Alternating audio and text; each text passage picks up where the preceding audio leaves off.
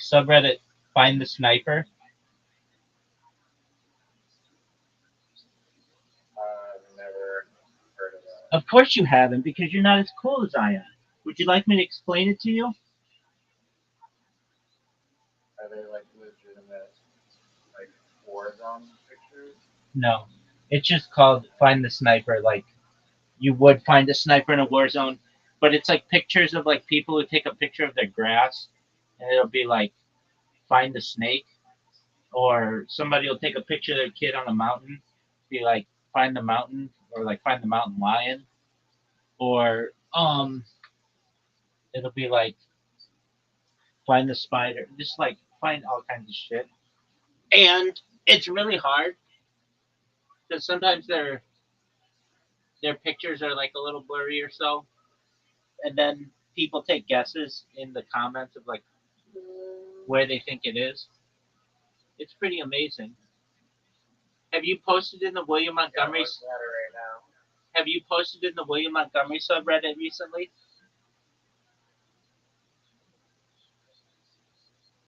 Um, have you? I'm banned, so that doesn't even that's not even relevant. What the fuck? You got banned from the subreddit? No, I got banned from the whole website. Why? Spam.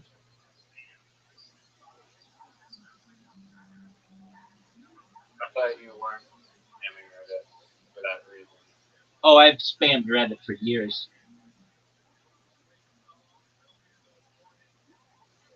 Makes you spam. I thought it's hard to spam it. It is, but I figured it out, and then I got banned. Do you use your bot to build timeline? No, I did it manually. It's too hard to use a bot.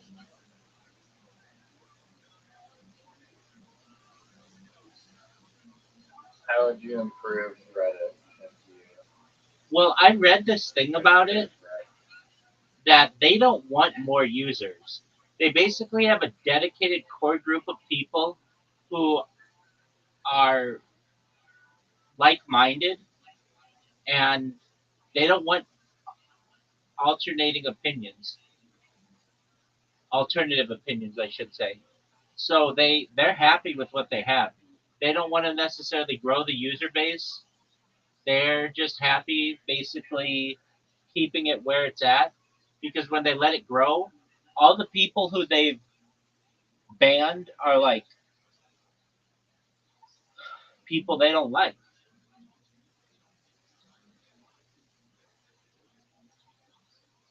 Like you. 100%. I mean, don't True. they have like enough users? Well, if you've ever read a Reddit thread, you'll find a lot of deleted, and it's like, why is there so much deleted? It's because somebody didn't like what somebody said, and they had the power to delete it. I'm not exactly sure why I got banned, but um, I think it had to do with the Wall Street Bets Discord, or yeah, actually Wall Street Bets Discord. So I joined the Wall Street Bets Discord, and they like immediately threw me out and said I was advertising. Though I didn't even say anything to them.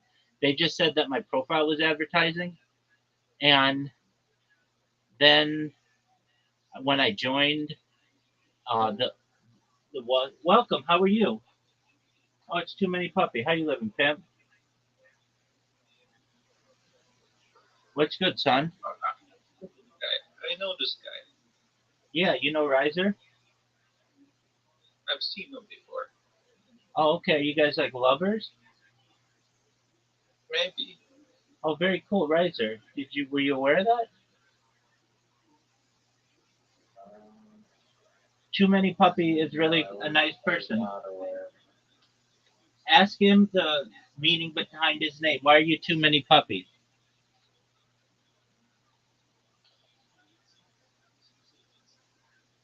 Why are you too many? Oh, too many. There's just too many.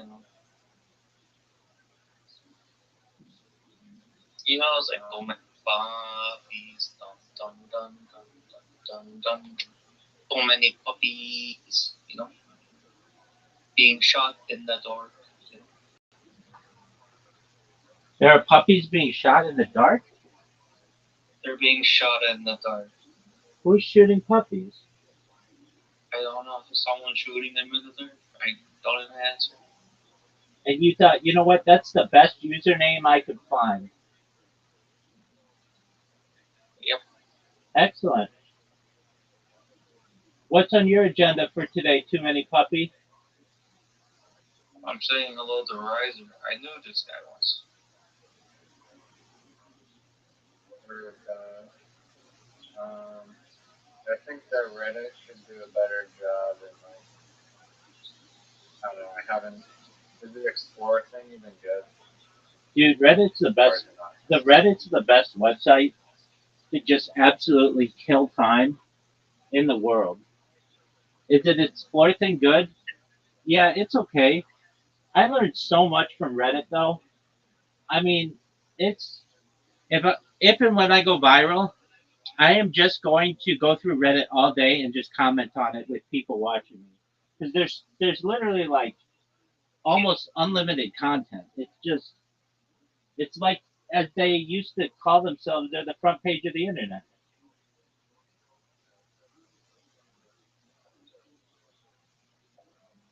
Remember, always keep your washer, your dryer, and your stove near each other. Yeah, remember that, okay? Sounds like a plan. Very big, don't you? Why do you have to do that? So you can wash them, cook them, and dry them. That's tight.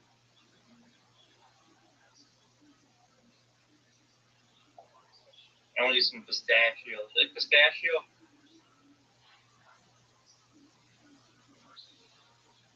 I'm gonna get lox. I'm gonna get some lox with the schmear. $30 for a bagel I paid, For one bagel, Six. It's like salmon. it had lox. Yeah. Poppy seed bagels. You ever had a Sebastian? I'm Israel. You should go to Israel. What are you gonna go to Israel? Huh? We're going to Israel as soon as we go viral. We're gonna go to Israel. We're We're gonna do a done. road trip. Let's Uh, drive to Israel. Can we drive there? I would love to. I want to go to Sebastian. I want that egg sandwich. Eggplant egg sandwich. Number one. Excellent. I'm gonna take a shower. My shower usually takes an hour and 20 minutes. I'll be back in an hour and 20. Excellent, man. We'll be counting down the minutes. All right. Peace, Too Many Puppy. Remember that time, Riser, when you weren't in the William Montgomery subreddit and you would say that you were a really big William Montgomery fan? Sorry, I don't give a fuck about the way I'm gonna be sunset. I care about his podcast and his stand-up comedy. Well, then why don't you watch it on Kill Tony? I do watch Kill Tony. I've watched like all of his stand-up on there. That's why I was like, I need more William Montgomery content. So Did, that's why I typed in his did you podcast. watch him last week?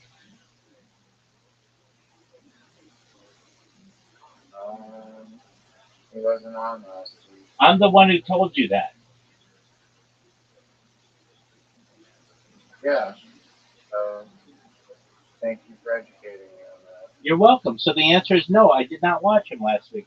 Have you watched the 24-hour stream of William Montgomery content? Yes, I have. Would you like to have a William Montgomery trivia competition? You've already done that and I won. You did not win. You didn't even know where he went to college. I did know. I said Tennessee. No, you didn't. No, you didn't. You absolutely are lying. It's on camera that you're lying. No, it's not. Yes, it is. Do you remember what kind of car he drives? Um, No, is that even a question? Yeah, it is a question. And if you think you know William Montgomery so fucking well, you would know it. Erica would know it. I never claimed to know him Grant though. would know it. Casey Rocket would know it. And I What know car it. does he drive though? He drives a Volvo.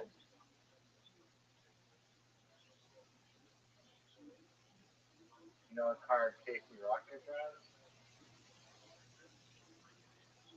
A Rocket. No, he doesn't drive a Rocket. What? You don't know the name. You don't know what car. Apologies, I did not know this was a competition about who knows Casey Rocket well. I thought it was about William Montgomery. Yeah, if you knew anything about the podcast, you know that Casey Rocket is William Montgomery's like number one co-host, and so by proxy of William Montgomery, this information would be wide. In what state was Casey Rocket born? In what state? In what state was Casey Rocket born? Was who Casey Rocket born? In what state was Casey Rocket born?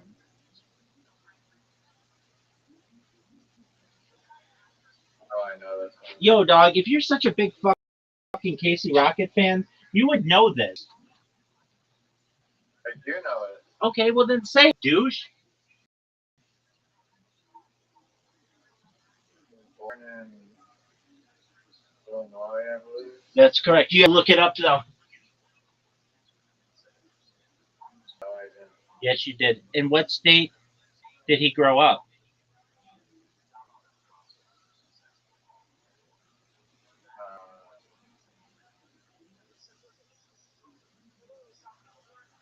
Georgia. Dude, you're looking this shit up. You're such a douche.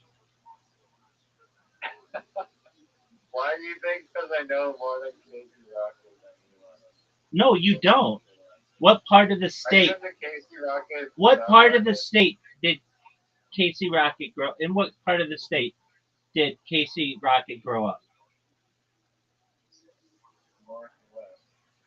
Dude, you are looking up shit on him. You didn't know he was born in Illinois. You did not know he grew up in Georgia. You see the video of Tony Hanks involvement? No, is it funny? So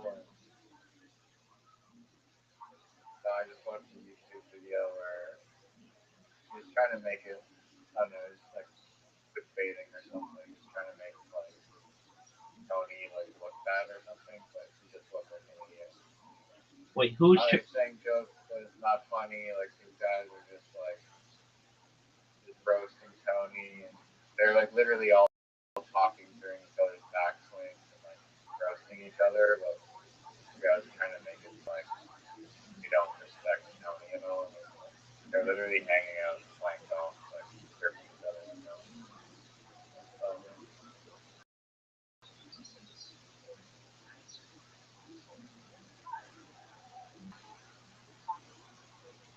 I have a question for you.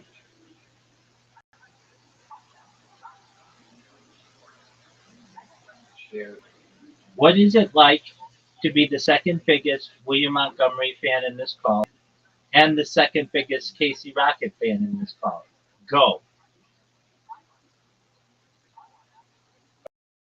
I don't know if you have some like form of like Sex appeal? I have all of that. Like 900 million times. One, I taught you everything you know about William Montgomery. Incorrect. Incorrect. Two, memorizing a bunch of worthless trivia does not make you a bigger fan. No matter how much you think it does, that's just inaccurate. Three, you never listened to the podcast until like a year after I told you it existed. Four, you don't know anything about Casey Rocket. I don't have to look up trivia on him. He's obviously the biggest part of William's life. So big that you have to look him up on the internet to find out factoids about his existence. If you're just gonna make up absurd allegations, two people can fight on me. I'm not making up anything, dog. I'm telling the truth. Speculation. Dog.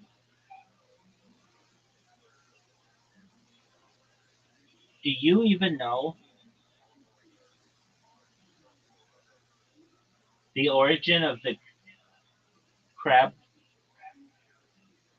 walk?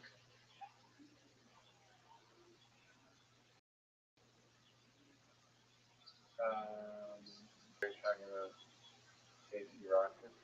Of course I am, because as the second biggest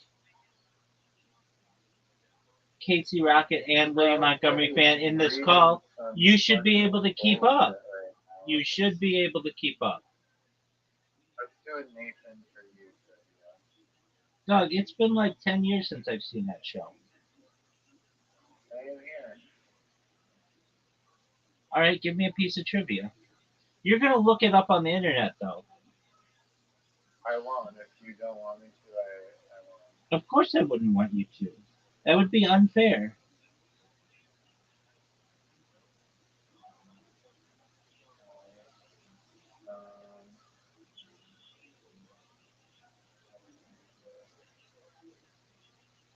What is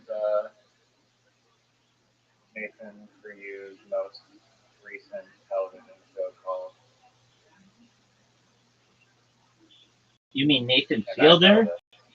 Or Nathan for you? I mean, wouldn't it be Nathan for you? Sorry, Nathan Fielder. You're asking me what I think Nathan Fielder's most recent TV show is? That's correct. Well, that's a good question. I mean, I could probably tell you that he did the rehearsal. I don't know if he's done anything since or like more. That's like the biggest thing that he's done recently. Although I could tell you that there's the possibility. I think he did something called The Curse as well, which might be a little more recent. You're cheating. But the rehearsal's still going. What do you mean? You're cheating. You're cheating. The way you said those words, I know it. I don't know why you think I'm cheating. It's the rehearsal, but it's kind of a trick question. The reason why I say your screen is actually paused right now, like so I can't actually verify. I mean, that's the refresh. I mean refresh, dog.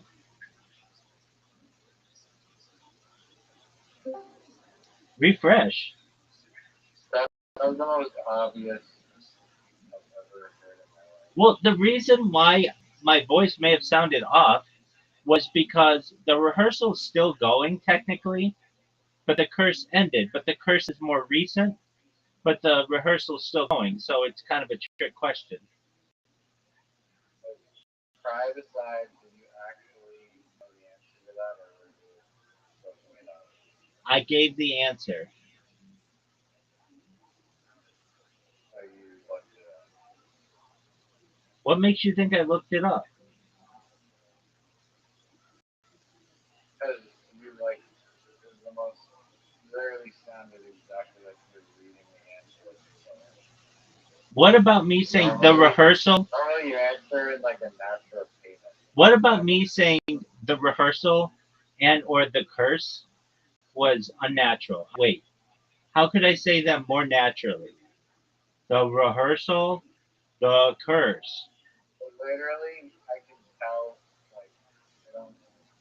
I can just tell by the way that you sounded that you must ingested that information. Doug, I don't have a phone in my hand. Can you see me?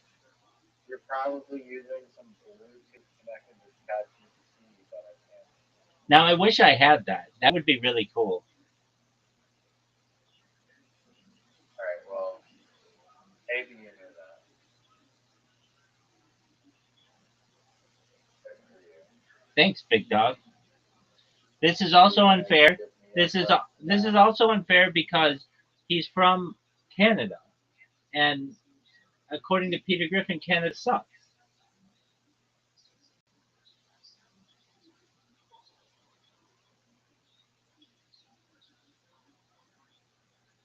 Okay, All right. so every person in the U.S. we can't do trivia on because of different countries. Um. All right. Let me think. Okay. In Nathan for you, Nathan mentions his collegiate history. What does he say about it? And from where did he graduate? He graduated from Canada's business school. Incorrect. One of Canada's top business schools. So that's a wrong. That's a big X. Um, wait, I'm not cheating. I'm just looking at the options are. What the options Uh, are? Wait, what do you mean? What do you mean that's not cheating? And looking what the options are, dog.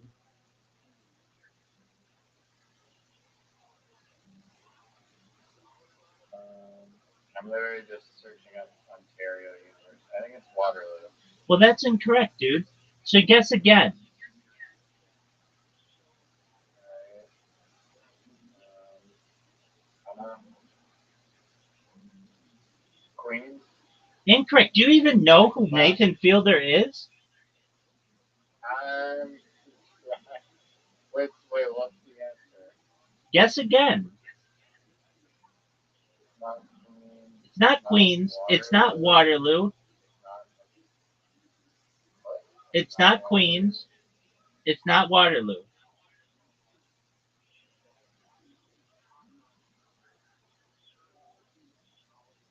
What is it? Do you not know what the phrase guess again means? There's not. There's like no other option. There Not. are. It was not War Ryerson. I don't think it was. I said Queens. I know. I heard you say that's definitely wrong. How do you know he didn't go to McGill? I was looking at Ontario. That's the right answer. No, it's not the right answer Why would you say that? because it's the only school in Canada that I know, aside from the University of Vancouver. Damn, really? Where I thought he Doug, was at let's just get down to Ontario. brass tacks. You don't know Nathan Fielder as well as I do. You didn't know where he went to college.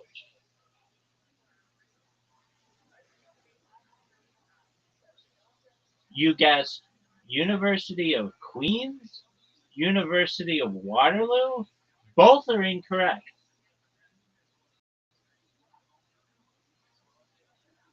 Alright, well, I should have got that one probably. Yeah, you should have. You should have. You should have. If you were a fan, you would know. Obviously, you're not. I mean, Look, let me just ask you a question. Do you know who Nathan Fielder is? I'm his number one fan. Where did he go to No, college? Hey, can't dog. do that. Where did he go to one of the top business schools? And University of Victoria. you looked it up. Even though he said in the intro that he went to. One of Canada's top business No, schools. You looked it up. no, you gave me the Vancouver. Dog, How you about looked it that? up. No, you said University of Vancouver. I was like, oh, it's not the one that was. You looked it up. No, you said University of Vancouver, and I was like, oh, it's on the West Coast. You looked it up. No, University of Vancouver, and then I was like, oh, it's on the West Coast. You looked it up. That didn't have anything to do with Nathan Fielder. That had to do with my knowledge of Canadian universities. And McGill's the one I could name. And it's probably the one that, I mean, basically, like, most Americans can't tell you what McGill is. But McGill is the best school in Canada. All right. In the final episode of The Curse, what is the main story plot and what happened? Dog, no one watches that shit. I thought this was on Nathan for You. I thought Nathan Fielder trivia. He wrote the show. Yeah, that's Nathan Fielder show. Dog. Have you seen The Curse? This is not a Nathan for You trivia. This is a Nathan Fielder trivia. When we first started, though, you said it's Nathan for You trivia. Yes, you did. Go back, watch it on the tape.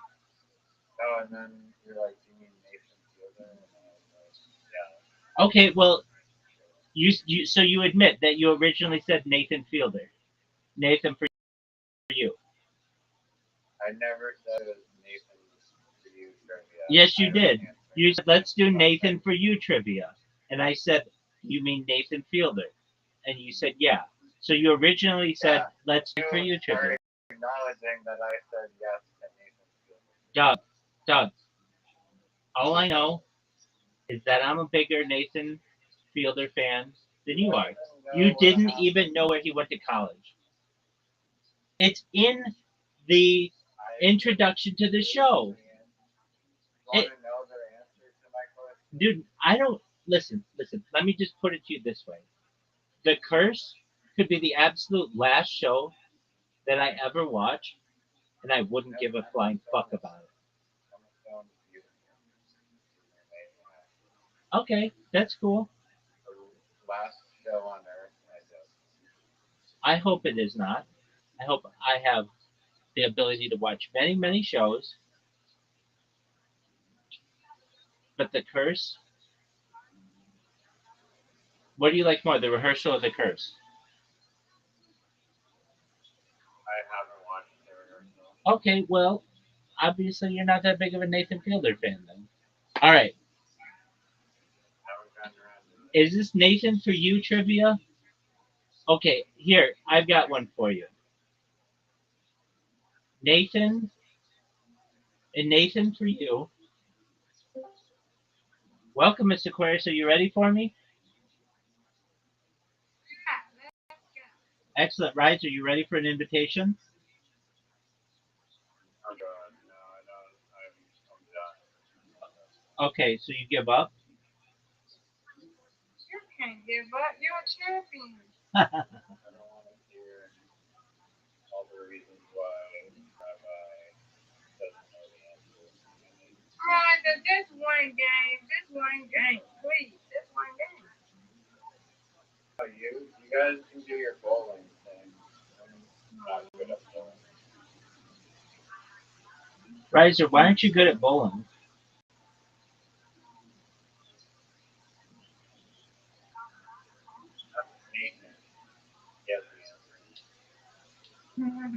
Did he learn it at one of Canada's top business schools? Sure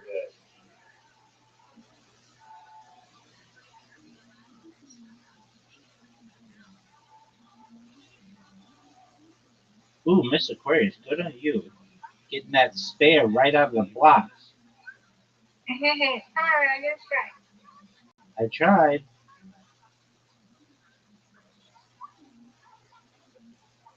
Oh no.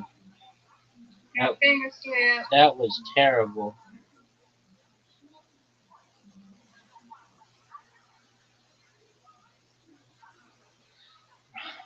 Riser, well, and Miss Aquarius probably already knows this, but if she doesn't, we had trolls come into the server this morning and played the loudest sound effects in the middle of the night, and I had one of my computers muted, and so I couldn't really hear it. But they did it for like hours. They were just playing the loudest air horn, trying to awake me. And they do that at some sites. I just cut the volume down. Good on you. Sit her down. And Miss Aquarius Why was are you not screaming Harry Potter? I was earlier today, but the app crashed, so I just have to restart it. Yeah, I was trying to join Telegram to say hi, but you were nowhere to be seen. Well, I have to figure out a better way. Oh, Nice strike. I have to figure out thank a you. better way to be able to stream in there. I've just experimented. But basically, like if you leave Telegram on all day, it causes the app to crash a lot of times and can cause issues. Riser, do you like Discord or Telegram more, and why? I think Discord just it's a lot easier to make channels. It's not just one cluster group chat. Easier, I guess, to share topics. More organized visually, it's better. Yay, we both won. Nice, you've gotten You two gotta in get a to row. 250. You gotta get you to 250. So, this is you this time, Rabbi. This is you now. Well, Sorry, I didn't mean to interrupt. Sorry, Rabbi. you're okay. Go ahead. Do you use Signal?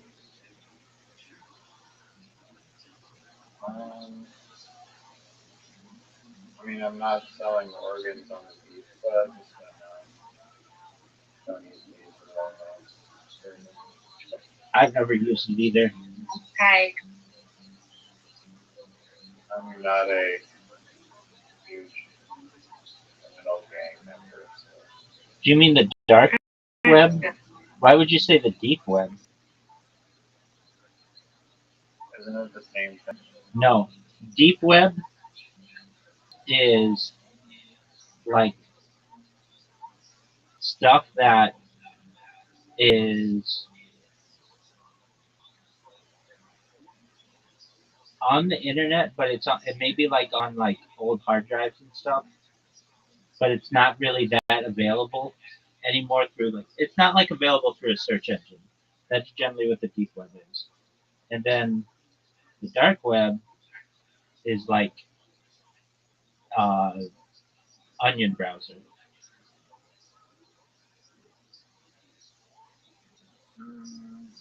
We may have to check that though. Say so. No. Double check that. I get them confused. I thought they were They're not interchangeable. Right. Like the deep web is like non-index pages of the internet, and then the dark web is like Onion browser and torrent and stuff. How do you even get on the deep web then? Isn't it the onion? It's not like an onion Tor thingy. You could get a direct link, or sometimes there are like interconnected um, systems, like universities and such, or Oh, nice strike. That's a big strike, Miss Aquarius. Big strike. That's two in a row. yeah. That's two in a row. Look at you, Miss Aquarius. We gotta do 250. Miss Aquarius, you were in the 80s, girl. Get it. You were practicing. 83. Good on No. you. Come on, Rabbi. We gotta get to 250. You wanna get it tonight or tomorrow? tomorrow. Yay. Oh, that's terrible. That's ugly. You, and you want to get your 250? I'll get it tomorrow. Okay. Maybe. We'll see. Max both one. We both won. All right, Miss Aquarius. That's all she wrote. Okay, Riz, you want to get your 250 tomorrow, okay? God You willing. got this. Absolutely. Sweet We dreams. won, though. We won all game. I won. You win. You win. I win. Right. That's right. We Excellent. were undefeated in bowling and we undefeated in Friendship. friendship. 100%. All right. I'm standing here. Good night. Excellent. Make sure to have your sound down in case anybody else comes in and is annoying. You said sound down, right? Well, just, I mean, like, I just don't want them to wake you up. So do whatever you have to do so they don't Oh, wake you yeah, up. I do. I have it down. Okay, good All job. right. I will. Excellent. Okay. Sweet dreams. Riser, you were talking about how you're the second biggest Nathan Fielder fan in the call. I don't know. Miss Aquarius might be a bigger fan than you are. I think she knows where Nathan Fielder went to college. Yeah, it does that very much. Oh, I'm almost positive she does.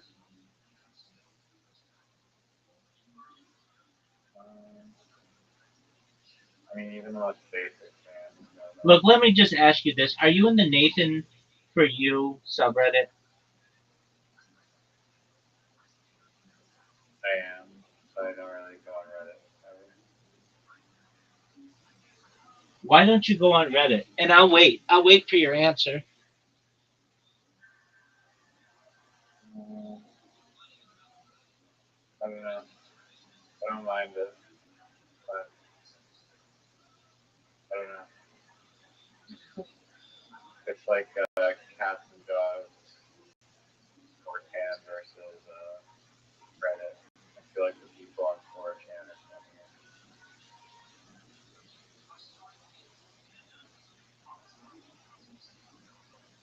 Are you proud of the way that you played?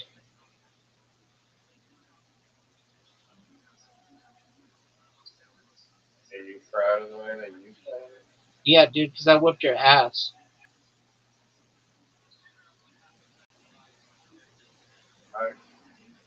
I don't know about that. Dog, do you not know that I whooped your ass?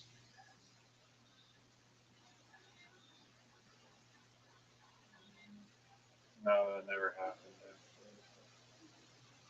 Nice, nice thought. You want to play? Whatever you have to sell yourself. You want to play you know, something you else? make yourself play your Dog, game. dog. How many games of basketball have you beaten me one on one? I'll wait. What does that have to do with anything? It has to do with me being superior to you. That has nothing to do with anything. Right. Don't look up.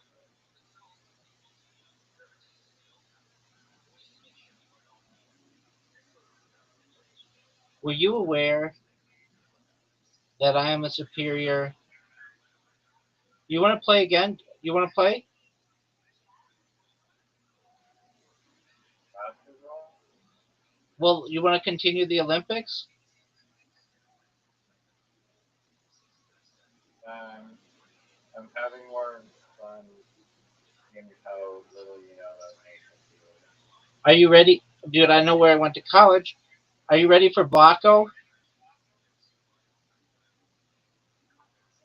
Um, can you ever really be ready for Boston? Do you want a board size of 10, 15, or 20? Um, I'm playing a game of intellectual chess right now, but you're gonna have to give me like 2 minutes. That's okay. Do Really, you want a board size of 10, 15, or 20?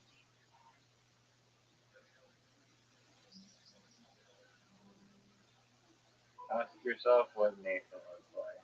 15? There lies your answer. 15? Is that what you want? 20, biggest one. Dude, Then we both tie. I don't think that's true. We tie in the other one too. Dude, this is a dumb pick on your end. I've sent you an invitation and I'm waiting for you. Always end in a Dog, tie. dog, I've sent you an invitation and I'm now waiting on you.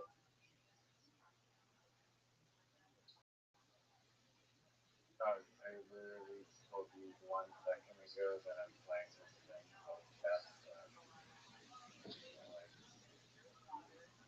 people smart brains play. You have to wait a minute.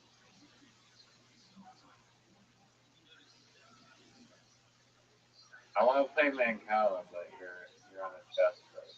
You're on a chess strike. So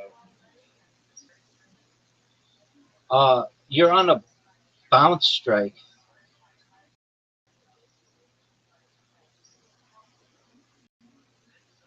no, I've played Bounce like several hundred times. I don't know what universe you're from, but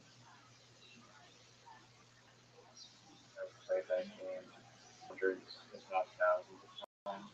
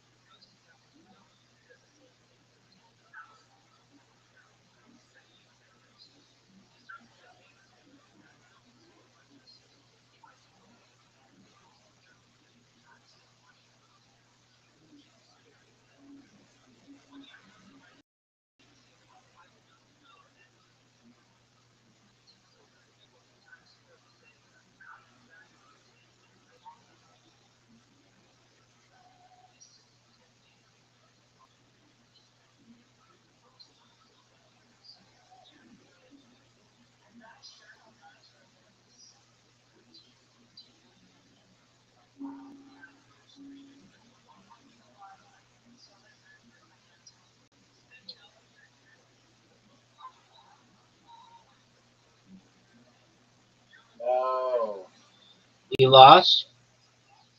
Not a surprise. sort of, Are you ready? sort of on me. Am I ready for what? Blanco, you have an invitation and everybody's waiting on you. And you're the one who wanted a Are board of you ready? you're the one who wanted a board of 20, which was a stupid idea.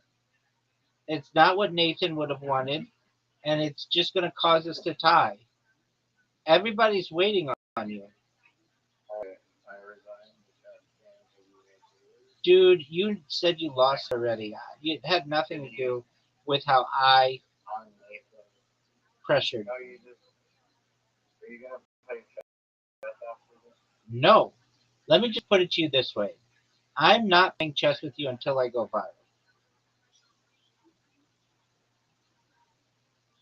Uh,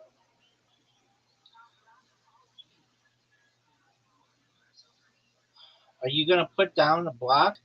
Or are you just going to JR?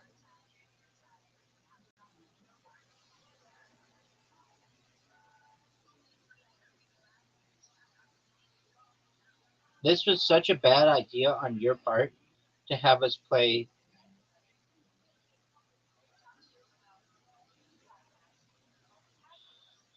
play 20 by 20. Why? It just was a really bad idea.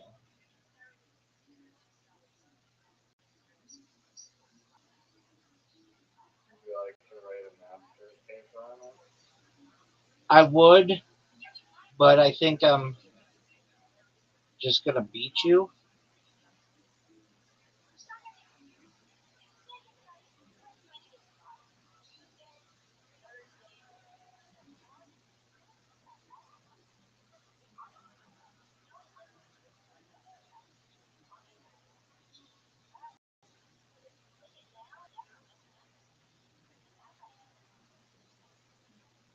not even worried.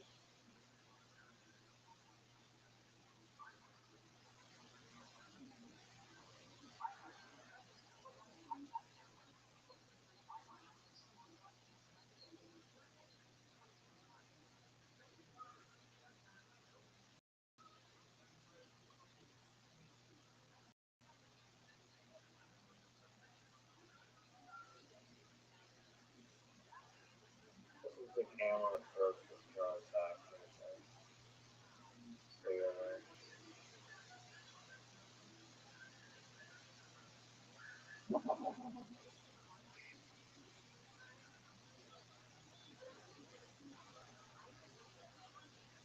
You know that's in his coffee?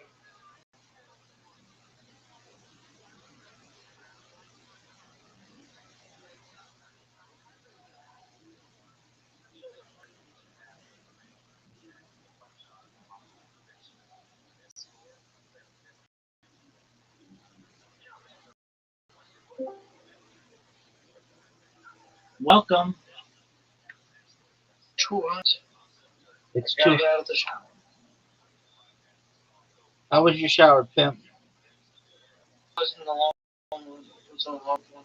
Too hot.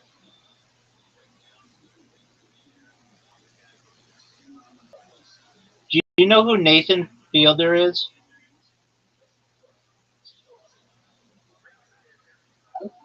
He's this Canadian guy who hosts shows like Nathan for You, which is like a prank show, troll show kind of thing, and the uh, the curse and the rehearsal.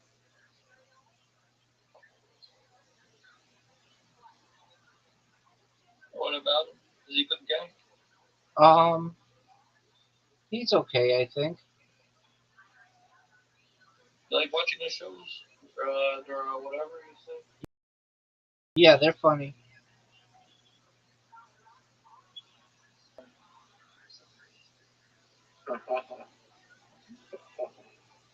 No, you ain't blocking this shit.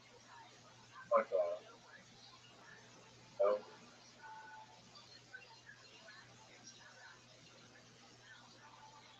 Are you running out of time?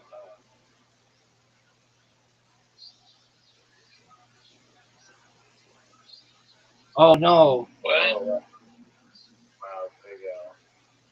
You're done.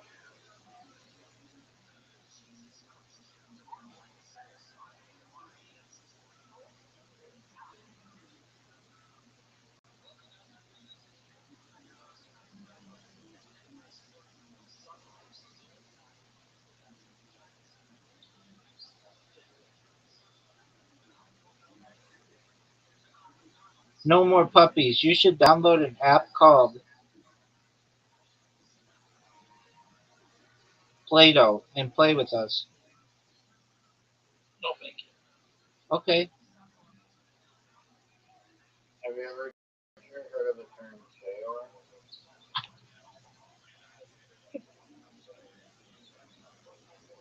Jail? JYOR. No. Pretty well known acronym. What do you think it stands for? I don't know. That's a crazy acronym. Stands for quit jerking yourself off. Wrong. Which is what you're doing. Me? Yeah. What am I doing? Sure. Uh, Just said right. I did. So, You have hearing problems? No, do you? I just said that. I think you have schizophrenia. I don't know, man. why are you being mean to him? If I doing me, I don't know. No, why are you being mean to puppies? Why are you being mean to me, dog? Well, you like puppies? You're, I don't know. You don't like puppies. He doesn't like Pomeranians, dude. Unlucky. Oh, Pomeranians are sweet dogs. I know, they're Polish and German. They're nice dogs. You know? They go, ow, ow, ow, ow. You ever... No, that's not it. Well, no. Why aren't there more blocks in this game? That's weird. Dude, I You told gotta you buy. we shouldn't have played this version. I asked you to pick what Nathan was picking. And I said the 15. And you said no, 20. And I said that doesn't make sense. If we play the 20, it's not going to, nobody's going to I win. didn't think that. Why would they not make it so there's no more blocks in possible space? That's like the most basic commandment possibly.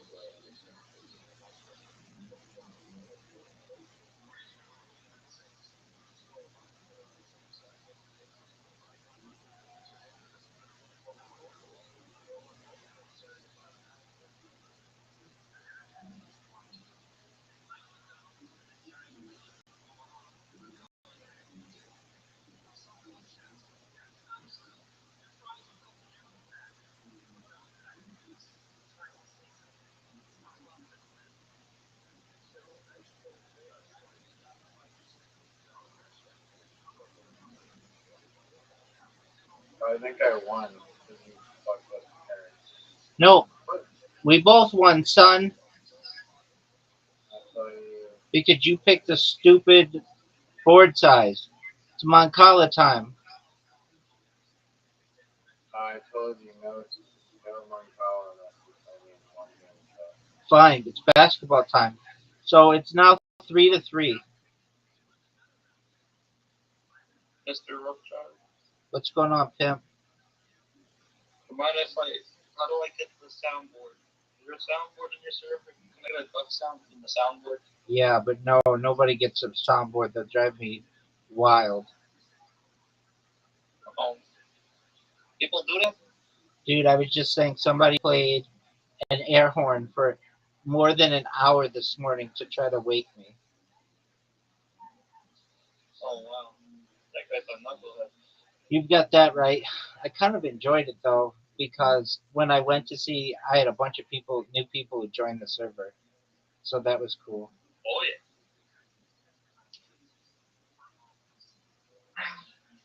Riser, you ready? That's a miss.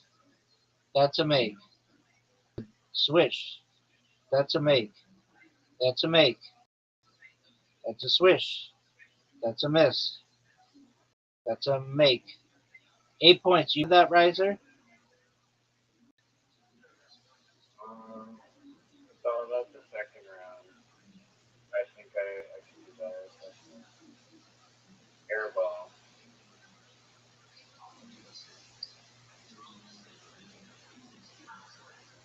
Oh,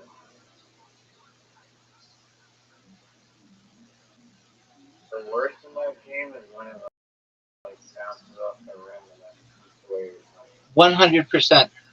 1,000% correct, Riser. All right, this is your round because it's so unexpected where the hoop's gonna go. Look at you, dog. Oh, that one was not good. That was not good. 6 points. Are you proud of that? Terrible. Are you proud of that?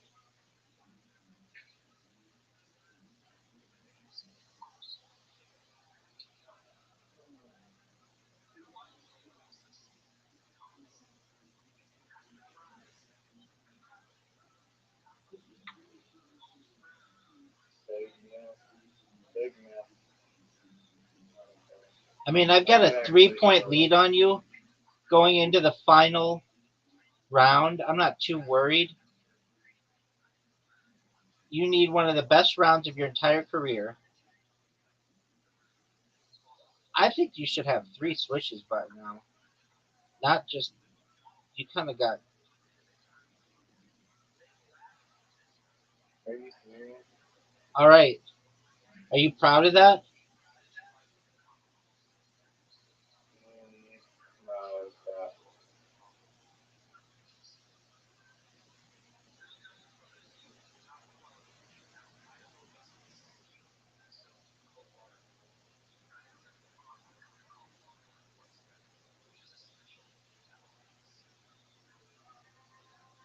Baby, this game is over. 4-3. What do you want to play now? I want to play my Okay. so just play me one chess game for you don't have Absolutely to not. try. I'll play you when I go You viral. don't have to try. You don't have to try. Riser, I don't play chess on here. You Riser, don't you have to have an try. invitation. There's, Oh, by the way, when we do Moncala, it's a best of 5. Just because the games are really quick. Do you know that you have an we're not going to be invitation? able to play Dog, my, did you we're know not that playing you my have an college invitation? play Dog, one dog, chess game. dog. Did you know you have an invitation? Send me the chess invite and I'll do my college. Dude, so we're not playing Moncala? Fine. Then, You're just playing one game of chess for you play Rational. nope. Are Does you it gonna? actually hurt your brain or something? Yeah.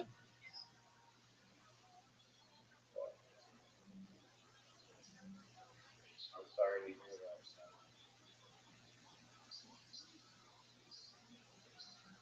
That's terrible news. Maybe one of the most newfie moves you've ever seen.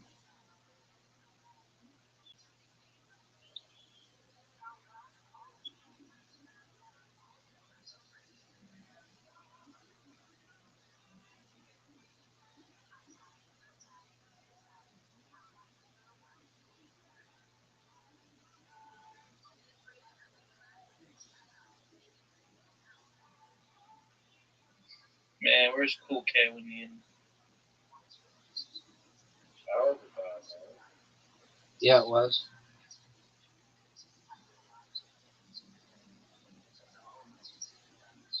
Oh, you're not.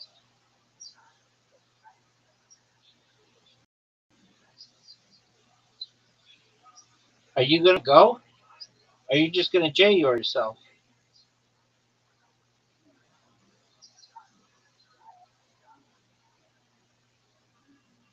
I'm interested in what the computer did. So, Are you gonna go?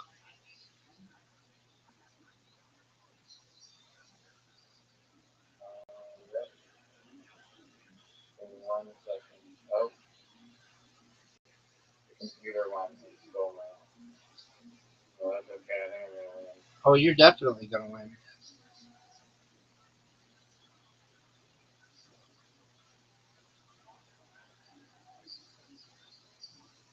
All right, that's one I of always,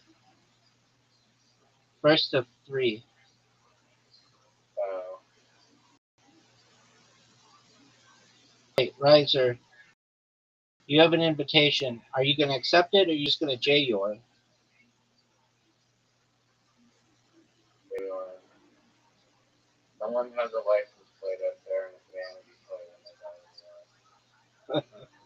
Just J your. J your. Are you in the Vanity Plate subreddit? I'm a Facebook group, you know, That's not what I Facebook. asked.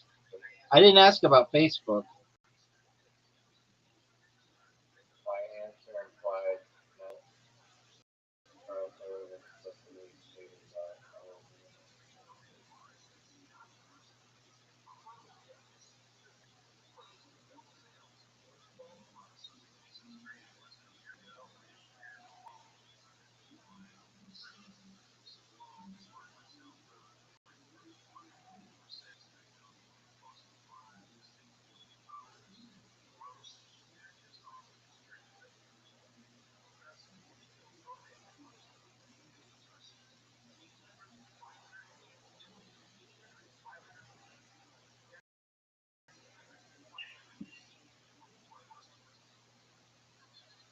Oh, good job.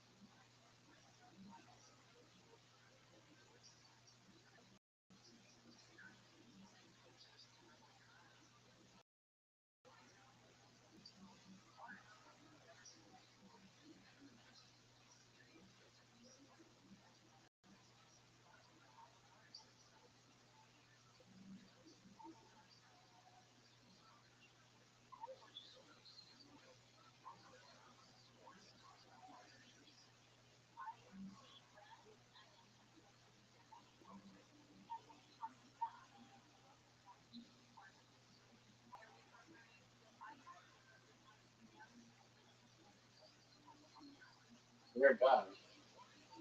We're done. Well, now you're even more done.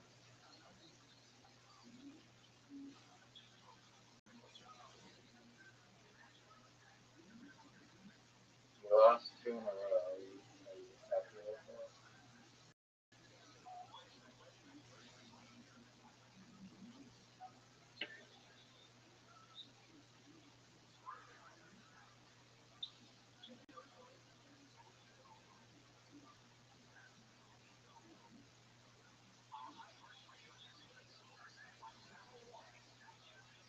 I'm not done.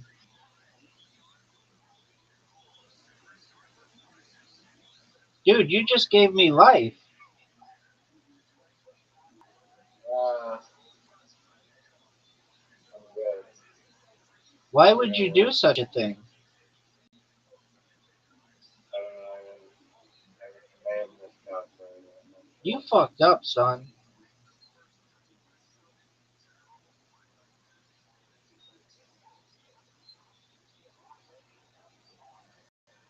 Close game.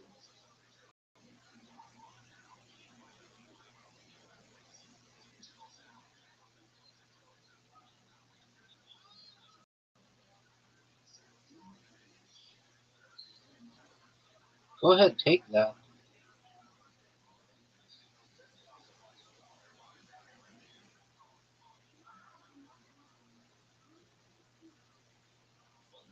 So you're gonna get your shitty shit out of here?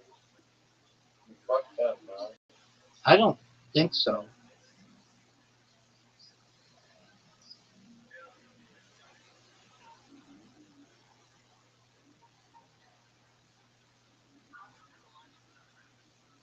Fuck. Okay, now you definitely like screwed the food from that one.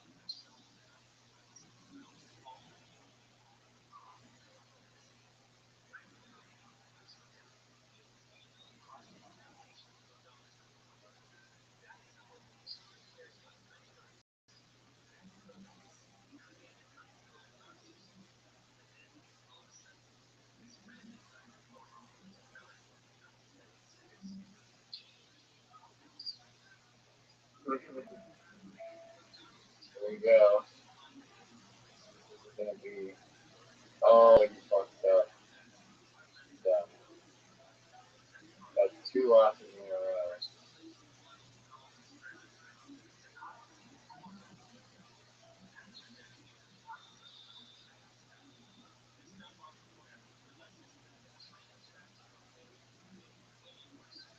That's two in a row, dog. You're up, pimp.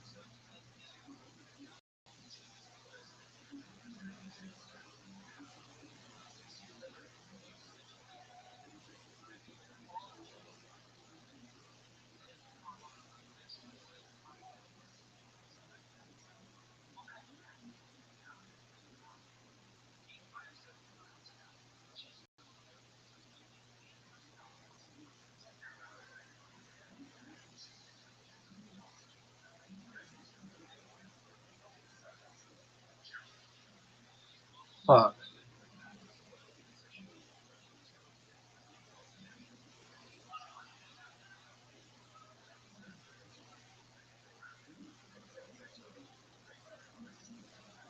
Are you done? Think so? I think so.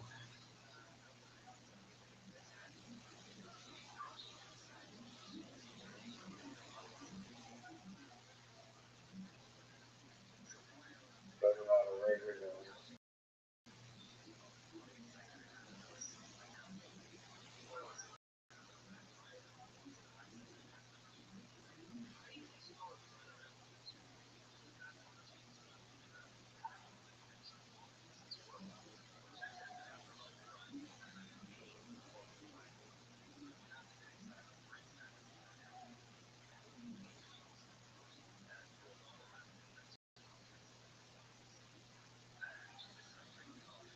Three in a row?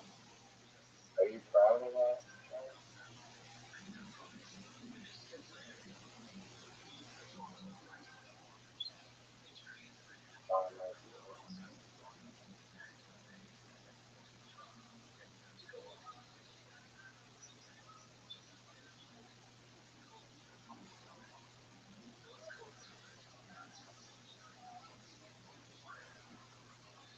You're fucked. Fuck is right, dog. Miscalculated.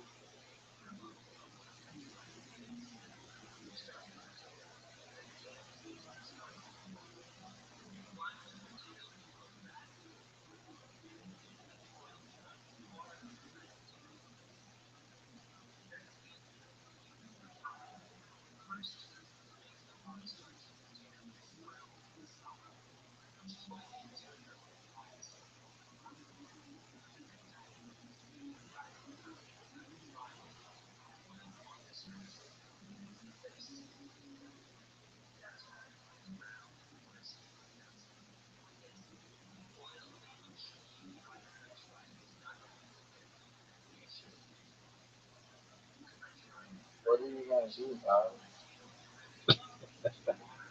Gonna fuck.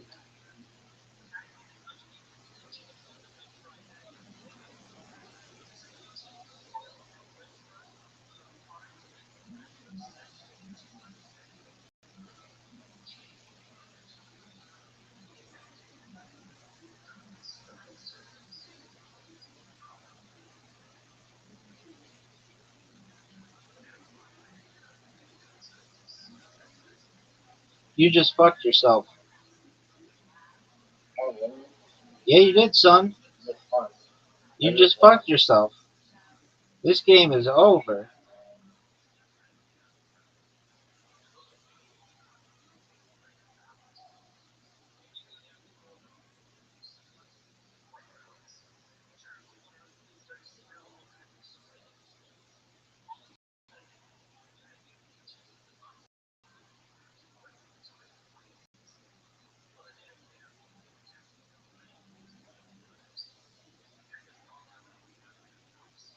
Horrible, man. It was a horrible move. Horrible, man.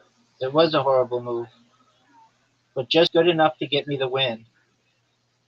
Got it. Thanks, baby. 2-1, son.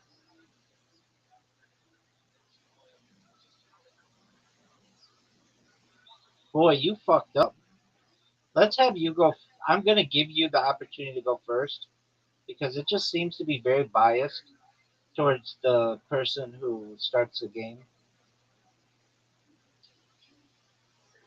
You don't say. Really.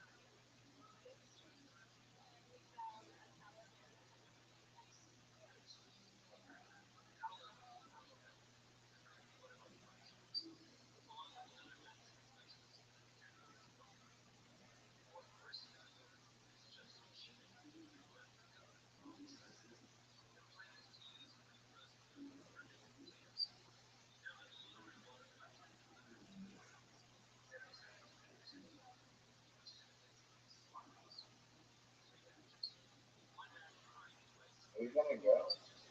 There you go. Terrible, man. No, I hit the wrong thing. What do you want me to do about it? I'm still gonna win.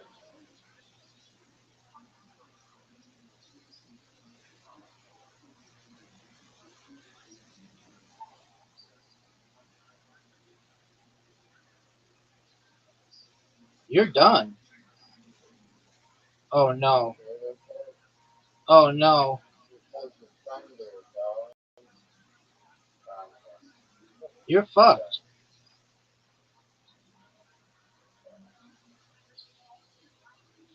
Dog, Alright. you're done. This game is over, son.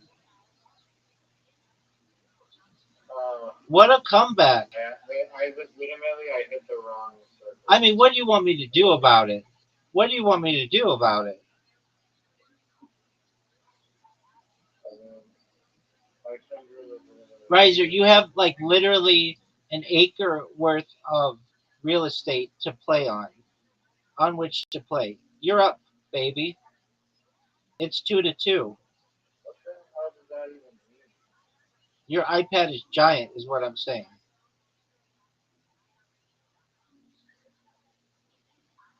You know what else is giant? This dick.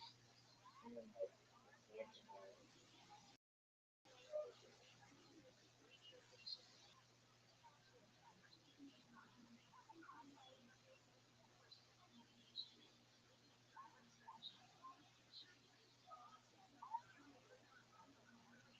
I call this strategy the rolling thunder.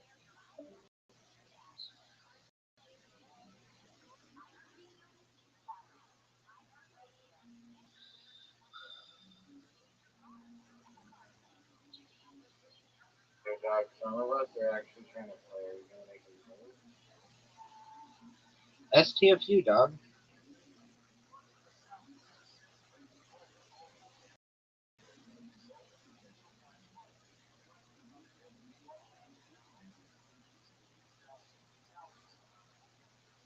Thanks, baby. No problem, dog.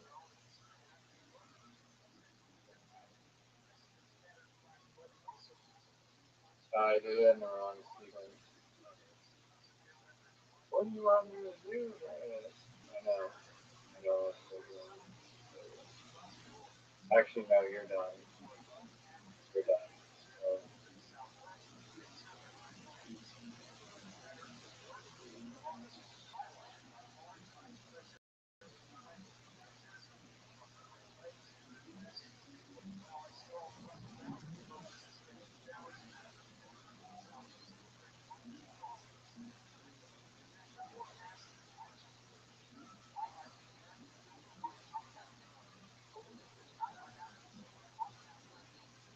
no pressure, big dog. Oh, 3 out of 5. Win by 2, though. Um, that's not what. That's not what 3 out of 5 means. That's true. You're right. Okay. Darts time. Darts time is 3 out of 5. Win by 2. No, just 3 out of 5. Just 3 out of 5. Okay, so it's Darts tied. Darts is 3-3. possible. Riser. It's tied 3-3. We're not tied. I'm winning. No, it's tied. I won basketball, literati, and something else. You won darts, or you won. What do you want me to do about You it? won. Oh, I won. Oh, we tied in Blocko, and you won archery, Moncala, and then we tied in Blocko. You're done. It's over, son. That's one game. English game plus owner. Can I just not play this game and I just mean, surrender? no, you can't. You must play. It's 3 games to 3 games.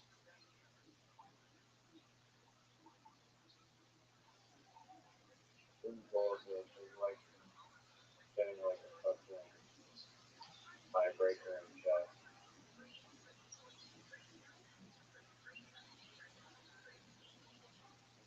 Hmm.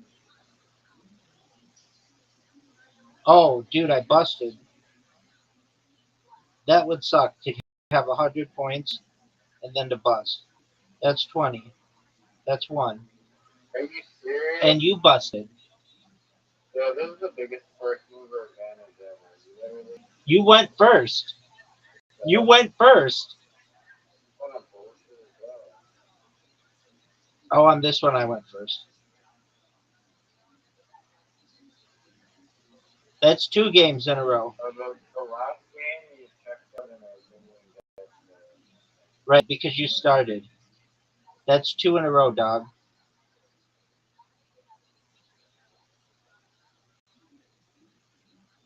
Dude, that should be an automatic disqualification. You fucked me.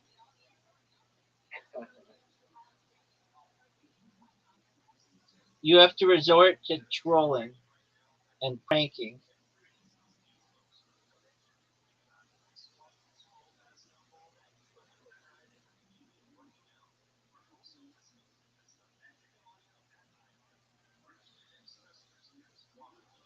Get that double 18, son. Double 18. That was terrible. What? What are you doing?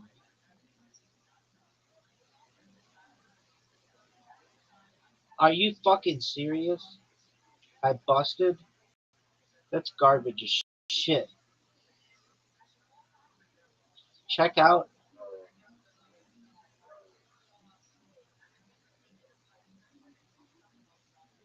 2-1. It was in your best interest for the win by 2. What do you mean to win? Oh yeah, no, I see.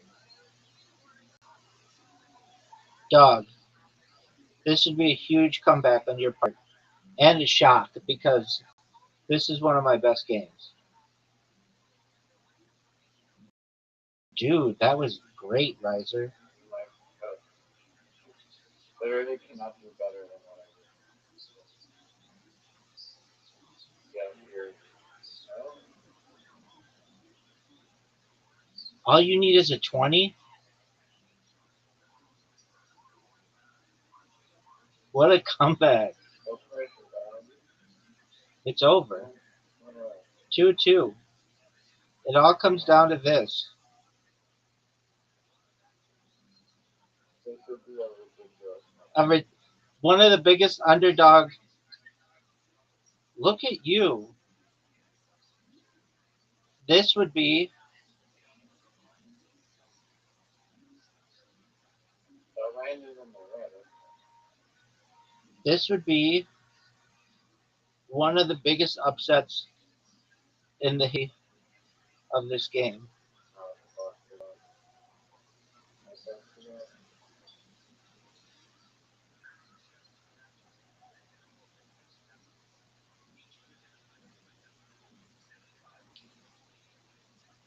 I told you wanted win by 2.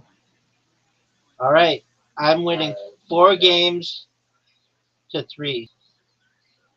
Next, cup pong. No, no more swinging games. Dude, it's part of the Olympics.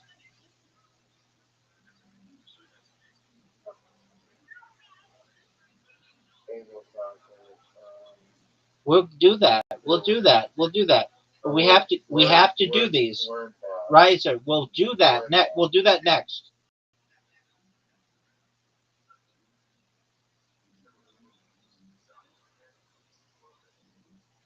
This is just a 1-of-1 game. It's a showdown.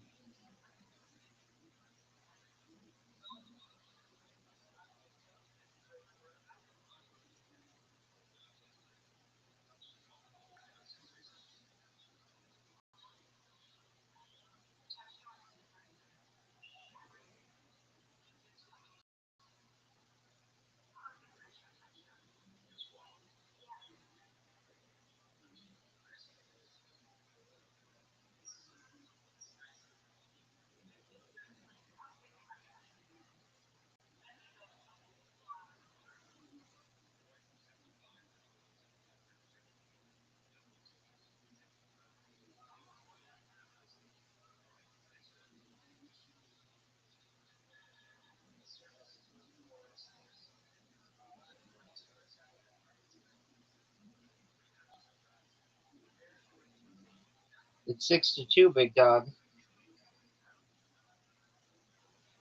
That's a miss. That's a big time miss.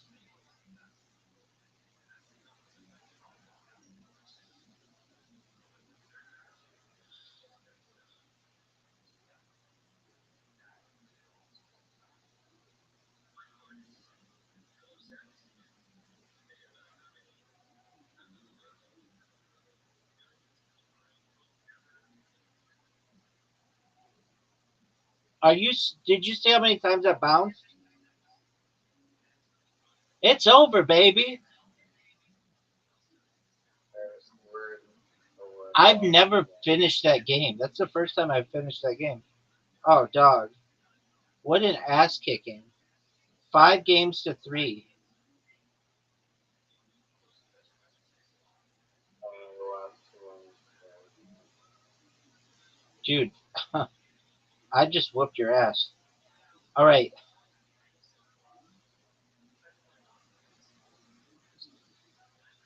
You're up, pimp.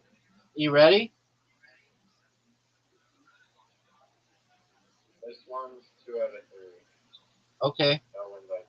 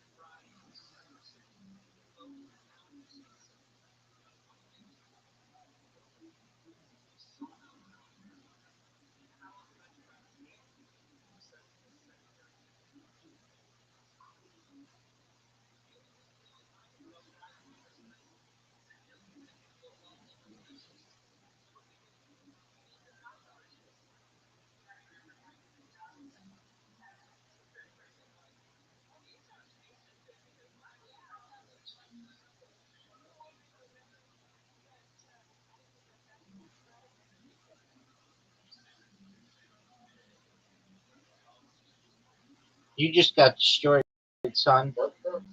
You just got destroyed, son. Oh, nice 5 letter one.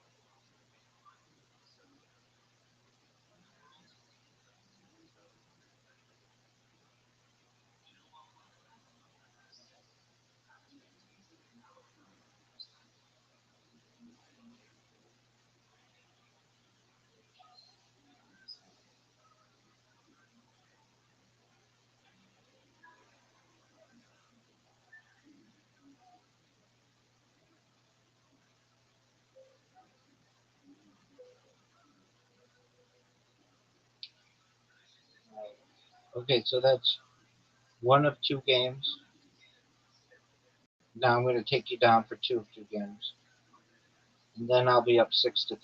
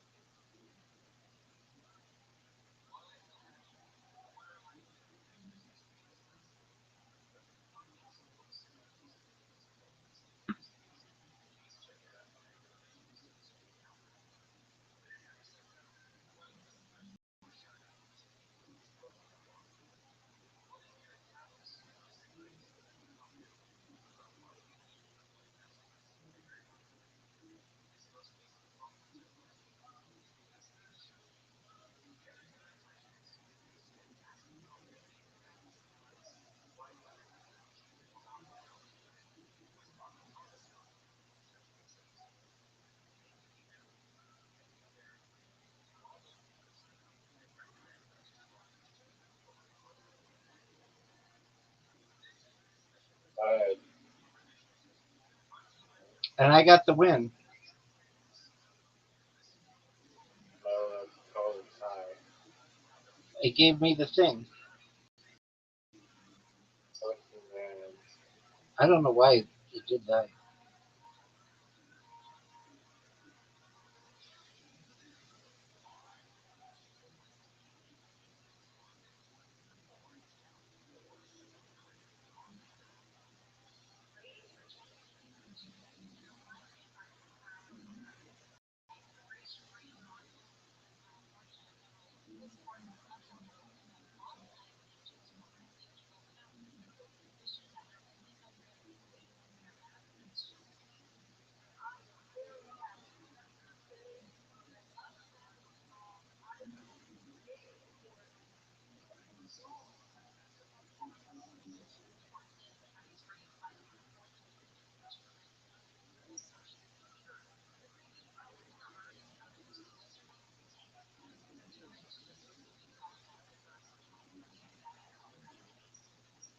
All right, I got you. Do you want another one?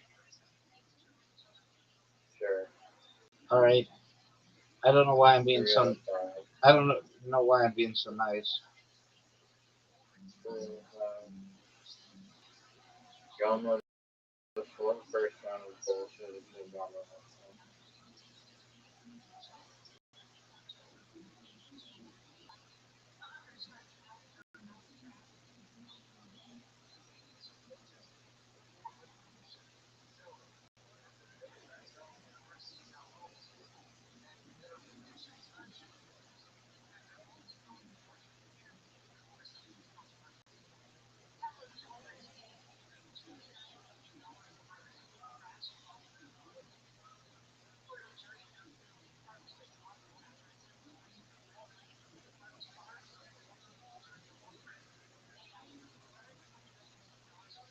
Oh, wow.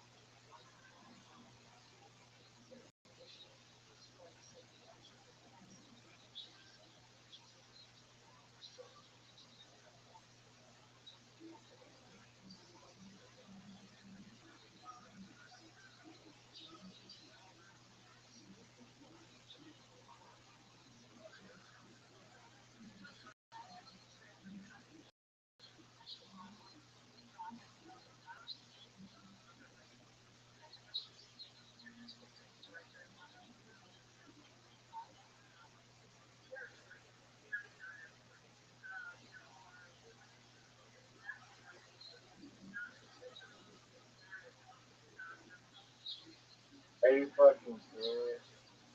Got you, baby. All right, 6 games to 3. Wow.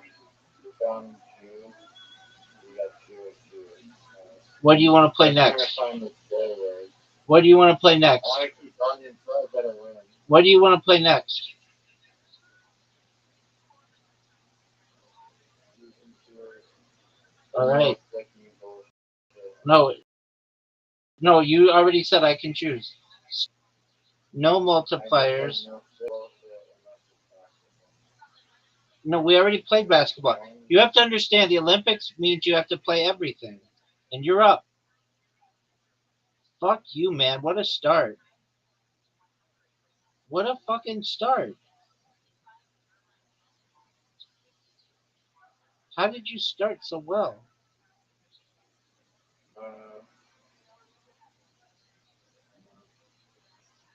Wasn't that great. This one just seems more about like luck. So, game of half of it, or most of the games.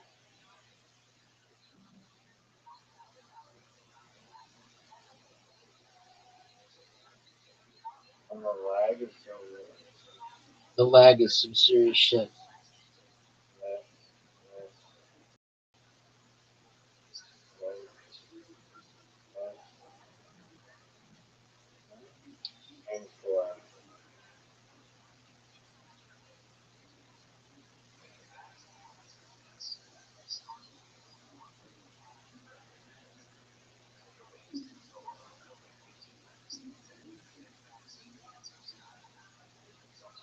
That's a miss. That's a miss. That's a miss. That's a miss. That's a miss. That's a miss. That's a miss. Oh, what a big make. Big make, dog. That was good. Psych. I don't think that was good. No, I know. That's why I said psych.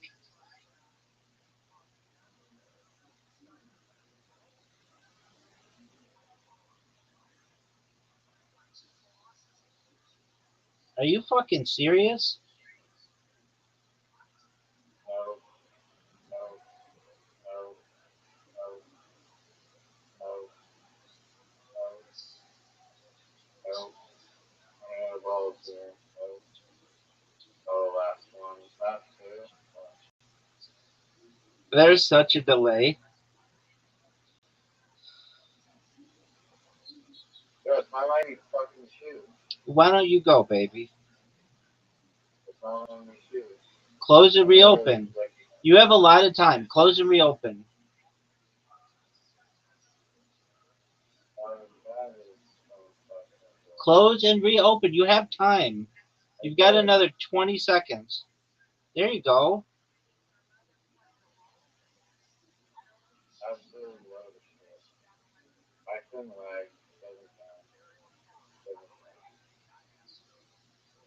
Did you just No run quit? cue ball. Did you just quit? No, the game is live. It says you won the riser resigned. Yeah, the game live. I'm up 7-4 or 7-3. What do you want to play now? Go. No, that takes too long. 9 by 9 go. We're scared?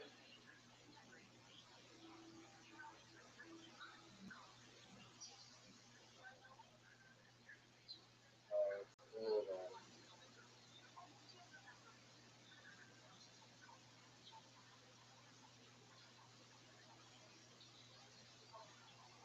You have an invitation, dog. Alright.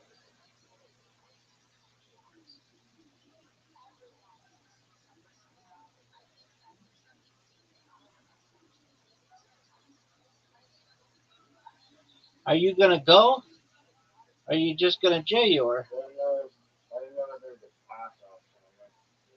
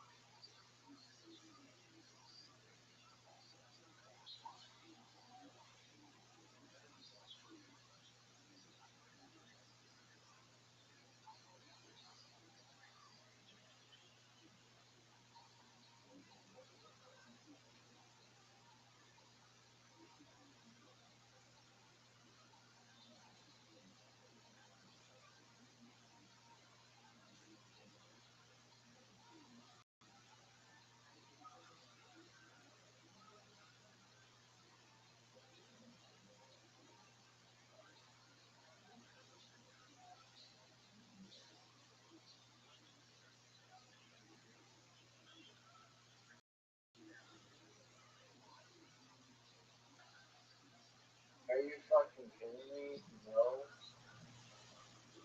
So late. I mean, what do you want me to do about it?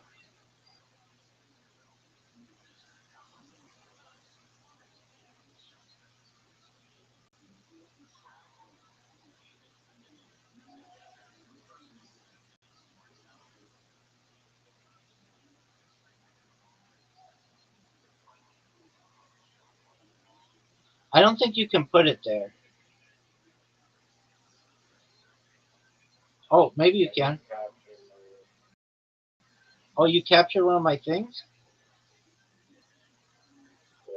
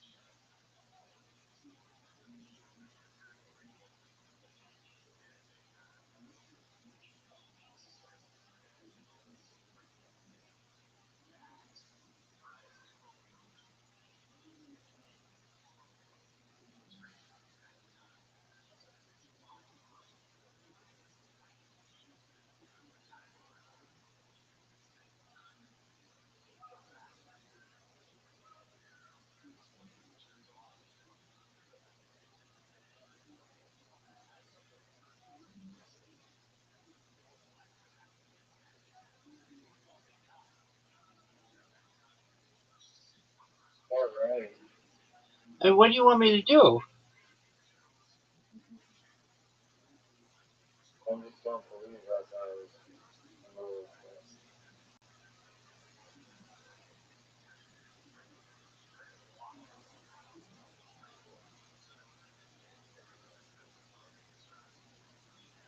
I'm like, what the I fuck? mean, what do you want me to do, dog? What do you want me to do? Dang,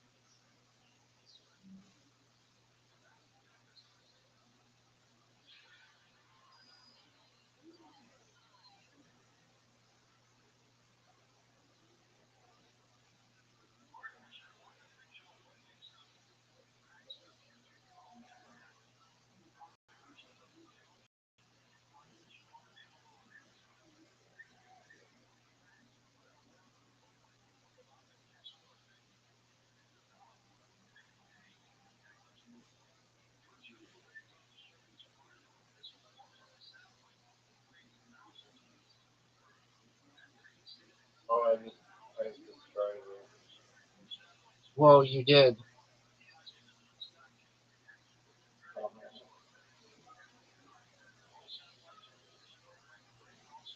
that was bad.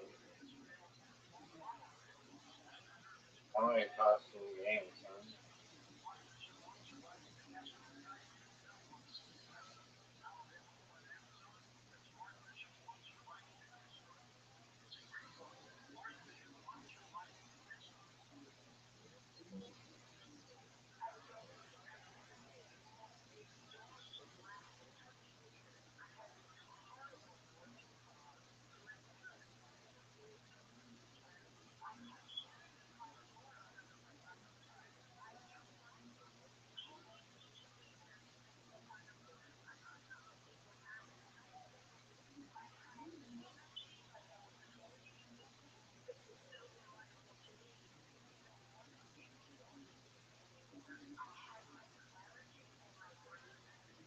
No way. Oh, the comeback. No way.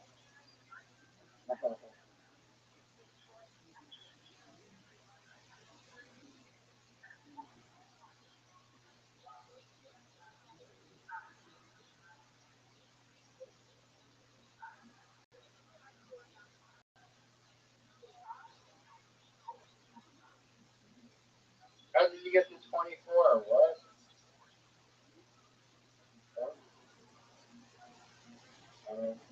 Took away a few things.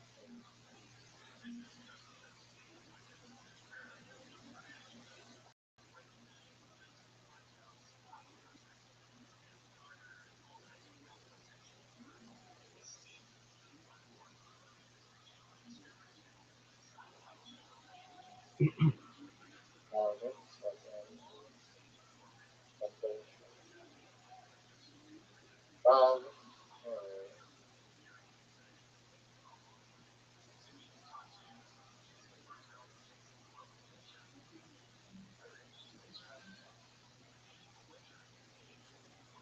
Hurry up. Hurry up. Fuck up. Oh, I did. I still don't obviously get how to play this game.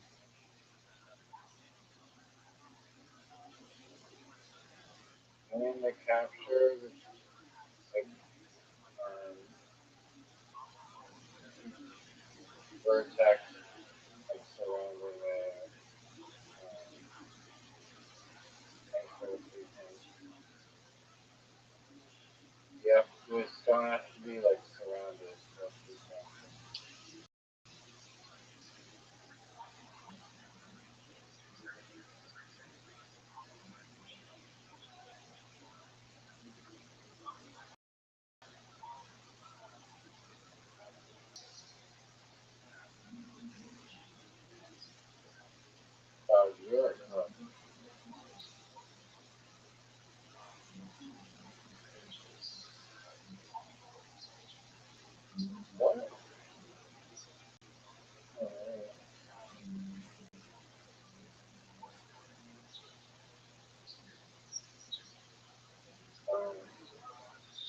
Yeah, nobody knows how to play that game though. I'll learn it though. Okay, it's 6-4. What do you want to play now?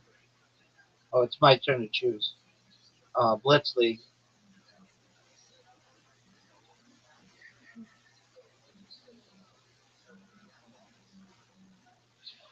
We actually can't count the mini golf as a victory because we only played one game. No, no, no, no. We haven't played that yet. We haven't played that yet.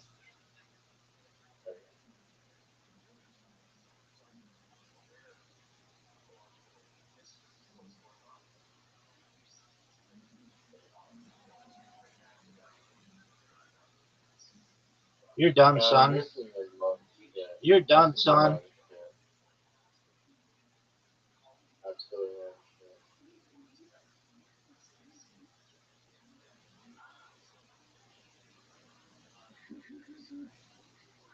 This game is so bad. It's like not even funny.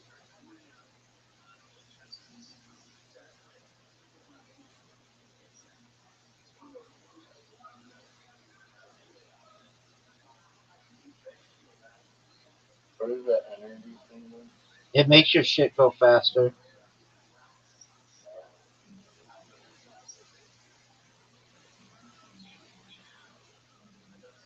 Oh, big one. That man. Get in there, man.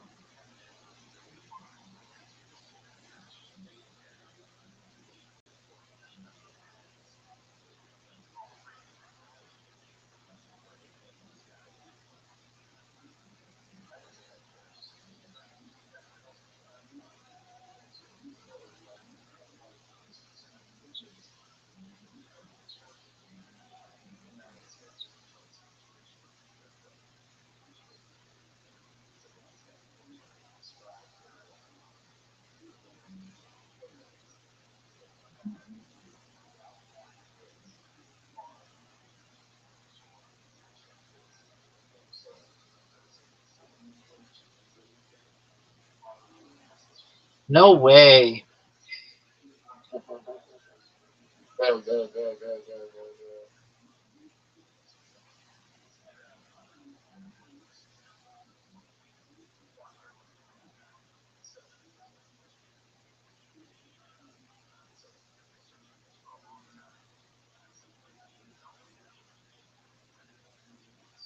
Oh, you're done. You're done. You're officially done. Yep.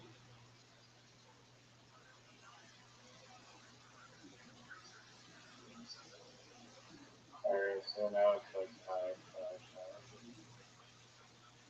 Oh no, no, no, no, no, Biggest no, no, comeback no, no, in the history of this no, game. no, no, no, We're no, about to witness no, the biggest comeback no, in the history of this no, game. no. What a comeback. Folks, it's over. Oh my god. What a comeback. Oh, I had that counted. I was done. It's 7-4.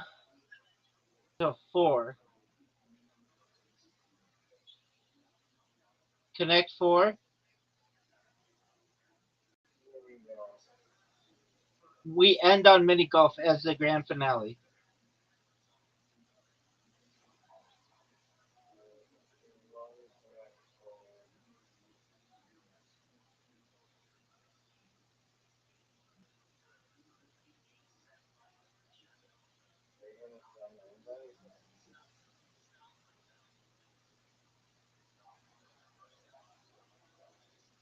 Yeah.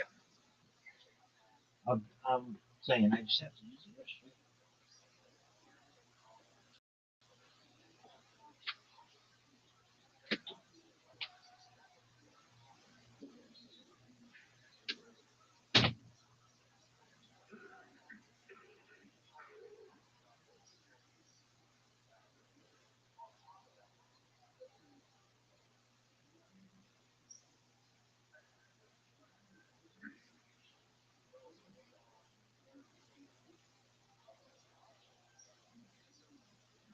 Are you fucking serious?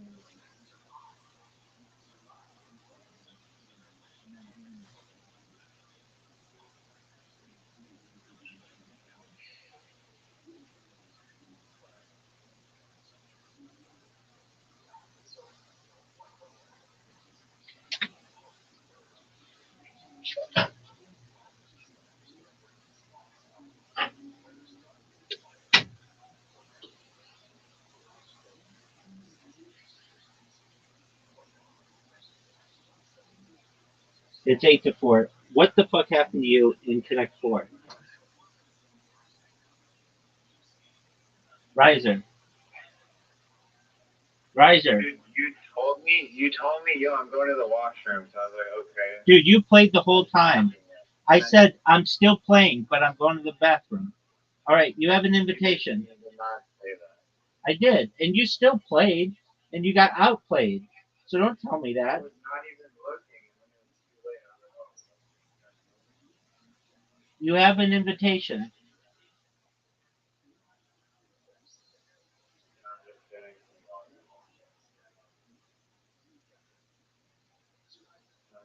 Drink water, or is that cheating? Do whatever makes you happy, baby. Constitution is cheating.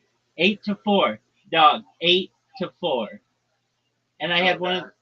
Oh wait. 4 games didn't count. Okay. 4 games did not count. Okay. Actually, I think that would have been 9 to 4 because I won Blitz League.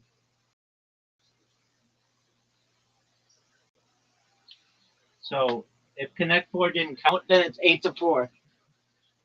Are you gonna accept my Uno invitation,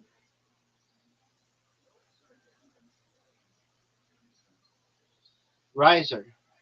You have an invitation for Uno.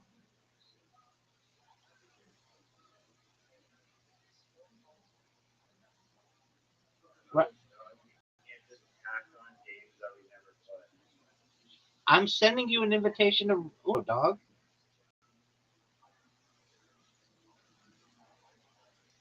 Riser. Do you know that you have an invitation for Uno? No one plays Uno. It's part of the Olympics. So that's the Olympics of games that we play. We do not play Uno. Okay, that's fine. Bounce or not bounce, disco.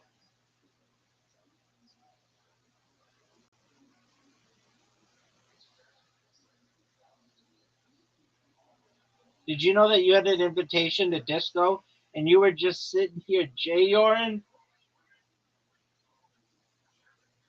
You still haven't won connection. I know. So we're playing Connect 4. Oh, okay. Can't skip the game, dog. No one's playing fucking Uno. No one's playing fucking disco. I meant to hit Uno.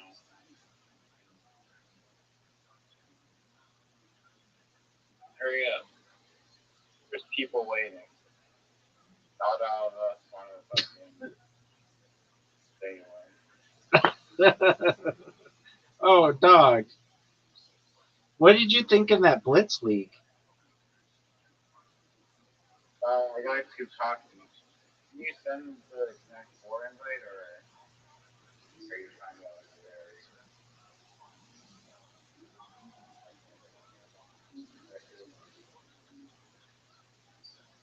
So why does your fucking stream always lag out like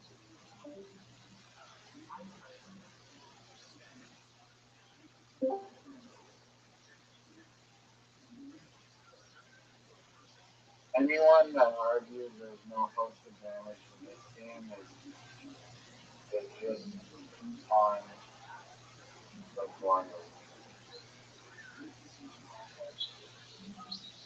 crazy silly.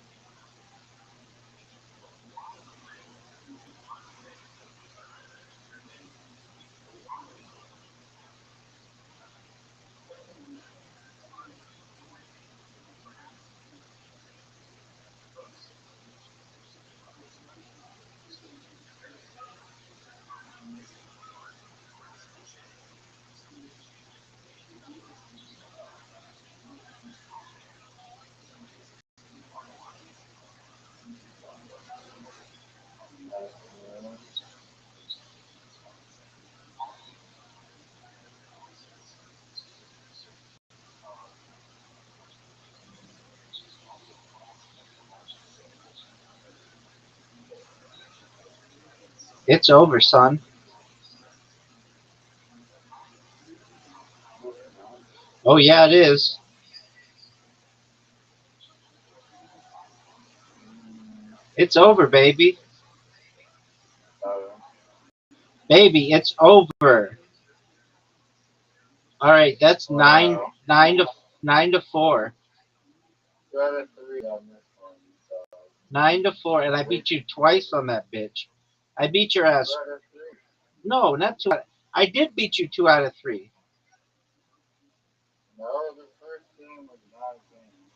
Okay, I'll make sure you go first this time.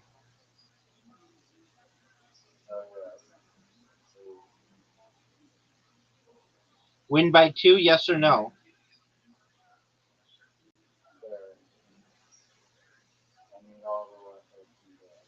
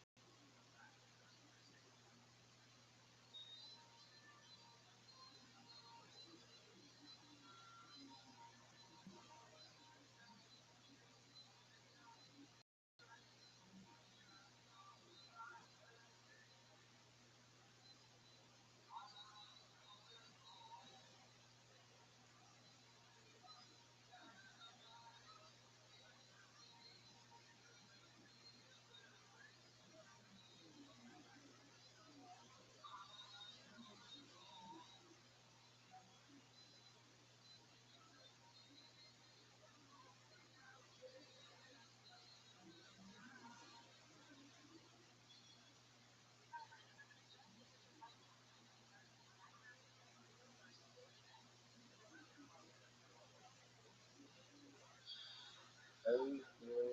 Baby, it's 9-4. You got smoked in that game. I haven't played that game in a long I mean, what time. do you want me to do? What do you want me to do?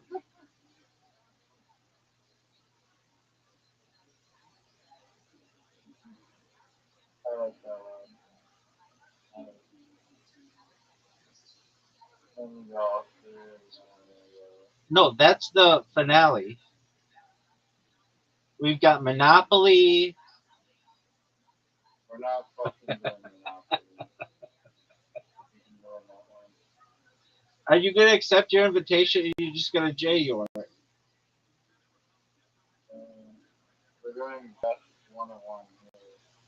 All right, dog. You did a 4x4? What the fuck? Mason would never participate in this. This game is literally the who goes first. Right? We have another host advantage Victor. Your bad of your accomplishments for the day.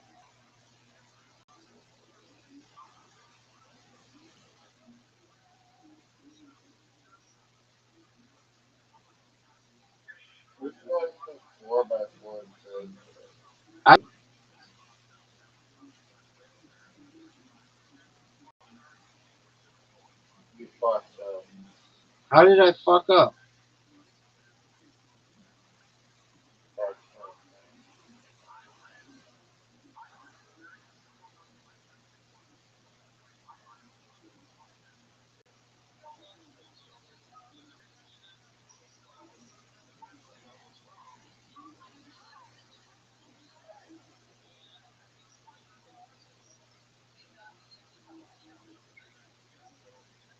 Uh-oh.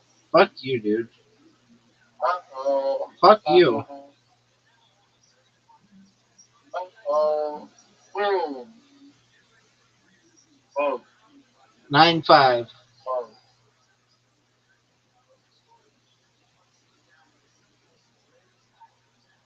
Disco.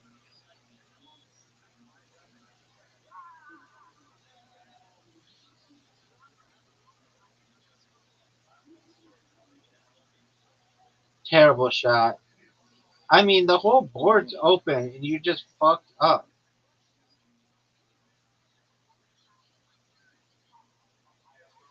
The thing I like about this game is it's really not over till it's like literally over.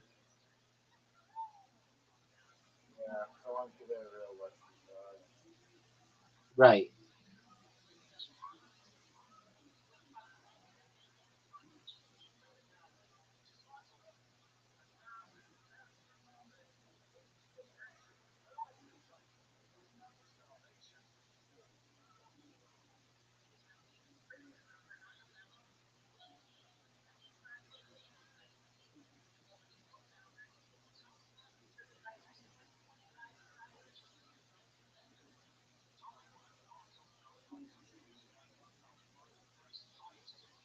Oh, yeah, right.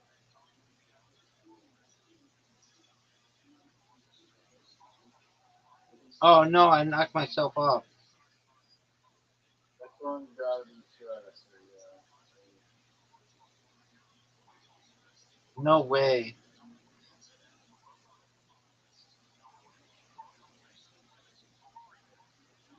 No.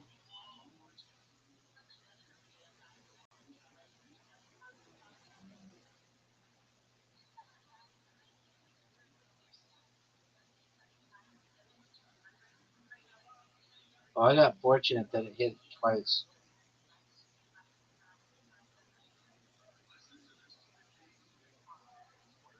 Oh, look at this shot. No way.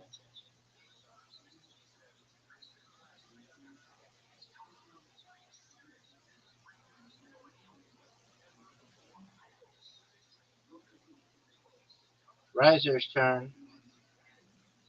It all comes down to this. No, no, no, no. That's not that bad. I've seen you do worse.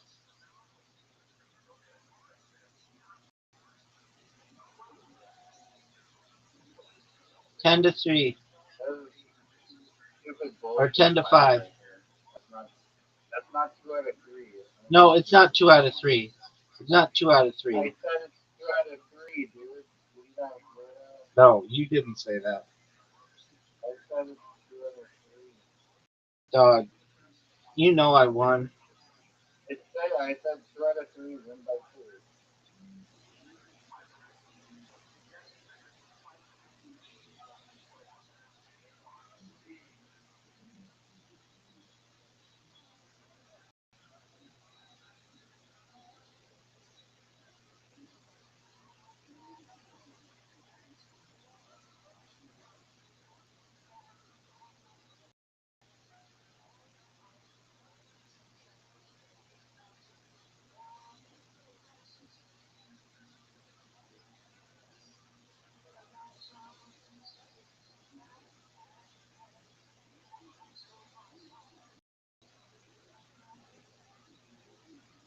Oh, are you serious?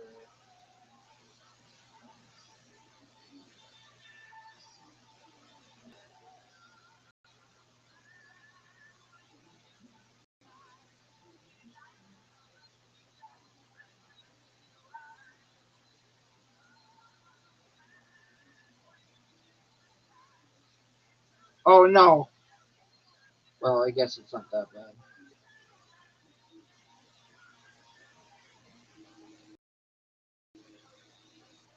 Oh, come on.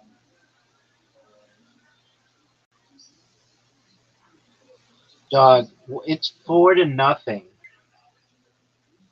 It didn't give me a good touch. It was my only good punch. You need a big shot here. That was okay. Bye, dog.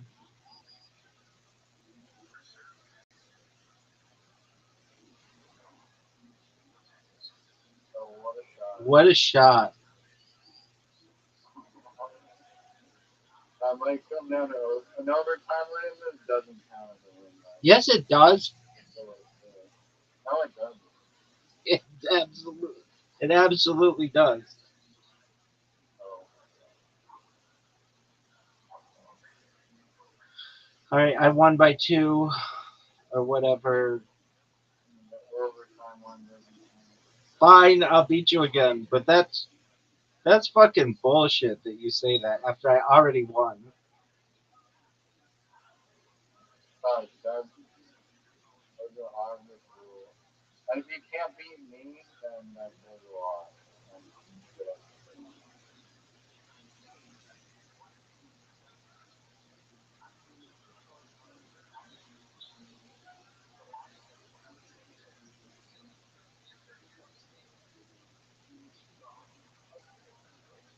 That's not good.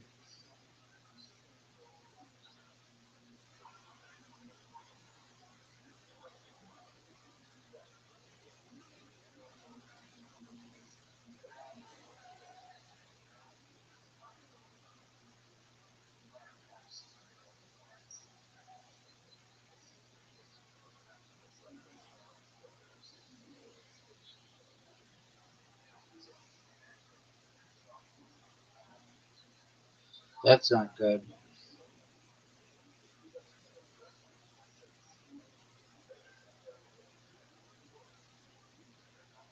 Oh, that was genius.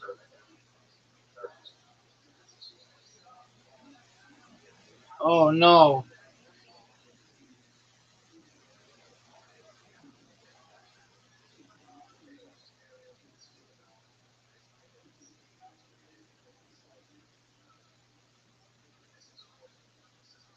No. Oh, you're going.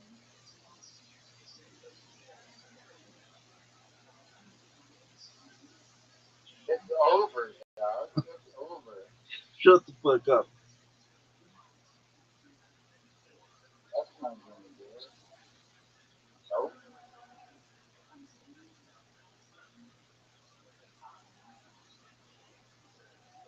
Get over there.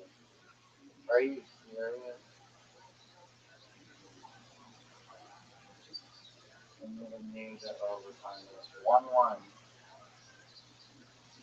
And 1-1. Yeah, I mean, I beat you. You did not beat This me is in my just because book. I have a good heart.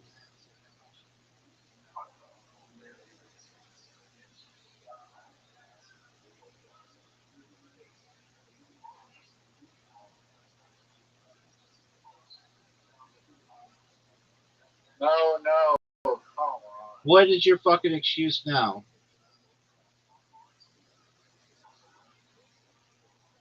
Or you're always like making up bullshit.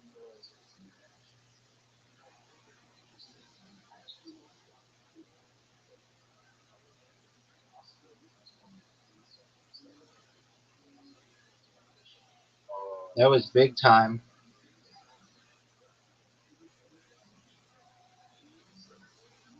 anyway.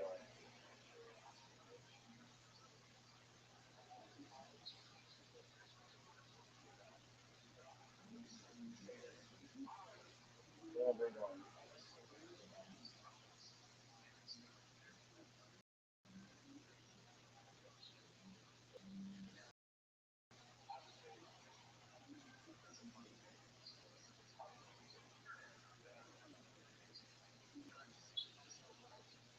No way. No way. Go. No way.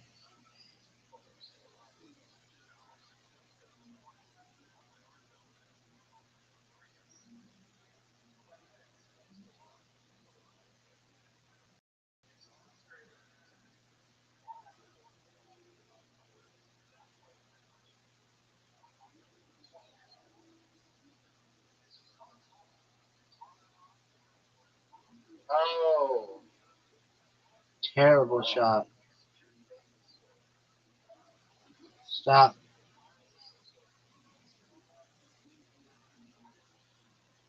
2-1.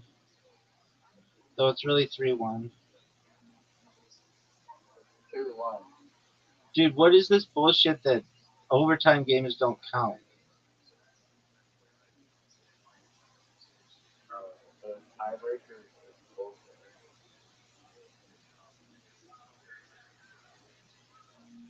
Fuck.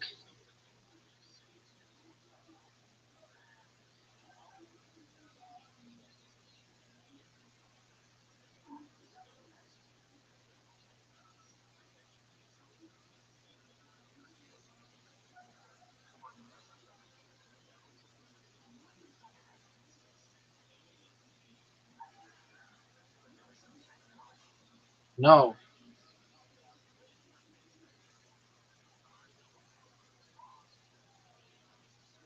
Perfect.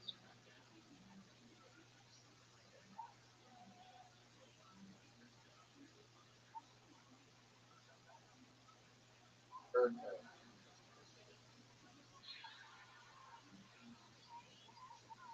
Stop.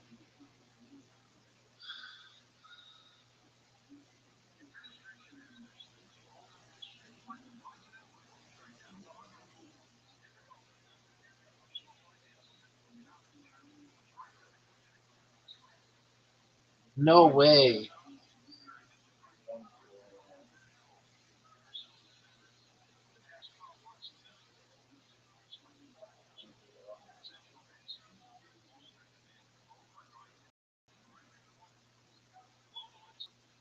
you. No way. You're done. You're done. We're done. It's over. Yep. I just need to not fuck this up. How many big ones are they going to give you?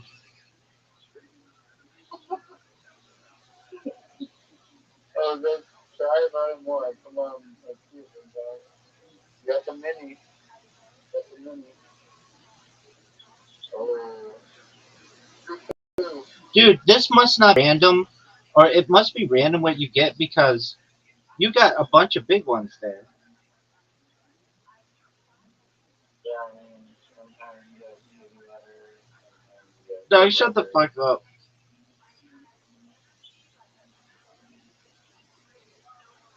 Fuck. Oh, you're done. You're done. Look at you with these big ones.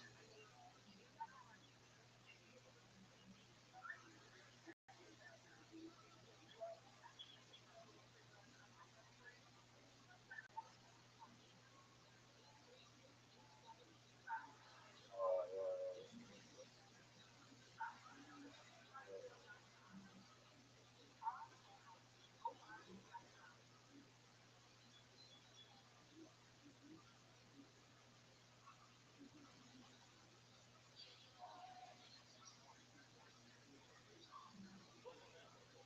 Dude, what the fuck is up with these little ones?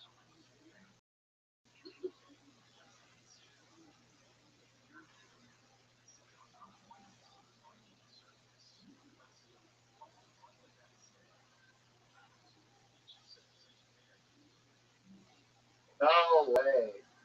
Fuck yeah, dog. What a big one. Get your shit out of here. No.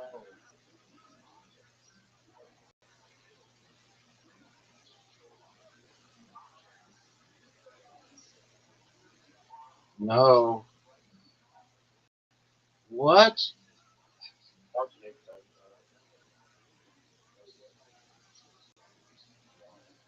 No. Oh,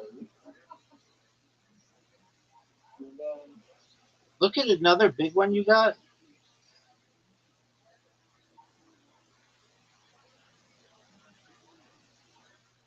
No, no, no, no.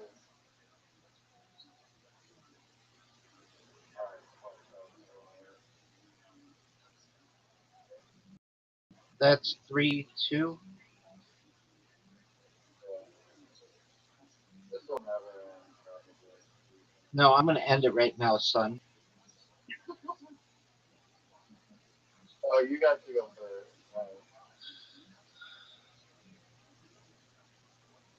Are you serious? Oh fuck! I blew that big one.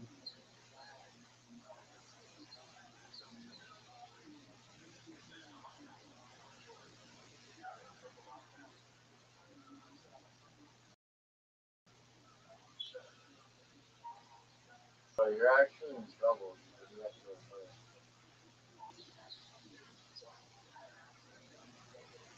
No.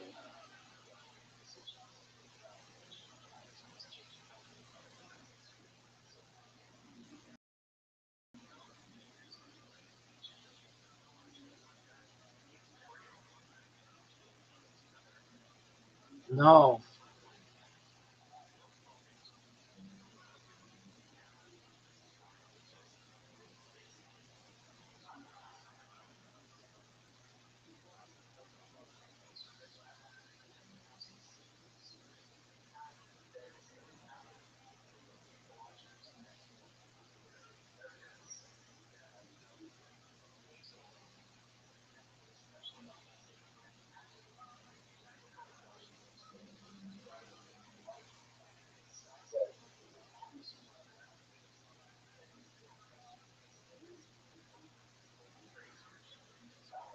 Oh my god.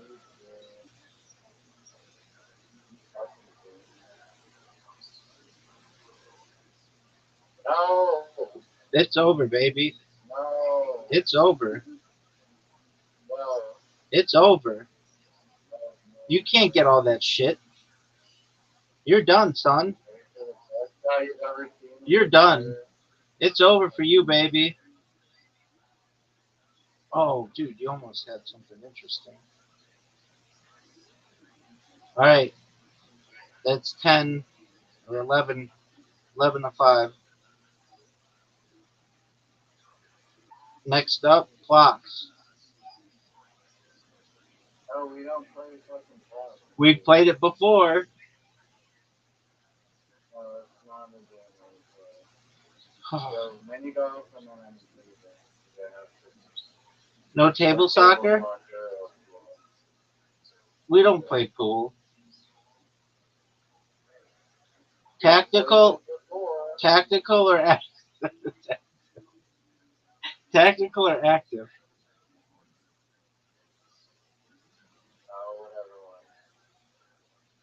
Active. We're gonna keep it sexy. Is that where you close to? Yeah, dog. Are you gonna pick your team or are you just gonna J your?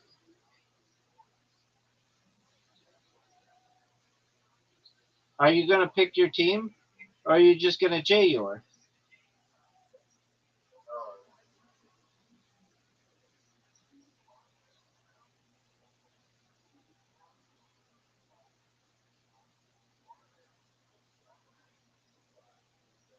Oh,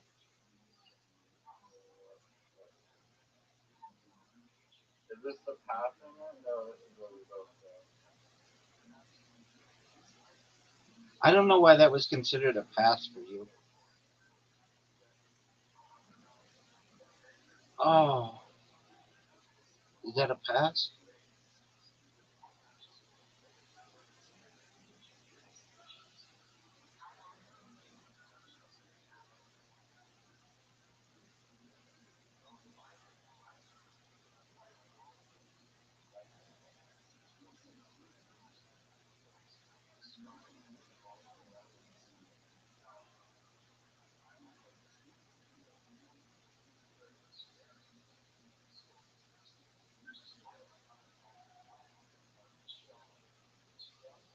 Don't fuck up.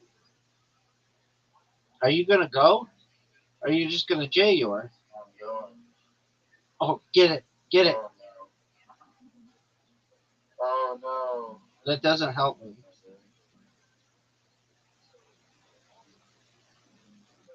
I can't score.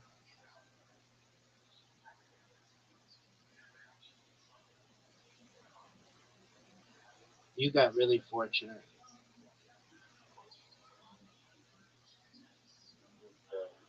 No, Oh.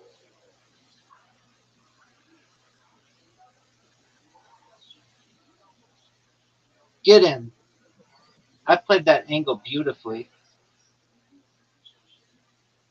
Dry.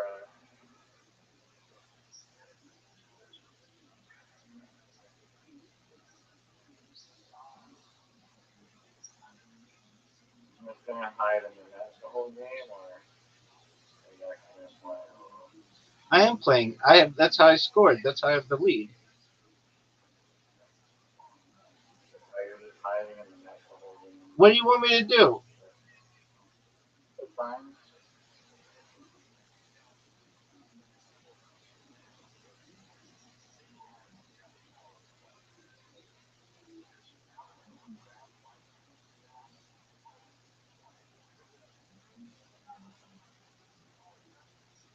Are you gonna go? I'm ready. I am as well.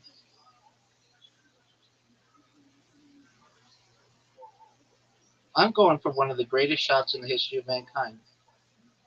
Get the pass.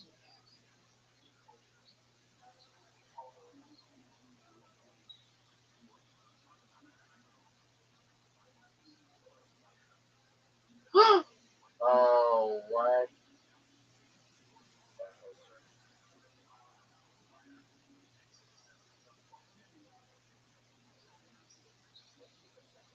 Get that pass.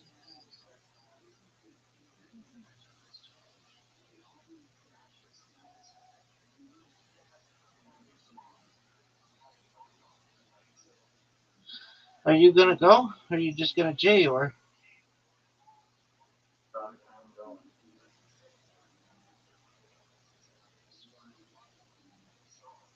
No, no, no.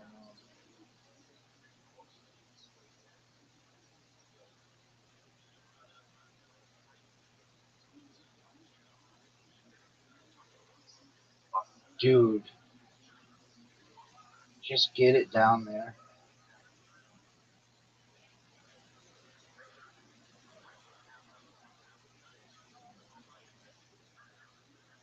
What a No, no, pass. no. Look at this block. Oh, what a save.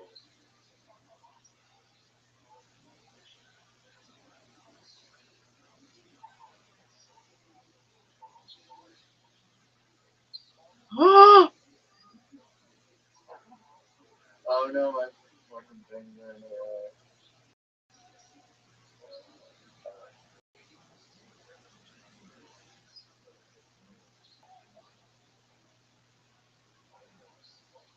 Are you fucking serious? Is that a pass? No?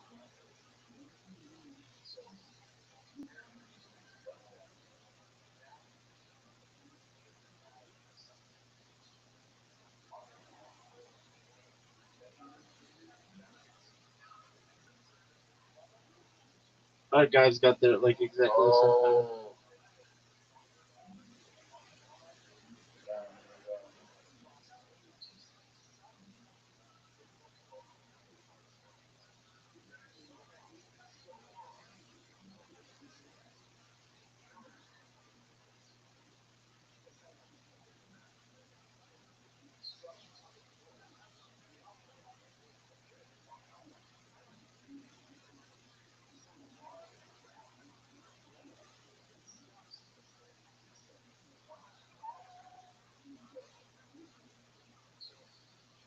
Oh, give me a break.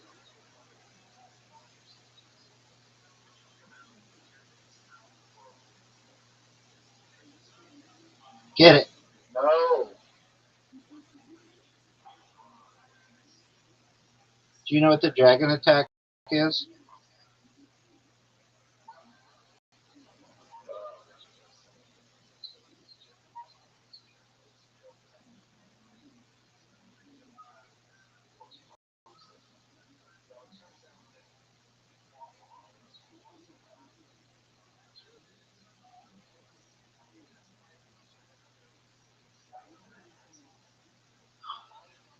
Are you fucking serious?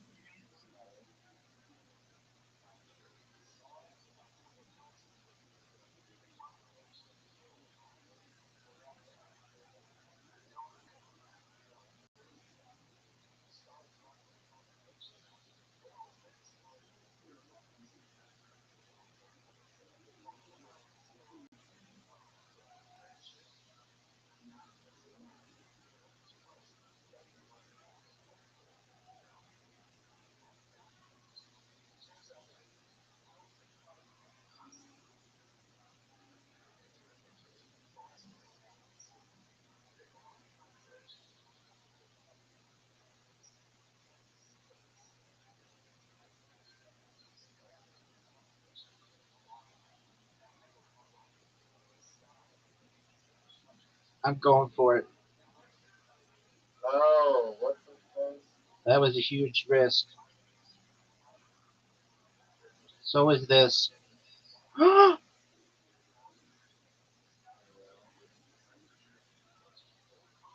going for it.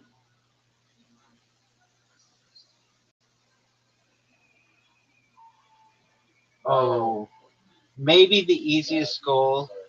Do you know what the dragon attack is? Double hump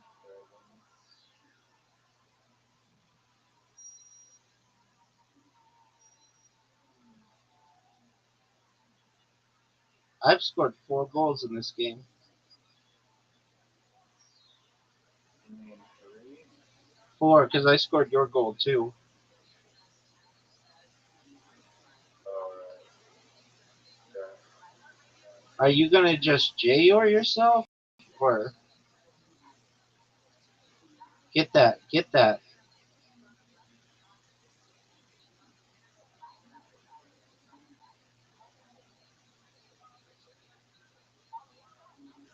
Oh baby.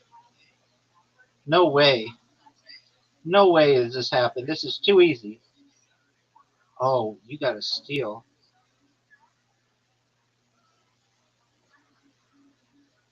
No way. Oh, thank you. Good decision. Yes. No Go, go, way. go, go, go, go, go.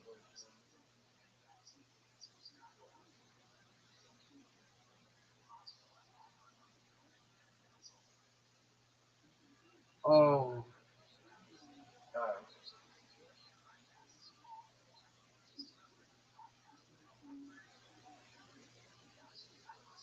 What are you gonna do? Oh, hit the pass. Come on, baby.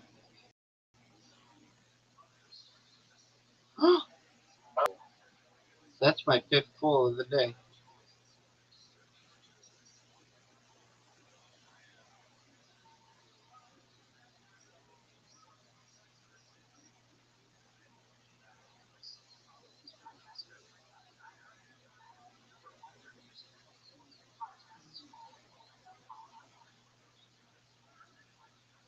Oh. How did I not pass?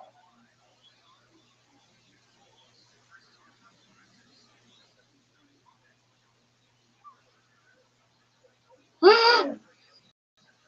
Get in.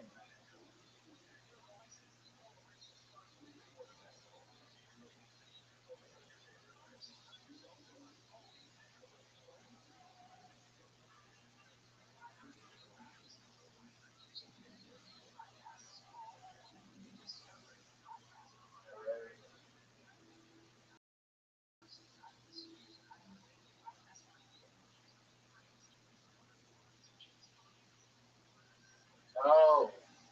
12-5 or some shit like that. Harem 120.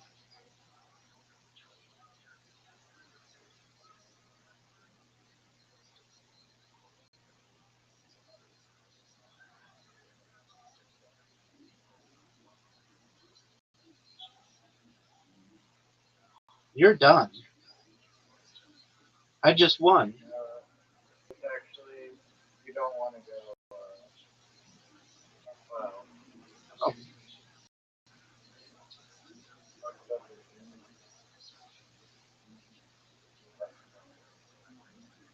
excuse me? I don't want to go. It's better to let the other person clear most of the board off, and then there's an advantage when it's more clear and more of the word.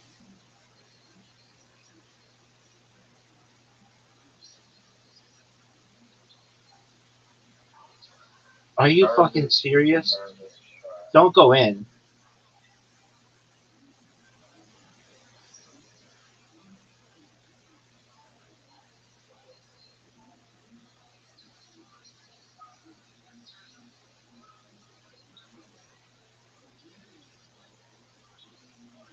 No. Yeah, it didn't go in. Fuck.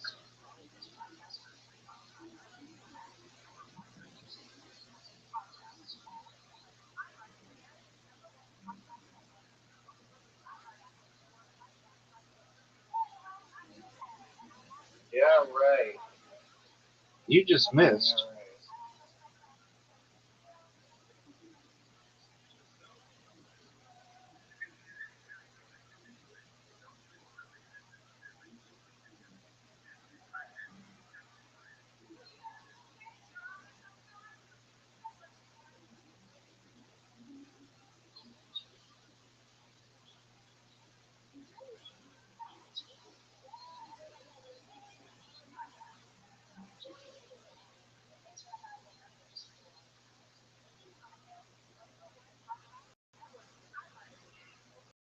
Thank you. Dude, that was not good.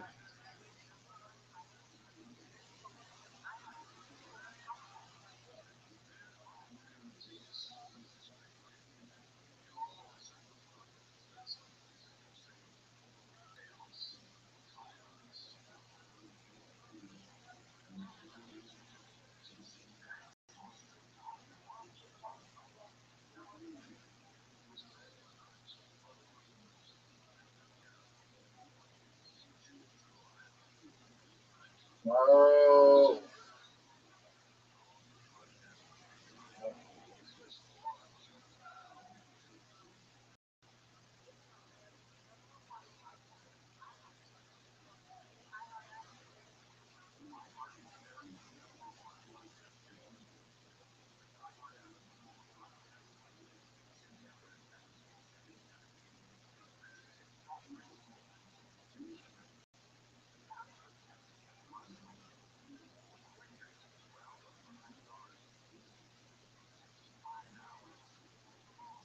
Oh, what a big miss. Dog, what a big miss.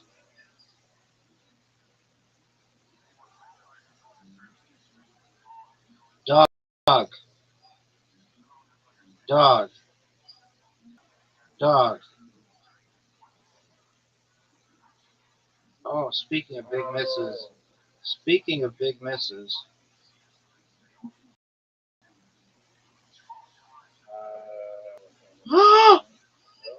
How did I miss that?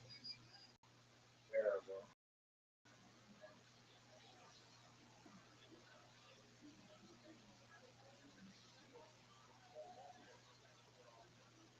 You may have just lost yourself in there. No, because after you get this one, you can't get the others. Keep going, baby. That was a big miss, dog.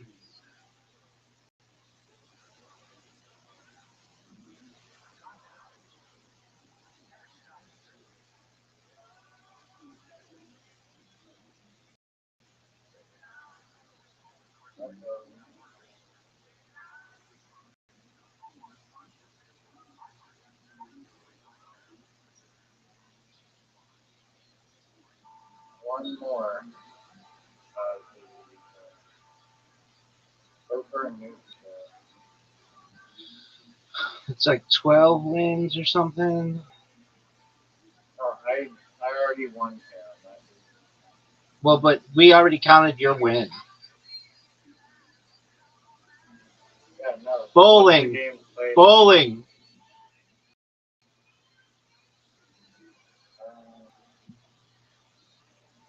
No games You never beat me in bowling. games Amazing start, though.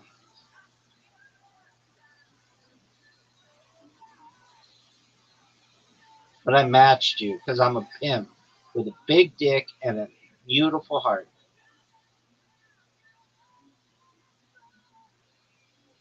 Oh, look at you. Just don't fuck up this. Whatever you do. That was great, Razor.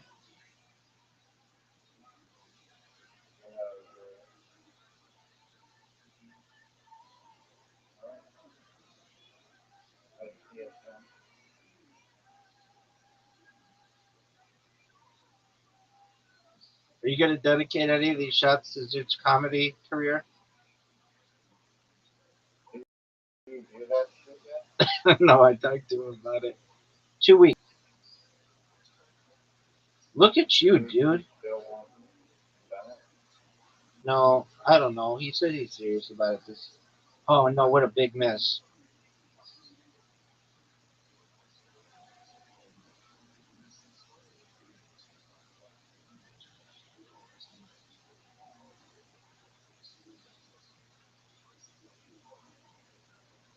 Oh, good one.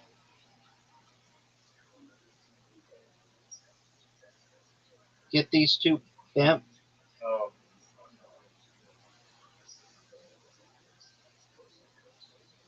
Get it. Big score. this would be a big hit. Oh, Big miss. Really big miss. All comes down to this. Get it. You need to get this. You've got to lead by one, son. Oh, big time. Big spare, dude. again. Big spare. Yeah, you get to go again. Oh, dude, you might have won.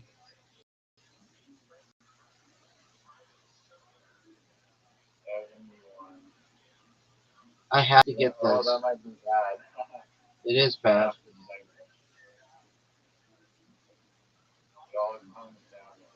Baby. I'm so. Oh, no. It's pretty messy guttered it here. And I almost did. Oh, that's my 250th win. Shoot, I didn't mean to do that. I was supposed to get that Miss Aquarius. All right, that's all right. All right, I won. That's like 13 wins or something. All right, you ready for Monopoly? Oh, fuck no. All right, you ready for mini golf? I sent you an invite. Dude, archery, fuck this shit. Fuck your archery shit. Accept it right now. You have an unfair advantage.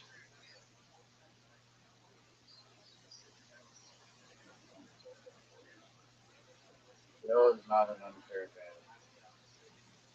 Being sex is not an unfair advantage. Having an iPad is.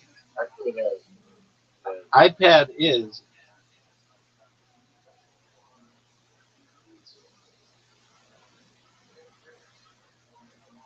No way. No! Bullshit. That was my 40s really terrible. That's not good. You're wasting way too much time.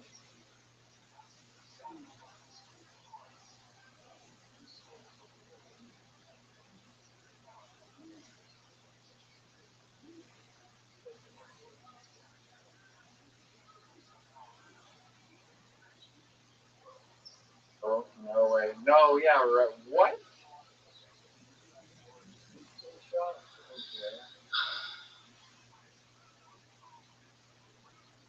Okay. Wow, bullseye. That was great.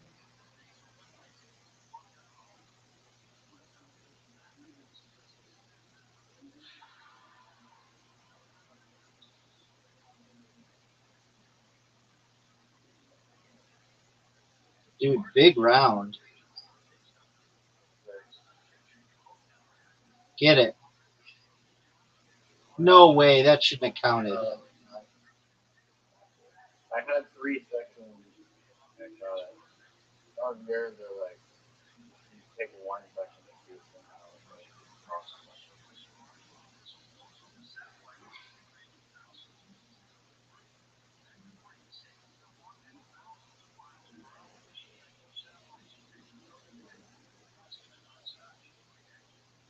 If you get off 2 shots, that would be big. You get the shot off.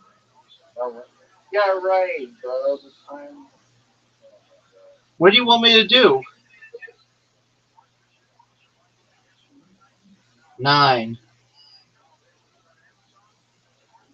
8. You have the lead. 8. Bullseye. Oh, big time, dude. 9. Dude, you're tearing it up. No. I mean, it's a 5 rounder, so it's really better. I did not know that.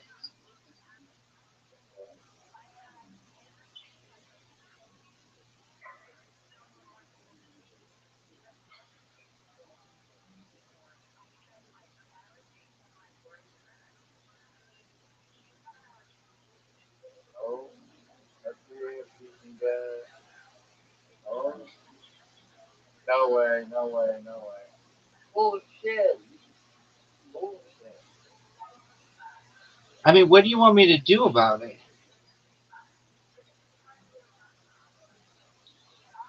Starting off with a 5?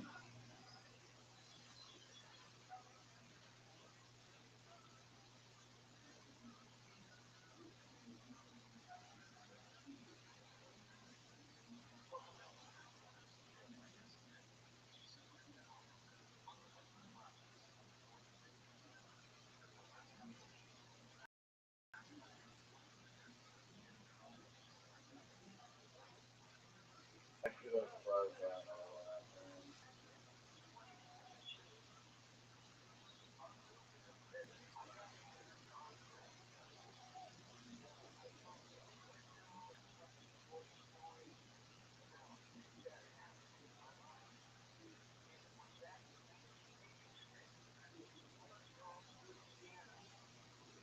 Oh, what a miss.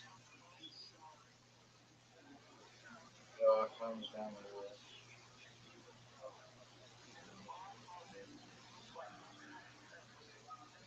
We're tied.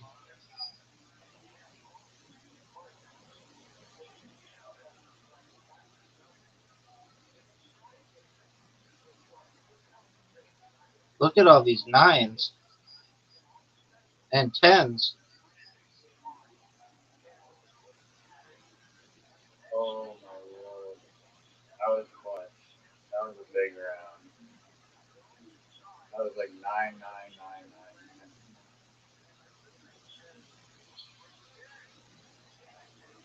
What? How did you shoot it so good? No way.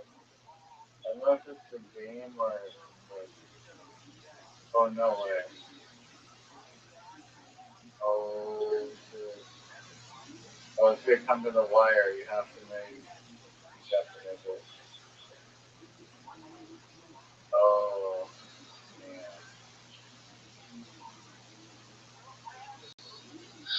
That was close for a 5 rounder. That was very close. A win's a win, baby. Are you ready for mini golf? Yeah. This game counts as 12 games. All right. Best of 3 or just straight up? Very long. But I have to go first because you get to go first every time. And Then you send me the invite. yeah. All right, I'm waiting on it. Where's the invite, dog? Oh, why is it free person? What the fuck? Dude, you suck at this. Send it Sorry, again. my bad. Send it My again. Send it again. You're dog shit.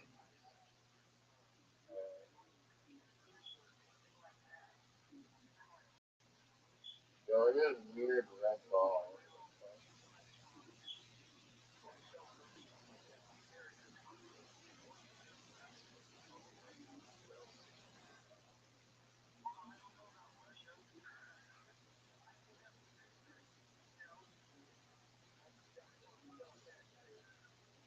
Let's go.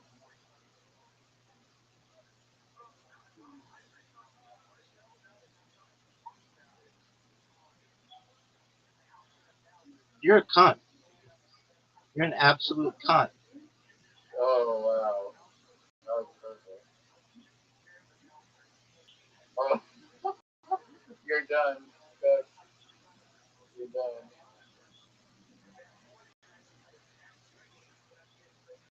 Go in the hole. Go in the hole right now. In the hole. Go in. Go. I want In it the to go hole. in.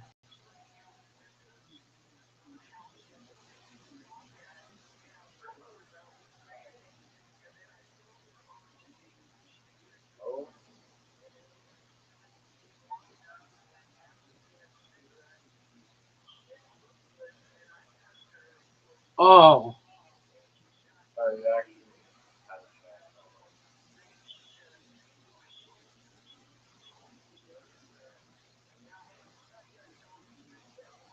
Oh, here we go. So,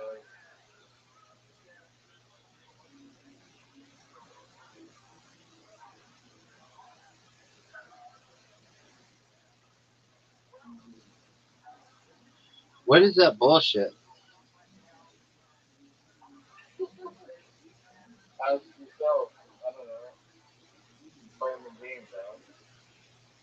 Oh, fuck. Oh,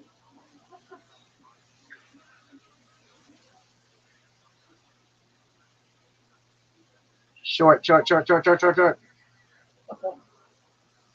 perfect way.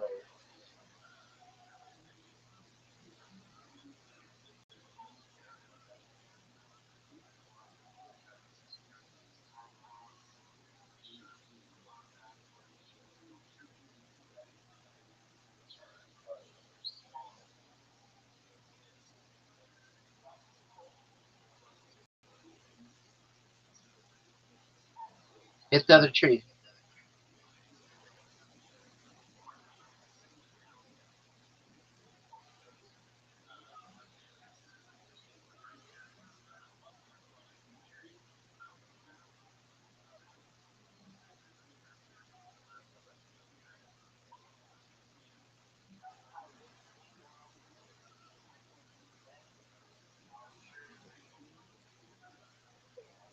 Calculation. Calculation. No, no, no, no, no, Are no. you fucking serious? I such a big destroyer. It's an easy putt. No.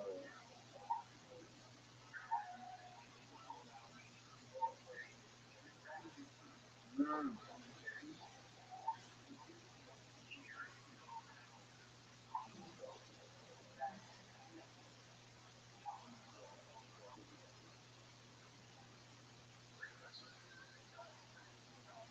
Great shot. Perfect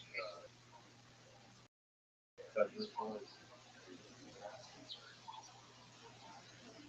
Oh, no.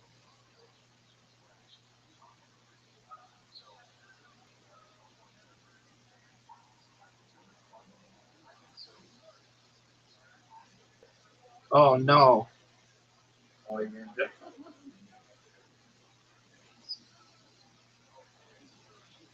Oh, you're done. Nope. Nope. On a snowball again. Oh, well, dude, I'm mathematically guaranteed a victory. Shit, you'd like to study this one.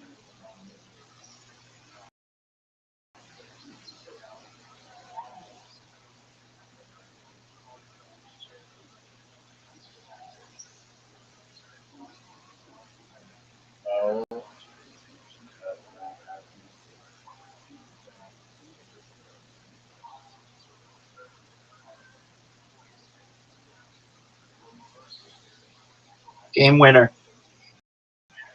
Oh,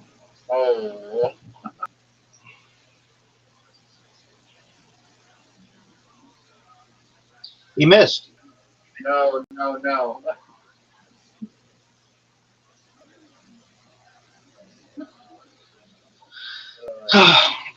Winner. That's, sorry, what is 5 plus 12? That's 17 to 12. That's not how it works. Okay, that's fine. If you want to believe that, that's cool.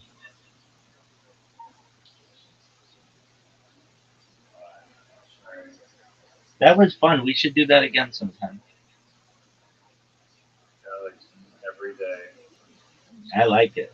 Alright, man, I'll talk to you later. Peace, man. But, This was great. Take care, big man. alright, later.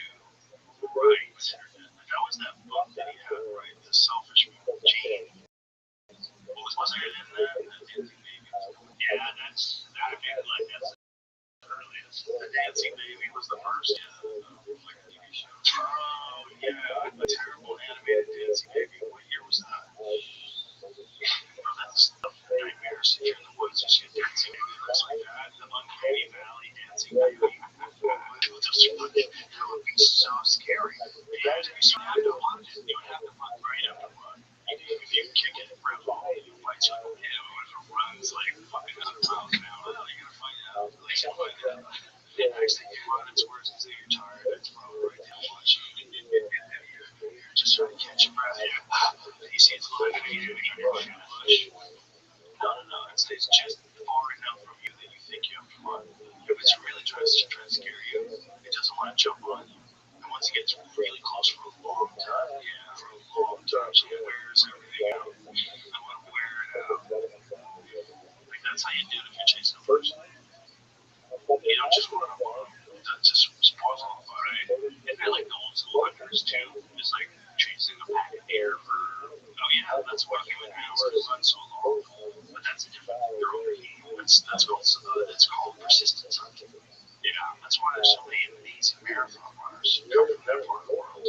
Because like these guys have a history of literally running animals to their death. Right? I'm fucking. I had to figure that out too, bro. I was like, well, I got 5 miles. Okay, yeah, let me just shit I need 10. Let me just keep running until this deer stops running. Like, how would you ever think that a deer you would eventually catch it? Right? Especially if they're so fucking fast. They're so fucking fast. Like, how would you think that one day that antelope is gonna get tired? Like, how would you have that in your head? Yeah, that they couldn't just take a break. It's gonna be 300 yards ahead of you like that. I love those high Texas breath. They didn't even know that it's the issue is the animals don't have sweat glands. So they overheat. Yeah. So we have sweat glands. And of course they were biologists, so they also didn't know that either. Well, that's why we're so weird. We're such a weird animal. And that our bodies really can kind of adapt to different climates and they self-cool and regulate like some animals. If they're outside of their climate range, they're fucked. Yeah, like they're in deep shit. Yeah. You know, like right.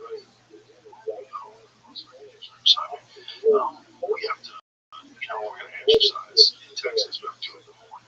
We're going to jump in the pool because, his body's adapted for cold. He's got this crazy wool coat. It sucks. But for us, man, we sweat. And they figured out, I guess, a long time ago that these animals, if you just keep running after them, eventually they just can't do it anymore. And then they lay down. And then you fucking stab them. So fucking wild. But it made insane runners. Yeah. The only way you're going to feed your children is if you run after that deer. You're going to become a fucking runner. And now the evolutionary process is like you go to the Olympics. Yeah. Yes, it's fun. This isn't fun. Recover weights. It is. It really is interesting because like that's before I started doing jiu-jitsu. Like that was what I was doing. I was running. Like, but it just got fucking boring. Yeah, it got boring. And that's when I was like, okay, I gotta find something else. That's what most people probably have with the gym. And jiu-jitsu is the opposite of boring. Jiu-jitsu is it's one of the most rewarding things in life because it's super hard to do. It's really good for your head. Like jiu-jitsu people in general, like you get dickheads in all walks of life, sure, and female dickheads too. But for lack of a better word, but you get the nicest people. Like for the most part, you get people of character. Yeah. Because you have to have character to stick it out. Yeah. If you've been doing jiu-jitsu 8 years, I can 99% sure I can hang out with you. You're a dude who's got shit together. It's almost like we're like this family members or something. 100%. Yeah. 100%. It's like you recognize you've been through this thing. I started doing jiu-jitsu at 96. So 96, I was at CrossFit Games. I was 29. Yeah, see, I started at 30. Yeah, around the same time. And I started right after. It was kind of like a year or two after I first saw the UFC. It was right around that time. Yeah. And so I started at Carlson Grace's place in LA. That was right down the street from the Comedy Store. It was real close to the Comedy Store. And that was when Vitor Belfort he had just fought John Hess in Hawaii. Yeah. He was about to enter the UFC. And that was that first crew in California from Brazil too. Exactly. Yeah. Roy Bustamante. There was a whole ton of these guys that came from Brazil. I think Medeiros was there too. Mario Sperry was there. I got to train with Mario Sperry. Yeah, that was a white belt. That's why he had no idea who the fuck I was because I wasn't anybody. I wasn't famous at all. Yeah. And he was the fucking nicest guy in the world.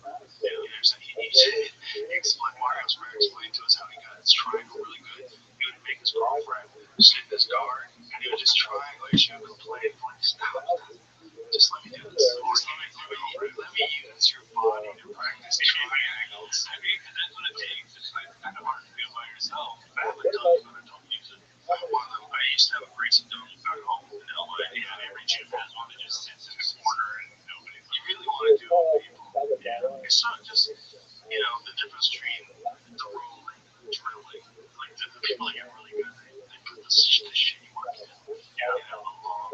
drawing sessions, the boring ass shit. Yeah, you have to. I have to because I teach now. And like, why don't you know? I'm elective. Oh, that's right. But I met you all. I was probably a purple. How did we meet? Shit. I don't even remember how we met. It was so long ago. Well, it's like, yeah, like I get the.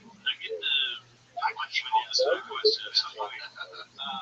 Well, so my sister worked at the comedy store in La Jolla as a waitress. She's a nurse now. And we were doing a show at somewhere downtown, at I think the Balboa Theater, probably maybe. And it was sold out. And I just hit her up. I was like, hey, can you give me tickets? And she knew everybody from the store in La Jolla. And Ari ended up getting a pair of tickets for me. And so I went to the show, and as you know, my sister was renting. I didn't know anybody yet. And maybe 2 weeks later, she hits me up and is like, hey, can you do a poster for our marquee? It was Ari, Tony Hitchcliff, and I think it was supposed to be Duncan Trussell, but maybe it was Duncan. But regardless, and from what I remember, you must have seen that poster at some point. That makes sense. Yeah, that makes sense. And we did the Atlanta 420 show. Oh yeah. So that was probably. I feel like I met you before because I popped in on one of those Ice House Chronicles from back in the day. Oh, those are fun. Look at that one. What a great one. Yeah, that was the 420 show. So that was 2012. God damn, time flies. Yeah. And so that ended up becoming the graphic logo we had to make the phone. It's perfect. Duncan with a little bit of acid on his tongue. It's the perfect logo. I mean, you fucking nailed it. Now it's over. That's gotta be weird. Yeah, it's fucking strange. It's like almost like disconnected from it. Yeah, like I feel like of course it's grown. It's like its own thing. But every time I see it, like I know, like I drew that by hand. Like I have the ink drawing still. That's crazy. Yeah, it's pretty fucking wild. I put stuff out into the world all the time. I have thousands of paintings, thousands of different fucking places. But I mean, more people see this image than guaranteed all the other ones. Well, more people see that image than anything else I've ever done. Yeah, that image is everywhere. Yeah, it's pretty wild. Well, it's a weird trip, right? I mean, I went to the show on Tuesday, and you were doing the like Q&A at the end, and somebody had asked you about like what your goals are. Yeah, and you were like, I don't have it. I'm kind of in that same routine. Like what I was saying, like I do the work, zero expectations. Like what happens will happen, and I'm just along for the ride. Well, I think as long as you put the actual energy into the work, I think, at least for me and you, because it's the way to do it.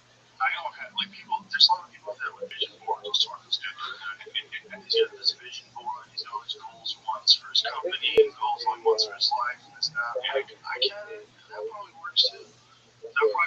But for me, I just only, I feel like I only want to think about the process. I want to put all my energy into thinking about the process. Because that's the rewarding part for a creator, right? Like me in the studio by myself painting, I get that clear mind, right? Where it's like, I feel like I fucking meditate 6 hours a day, just for every day, just for art. Because at some point in the painting process, like the paintbrush turns into a mantra almost, to where like everything in my mind, just like in jiu-jitsu, like everything shuts off because we're in a hyper-focused like mode of accomplishing this. Right. And that's for me, painting, all the reward is that. Yeah. It's those moments, even when I fucking hate it, because there's plenty of times where I'm like, this motherfucker. Like, I can't get it. Like, I know where I want it to go, but it's like, well, first you're gonna have to take 35 fucking steps before you can get there. Right. And like, I know that like the finishing of painting is a little bit like a drug. I don't know if you ever experienced it. Maybe like after getting off stage or something, but it's like there's a little like dopamine reward when it's done, when it's complete and done. You're like, look at that. Yeah, it's like catching your breath. Yeah, I used to feel like that with sketches. I used to feel like that with drawings.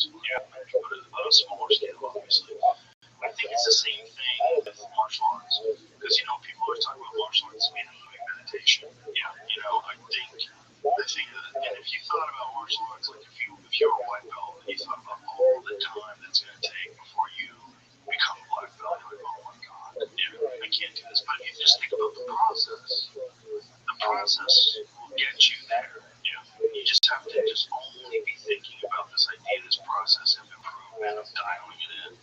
And people oftentimes refer to martial arts as a moving meditation, because to do it right, you're kind of out of your own way. Like, did you do much striking? I did a year of Muay Thai. I got punched in the face a lot. I found my brain not functioning quite the same way. And I even found myself like getting frustrated, which was stupid. Like where, well, like in the process of Muay Thai, like I had a coach, and this was forever ago, who was kind of a prick, and just we had 8 boarding students who knew fucking dick, and we were terrible, he wanted to be coaching pros, right? That's what it seemed like very, very distant and like phoning it in. And I recognized myself kind of getting frustrated with it. But when I was in jiu-jitsu class, if somebody caught me at something, I found myself like interested where I was like, wow, I never got frustrated. I never got like down on myself, because I'm my whole first year, I don't think I did a single person my first year. I was in a tough gym, it was a no-era gym. And so like the whole first year of them being open, I mean, guys were there's like pros training, like here 6 months, 3 days,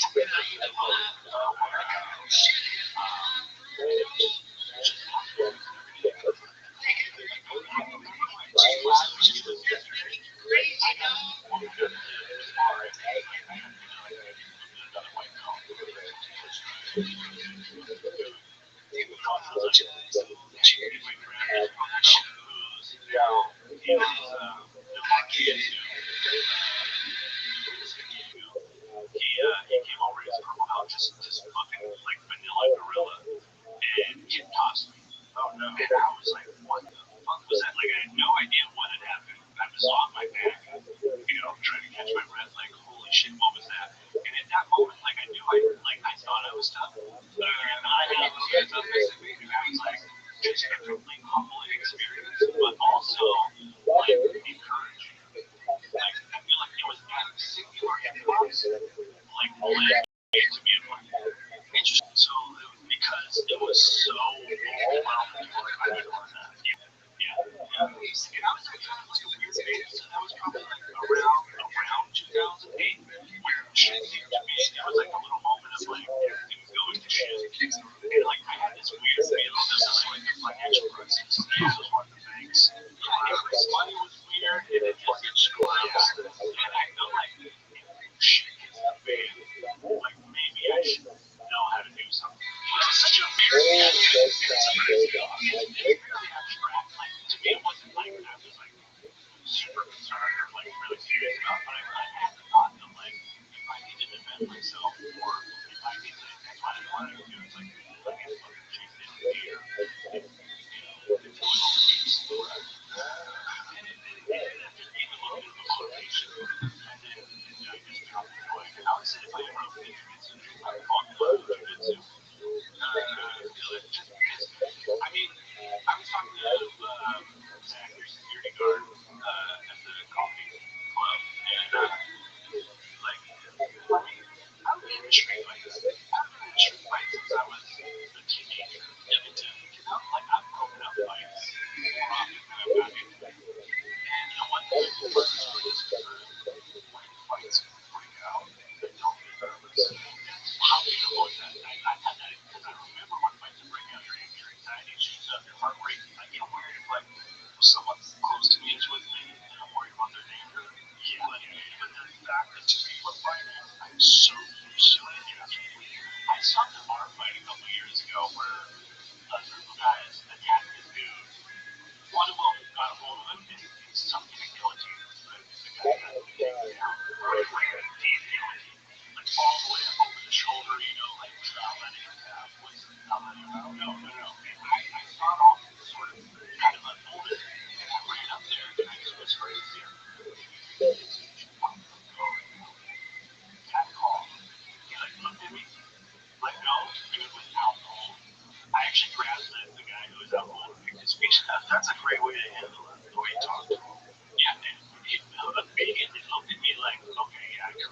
awesome.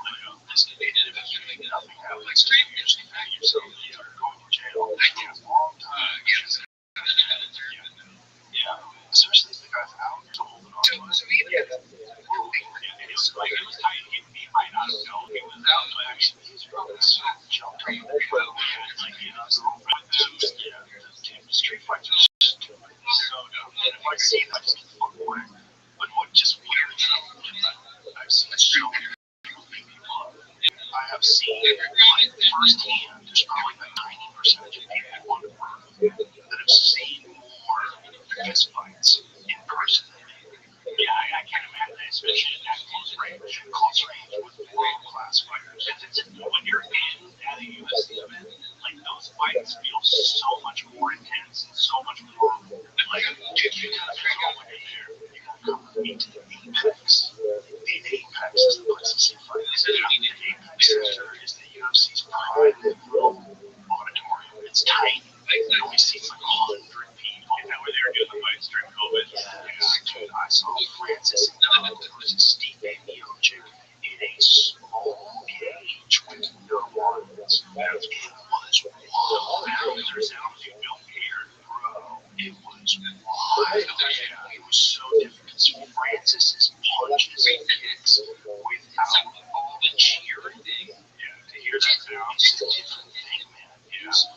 You're experiencing what that United States was racist legacy and influence. You feel it different. You feel a small little right. Feel it like touching the air. When he collapsed, punched like his down. It was so interesting. It was so acoustic concert and go to see a concert in a gigantic arena, right? You know, you go see someone in a club do an acoustic set, like Gary Clark Jr. did an acoustic set. It's different. That's why I always like the prelim fights for the fights that I've gone to, right? And it's interesting. I notice myself getting nervous before the fight, or especially that first fight, like first prelim. Like I had like 10 people in the room. Yeah, it's weird. Yeah, that's weird. That walkout moment is so peculiar. Yes, like, and I don't know if everybody else feels it, but it's like I can almost feel their anxiety. Oh, like as they're walking out. And some guys you don't feel that at all. Confidence. It's crazy confidence. That's fascinating too. The guys do.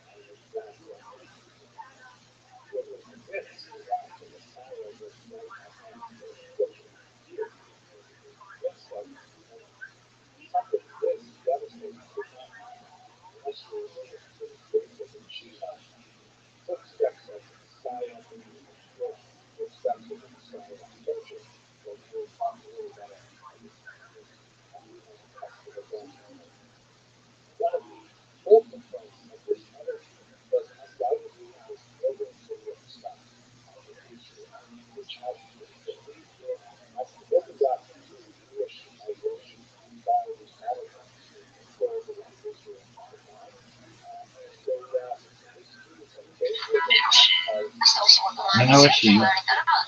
So, paano saan ka na you say something about like, konnichiwa. What's that?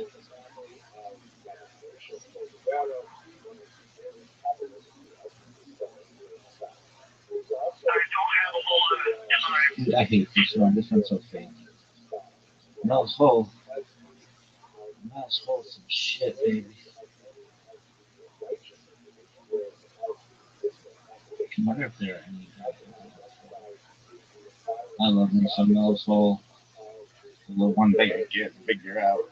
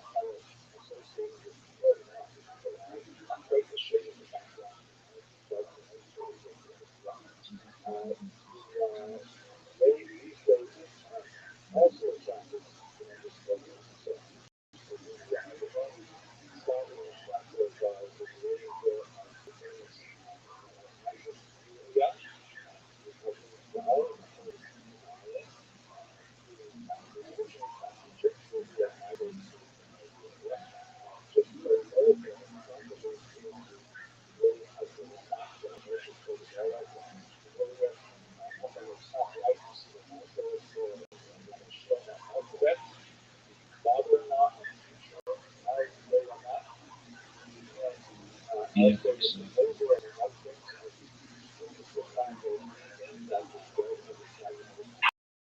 How's the guy with the never-ending hole?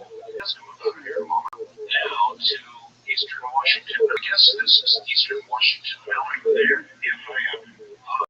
First of all, Bill, thank you for your drink. What are you doing up at this time of the morning? Well,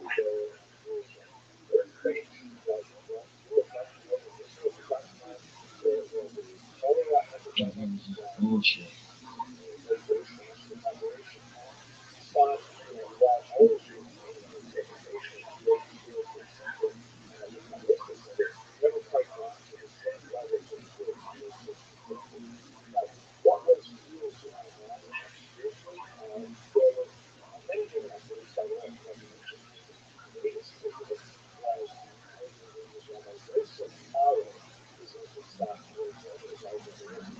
how's the guy with the never-ending hole? And we're going to ask him about it here in a moment. Now to Eastern Washington. I guess this is Eastern Washington. Bill, are you there? If I am.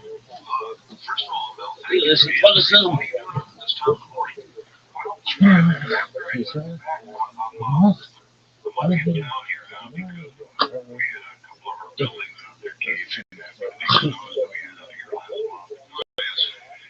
And so they're buying out some of the construction in the hole. When did you discover this hole? Well, the hole has always been there. We've been out there for a couple of years now. And, the hole's been there since we've been there. It's been there since the previous owner was there. The previous owner there was quite elderly. And I'd say he was there for a good 30, 40 years before we moved in. And then, so there's been a thing of throwing stuff down this hole for a long time. It's been going on, for as long as the hole has been there. So when nobody knows that, I guess. All right, how do you pronounce the name of your town, Manastash? Manastash. That's right. And actually, I'm in, right now, I'm in a town called Ellensburg. Oh, I know Ellensburg. What's called a Rudy here. Oh, sure. Okay. Well, so, we've been there for several years. So we just take all, we take all of our trash, rubbish, anything we have that we have to get rid of, we take it, throw it in the hole. Everyone's throwing their stuff in the hole. The people from around there, they're all stuff in the hole. It's been going on for a long time. Well, I got to thinking one day, how come this hole is not going work? There must be an awfully deep hole. It's a good thing to consider. Sure, as you throw stuff in it for decades, literally. And so, I used to be pretty close to a professional shark fisherman, so I had a couple of huge fishing reels went out there and started letting the line down out there after one. Did you weight the line? Oh, yeah. There's in fact, the original line is still down there. I've just been adding to the line and keeping track of how much line I've used. So I've not reeled in.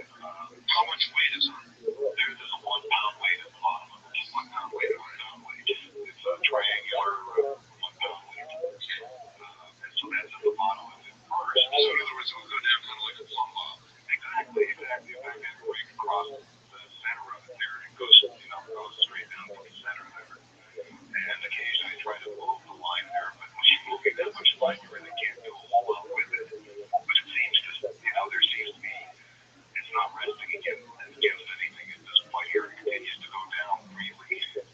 So when I was out there earlier, I let out a little bit more line. And so you guys went out there tonight after I read this exactly. Oh, did?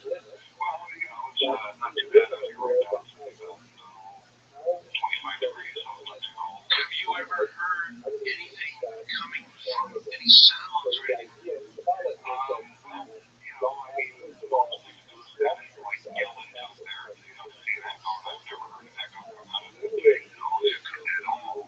That's one of the first things I noticed about it. As usual, I brought the dogs with me. They wouldn't go anywhere near the damn thing. And back to the suburban and hung out over there. So I try to bring them there on a leash. They'll just take their feet and they do not want to go anywhere near the hole. And so, I don't know. Well, you've got miles and miles of, I think, I'm measuring it by feet. I convert feet to yards, so I don't know how many miles it is. I assume it's a fair number of miles. Well, 280 feet is a mile, so you really think you could? I get mine is 5,000 yards, and so I've gone through that many. Oh, you've got all land that goes over, you can't say to the center of the earth, but you got a hole that goes miles and miles and miles into the earth. I would think a university would be out there, boom, just like that. Well, my wife does work for a local university here, and we've been talking to them about it. And one of the things is, I find it quite incredible that I've let that much light into the ground. That's what I've been doing. Have you ever thought of winding it all back up again? Well, when I let out the first 1,500 yards of line, I reeled all of that back in, and I wanted to know if I hit water down there too. That's a lot of feet. You bet. That's 4,500 feet of line that I hit water. So what I did is I sent down a roll of lifesavers. Lifesavers, yeah. So when I hit the water, the lifesavers will follow. That's true. I see something very smart. See, the old shark fishermen's trick there. We used to send our bait out on a balloon attached to a roll of lifesavers, and the bait would go out into the ocean on a tide. And then eventually got lifesavers to melt in the shark. The bait would fall to the we couldn't cast the old mackerel up there that far. So what do you got any guesses? I have no idea. I thought it could have been a mine shaft, but the thing about it is the surface part of it's been very well cared for. I mean, phones up a very lovely wall around it. And great. Tell me about the nature of the side of the walls. In other words, you must be able to look down far enough at least to examine the side of the walls. It is stone for about 15 feet down. And then after that, it's soil, dirt, and then further down rock. So I can only see really powerful flashlights or intelligent lights out there to try to get a better look down there, but the visibility really isn't there. You cannot see much after a while. It's a retaining wall. It's a 3.5 foot retaining wall that goes down about 15 feet. And then I'll tell you this much. No matter how powerful a light, and I was even thinking about a laser, when you're talking about 80,000 feet, forget it. No, they should have some technology that could give me an idea of how deep this thing is. I mean, obviously, the old fishing line method is only going to go so far. What we need here is a volunteer. Somebody who would be willing to be lowered into this hole. I have to be honest with you, know if there's any air down that hard. I mean,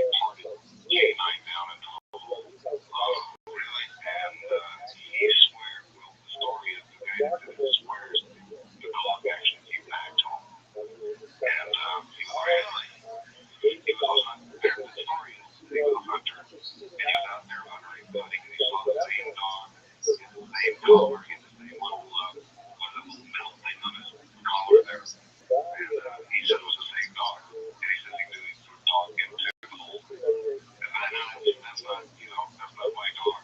It's not your story, but it's a story of a resurrected dog. This is, as you can all imagine, it's all Native American land around here. It's one of the lines of inquiries I'd like to make is, is there anything about this hole in regards to the Native Americans? That's something I haven't really pursued right now. If you had a fatal disease, Mel, would you jump in the hole? I would. You would? As based on the dog's story that is in my will, should I meet my demise, that you would be thrown in the hole, disposed into the well. I'm not sure the health department would allow that. Well, one of the things that I thought about later on is, what would this have like contaminating our water, And, we've had, I'm sure you do this out there, your water checked all the time. Yeah, no personal offense to you, Mel, but if there was a possible contamination problem, I'm sure you're a clean guy, but, as you deteriorate, you would possibly produce E. coli or something horrible along the water supply. Well, again, so far it hasn't deteriorated. The water around that area is absolutely pure water. And so nothing thrown down, all the old junk and trash, nothing has polluted the water. No, I can't speak for everything that's been thrown down there, but none of that's been showing up in the water that people draw from their wells. The water's as clean as it's ever been out there. Water that comes off the Cascades or something. It's really wonderful water. Mel, you wouldn't be pulling my leg. No, I'm not. And one of the reasons that I went out to the property tonight, other than just, something that weighs heavily on my mind, I was afraid that after I set the facts out, that there'd be people out there because it's, there may be, but we have not identified specifically where it is. Well, there aren't, as far as I can tell, too many big holes like that around. And so these people in my neighborhood are familiar with it. And I kind of almost expect to see a small party of people. Well, there may be. Come daylight, there may be. But remember, folks, this is private property. This is private. It is posted to audience. So without knowing exactly where it is, I wouldn't look for that to occur. But there is going to be substantial curiosity about now, Mel. Well, and I think I've, let you know as much as I know about it. I certainly want to find out more. I'm mostly curious. I was mostly curious about the depth of it. How deep the deepest hole was ever found. Well, I've never heard of anything deeper than this. I thought maybe this would be like World Book of Records type hole here. And as far as things I thought it would be like, could have been like an old mine. Well, now here's a couple things to think about. I've heard as you go down into the earth, Mel, then it gets hotter. Right? So you have to think your fishing line with a weight on it at some point would melt or something. But there's still weight on it, huh?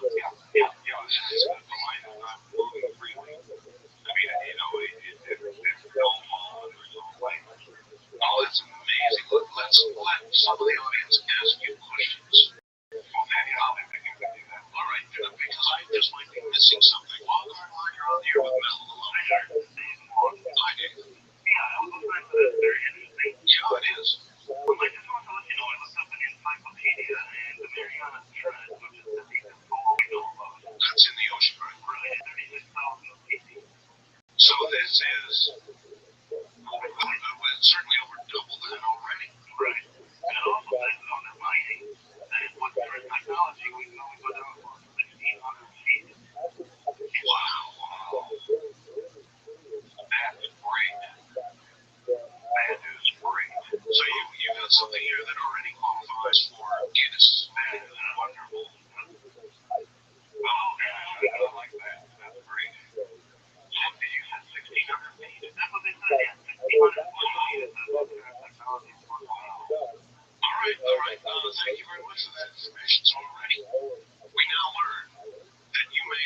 disqualifying the whole there, no question about it. But I want to know, the inquiring minds want to know. I would think, even if we just had somebody lowered past the 1,600-foot mark to see what's down there, that would be cool, but it wouldn't be me. You wouldn't do it. No. People would go down and look. Well, he's not while you're still out. No, yeah, then I will. You know, we get over time being monocle. Right east of the Rockies, you're on the air with an elephant. Well, that's true. Where are you calling from? Austin, Texas, all right? Yeah, you mentioned earlier that you that's right. Small here.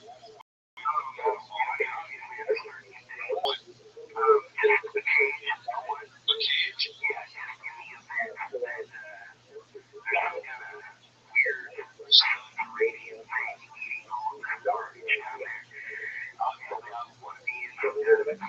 Well, what makes you think, though, that anything that could gobble up, say, a refrigerator?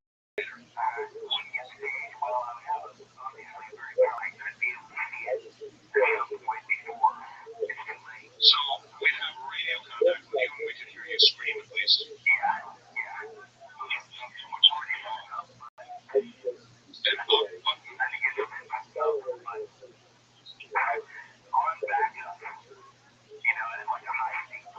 And you can take a camera with you with a light and show us everything, doesn't it?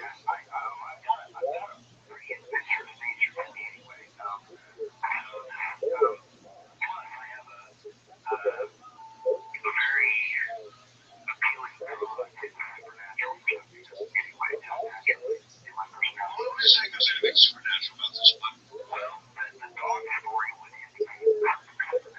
that's true. Everyone's dog is spirit of the whole. I love my dog. No, that's a very good point. Other dogs will go anywhere near the hole. My dog will follow me everywhere. I mean, no matter where I go, they're, except to the well. Now you call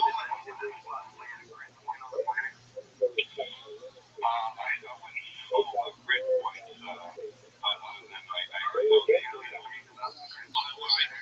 know. Yes, thank you, sir, for most that I've heard about red points. But I would have no way of knowing where they are and whether this is one of them. I wouldn't know. Now, this is just a hole. And he's right. There is something a little paranormal about it when you consider the dogs. I tell you.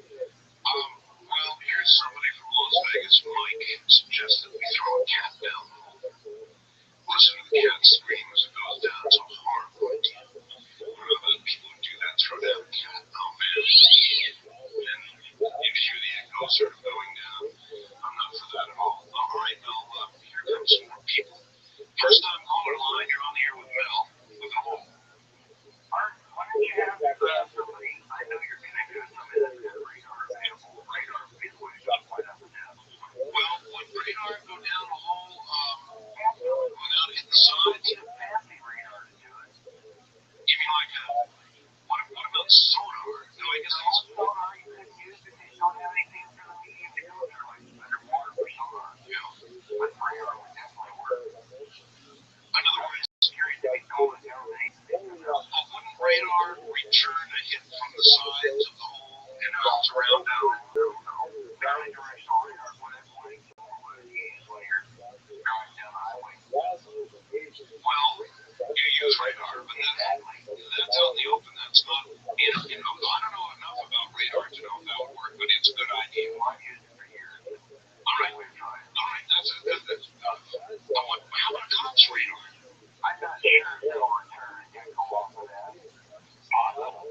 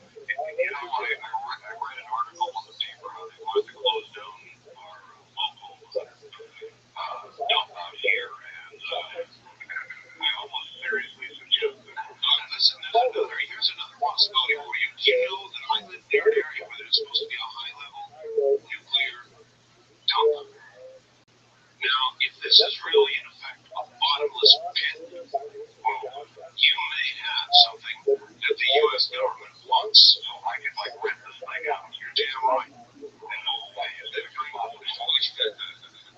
Anyways, I wanted to mention here, we've got many mediums of technology, and the gentleman who suggested radar, I think, was on something. You know, the papers that the kid is with, came out was good. They're pretty thorough with their investigation before they're going to.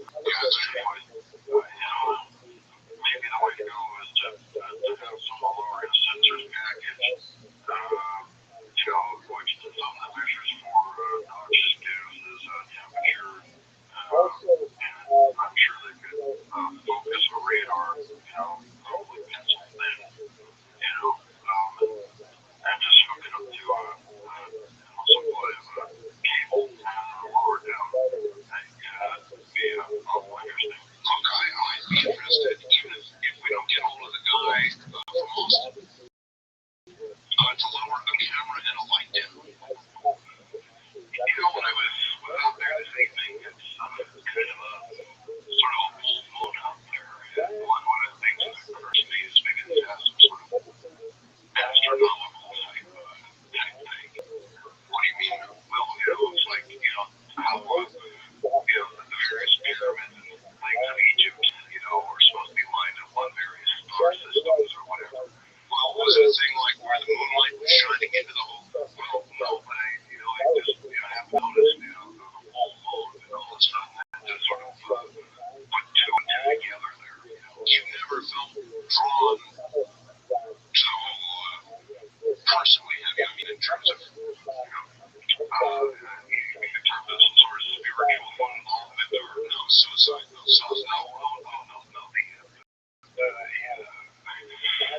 I keep going on it there because it's an attractive business. Local kids, they're putting on the wall again. There's actually no way of knowing whether people have money. Because they not in my down with the refrigerator.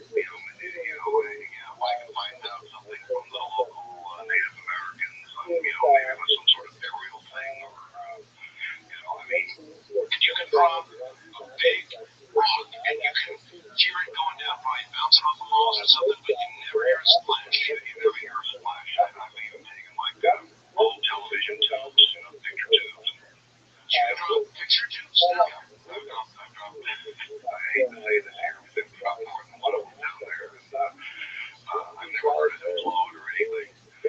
Nothing. EPA. You probably shouldn't say that on the air. Well, they'll come and get you for that. TV tubes. Well, it's your own property, I know, but these days, Mel, it doesn't make any difference. Tomorrow morning you'll wake up with me tanks and Boutros Ghali, that's true. East of the Rockies, you're on the air with Mel. Sarasota, Florida. Really?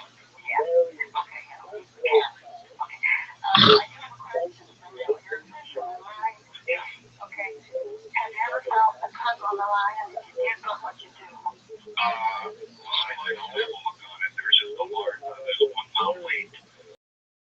She's saying it's something obviously was pulling on what would I do? I run. Yeah, I seal that damn thing up and I'd never get near it again. I put the lid down on it at that point there and say, nothing's going on this. Yeah, I asked that too. The first theory of letting down a line, I got about 4,500 feet down there. I had a roll of lifesavers down at the bottom to determine if there's any water down there. And of course, there's water to lifesaver belt. And I didn't do that. But since then, I've let the line continuously go down and just spliced onto the end of the line. Yeah, just trying to find out where the bottom is. That was my main question. Like, how deep is this thing? Where does it go? Well, if it goes into the earth, how far does it go before it stops? All right, thank you, ma'am.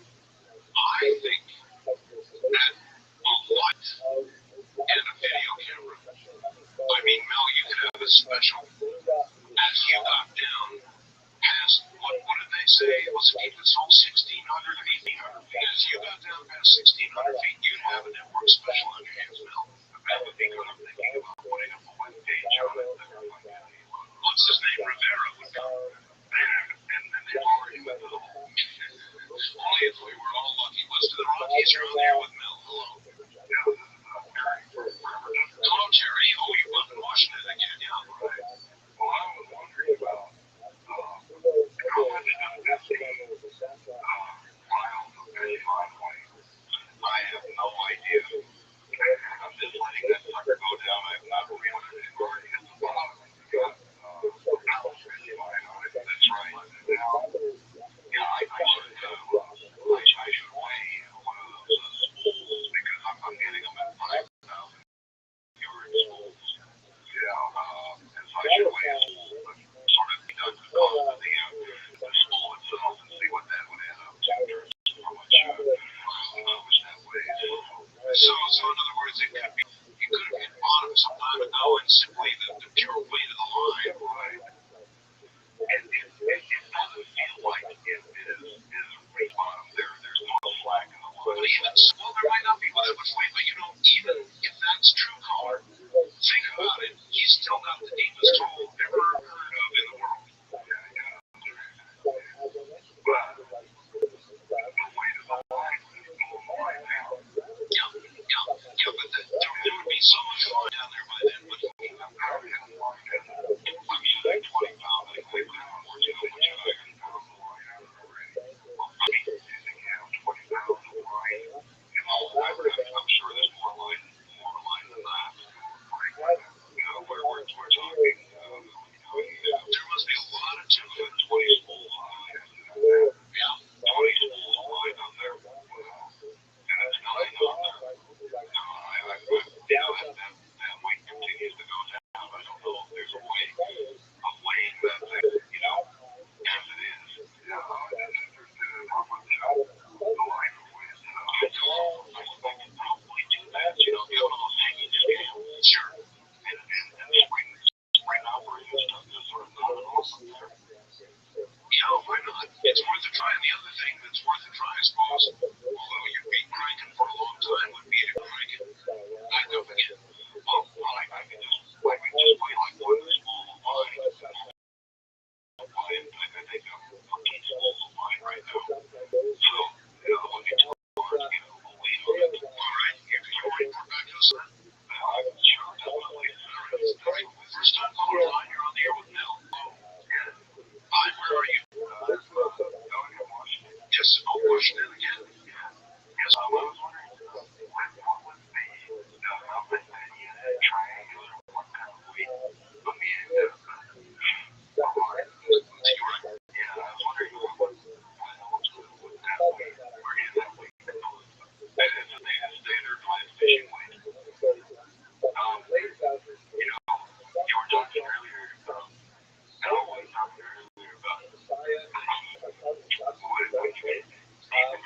I was speculating, I saw the movie with Pat Boone about the giant sin of the earth. You're supposed to get hot when you go down, right? Yeah, and also, what about the fact that, the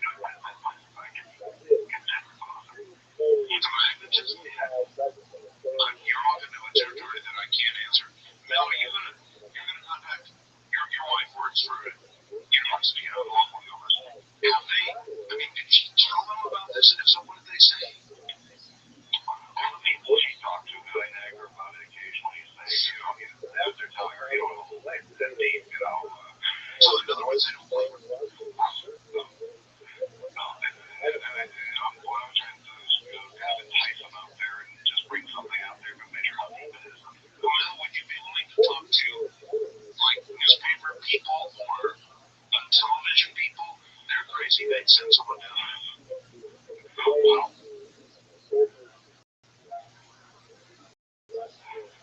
I don't talk to people on the phone right now, on the radio, but I'm not sure if I want a Navy crew, so you're not sure you want that kind of publicity? No, I'd be happy to, like I said, I can put together a website on it and get people, informed about what's going on, because I'm sort of making this people would accuse you of going to the well one time too many.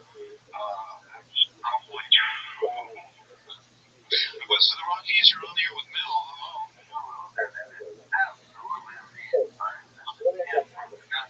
Yes, sir. The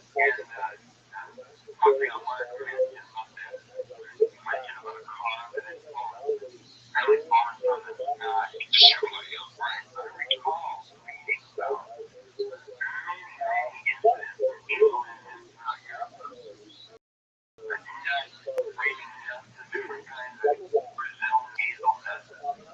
sometimes it rains nuts on my program. Listen, we're not talking about things falling from the sky right now. We're talking about a hole. Well, I've switched it because I have Mel.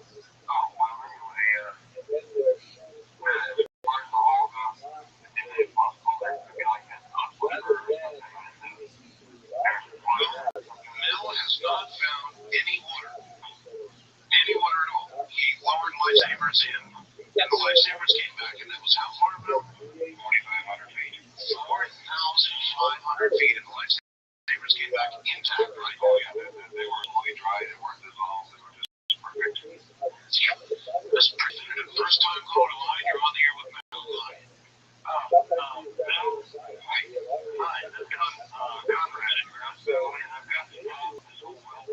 Sure. First of all, if he's putting a line down the well, wait a minute, sir. We've got to stop this because people are going to call it a well. There's never been any water found in this hole. Yeah, thank you. All right. If he started out with a 1 pound weight, and he starts adding fish line to it, right? And the amount of weight down the hole increases. All right, now, if he knows the weight of the line increases, as he puts more weight down the hole, if he could measure the total strain on the top of the line, he would know if any of that line was breaked on anything. The thing is, once he gets a very long line down, that's a good point. The 1 pound weight head is insignificant.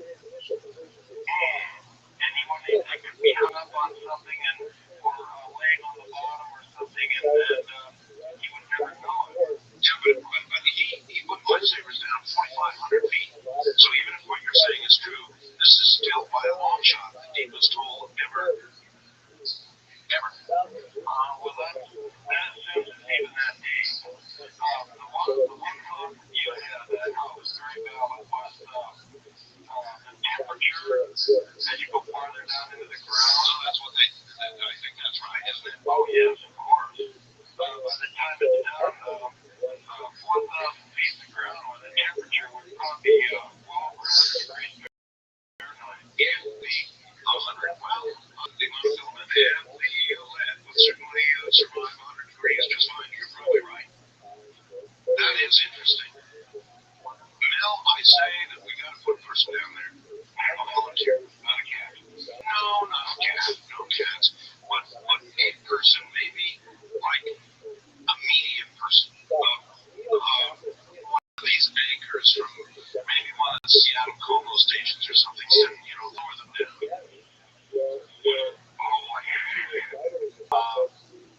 Again, I'm intrigued again. I've been running a line down there for quite a while, and I don't think I did bottom. The weight seems to be hanging low over there, and like I said, we've been throwing things down there for a long time, and this hole has not filled up.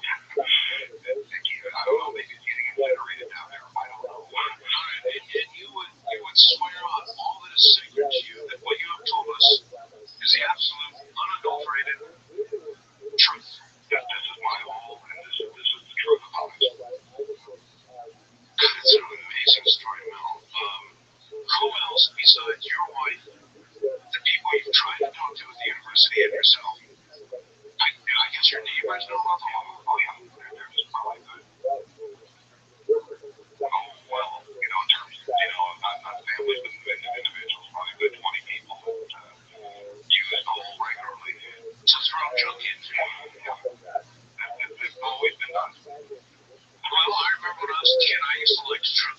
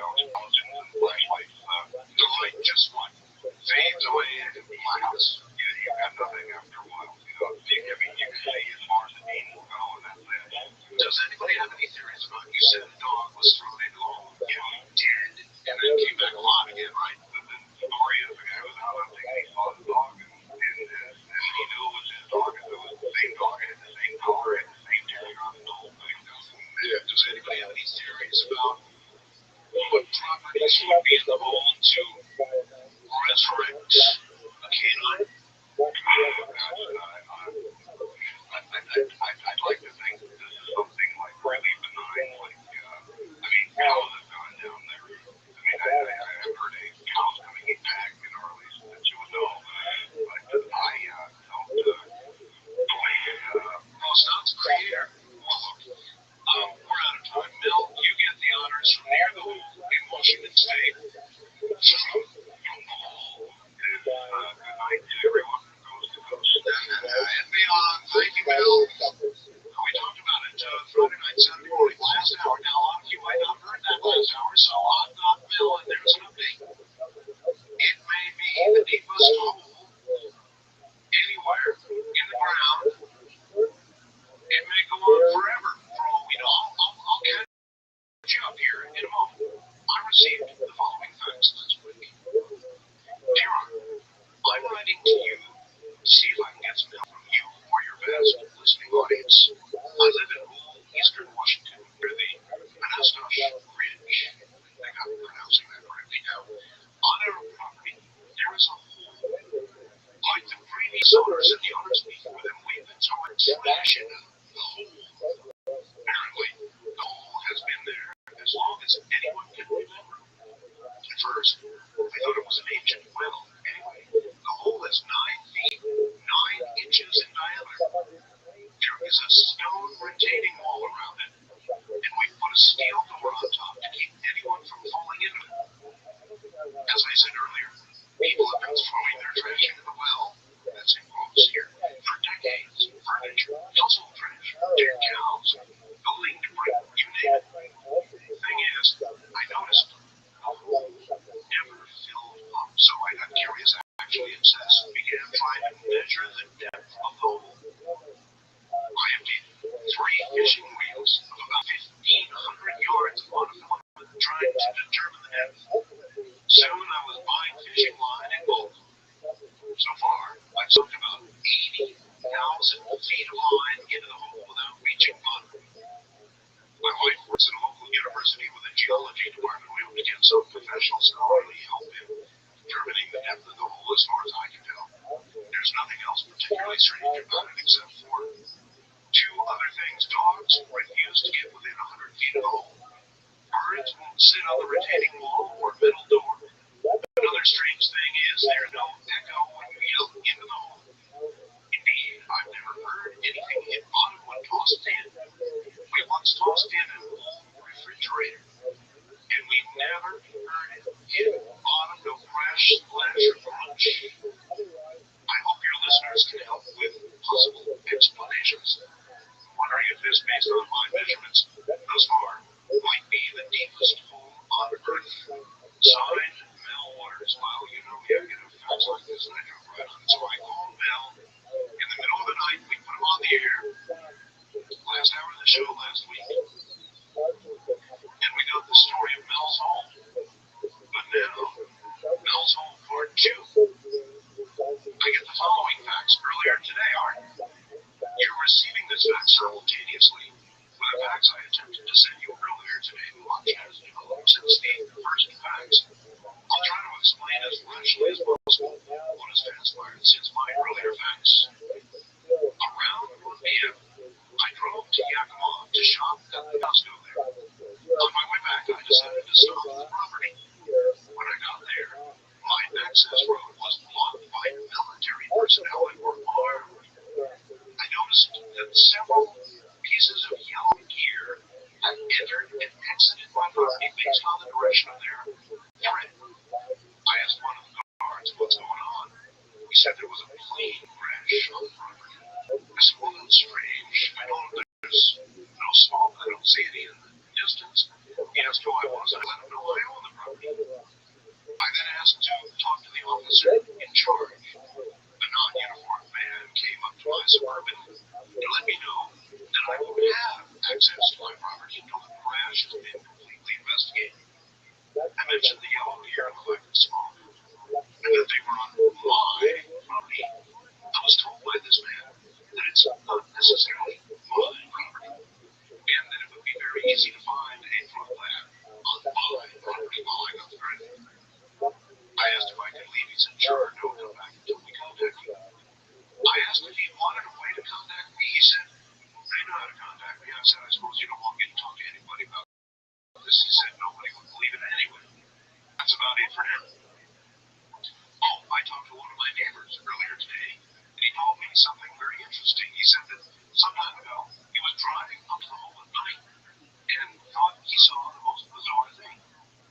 saw a beam of solid black coming out of the then uncovered hole. I said, "What do you mean?" He said he saw something blacker than black coming out of the hole, like a searchlight reaching into the sky as far as he could see. So there you have it. There actually is more. Here is from the state of Washington. Here's Mel. Mel, hello, Mel.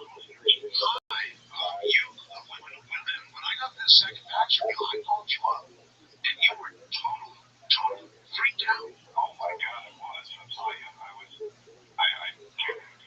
I feel a lot better now. Let me tell you. You were just a pile of nerves when I talked to you. Now, what? Explain again. You went up your property. You're going to examine the hole because we were talking about. I'm sure you had interest. And they stopped you there, huh? Yeah. Well, originally, after the show on Friday night, I went out there and in the evening, and noticed there was some helicopter activity around the property.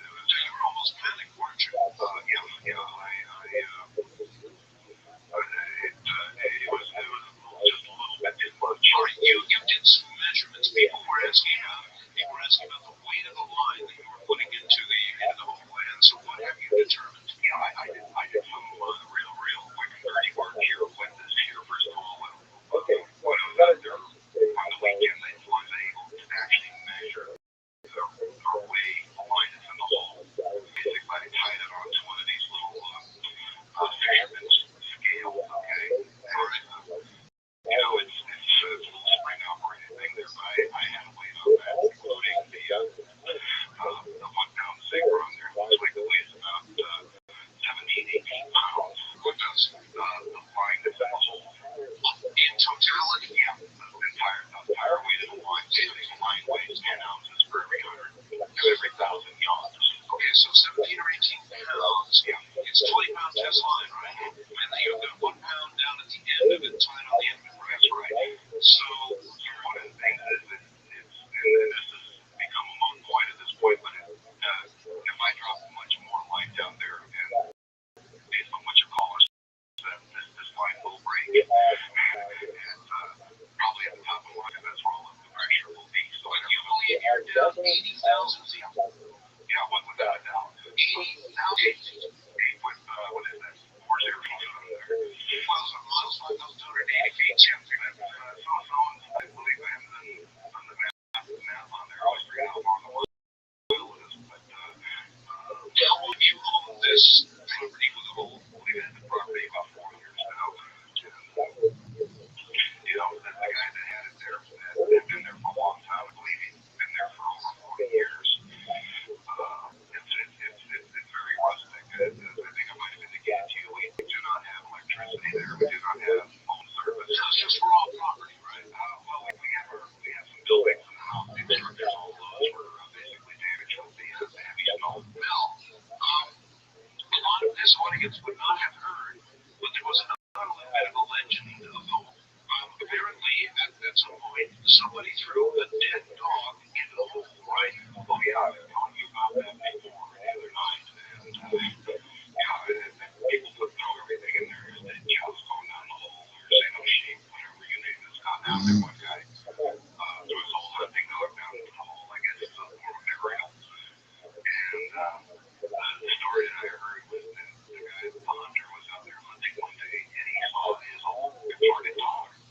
He looked exactly the same. In fact, he was wearing the same collar, the same tags on it. So he was absolutely, the story is they were like absolutely believe the dog came back somehow. And you believe it to the degree that you changed your will so that when you die, they're going to throw your body in a hole, right? When I'm gone, I'm going to go to the hole. Oh, well, but maybe not now. Well, that's a matter of conjecture. Today, I have two questions. After finding out, the story about the black bees, I asked the other day, I thought I got there to do some more research on my neighbors who, that makes sense. You can't go on property unless it's on the neighbors, sure. So, I'm going to find out a few things here. Anyway, I talked to one gentleman who's really quite elderly, who's lived in the area for a long time, and he said that originally, and this is going way back, so this must go back about 40, 50, maybe longer, that there was a series around the whole. There was a series of columns. I said stone columns and stone columns. Yeah. And so I asked him, could he I sketched out how the property looks there. Maybe we can place the stone columns on it. Yeah. So, I drew on the napkin there, and it's very interesting. Well, my PowerPoint with me, and I pulled up a picture of Stonehenge. That's exactly what the thing looked like. You're kidding me. He said that they had these like pillars lined up, and just like that. And there was, and had that thing up top, they had some like things on top of the pillars of Stonehenge. Oh, that's really hot. Listen, you can't get photographs now on Twitter, but I asked you about photographs, and I'm not too close enough to take any photographs. I was afraid to take big cigars, to be honest with you. No, I understand. How about a drawing, Mel? Can you get us a drawing? Yeah, I can do that. I have a question for you.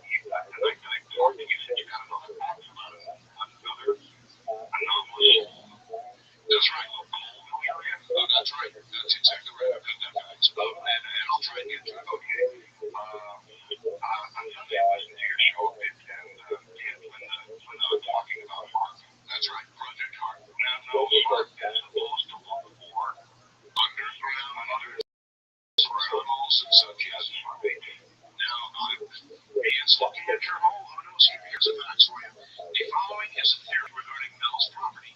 1. Imagine two naturally occurring fire veins just happening to reach from the surface around help me pronounce it.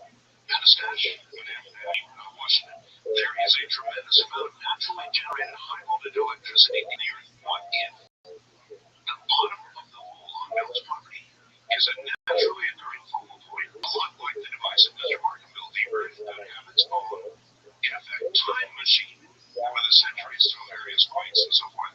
All of the soil above the portal would have fallen into the bottom and launched into some other time. This explains the lack of echoes in the apparent depth of the hole. Tell Mel to lower a clock down there. Let me tell you, I was over at the university library today, and I wanted to find out a little bit more about geology. And one of the things I found out is the crust, on average on the Earth, is about 20 miles deep. Okay? Now, underneath the crust, and this is something a lot of people don't know about, there's something known as the moho. This continuity. That's what the moho, M-O-H-O, just continuity. What is that? It's named for a guy named Moho. He was a Croatian seismologist. But I don't know much about seismology, but I'll tell you what I know about this continuity. Anyways, I guess those are seismic waves. How does this continuity move faster than they do through the rest of the Earth? They like speed up. Okay? Normally they go like 7 kilometers per second. These are going like 8 kilometers per second when they go through there. It is believed that it has to do with like chemical difference in the type in that area of current. So you've got the crust. You have the alcohol, this continuity, then you have the mantle one. And so that range is very little known, as you can well imagine. But you really can't get to it. At least not yet. And they really, the scientists really don't understand that. But we have this thing that goes on underneath the crust that is very, very peculiar. And I just thought I might mention that. All right. Well, I don't know anything about that. That's very interesting. All I know is we had all kinds of cool plans. I mean, we were going to go on by it. You know, I'm telling you, I've got volunteers who are willing to go down in your hole. But now that's obviously not going to occur because they have your hole. I mean, this is outrageous. This is your property. Yeah, it is my property. That's the critical thing. I cannot step 1 inch onto my property. My deepest incursion only got me onto the access road. And that's, I was way away from that thing there. How far is it from the access road where you were stopped to the hole? Oh gosh, you'd have to travel. Gosh, I would say it's from an access road kind of. It's very hilly ground over there, so you kind of have to go around all those spots there. You might go about a mile and a half or more, and you can't even see the little white valley that I'm in. Before you began dropping this monofilament line into the hole with a weight, you threw an entire refrigerator down this hole, and then listened and never heard a thing. Nothing. The refrigerator, I didn't hear anything. I mean, I expected, something that massive, and I expected something like, I throw things there that I knew would make interesting sounds, like television tubes, picture tubes. Yeah, they explode. Yeah, those are my favorite. And no, I couldn't get an explosion or anything out of them, so I have not heard anything actually touch bottom at that thing. I mean, it's almost impossible, it seems.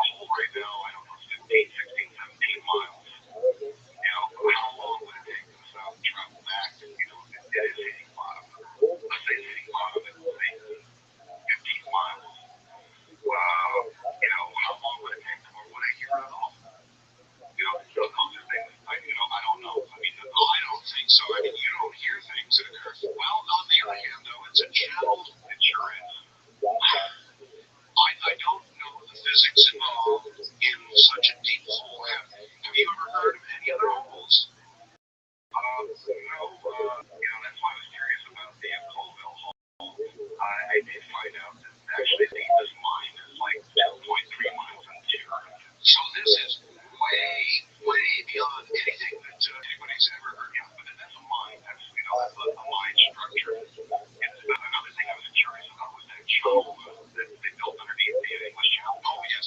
What's right now? It's not how deep it is, but how long is it? Is it several miles? I almost rode on it. It's funny you should mention I almost rode on it last time I was in London. But I didn't, so I don't exactly know. I saw the entrance to it. I rode right by the entrance to it. I have a theory of going into that thing. Well, then you certainly wouldn't want to go in. Would you go in this hole? You could. I anticipate what will be going down the hole in the future will be federal prisoners, I imagine. We'll be going down there on a voluntary basis, I assume, because, I mean, if we're talking the government here, which is obviously the government that trusts us, they have every piece of technology they could ever want. They can send out cameras, they can send out whatever they want, and so, I assume at some point if they determine that it's safe for a human being to go down, they'll send a person down, they take air readings, have good air, bad air, everybody know what's going on. I'd say that they would do that. Again, I'm just like a ordinary little guy here who doesn't have a lot of technology. Well, how would you like to get a whole bunch of citizens together, Bill, and go marching on that property and challenge their authority to take your property like that? Well, we talked about that over coffee with that guy that told me about the stones up there. We're pretty good with we're big on property rights here. Yeah, this is your home, not theirs. And we're very, very militant about that. And they say, how can they do that here? The truth is, if they say a plane crashed on property, I expect to see some smoke. But, if they're telling people this is an accident, look at the investigation, they're paying all the business there. Did they tell you what kind of airplane so you know what? No. All right. Were there any reports that you've had from all? You can check on plane crashes, right? Well, first of all, over here, you throw the smoke wall at your car. Every time they make the newspaper. So that should have been big news. If the plane went down, you've had that plane go down here before. We've had planes go down, on the other side of the mountain. It makes the newspaper here. It's big. All right, but then instead of a crowd of civilians, maybe that was a bad idea. How about a crowd of media? I could get Seattle media by your side and go marching right up to that group, right up to the barrier. And then I end up being a convicted drug cover. They actually said that to you. Those were almost verbatim the exact words they said. We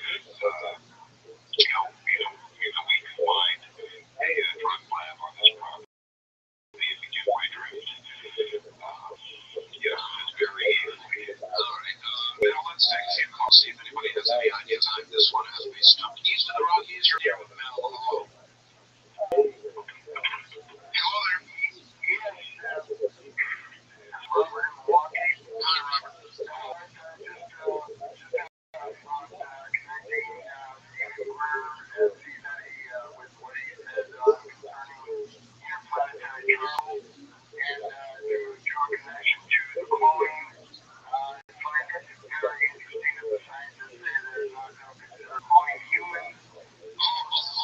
That's a bunch of crap. Don't listen to that. Excuse me for a second, Mel. On the subject of cloning, all they have been listening to this drivel from the scientists about the cloning thing, that we're not going to do it. Well, yes, this technology will allow cloning, but we're not going to do that. It's utter garbage, and when we get around to talking about cloning, which we will, we're going to talk about it in an entirely different vein, because unless you are naive beyond belief, spending your time talking about whether we should or shouldn't will or won't is baloney, because we will. I guess you could say, should we? But we will, I guarantee we're going to clone. Anyway, that is not tonight's subject or the moment's subject. Mel's Holiest, first time caller line, you're on the air.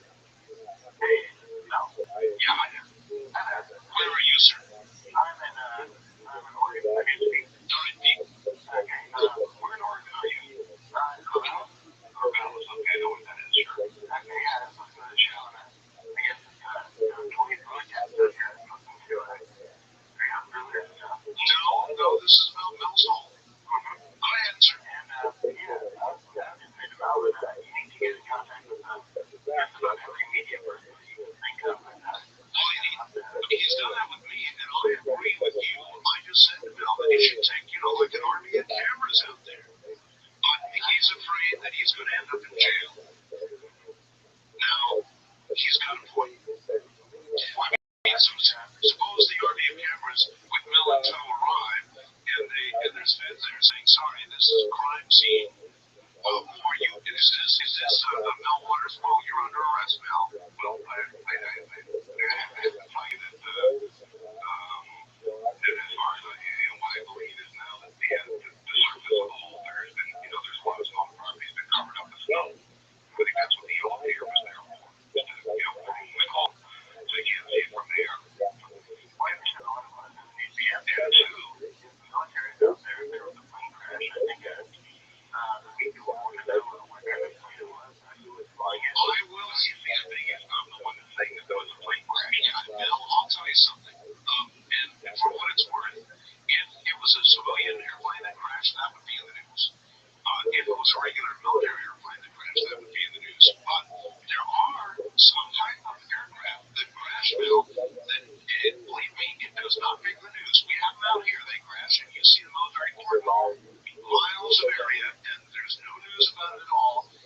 This secret aircraft that fly and crash. But I don't think that's what happened there, and neither do you. I don't believe that anything crashed there, because I didn't have the smell of smoke. I didn't see any smoke. It was a beautiful clear day. There was it wasn't particularly windy. There was a crash to be evidence of smoke. I'll tell you one thing. I would be very cautious, Bill, about accepting a generous offer for the property with hold, because you know what? No matter what else, Bill, your home is worth millions of dollars if it's what you say it is. If it's as deep as you say it is, then you can fence property and sell tickets. Well, I think I also mentioned that they actually moved on to the property several homes. One of those like temporary buildings. They moved them onto the property. Really? Yeah, one of the neighbors said he's almost like almost like 3 of these things going out there, like 3, 4 of them, plus some generator equipment there too. How long after the broadcast did this parade begin? Well, it was Saturday night. I was out there pretty late.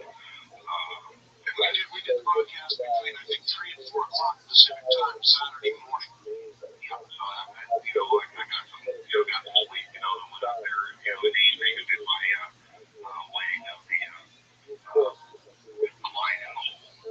And that's when I saw the first helicopter out there. And that was a very strange experience. I actually looked up at this thing here for about 20 minutes. There were more helicopters out there Saturday morning early. Several of them coming in and out. That was Saturday morning. That was Sunday morning. And then by today, the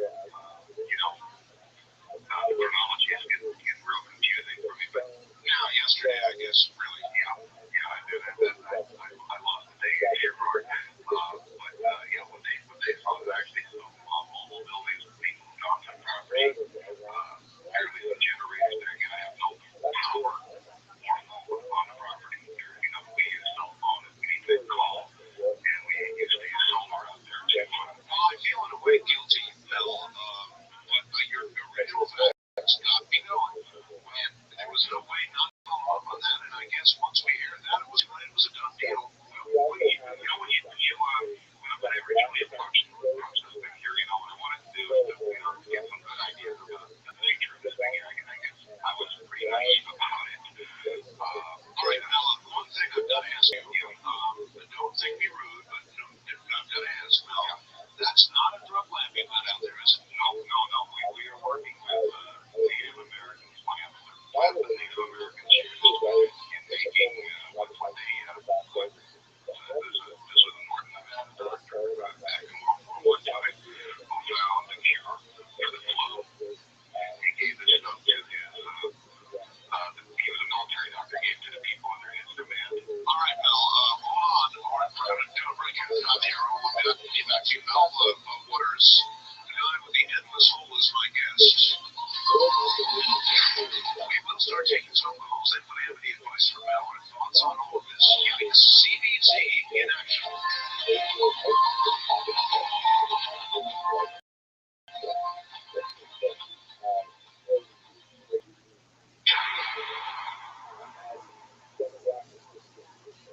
All right, back now to Mel and the dilemma of the endless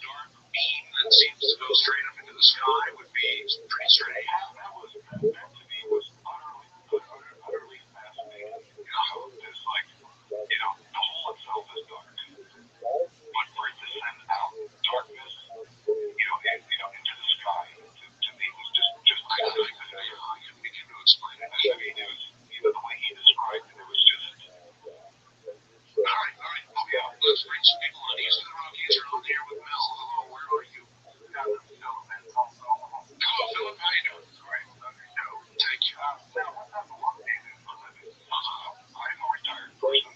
I had no record of any kind. No criminal record or anything. No, I'm not a lawyer in a local group of citizens, tribes, and militias. And that's a good reason why we do militias in this country is to prevent this kind of situation from happening. The government coming in, taking over your property, threatening your life. I would call it bluff. I don't see how they can. Well, that's easy to say, from a distance. I'm not sure I call it bluff. I've got to be honest. Look, if you have a property, sir, and you're trying to get on it, and they all roped off, and they said, go away, we got to come back with a gun. Well, and they all they right away, you'd be a dead martyr. You take a gun up to a mouse. I've had friends with me, and I would not go into this alone. So I see, but they're not going to drag in a bunch of military trailers to examine a drug lab.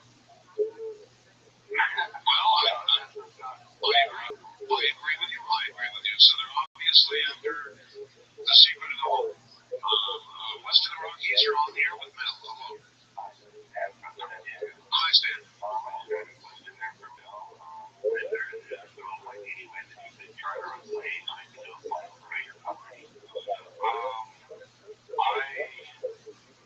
I suppose I could do that because there is a small airport here in Ellisburg, and I'm sure that can be arranged for. What I'd be interested to know is if actually planes can fly over that area. I suppose to get some photographs. Yeah, but again, I do believe that the hole itself has been covered over with the surrounding snow. They really did a really nice job with what they brought in there. Keeping it invisible from the air. That was my speculation. They go look here out. This type of, kind of dress it up a little bit there, so that, anyone casually going over there wouldn't notice anything. That's just my opinion. And the other thing is, I got to kind of the asshole over there. Why? Maybe they need the address and that's why it's maybe. I mean, that's pure conjecture. Who knows? But no animals will go near it. The observations I made was my dogs and other people's dogs. So that they'll visit. They'll go there. But put them on a leash and try to drag them there. They'll dig their feet in there, and they just will not move. You know what, Mel? I once was on a trip with my family going. So we used to go to Florida, drive Florida to it, and we once got near a slaughterhouse, and on one of our stops, and man, I had a golden retriever, and that golden wouldn't get anywhere. He dug his feet in, and I don't care how you pull, he wouldn't get it. He could smell the death. When I was in college, I had a school in human skull, and what I was going to say. My cat walked into the room, and he saw that thing, and the cat literally jumped backwards. He got 8 feet by that when he saw that. What did the cat know? They sense these things. There's something about it. First time caller line, you're on the air with Mel. Hello. Hey, yes, sir. Oh, hi. Washington. And not only Kurt, I've only been over on my side of the house for a little while, but born and bred Utah, and graduated at Central Washington University. Man, I spent a lot of time in Ellisburg. In fact, I sat around with one of my old professors, who is one of these guys who has been living in the area for, forever. And he actually told me rumors one morning over coffee, sitting in a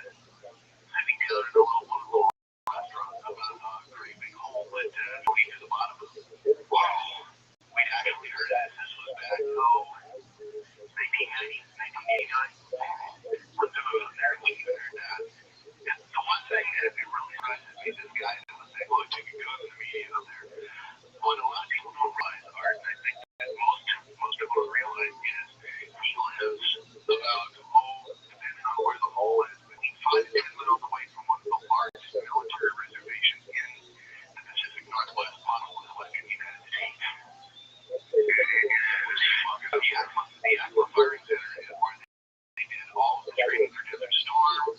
They went to satellite do stuff there that theoretically don't exist. That they use for talking to satellites that aren't there. And all sorts of things, very interesting things go on up there. And so something like this, a whole bearing within spinning this military reservation, it doesn't really surprise me a whole lot. They had trucks and stuff out there, like, hey, Mel, do we know how long that ball has actually been there? I mean, I can probably trace this whole back from, actual recollections, to the first solid 40 years before I got there. And the previous owner said that was there. The next owner, before that, I don't know if anyone owns the property. I suppose I could check on that to see, from the records there, if there's been any, ownership of it, or was it, whatever. But I can trace it back for a good solid 40 years at least, from the verbatim accounts from the previous owner. Again, I don't really know.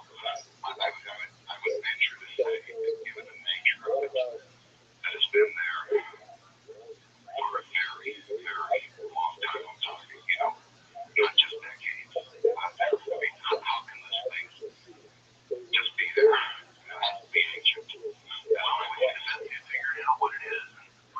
We're all of us local here. We're going to keep tuned in to see if there's anything else. Or you driving back across the mountains to hang out and see. Well, I've just been out here for just a couple of years. I decided to retire out here and pursue, my interest in alternative health. And that's the one I can't do. All right, well, it's turned into a nightmare. An absolute nightmare. East of the Rockies, you're on there with Metal Alone. Yeah.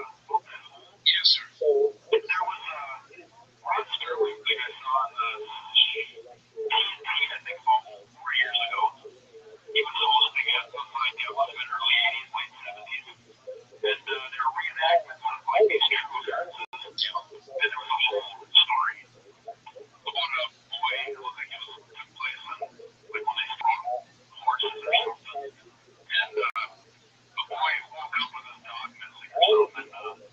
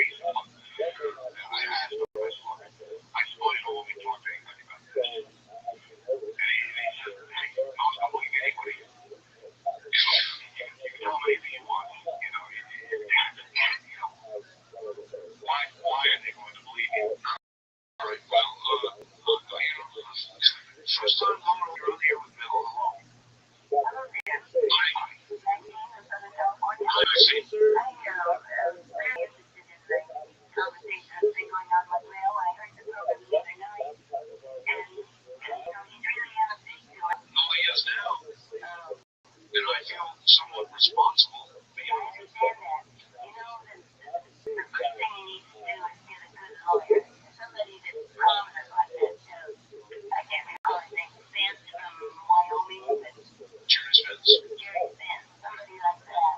And maybe your listeners could do a writing to Janet Reno, the president of the Vice President, on his behalf. Keep him in the back because with the power they got, you know, they can just wrap him up and we might never hear from him.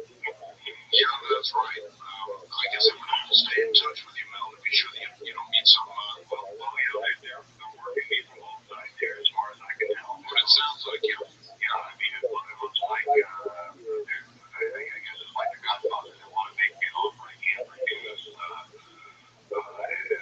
know, there's a lot of armchair soldiers out there, Mel, and they're going to say, what's the matter with you? You've got to get in there and fight, tell them to go to hell. But the fact of the matter is, if I were in your situation, I might be very disinclined to fight. I might be much more inclined to take a, quote, generous offer and get out from under while I can. If I get to, you know, if I actually get to talk to somebody in a position of authority who wants to sit down and talk turkey, I'm talking about my real estate agent. I'm honestly going to do like relocation to another country is what I'm going to do. You want to be sent out of the country? Yeah, I'd like to be sent to like Australia, for instance, you know, like where what's Van Dale is, you know, an expatriate. They also play geologically sound. You know, east of the Rockies, you're on the air with Mel, who's still an American at this moment. Hi, Brad. What I heard about this whole kind of reminded me of the story with the whole like it was in Europe or Scandinavia. Yeah, I'll tell you what, that was an Associated Press story, and they lowered a microphone in, and they heard these screaming, agonized sounds of thousands of people in agony. They said that was actually a peace story. Now, it may have turned out to have been not true, but AP ran that story. you know, I don't know, I mean, we didn't be interested in it. There's nothing that particular that comes out of this. I mean, you don't even hear it. I was doing it and when they go near it, you know.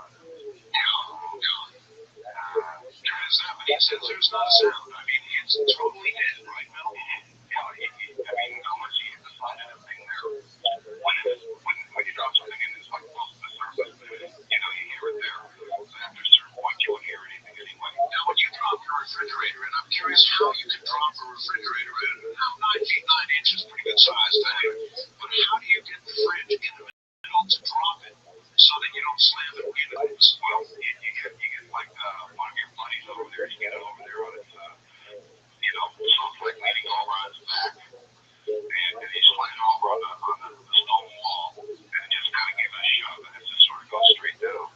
Yeah, It's nothing difficult. We've been throwing stuff in it, you know, all sorts of descriptions here, and believe me, you know, we've done it. You know, it's, you know, a cow is a pretty big thing, but people got cows down in there, so it's actually almost disgusting.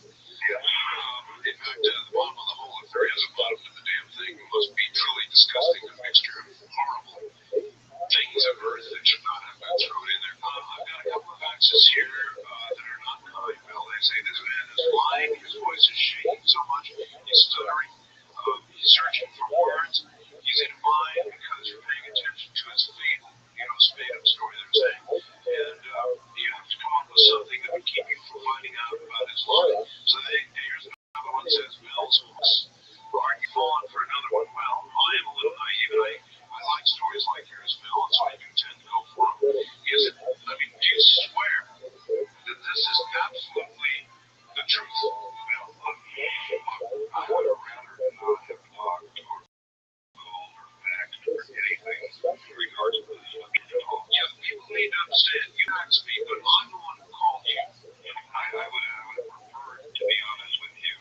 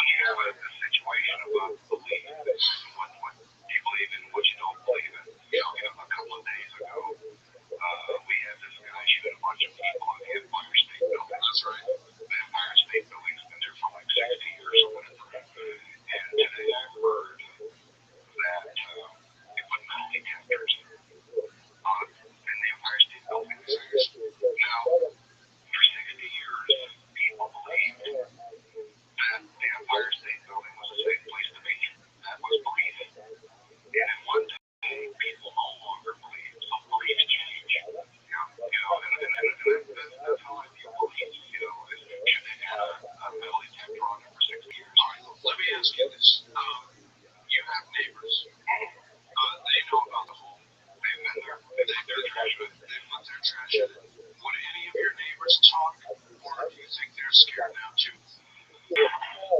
I'd be happy to talk to them and see if they want to talk to you. All right, and I'd be happy if they want to talk. I'll back you on the phone. That's great, Mel. Work on that one. And that's at least one other angle to approach this with. He's to the Rockies. You're on the air with Mel. Where are you, please? I'm in Cameron, Texas. All right. It's 9 3/4 feet. 9 3/4 feet. 9 feet 9 inches in diameter. Is it? Okay, Mel. Where you want to go tomorrow? Yeah. We can then work both alternative things. This one calls it bed with a pole. What you were eating tomorrow. And this one calls it hollow bird. Dr. Raymond Bernard. Okay. You that look dressed. The hollow never proved the earth is solid. And it's a pole that totally the hole and it's about 1,400 miles away. And people can't see across it. They don't realize they're going into the earth. But animal birds like 1,500 miles from that earth. And it should have. So we got some stuff in here. All right. As a matter of fact, here's a fact Mel saying. Regarding the hole, it sounds to me like the government's going to take the hole and give Mel the shaft. That is what it sounds like. West of the Rockies, you're on there with Mel. Hello. Hi, how you doing? Well, another fantastic story. Yeah, I know. I appreciate you taking my call. Sure. I have a friend of mine who also believes in the Hollywood story. And I've read 2 scriptures in the Bible, which I won't quote them, and I can only talk about that. That's right. But there's one talks about making graven images of things. And that would be even things that are under the earth. And then there's what are you driving at? Well, there are scriptures in the Bible that also allude to a hole. And so there's one in Revelation that talks about they were looking all around to try and find somebody who was worthy to open the scroll or the seal or something. And even under the earth, no one was there. All right, Bill, are you a religious person? I wouldn't categorize myself as a religious person. So then you don't necessarily feel there's any religious significance to the whole. You trying to believe that there's some supernatural significance to the whole. The dog part and the other thing about the beam of the blackness, that certainly would lean that direction. But on the other hand, things that we don't understand will seem as magic. But they do. And those are things that I cannot understand. And so I have to say I don't understand it. All right, look here. Do you want any help from your representative? In other words, it may be that your state senator or your local representative, congressional representative, would help you out, and we can help you out with that too. In other words, fight power with power. That's an idea from John in Redding, California, and it's not a bad one necessarily. Well, my local congressperson is Doug Hastings out here. He is one of those guys that believes in property rights and so forth. That would be an avenue. Again, this is an opportunity for me to gain as much information as I'm also disseminating it. I have to make a decision. I go in one direction or go in another direction. That will be it. There's not going to be a point where I can take it back. Right, well, here's another one for you to consider. I've got connections in Strange Universe, Hard Copy, all those kinds of shows. I can have those people in contact with you in 2 seconds flat. Now, once you decide which way you want to go, believe me, I can have either media power or government power representation to help you out here. I'm going to have to make the main thing I have to do is decide. Is this tantalizing enough for me to move forward and say, well, I want to claim this as my own. I want to deal with it on my own basis. Do I want to get out of it? Do I want to get in trouble? I mean, these are considerations that I have here. All right, here's somebody saying, what about your local sheriff? That is an idea. They're usually pretty friendly guys. You have a good local sheriff. We have a local police department here, and we have a sheriff's department, and they're all great. They're all wonderful people. Every last one of them's a great guy.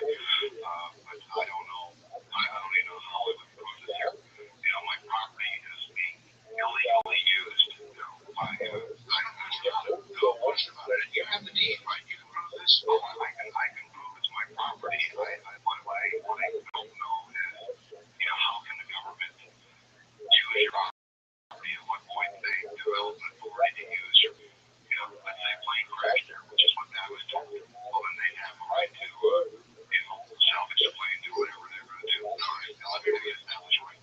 All right, here's Daryl in Rancho Mirage who says, kidding aside, Mel's home, if in fact he is sitting on top of an access point to an extraordinary depth, he's also right on top of a whole bunch of trouble. The potential military scientific significance can go as deep as one's imagination allows. One thing is for sure, the government doesn't have this kind of response to retrieve an old refrigerator. I think Mel better get an attorney presto if he doesn't have one already. Remember, if they accuse him of a drug-related violation, they can recall that property in a flash. That is exactly what I believe. And again, I have something on the property of an old trailer out there that's been gutted. That's where I do a lot of the work I do with the plants I have. And, I have solvents there, I have alcohol there, I have drying equipment out there. And, it would take 30 seconds to make it look like a methamphetamine or whatever it is. I mean, it just, it's already my lab. That's where I do my work. I hear you. All right, first time caller line, you're on here with Mel. Hello. Hello, where are you? Hello, I'm calling from Reno, Nevada. Reno, okay, speak up a good loud for us, sir. Okay. I'm sorry, but I just feel like you've got somebody there that's got quite an imagination. Well, you're talking to him, so I mean, I've just said the same thing to him. Some of the faxes that I've been receiving are saying that obviously people don't believe. I just hope that you don't get all wound up in this. Well, I get wound up in all kinds of things, dear. I'm not going to stop. That's what I do. Don't worry about me. Oh, okay. But I mean, if you doubt some part of Mel's story, go ahead and say so to Mel. He's here. I think that you're looking for some kind of notoriety for some reason, and I think that you think everybody is pretty gullible that is listening to our Bill program, and that you're taking us for a advantage. Sorry, you gotta remember, dear, I called him. Didn't he originally Actually, yes, he did.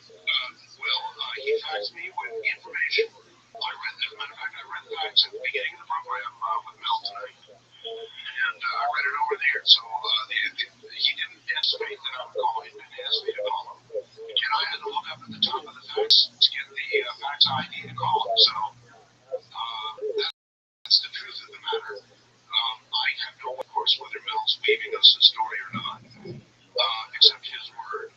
And I can't imagine why he lied. Let me be honest with you, and since you're from Reno, and to me, if I wanted to be on the air talking about something, I'd much rather talk about my work with Indian herbal remedies. That would be the thing that I would prefer to be talking about. It just so happens that the material I'm working from northern Nevada, from your local Indians out there, and they're the ones that have provided me with the line of research that I'm doing. I have, this whole thing is secondary. But if I had a topic I really wanted to speak about, it would be that. All right, I understand. All right, East of the Rockies, you are on the air with Mel. WTDY, Madison, Wisconsin. Hello. Hi. Allegedly scientists, allegedly anti-religion scientists, with millions of U.S. dollar profits. What does this have to do with cryptocurrency, future derivatives market? All right, well, I don't know where it's always going all over the place where it has nothing to do with our topic. First time caller line, you're on the air with Bill. Hello. Yeah, hi there.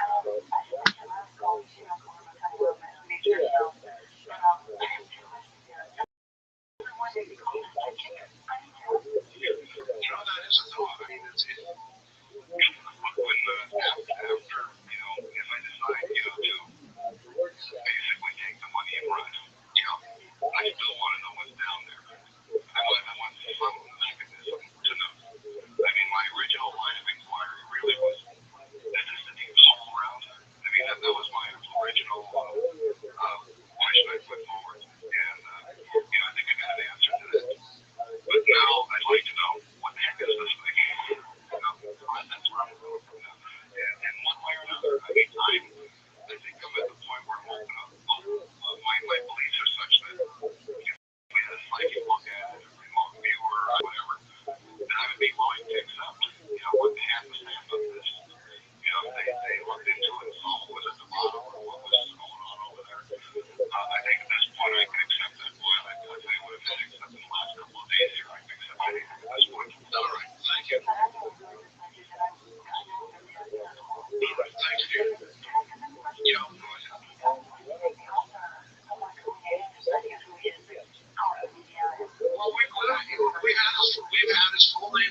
for one thing. All right. So, Mel, what do you think the odds are that somebody will? I mean, obviously, as a result of the first broadcast, look what's happened. So, the media made descent on you, Mel. They very well could. And as the guy said, that we already know where you're at. Well, what are you going to do as the media? I mean, suppose tomorrow KOMO or one of the big Seattle broadcasters comes to you and says, look, we got a camera crew, go tell us where the property is, we want to go and investigate. I suppose that if they wanted to go there, I would lead them to the access road. Again, I'm out of here. You take a look, you talk to these guys there, you find out what's going on. And, they'll launch it on the news tonight. But you won't find anywhere near that, I hear you. West of the Rockies, you're on the air with Mel. Hello. Yes, sir. This is the second segment of yes. A couple of things for you, sir. I want to talk about the date of the 15.15 miles deep. Sounds right. The discount that he's talking about going to the internet is really going here, but later back in the early 80s, maybe even getting to all the way around the internet is where all the world was living of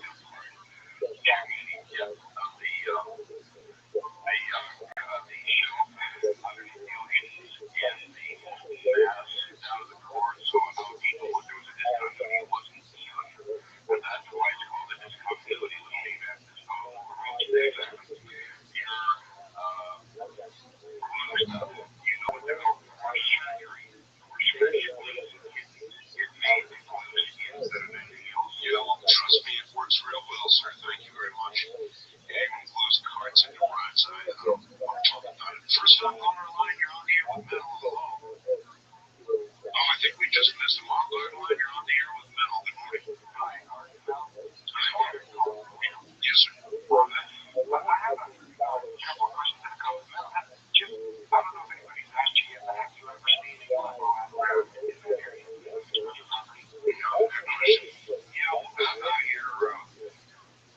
You're liable to see all sorts of things, and I myself have not seen anything personally. I mean, this is one of those areas that they get pretty remote in a hurry. Ellensburg is like 30 miles away on either side from the nearest town. Matter of fact, Bill, I've got a lot of confirmation of that faxes and phone calls.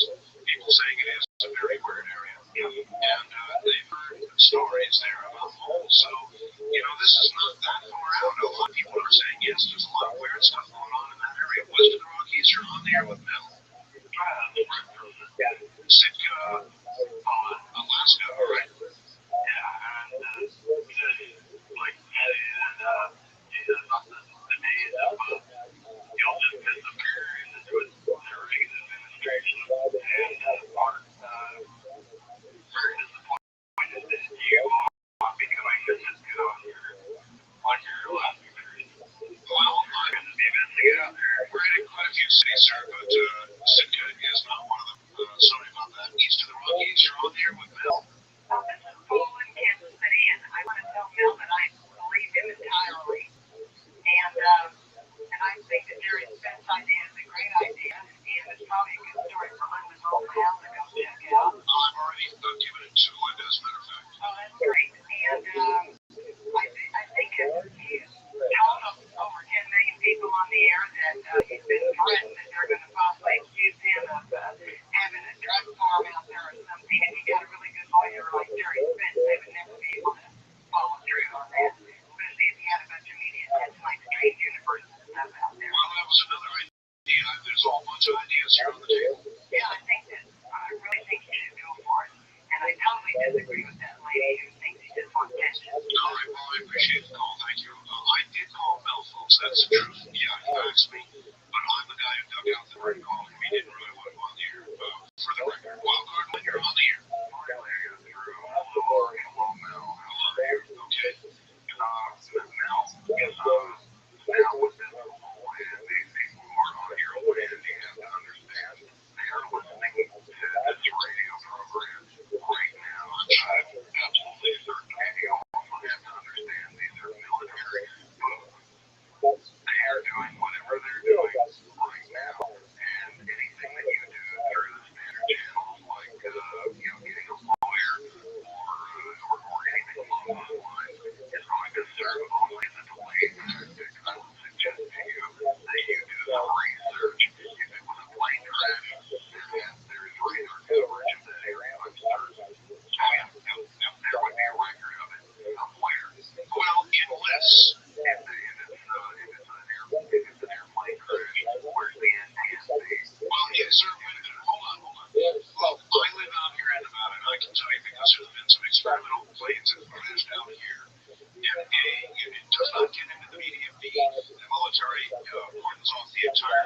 And trust me, you don't get anywhere near it. I know personally that's true. All you need to do is contact one of your traffic controllers for the area and find out if there's any record of anything in that area at that time. You can also find out, I mean, if it's an air direct, where's the NDMV, if it has anything to do with drugs, where's the DEA, or the drug task force for that area, whatever it might be called. If there is anything to do with anything else as far as the geological properties of the area, you can find all the information out from USGS. You can get satellite photos and infrared. You can get anything you want. Yeah, these are all good ideas. Although I think the plane crash story is an obvious false. It's a lie, and Bill, again, they told you, look, they can find a drug lab there. So the plane crash story was obviously a cover, and the story about the lab was obviously a threat. Plain and simple. So, my friend, I don't know what you're going to do now. I guess I'm going to think about it. I'm going to think about it. I'm going to call the realtor tomorrow for one and ask him. I would prefer not to talk to him, to talk to someone. I would ask him too, who is making the offer? They have to tell you who's making the offer. Sure. Well, this property is not for sale. I mean, I don't have anything out there. So you can make an offer on anything, though. I suppose you could. You can get a realtor and make an offer, and they will come and give you that offer. So, look, I don't know what else to say or do, Mel. If there's any way I can help you, if there's any media contacts or political contacts I can supply you with that will help when you decide what you're going to do, come to me. If there are any significant further developments that you want, or you get some neighbors who want to come on the air, I'll put them on. If you get any drawings, I'll put them up on the website. I'll do whatever I can do to help you, and I feel a little guilty about having sent you on the air in the first place and causing all this. I'm pretty rattled about this, I have to say, and usually a bit more articulate than I have been, and I apologize for that. This is a really stressful situation. No, I understand. People are just nasty, Bill. That's fine, and generally find that usually the people that are most well-spoken are generally the ones that you really have to watch out for. So, I know. I think, always a good thing to bear in mind. So, I got some thinking to do on this. I appreciate everything that everyone has said. I think overall, I think I'm moving forward in terms of, actually be able to resolve this within my mind. I think that was good. Quite honestly, your involvement with this may not, it may be happening now because of your involvement, but it may be happening a year from now without your involvement. Yeah, and everybody out there ought to consider, something like this can happen to anybody. 10 million people, or how many are out there, they know about this. Now we're out of time. Stay in touch, my friend. I'll keep in touch. All right, take care. That's Mel and the story of Mel's Hole, and that's the latest. When there's more, you'll hear about it right here. One of the greatest stories ever told was told on this program. How long ago was it, God? I don't even remember now. About a hole in the ground that had no end, or no end that anybody could find. It was the damnedest story you ever heard in your whole life. Anybody remember Mel's Hole? Well, yes. Oh my God. I think. Mel, is it you? I can't believe it, Mel, indeed. Listen, brother, I just spent an hour red-faced, embarrassed, because I thought the Blair Witch Project was real. And I really thought it was real, Bill. I really thought it was real. I'm still got the hook in my mouth here. And so, I guess the first question I had to ask you is, how well did we do the shows that we did? Oh, gosh, this must have been about, I'm going to say,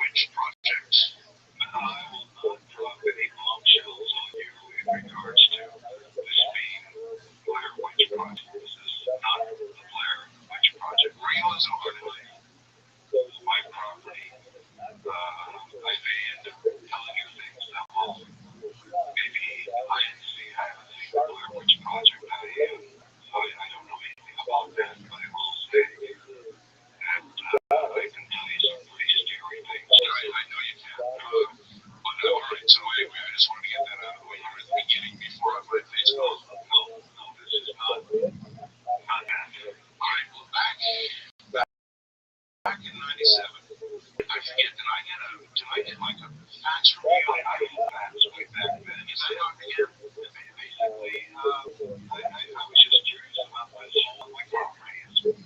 Yeah, and I knew with your big audience that somebody might be able to return some information to me. I tried to do a little research on the various holes and so forth, the lines and all those sort of things. And, well, all right, and so it's basically picking your audience's brain is what I was doing at the time. Well, we were picking yours. Is the deadest story I ever heard? Let's, with the radio, if you have time, let's tell a lot of the audience, would not have been around them, would not have ever heard this story, and I've never heard one like it in my life. So, if you would, sure, I'll recap, especially after all these years, it would be good to see if your story now fits your story then. Okay, well, sure. Basically, it all started with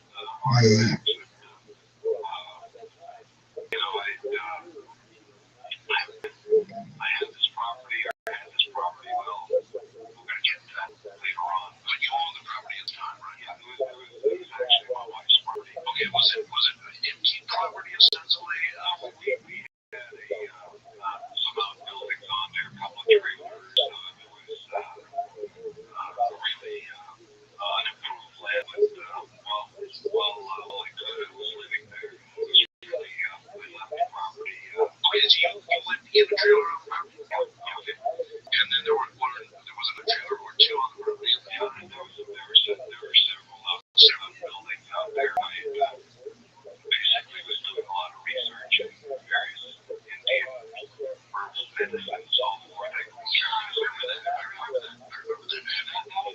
That was my thing. And actually, I spent a lot of time going to dealing with the various bands of Indians down there because the herbs that they use are the ones that I've been researching. You might talk a little bit about that too.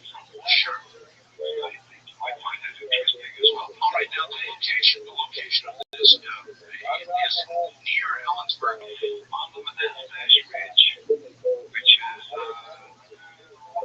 now Ellensburg. There's the Clement mountains surrounding the Ellensburg area there. Ellensburg is a little town basically in the center of Washington State, right off I-90, right? And it's a very nice little place. But yeah, I hear you. How long have you been living there? Oh, we've been there for several years. I married this woman in Ellensburg, and we lived there for a while, and then we got broken up.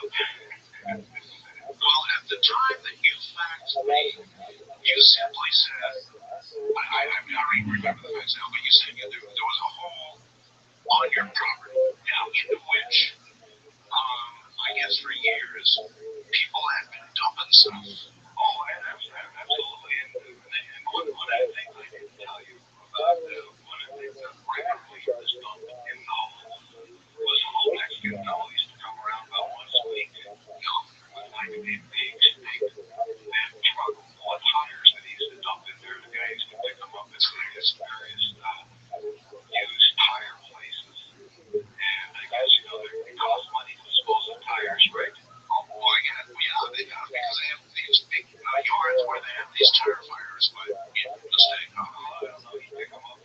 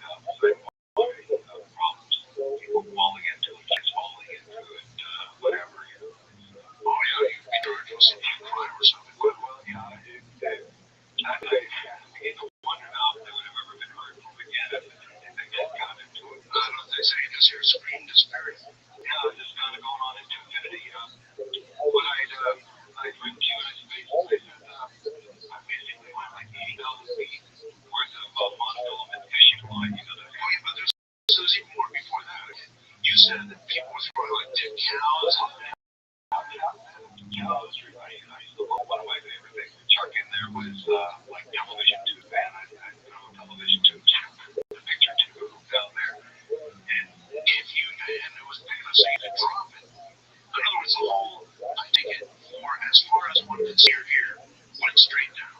It must have. I would if I would haul something over like towards the center of the whole, I could go all the way to the center because going 9 feet across is more than 4.5 feet across. But sure, if I held something up like the size of a picture tube, 19-inch picture tube from a Dolby set, drop that in there, I would never hear it hit anything. It would just fall and fall and fall and fall. And that's what made me curious. Is that how come? You know, I mean, I didn't hear a splash, no crash, crashing, no. You know, I mean, I could hear something if I didn't get things like dead center there, you know, and if it spun and if it would hit sides, you know, but then eventually that sound would give up too. So, and by the way, going back, do you have any idea what this whole originally was? Was it anything? Was it something that anybody took? Do you think was it something that was naturally always there, or what do you think it was? As far as I can determine, and everyone that I spoke with, that hole has always been associated with that property. One person that I talked to says, well, as far as we know, the hole there, your property's been there as long as the whale bone has been the tree out there in Ellensburg. We've got in Ellensburg is a huge place. We've got a tree out in Ellensburg. Yeah, someone's yard. Yes, there's a whale bone jaw growing out of the tree. Awesome. Yeah, the jaw of a whale bone, and it's like embedded in the tree. Are you telling me the truth? Yeah, you can go to. In fact, I was familiar with because I used to walk the neighborhood there and see it. You can see the tree, but you can actually go to the Yakima Herald newspaper. You can see a picture of it. How in that central Washington, that's not the ocean. No, the ocean is Puget Sound's good. 90 miles. So how could there be a whale bone growing out of a tree? There you go. The whale bone's been there like for 100 years. People tell me that, the ones I talked to, well, the Urkel's been there as long. I mean, Ellensburg doesn't go back much further than, I'd say 150 years. 150 years, so I mean, it was a town, so that hole was probably there long way before that. Other people held the property, and, I don't know at what point did, the rock creek get built around it, but it's kind of nice, it's nice. So you're telling me like thousands of tires, refrigerated, even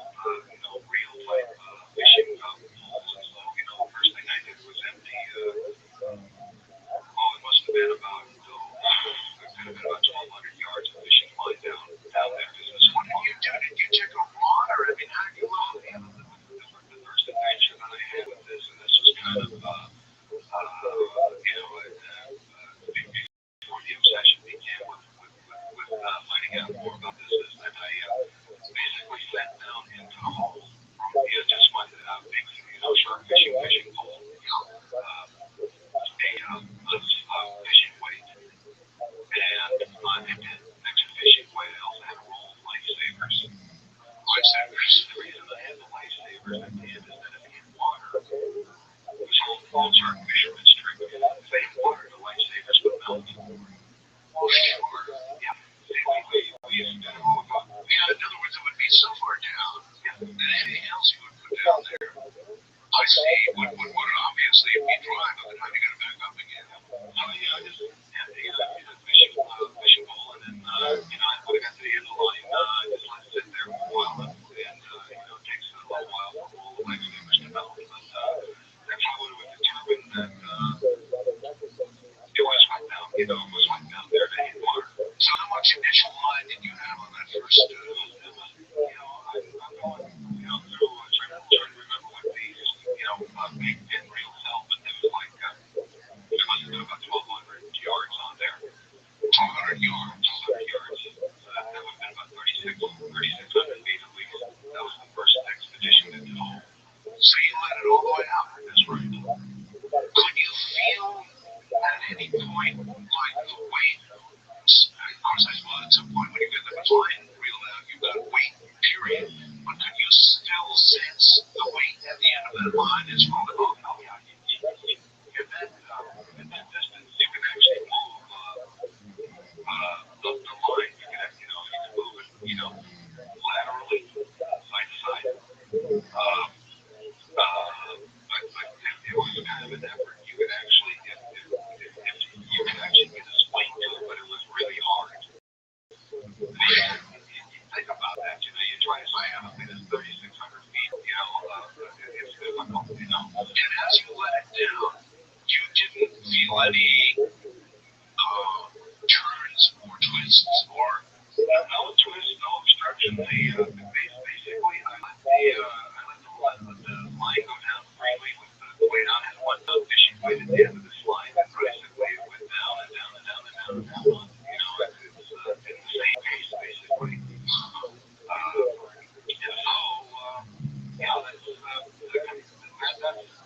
At that point there, when I got the line, when I got all the line up there, I looked at you must have been scratching your head saying, how many feet was that again? 3,600 feet. I guess there are holes that go down 3,600 feet. I'm not an expert on holes, but that was quite a little more than half a mile, right? Yeah. And so I guess there are holes that maybe go that deep down. That's right.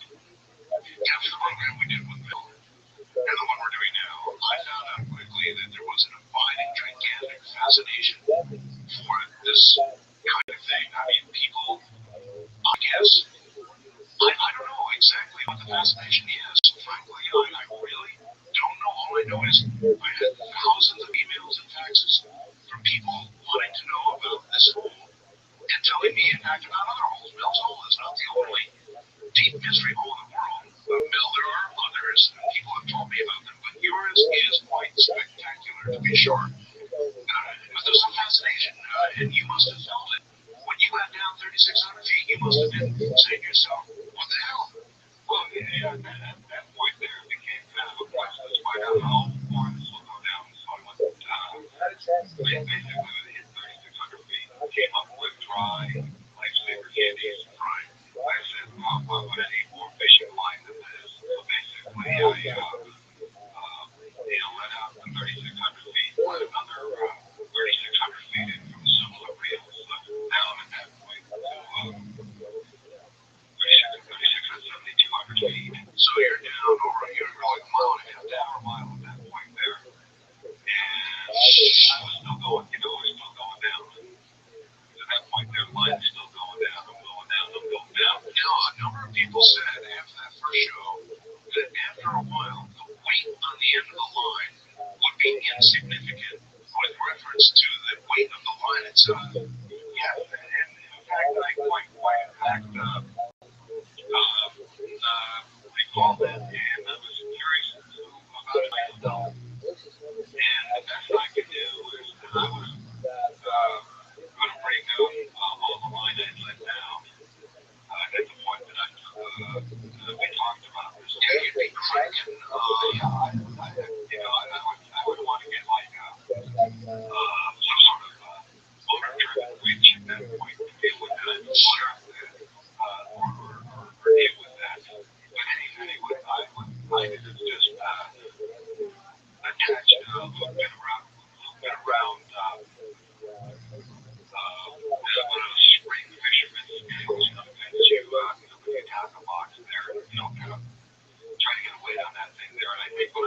was like 17, 18. Somewhere around there, 17, 18. 17 or 18. I have this written down, so I don't remember exactly, but the combined weight, the weight that I had on there, plus the weight of all the line that went into the hole. When I had, when I did the final, rating of mine, it was about 17, 18 pounds of line down there. That's a lot. You think about monofilament fishing line. I mean, that stuff. When you have, like, even if you have small bit, it's pretty insignificant stuff. When you get that much out there, it's going to weigh a lot. No, for sure. And total of how much you got down there. I got down exactly at the point that I'd given up putting line in there. When I contacted you, I had 80,000 feet worth of line down there. 80,000 feet narrow. And I don't know, that translates to like, what, 15 miles worth of line? Oh, my God. 80,000 feet. And is there any way that you could be sure? Now, eventually, did you reel all that back in again? No. No, I did not bring that line back up again there. So you never saw the lifesavers from that far down? No. There were lifesavers at the end of it for sure, because I just simply go down there. But it was only, it was just because it was already there. But I never brought it up. About 80,000 feet worth. No. And how far down again? I'm sorry, one more time. 80,000 feet. Just 80 with 3 others there. Tiny was I going to buy fishing line? Oh, yeah, I would buy it. Like, if you ever go, I don't know if you're fishing shark. No, I'm not. That's why I'm struggling a little. We're going to go to a professional fishing store where, fishermen buy their stuff. They sell the line in, they have the line there in huge bowls. Now, these things are like about a foot across. They hold things there. They will fill each fisherman's reel from that. So you go home, I would buy both of mine. That's what I did. I said, I'm going to need this much here. I figured I'll get a good deal on the line by the whole darn thing. That was my way of doing it.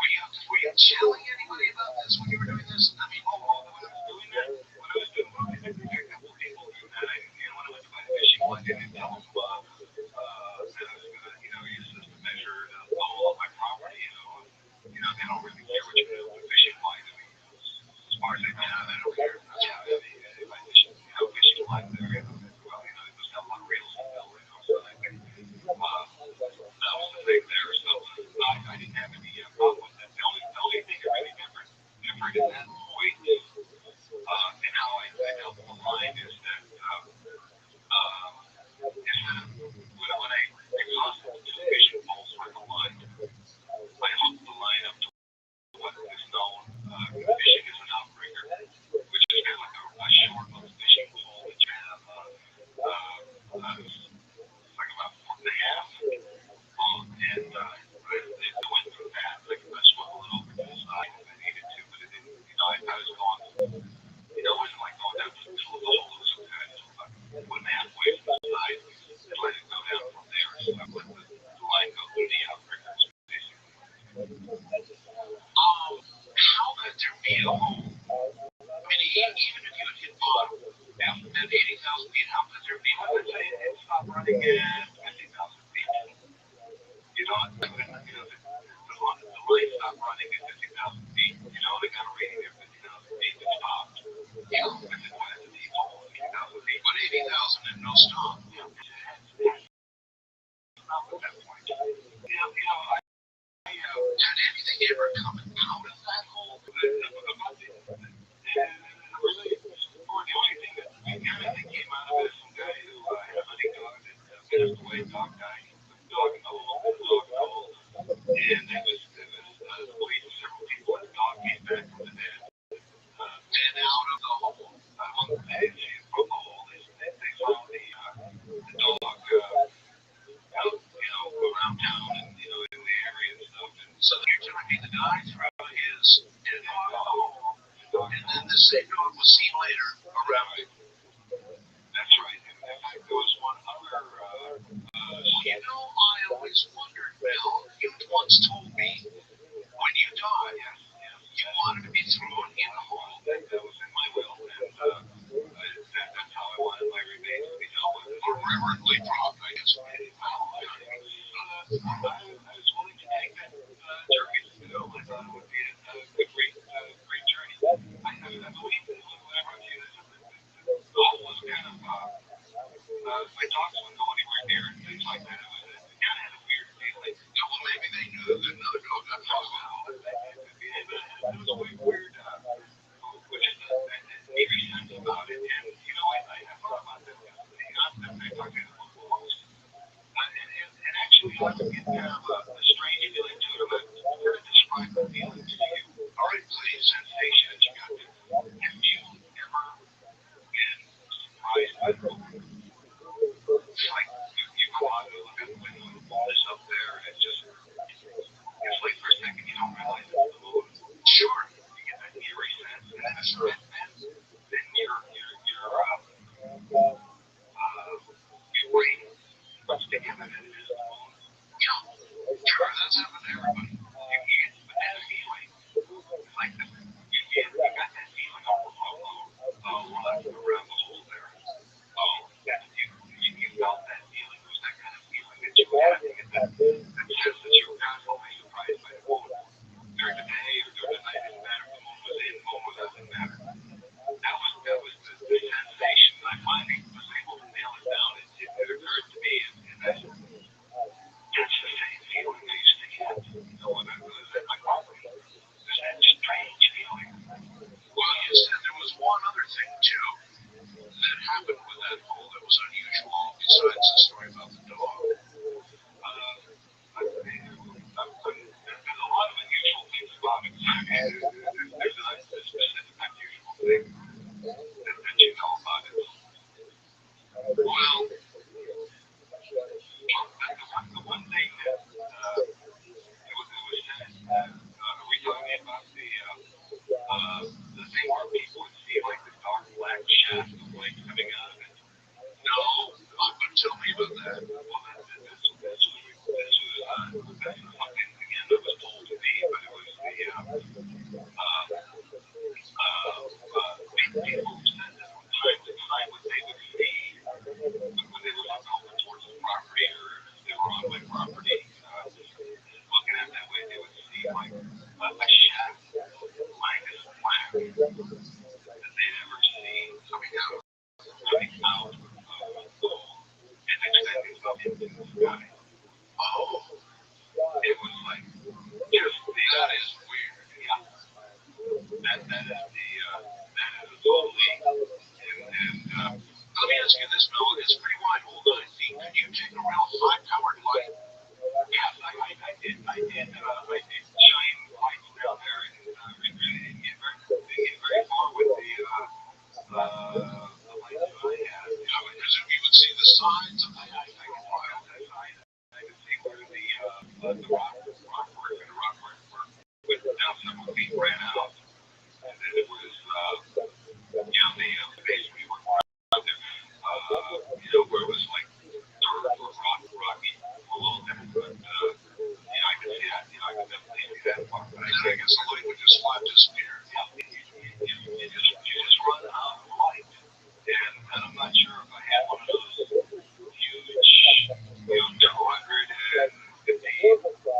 candle light power. I don't know how far it was gone down. No, I've got a 6 to 8 relay. Yeah, but I mean, even that would just go out. I mean, those kind of things are cool to like shoot into the sky. I rather found them useful for pointing at photographers hanging around. Those are, I've had similar uses. Yeah, they do their video cameras and they split. I mean, especially if they have the night vision on. So then, you were so much of a believer in, I don't know, dare I say, the power of the whole, that you wanted to be, I wanted to be, when I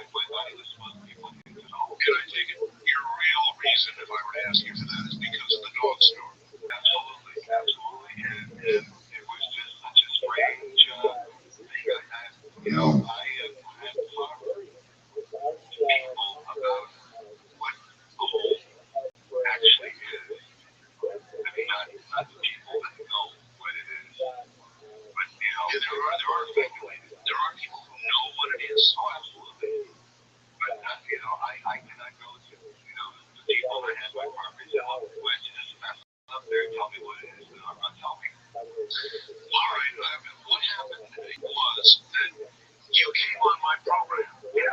Maybe your biggest mistake. And told this whole story and innocently. That's right, absolutely innocently. And then it was like the next day or a couple of days or how long was it? I talked the day I sent you the facts. I sent you the facts and I sent you facts. I believe you read facts that evening. And then I went up to the property just to take off the grief. I'm gonna have a bunch of people down there, And so I went out there and then I came back home. I was living at the property there because they're telling you that they're getting kicked in from the snowstorm there. Some of these old tin shacks are going to hold up the power. They get 2 feet of snow on top. So we moved together. I rented an apartment in Ellensburg. And so, I went back to the apartment that night. That's when I talked to you. I don't remember. All right. And then it was a day or two or whatever. You went back to the property. Oh, yeah. After the show. What happened? It was like the following day. It went I went back to my property, and there were, this one sounds like a lunatic here, but there was like armed people on my property. I couldn't get in. There was barricades there. There was already a whole bunch of yellow gear. Your moving equipment was at my property. Oh yes. And I was basically told that there was an airplane accident. There, an airplane crashed on the property, and that I couldn't go in there. You told them it was your property. Okay. Yes. In fact, they knew it was my property, and there was, those,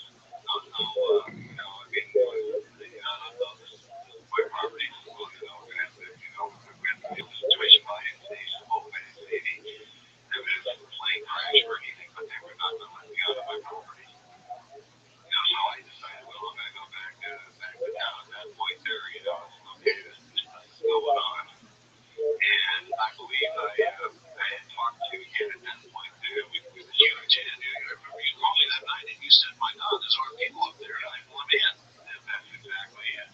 Okay, and so, again, all this idea, what I have is a situation where my property was taken over, and why they were out there, how come they chose to go to a different property and they still live there or that?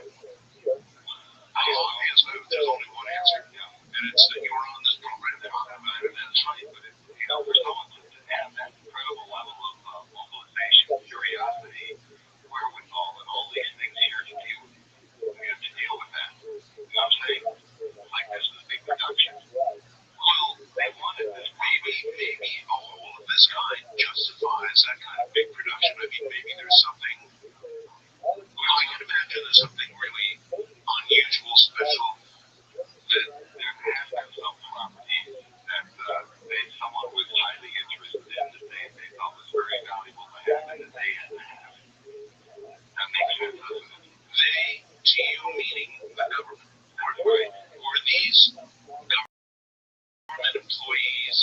I had both civilian and military people that were there. That would figure, I gotta tell you something. I mean, I was in the Army many years ago, and I don't agree, what it looks like in the fatigues and so forth. But I gotta tell you something. I didn't do everything about it there.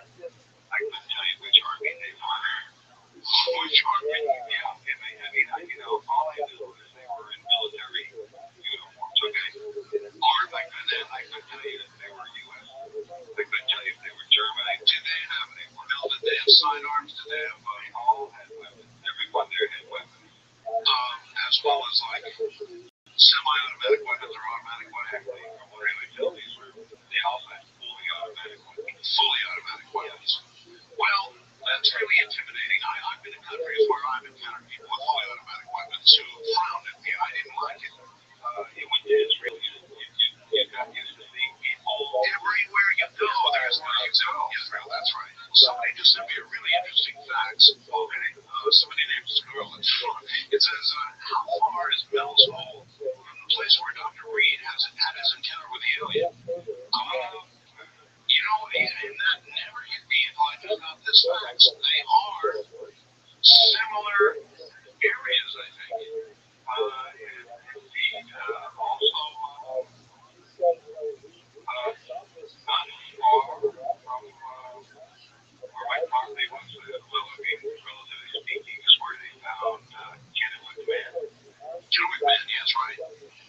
So that's a very unusual area up there. I was talking with my nephew about how peculiar Ellensburg is. I mean, it's a little town of about 12,000 people. Half their college students, actually more than half of them college students. They basically got about 6,000 locals there. Pretty small place. All right. Let me stop you. And when you and I last spoke, your encounter with those strange folks up there, you had another encounter with them, and they made you an offer you couldn't refuse. Look, first they intimidated the hell out of me because basically they said, look, one of the fellows there said that if you don't want to find a trouble out here, we can put you out of business in a hurry. That's right, I remember, yes. And for all intents and purposes, sure as heck, gonna look like I had a trouble out there. I had a lot of strange non-native plants growing there. None of them, I have to say, narcotic nature. These are just your typical desert, high desert type plants. And they basically say, we can shut you down and you don't have to worry about all this. Ultimately, they did make me an offer that I could not refuse. And I will tell you the offer that they made me.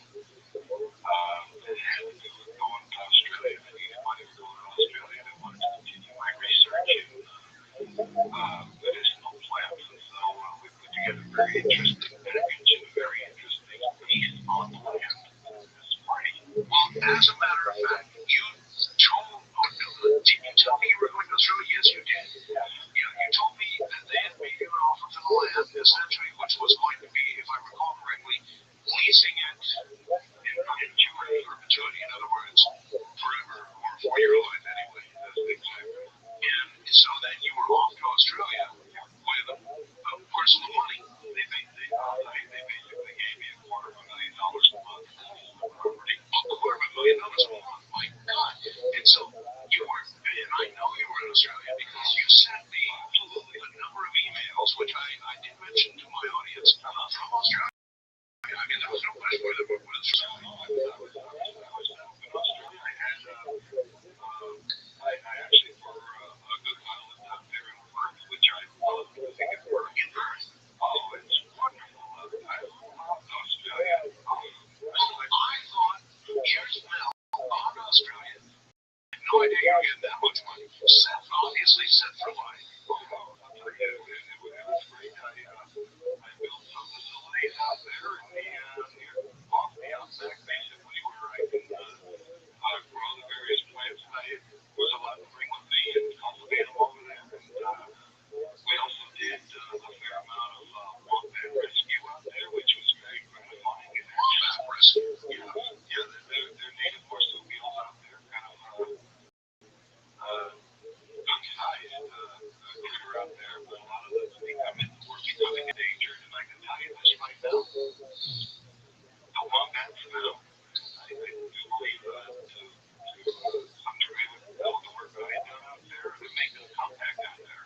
Oh, that's wonderfully relaxed. But what the hell happened? In other words, here you are in Australia with all this money, and now you're back here and you've fallen on hard times. So, I'll tell you, I accepted their offers. I was basically, it was to leave town. I left town. I was actually told to leave my car and wait at the rest stop when I was get off the road outside of Ellensburg, and I was taken to the airport, taken to San Francisco, and taken to Australia. And so I left the country and taken my two dogs with me.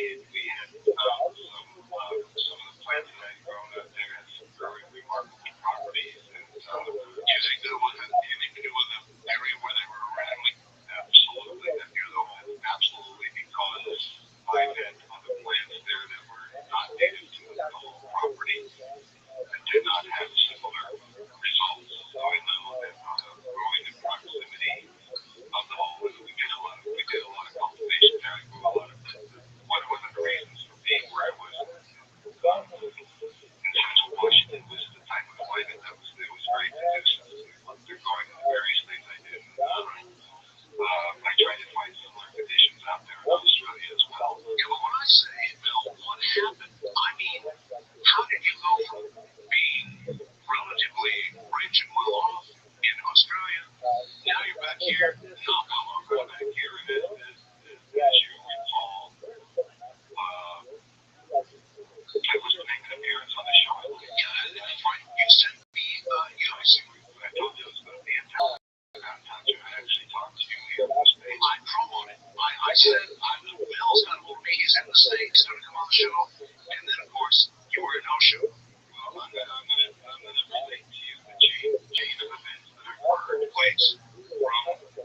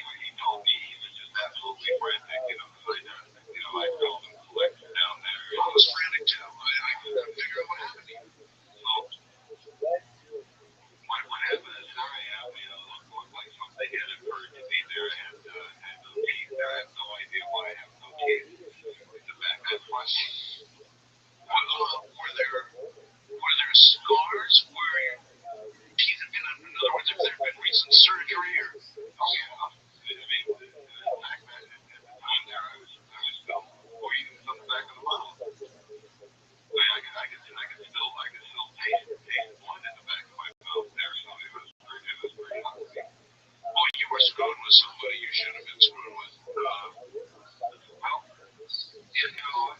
I would think that the easy answer would be that it had something to do with I'm going to get on the air and blah blah blah. Say this and that. In other words, since I had promoted the show, yeah, but that's really not it. If that is it, then you could be in danger now. Well, I don't believe that was it because there's a lot of things that I was doing. I got myself in trouble. Yeah, but Mel, if you think about the fact that look what happened after the first time you came on my show, then look what happened after I promoted years later that you were going to be on my show again, and you're gone for 12 days. You have to imagine there's a possibility of a relationship there. We can take the connection and we can put it on the back burner. But, I'm a curious fellow. I mean, I didn't get the line into curious guy, curious guy. I got back to my nephew. I'm still with my nephew now. And don't even say where. No, I found out that I don't know if you can appreciate this or that, but the next thing that happened to me is I found there was some legal action taken against me. Legal action was taken on behalf of my former wife. Your former wife, basically I had the property on the Manassas. You had said it was her property, it was her property, and it was basically she had leased it to me in perpetuity as part of our divorce settlement. I had helped her go through school. All right, Mel. Yeah, hold on. We're at the bottom of the hour. I just get.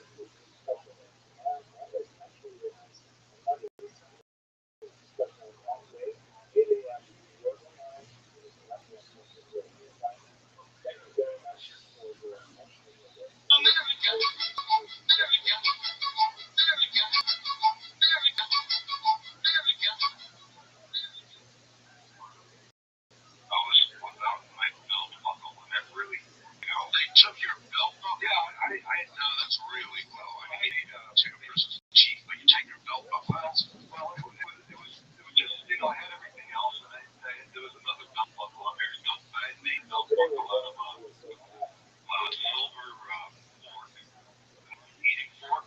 Yeah, and I used to metal and do all kinds of things with it. Fashion a nice belt buckle out of that, and that was gone. And I used tumble stones and stuff too, and I just had nice looking rocks that I had out there too that I picked up and put on there. And it was like I had my pants, I had my shoes, I had my socks. Why take my belt buckle? That might be getting ahead of myself here. But anyway, I get back and find out there was some legal action taken against me here. It was initiated by my former wife. I see. Basically, I had property to part of the divorce settlement there, and I helped go to school, and it was pretty worthless land, and she said, well, I'll give you that as part of the settlement there, and so then what was the last? Did you want to go back? Well, what happened is the neighbors I was served with said that I was in violation in terms of the lease with her. With her, exactly. Part of the divorce settlement and a number of things that occurred in my property. One, that there were underground fuel tanks put in. Number two, there was a septic system put in. All of this is what the people who came up there putting. Number three, there was some paving of the roads. These were all things that were not supposed to occur on the property. Gotcha. So basically, I had no right to the property out there. Period. The sad thing about it was I was giving my wife because we could have had an agreement there that if I were to profit from the property, I would, take care of her. We had, we would have enough there to keep a marriage.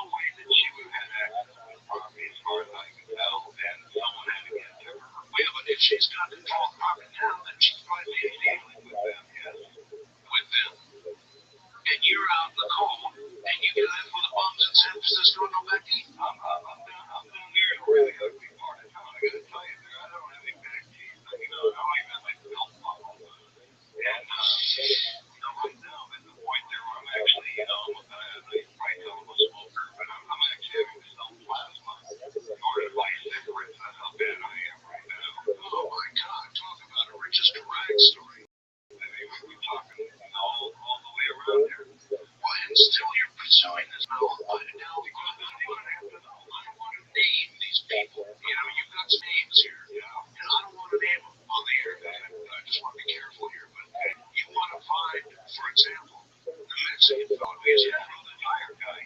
Why do you want him? What do you want a Catholic priest looking for? That's right. There's a priest, there's a Hungarian fellow that I need to get in touch with. People want something to do with the whole. My question is, after all of this now, what do you think you can do?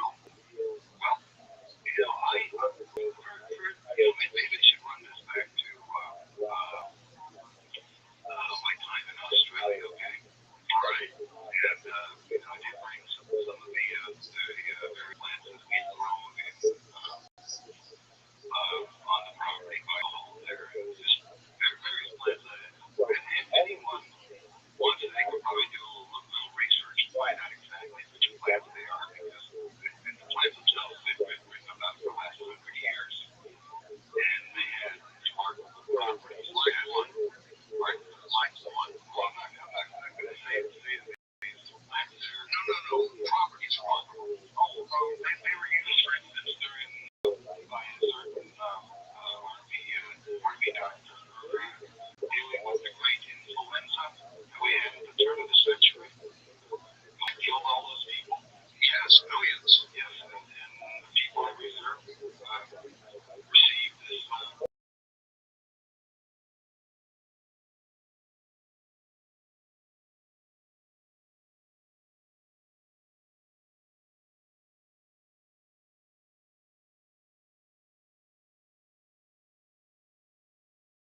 So, in part, it doesn't matter at this point. In a lot of ways, I'm 68 years old. Yes, I'll be 68 in June. I mean, I had this bowling before this. I had an extraordinary run for the last several years. And I still need to get some answers from things. I need to get hold of the guy that I gave the gun to. I believe I contacted you. Where did you get that gun? And I dug up on the property. I planted various things out there. And, from time to time, when I'm clearing a piece of land to plant on, I'll dig up rocks, I'll dig up metal, and all kinds of things there. I found this gun and a holster, and there was some blue rods and went in there, and I just basically took this and threw it in my drawer in my little workshop there. My office that I had on property there, and then I gave it to this fellow, and because I need to move into the apartment, I gave it to his deposit on the apartment. So it must have been a decent gun. It was, from what I could tell, I'm not a big gun man. It was a German B-38, like one of those, like the Nazis used to use back in World War II. Yeah, you might have really had some on your hands there, and you gave it to the guy. Well, I mean, I'm not a good person. I figured it might be worth it. Why do you think getting hold of him now would be meaningful? Well, number one is we can't get hold of him. And for some of the things that I remember about the gun now, and I also found out what he had indicated to you about the gun as well. And what I had found out, and I talked with his son is basically the next fellow is, he left the family, left his wife, he left everyone there. He found it all.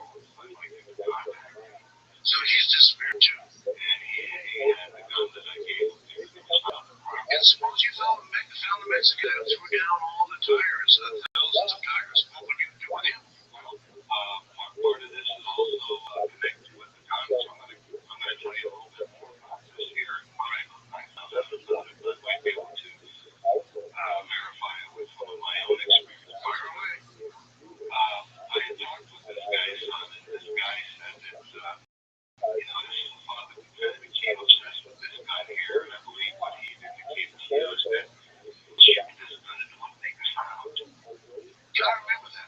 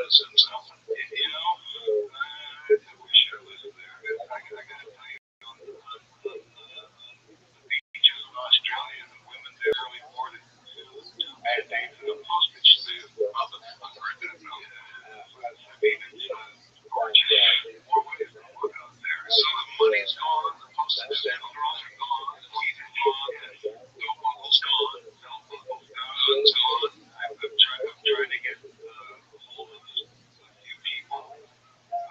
The Hungarian man, he lived in the area, and actually I have a lot of interest in getting to him. The priest fellow, same thing. He's connected to the Hungarian fellow. Bill, I'm going to make a suggestion to you. Maybe you should do what a lot of people do, and you should write a book about this. Have you considered it? I don't know. I mean, my nephew was writing something based on me. Just he thought it was great. His boss was a celebrity kind of guy here. People wrote songs about what happened to him home. I know my nephew just showed me the other day compact disc called The Ballad of Bill Soul. That's right. I mean, it's incredible. People told me they had Drake's name after all of this. Bill's Old Drinks, at the various bars in town and Ellensburg. It was quite a remarkable phenomenon out there. So, it's really amazing. It's really great way to start off in that part of the country. Well, have you tried, this is a key question, have you tried to go back to the home, or the property where the home is? No, I can't say that I blame anything, but right now I'm getting some of my cards close to this, because I'd like to put some of the screws on my former wife there to see that, hey, I'll let her know, I hope she's listening, that, hey, what happened to me can't happen to you, it happened to you, and it might be worth your while to keep me around me for my half hour thing. Say 25 grand. Look, I'm happy for an acre or two of land and a trailer I can call my own, where I can keep doing my work. Well, this is so honestly, this is so given through now. All over us, well, I was going to say state halls, unusual hole. Yeah, basically, the hole that I really did get the shaft in the end. It's not funny, I'm sorry. It has been a remarkable thing. I don't know, did you read the fact that I sent you, or yes, maybe just read it to the audience, or oh no, because there were names in it. I didn't want to, is there anything in there you wouldn't want me to talk about on air? Only the names, no specific names, specific incidents. Well, we've covered a lot of that. Okay. Can I say this? There is a very, very, very strong connection with the Heaven's Gate incident and my property. Well, okay, I will say this. You wanted to make contact with anyone who saw a portion of White up in that Ellensburg area prior to the last Marathon Coast. By the way, for your original appearance here was the day I had here in February of 97. It was February 21st of 1997. I got a call from my board up during the break here. He said February 1st, 1997. So you think somehow, there's some connection to the whole Heaven's Gate thing. I do believe, and that happened and occurred, as you recall, about a month after my appearance. I recall on this show, and I don't want to hurt anybody's feelings. Well, there's no way for people to get hold of you, is there? Having nothing that you email? We'll give out an email address if anybody wants to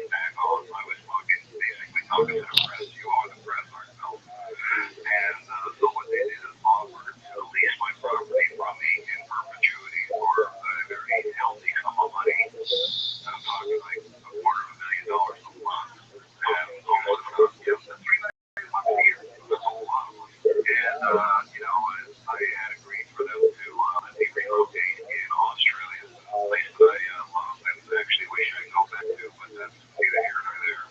And the impact of Australia, because when I have it to my emails, you were there. I would contact you from time to time just to let you know it was okay. You were in Australia, that's true. So you would take the money, and I figured you were probably sipping martinis at some nice Aussie type location with lots of nice, very Australian, and just having a nice life, holding my beard and all that stuff. So what the hell happened? Well, and then I was doing well and did a lot of good work over there.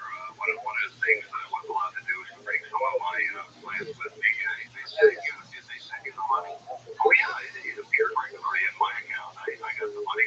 Johnny, I responded to it. It was great. They allowed me to bring my dogs with me, which about transporting dogs across the seas, but normally they bring dogs while they're not quarantined for a long period. They were not in quarantine. They just said, hey, they got you right now. They got me right there. I got me right there. You were the king of the whole, no doubt about it. That was it. I was living good. I was happy, and they basically doing fine, doing my work out there. Did a lot of work out there on wombat rescue and wombat restoration. There was great. How many $250,000 payments did they actually come through with? Well, I was there from. I haven't tallied it up there, but I was basically there from March of '97 until right before millennium. I mean, the year 2000. I felt Belmont. Well, I'm resting on I'm Art Belmont. The keepers of the network holds time information informed me that Will Waters was originally on program February 21st of 1997, and again February 24th. 3 days later, then he wasn't on until April of 2000. That would have been when he came back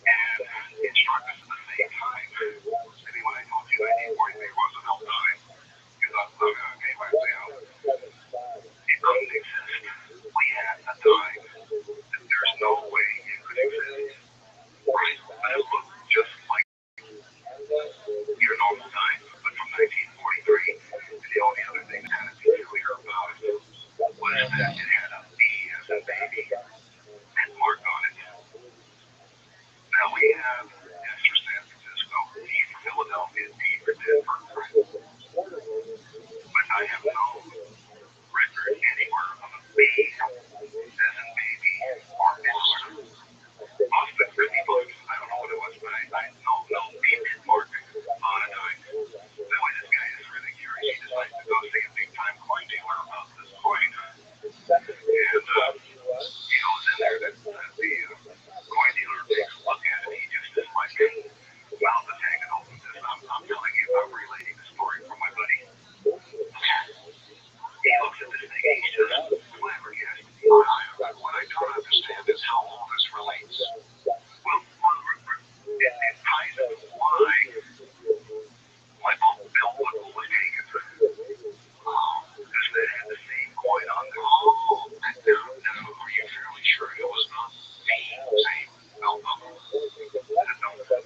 I had made a series of 10 of them. I made one, 10 of coin with that, 10 of the same coin. I understand. So that was his same one? No, he must have bought it. Okay. Would you have any way of knowing if it was the same one? No, they were very, they were all custom made. Each one was a little bit different, but gotcha. Okay, I would know for a fact it was not the one I wore every day of my life. But he took it to a coin dealer, and the coin dealer was just amazed. He had no, he began to grasp what he was holding in front of him. You know, he started telling me, I don't know, this could be a prototype. Well, nothing explains it. I mean, time travel would explain something created before Roosevelt would have even died. Yeah, that when they created it, they went to, you know, they sped up the process to get a Roosevelt dying after he died. But there's nothing that explains it. The guy offered him a huge amount of money. The coin dealer. I'm going to write you a very substantial check. You give me the dime.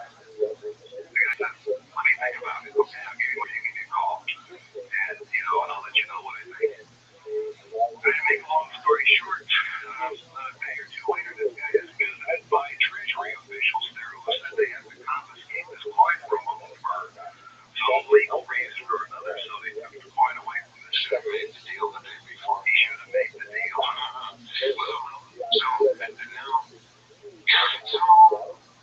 So, do you remember where you got these coins? Yeah, they were on my property. They were on the property. Just showed up laying on the property. No, I was actually digging around there, you know, because I turned a lot of dirt over there to plant stuff and grow things there. And, you know, I well, there's nothing explains it. I mean, time travel would not explain it. I mean, the only thing that I even began to think about, like, over the years, I have paid attention to it, but it was like, I've noticed this, but in the middle of every intersection, on a road, yes, always a little pile of nuts and bolts. If you drive by, you'll notice them. Those springs in like the middle of the intersection. That falls on the cars. Right? It seemed to be like that property was like there's all kinds of odds and ends over there. I mean, why would I find it? I don't know. Well, it's strange that you would mention all of this. Now, I remember you're telling the story of your belt buckle being gone, but you didn't go into the detail about your belt buckle before. Now, because I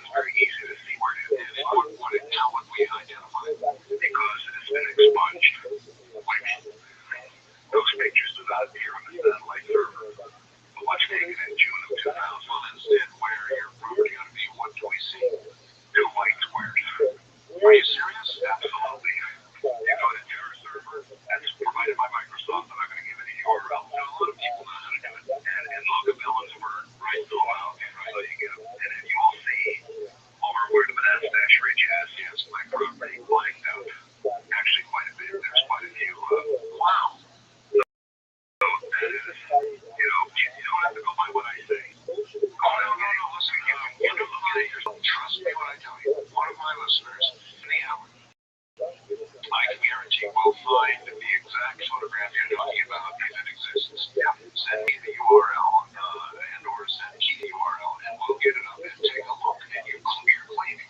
But that's much. I'll expunge away they might, but that still would identify the exact location. Well, it still covers a lot of ground there.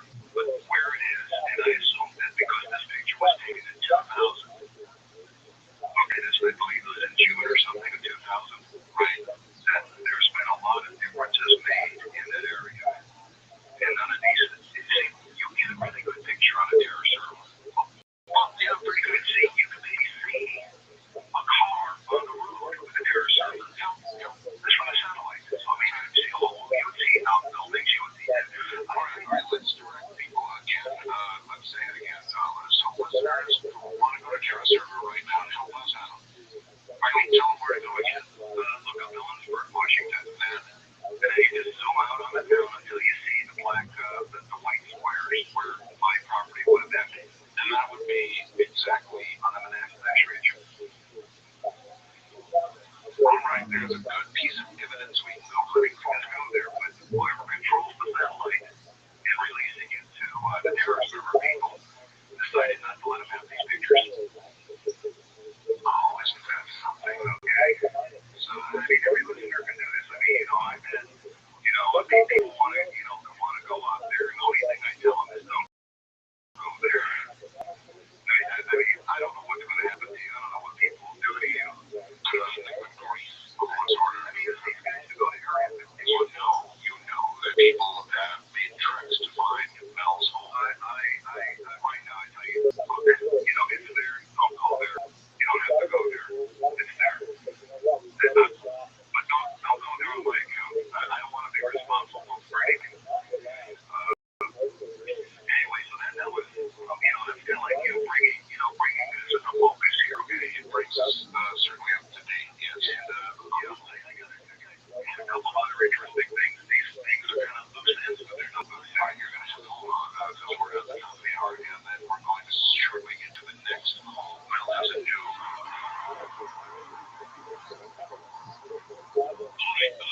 We've got one terrace server you mentioned, which says it's covering an area about 5 miles southwest of Ellensburg, Washington. South right. That's about the neck of the woods we're talking about. Well, in this neck of the woods, there's one great big white blotted out area where I presume, where I should be able to see it. And it does look like a very interesting area. There would be Mel's home somewhere there, huh? I think that lot, yes, there covers like a 4 mile, like 8 mile area. My goodness.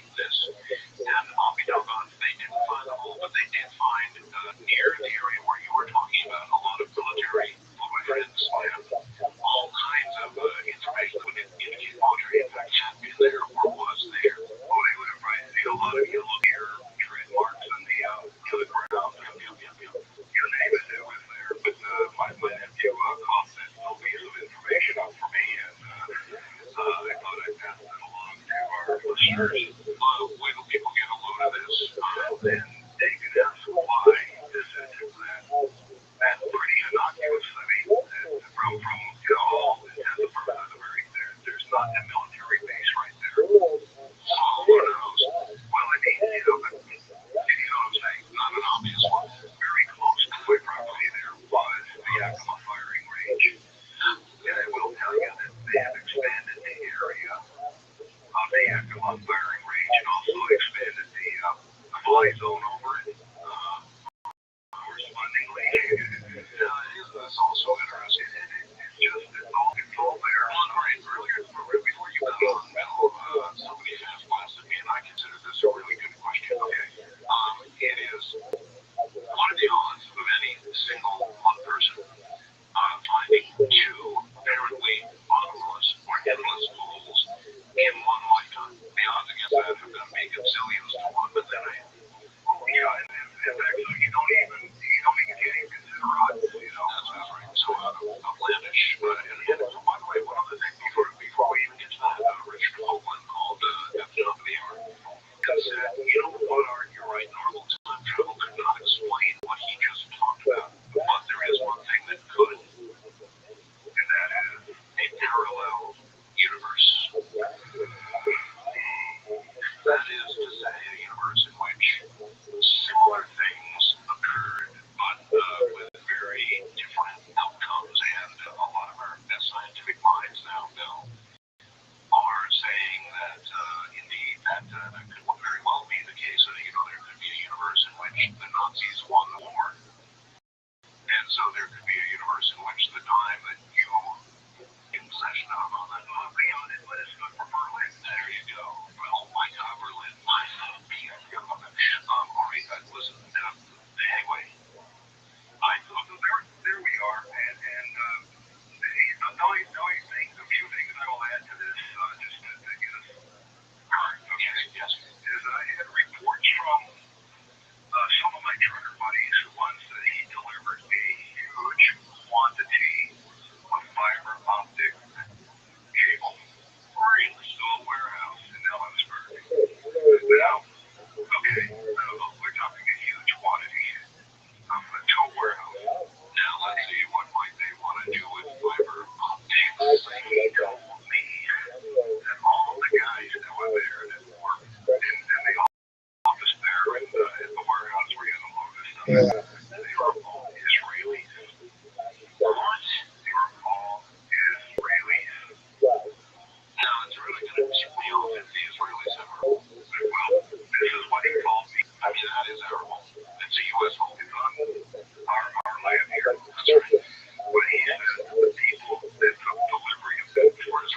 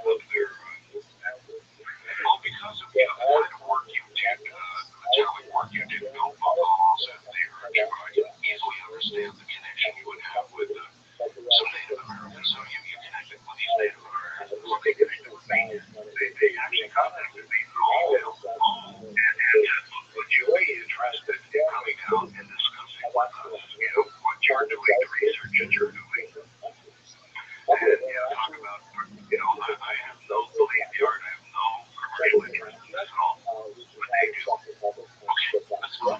There's not going to be a patented bottle of milk magic elixir here. Okay, fine. This is their thing. We swap notes, we talked around a lot, and there are some specific, they knew who you were because of my program, because of the show you were in. And so I went down there, and this was in early September of last year. Oh, okay. This was actually before 9/11, right? Okay, but that's really before that. Early September. Pretty much incommunicado basically during that whole time and reaching out. So a lot of this stuff is news to me. So we're over there, and they had done a lot of good work. They had cataloged a lot of plans. We talked plans. I'm sure all this plans stuff is boring. And I asked them if they looked it up, and I told them mine. I said the plans that seemed to work the best were the plans that I had been growing on my property, and I described to them which ones they were. And this was a hole near Washington, right? And so obviously you unravel the story as a whole to them. Well, they were where they were. All right, so I says, can you, in your gathering and in your research and these things, have you found this specific variety? And I said, because this was the variety that grew by the property. And that's where I ended up as the second hole. And because they took me directly to not Google particular. Well, and it's obvious to me that they knew your reputation, right? Knew the whole story of the whole and the real motivation for inviting you down there, aside from the herbs and the rest of it, was that they had a hole of their own. Well, the hole itself, it was until, I guess, deeply, for lack of a better term, hired but basically the hole is not on their property. Okay. Basically their connection coming in from the reservation there where the Indians are to the hole is they know. You're telling me this hole is in my state. The state of Nevada. Oh my God. Okay. And if you look at the picture of where the Manassas is in Washington, try to find some more pictures of Nevada, you probably find it there too. We have a very similar looking terrain to see it, but that's why I love it. That's why I love the high desert. That's my kind of land. So anyways, I'm up there. This land is used by members of the Basque EASUUE community. The Basque are very interesting people, and they basically came out to your state and a couple other states basically were raising sheep of all things. And so they are shepherds, and so I am introduced to what is now the second hole. All right, tell me about this. I mean, they took you to it, they took me there. I did not go all the way up the hole, but there was conversation between the Native Americans and the Basque and the blah blah blah, that basically agreed that everything was as it should be, that I wasn't from CNN or the FBI or CIA or whatever. And so I went there and I got to see the whole. What's there? What it is that if you walking up to it, and first of all, this is a fairly pristine area. Okay, so there's like no real sign of civilization around there. There's still no roads leading into it. There's no telephone wires, nothing like that. I mean, we're talking pristine area. And no signs of, except for their habitation, no signs of habitation. Okay, you're walking up to it, and what you see sticking out of the ground is a 9. Well, the hole itself is the same dimension as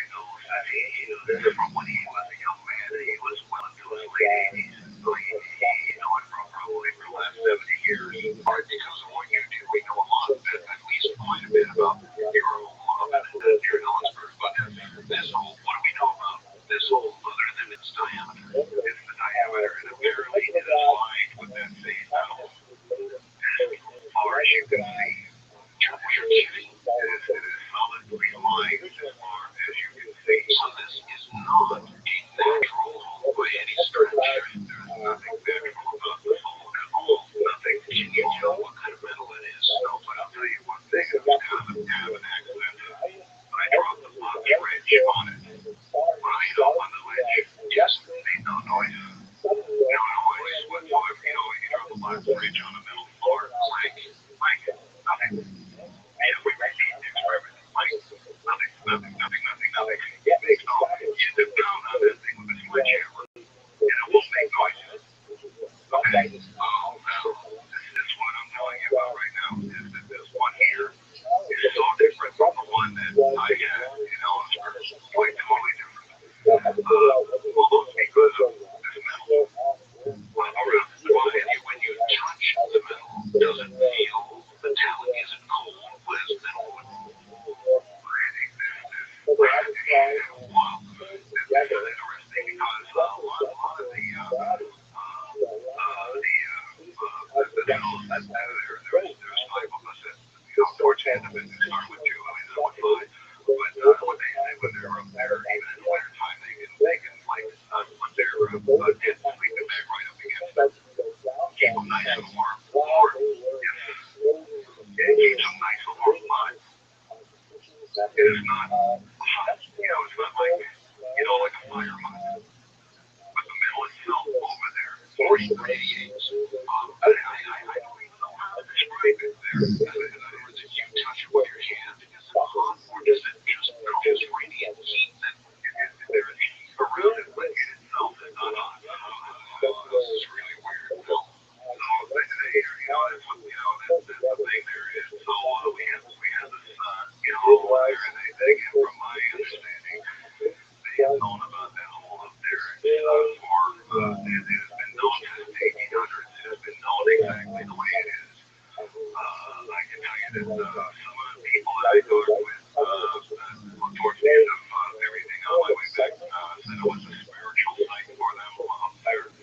I asked the spiritual side, hold it right there, Bill. Good voice, so to speak. Sorry about that. The water is too far to detect more in a moment.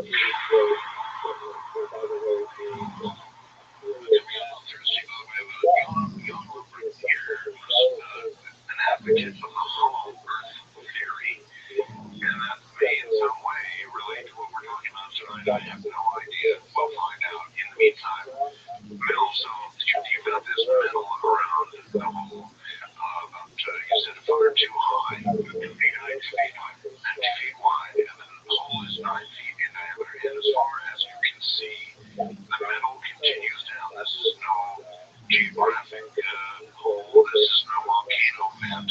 Or if it is, it's been modified by somebody. Well, if it's been modified, it's been modified.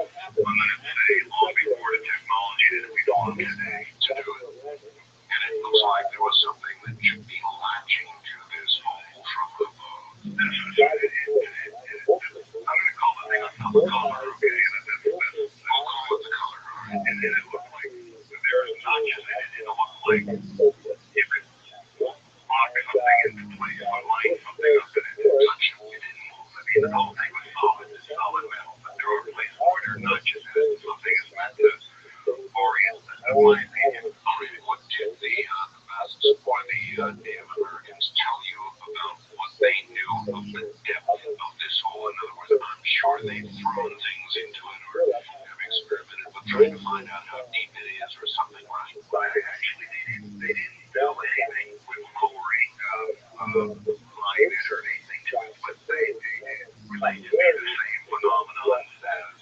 I had described on the fear of animals going by it. Their dogs won't do it. Nothing. They have nothing to do with it. They just walking up their black beaver. They was smoking of that. What do you mean black bean? From time to time, black bean. This is a contradiction, but black bean light, okay, comes from the hole. It lasts for a very short time, but it just goes directly up into the sky. And when you look at it, it looks like a black beam. In other words, as opposed to limited sky. If you had a flashlight and it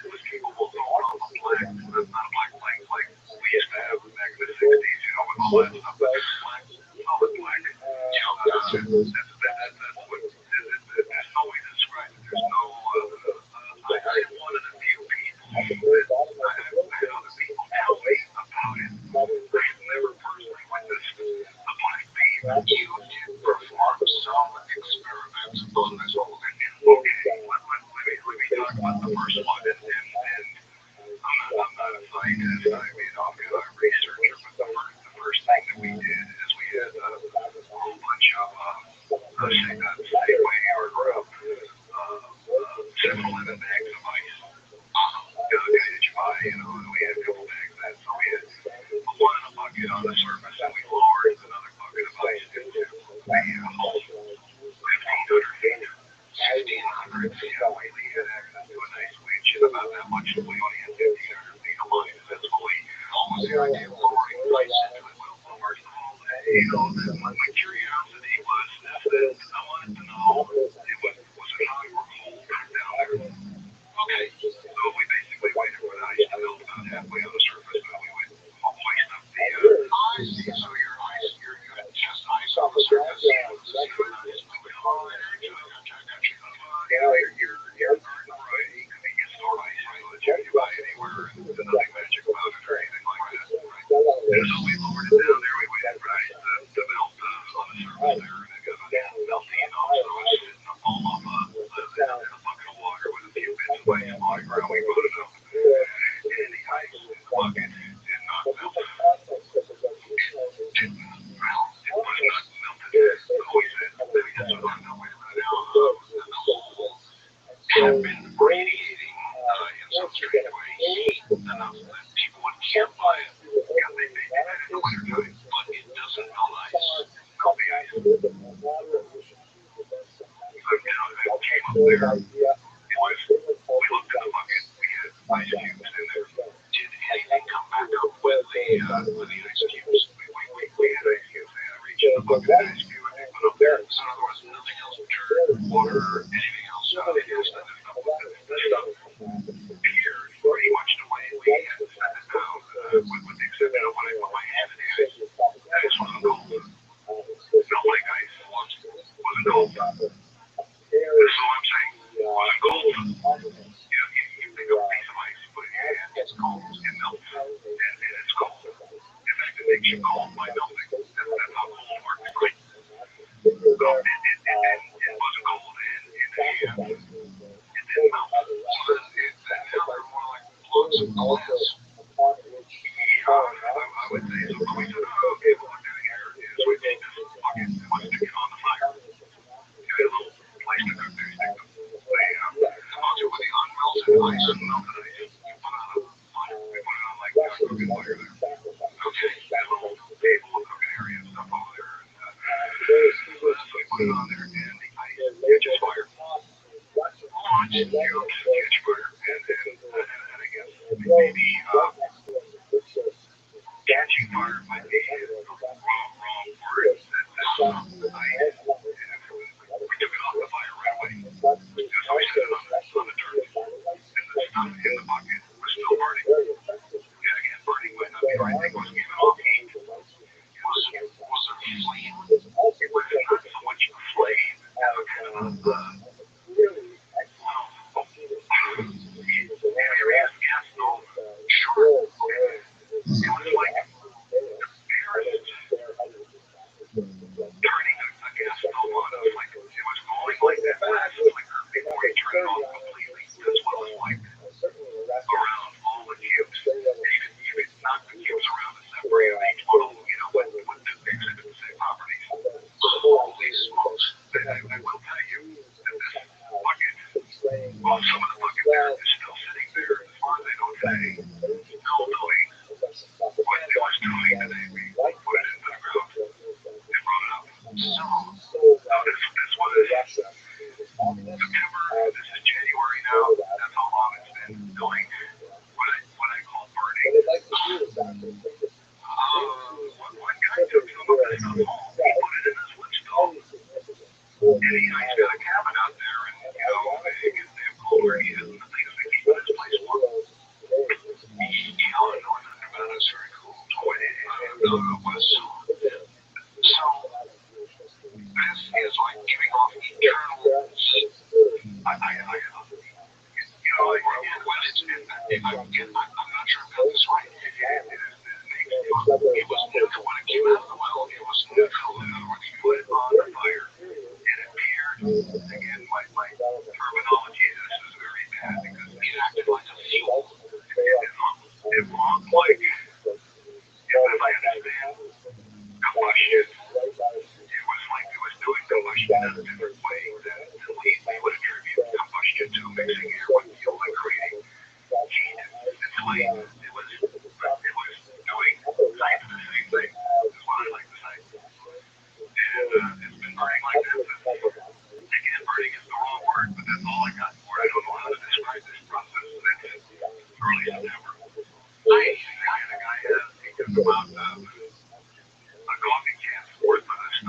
took it home and put it in his wood stove in his cabin. No wood in there. Yes. And the thing has been going since then. Now we have tried this experiment of just lowering the bucket because we figure we can, why we like to have a lot of this stuff here. But now, of course, so, and sometimes we would go down there and we would get, sometimes we would get melted. Sometimes, not melted, but realized. But every so often, this process duplicates itself. So we come up with the same thing, but it isn't like, every time you throw, the lower bucket will stuck there, and it's going to happen every time. It doesn't happen every single time. A quarter of the time, an eighth of the time. I say 1 out of 3 times, 1 out of 3, 1 out of 3, and then I don't know if it was the amount of time that you possess any of this yourself. I took nothing with me, Art. I would not, what is smart time is there's layers for now. For now, okay. What about noise? At any point, did it make any noise? No, we never, during this process that we went through, it made no noise at all. It made no noise, and we did not notice anything from the surface, anything particularly unusual. Okay, at all. I mean, there was, were there any markings on this metal that weren't discernible? In other words, anything marked or scratched in English or any other language? We went at it with a hacksaw blade. You couldn't hacksaw it. You couldn't even test it. No, it's not metal from what I can determine it. I mean, normally if you have a metal thing that's hollow, you can tap on it, and you hear it as hollow, right? But with this thing here, if you're beating on it with like a tire iron, it always makes noise. That doesn't give you a gauge as to whether it's hollow or not. So it was absorbing probably all noise. I mean, there would have to, maybe just sucking it up, and maybe it radiated into, I have no idea. It's not my area of expertise. All I know is what I can see with my own eyes, and hopefully by the end of tonight, maybe somebody will have some answer. What did the locals believe about this whole? Well, I mean, you literally just got back from Nevada tonight. Were you there this last week? I got home the night that you did the show. That's the repeat. That's right. It was one of those, it was my Richard Oldman saying, one of those synchronous moments there where, I'm talking to this guy, and he's talking the waters, in the truck. And then I hear myself, and it's like, hey. And it was just too much, so I had to get in touch with him. Well, again, what did these locals, what was the lore that they told you about the whole one? What did they get? One of the older Basque men that I talked to, and this was practically as I was heading out of town, they told me it was a very, he felt it was a very spiritual place, but he knew the thing from his youth, that it was there exactly the way it is. And he was this lady, so initially he's known it for 70 years. So he's known it at least from the 30s, and from what he tells me, it's been there as long as the Basque has been in that part of the country that goes well into the 1800s. It has existed like that. To be honest, the Native Americans that I talked to were aware of it, but they did not want to deal with it. They did not want to interact with it. Is that a good word? All they would is pick some of the various plants that I needed that were in the general vicinity of it, because I wanted very specific ones that I recommended they know. Are they now growing some of these plants in the vicinity of this whole group? Whatever plants are there, they appear to be indigenous to the area. And the harvest, early on in the season, and you saw similar vegetation around this whole Chevron bush. Well, that's why I asked for more country if they do. I described from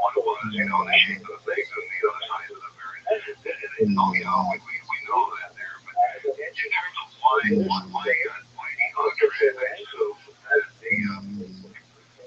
Americans know about this all along there. And I assume that they must have had some conversation with the master there that, would this be okay? Are you interested in this guy? Whatever. And apparently there was no objection. So I have access to this property.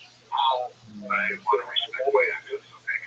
What about an experiment, Mel, similar to the one you did in Washington, lowering some sort of line, or better yet, some sort of camera on the end of the line, or we didn't do that between the Basque and the Native Americans. We don't have too many nickels to rub together, but I will tell you what we did. One of the best wise figures that he wanted to lower some marijuana into the hole and see what improve its stability. And that would be a possible reason. Well, I guess something like could be that I hadn't thought of it that way, but he wanted to do that. And one guy wanted to be lowered into the hole himself. Well, now you see in the hour proceeding, I heard that. Did you? Would actually like to be lowered into such a hole. Now I know that you believe in the powers of the law in Washington to the degree that in the original agreement, now voided, I suppose, you would be, upon your death, buried by being dropped into the hole, right? How I wanted my remains to be dealt with, yes. Now that apparently is not going to happen because of subsequent events. Oh, I'm down on a place to go now. Would you really want to, yes, would you really want to be, I suppose, with some ceremony dropped into the hole? Just give me a decent, I don't know what it is when you put someone in a hole, is that interned or what you call it, I don't know either. But one of these guys wanted to go to, literally, he wanted to be lowered into the hole. He wanted to be put in a gondola or something and lowered, from the winch into the hole and go down as far as we had line, which again was 1,500 feet. I can assure you, we could get sponsors for you who would get you all the line you need. We talked about it going into the hole because we said, look, see what it did to the ice. That's a good point. We set a bucket of ice down into the hole. And it had left on the surface burning. Every one of you made out of mostly water. What's going to happen to you and me down there? What properties are going on over there? They had, the Basques are as a race are fearless. When the Moors invaded Spain, they refused to go into that country. What did this man say his motivation was for wanting to go to the hole? I mean, obviously, he was just a young, something wrong. It's probably late 20s, early 30s fellow that wanted to go into it. He said, this is going to be the right adventure. I want to go in here. I want to see what's going on. But he wasn't thinking with his brain. Well, there are obviously a lot of people like that, Bill. I had two of them the first time in the program, and they said they would love to be lowered into such a hole. And is anything this one sounds more attractive? Well, we determined to do, and I'm ashamed to admit it, that we decided to lower a sheep. Really? Really? Sheep. We had a great sheep committed to that we could attach the cables to, or take the sheep, stick them, stick them in the creek and lower them down, to the 1,500-foot level. That's all we had, like the ice. Yeah, that's all we had. We had enough line basically to go that far. It was stout enough to handle, but I'm not no sheep guy, but I can think of a sheep, so 120, 150 pounds. Plus, I guess about the size of a small human, would you say? With 115 pounds, yes, or sheep. Yeah, I would say that's about size. I'm no sheep expert, but, if I had like, wait, I'm 150, 120. But anyway, are you telling me you did this? I'm telling you that we, well, first, all right, I'll tell you what, don't say a word. Please take it back to no waters, and he had brought up the subject of a sheep, which apparently they were considering lowering 1,500 feet into the hole now. We were having fun last week with the Mills Hole, talking about it a little bit when your show is going to be on. And somebody said, well, why not toss a cat down Mills Hole and see what happens? Now, of course, you know, I'm a cat lover, and so this is not cruelty because nobody is seriously suggesting tossing a cat down Mills Hole, but some very creative person with a sound blaster and some talent and a little manipulation created what it would sound like if a cat were to be tossed in the Mills Hole. It's meant, obviously, as pure comedy. This is not actually a cat being tossed in a Mills Hole, but here is the way he represented it would sound.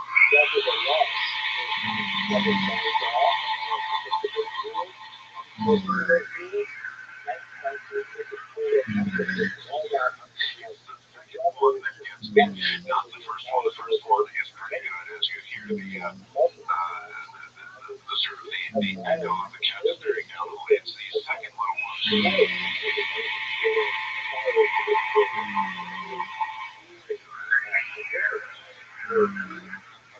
That was what somebody thought it would sound like. Anyway, so you decided that you would lower the sheep 1,500 feet down as low as the ice had gone into the hole. Well, we had decided that we were going to take the sheep and put them in the rig, and we let the sheep do the hole, and it just started freaking out, and like every other animal. But I mean, it was like totally not happy, and I have a lot of respect for animals, and it's amazing when animals really know what they said. We read about that, and so it was terrifying. I was terrified knowing that the basket sheep would fall, and what am I say now? I was thoroughly ashamed of, and that's all right. Just give us the wrong sheep, basically. The sheep was knocked in between the eyes. Got into the crate. Got the cable and line hooked up to it, so it was all securely attached. And just about when we got to the hole, the sheep just started making horrible noises. So they stunned, but they didn't kill the sheep. They just knocked it out. So it's like when it was in the box, and then it stirred when it got to the hole. Anyway, it was just making worse. Got all the noises. We were getting it about ready to let it go into the hole. And even though it had been in the hands of insurers by the time we got it graded up into the grade, there was enough room for it to lie down, and I guess if it wanted to, it could stand up. I don't know. This is not pleasant to talk about, but we did take the sheep, and it's screaming, and just the most piercing, horrible, ghastly noises coming out of this grate until we get it right over where we're going to let it into the hole, and then everything just stops. It's silent. There's not a sound coming out of that box. There's movement coming out of the box. You can still tell no sound. There's no sound anymore. Well, there's something about this hole and sound, isn't there? I guess we will make that assumption. And so we started switching this sheep out into the hole, and you can feel from the line as we're lowering that thing is struggling, fighting. I don't know if it's screaming down there, but we're not hearing this thing screaming. And we got about halfway down into the hole, and but it's about 700 feet. Any movement that might have been coming from Ada, Randy couldn't feel anymore. No, we couldn't feel.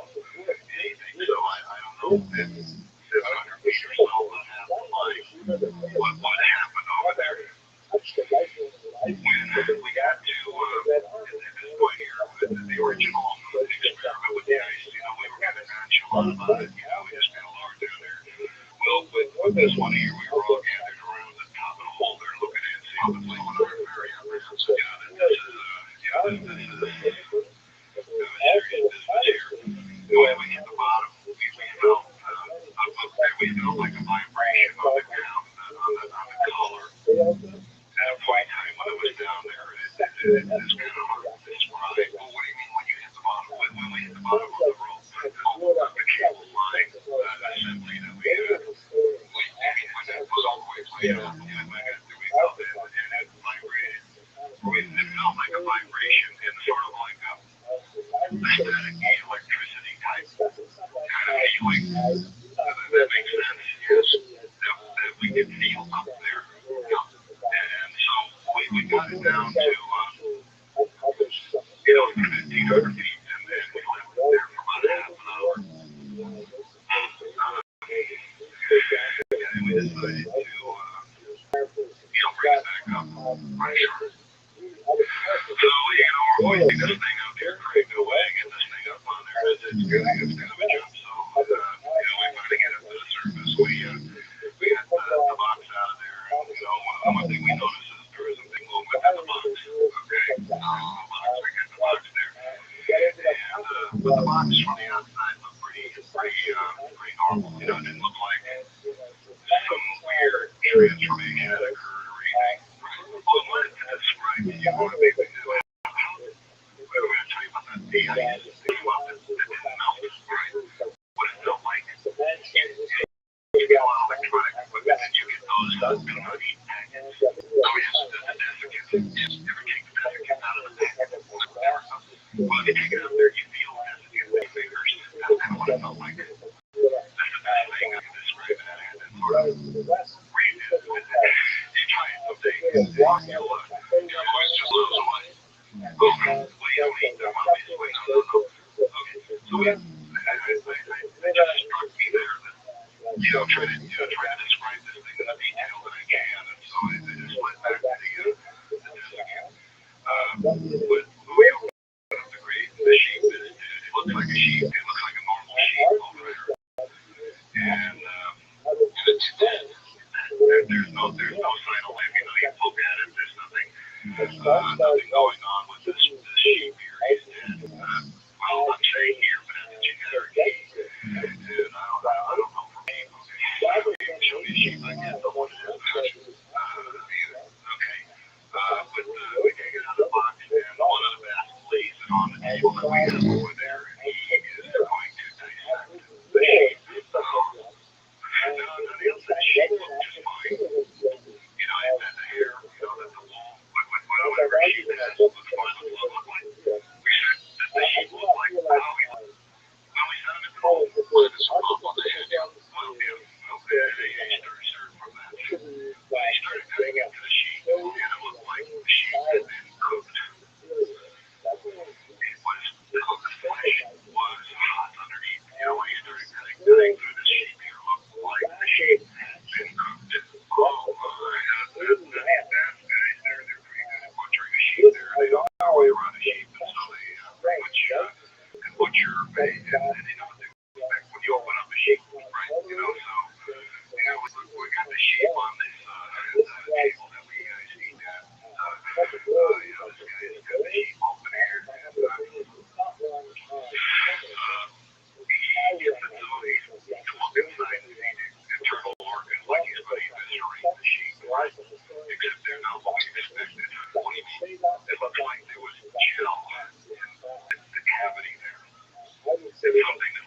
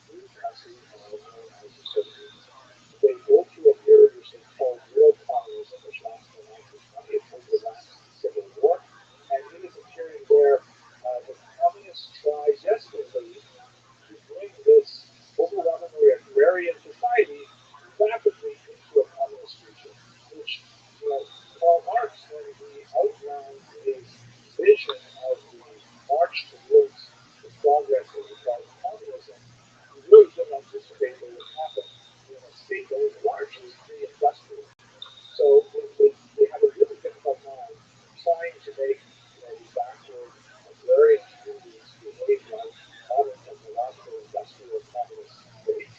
And so they decide to back off and they adopt a new program called the New Economic Policy Plan. And this is sort of like a toning down of the rapid collectivization of market And the thing was a lie. Well, and that Senator leads Cooper, to like with this umbilical cord, holy mackerel, the Bill. And we could see the seal moving his eyes, and it was, I'm calling it a seal, okay, but I have no idea what the heck that thing is. I'm calling it a seal. But it's opening his eyes, closing his flippers, and moving his still. And connected to its tumor there. And then we noticed, and I noticed that he seemed to be studying us, and seemed to be looking at us. That was the feeling I had. He seemed to be regarding us while we were looking at him. So that's the feeling I got off of the seal. And then this thing separated from the tumor without our existence. We were thought, well, maybe we'll cut this thing free right there on the tip. It's right there. And it moves about a little on the tip. So we're all standing back at that point because the thing is loose, way back. And we're watching this seal. Again, it's the only way I can describe it is what it feels to me. Human eyes. And then I felt, I just felt I was in the presence of something extraordinary, something beyond extraordinary, something like, I don't know. I'm not a religious man, but it felt in that category of having a religious thing. This was just such a stunning thing to witness, something that far from our understanding or perhaps religion or whatever you want to call it. I'm sure, so what God's saying to us, well, we lived there and it began to, just looked at us there and, one of the passages suggested we kill it, and, just love it, unfortunately, and, but, is that what they did? No, they basically poured his prevail, but the thing was blowing around on the table with a filing board at the edge of the table. It was kind of like struggling, but it got to the edge of the table. It looked like it was going to fall off. Right. So I go up to this point, and I'm just like, out of my head, but I don't know what. I'm in the presence of. And it looked directly at me when I got up to it, and it seemed, it seemed to have a contact with me. And I got this compelling feeling to pick it up and place it on the ground. And I did that. I took this thing and I put it on the ground. My hands were slimy from this seal. It had like this goo. So not only in the cavity, but also inside the tumor. And I'm just calling it tumor because I have no vocabulary for this. Right. I just moved my hands past my face before I laid the white blood on the ragged table there. And it smelled like ozone. Like ozone.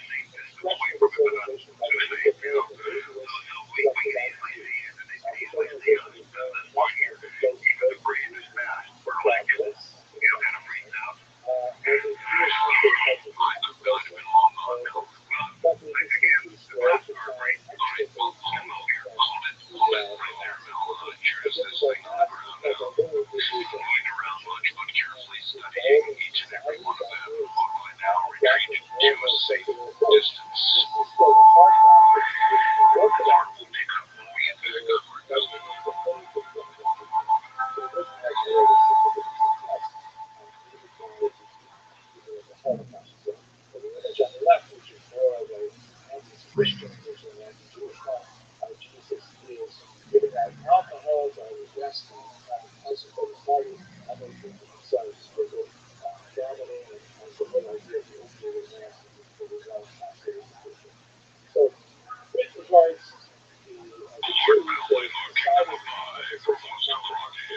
they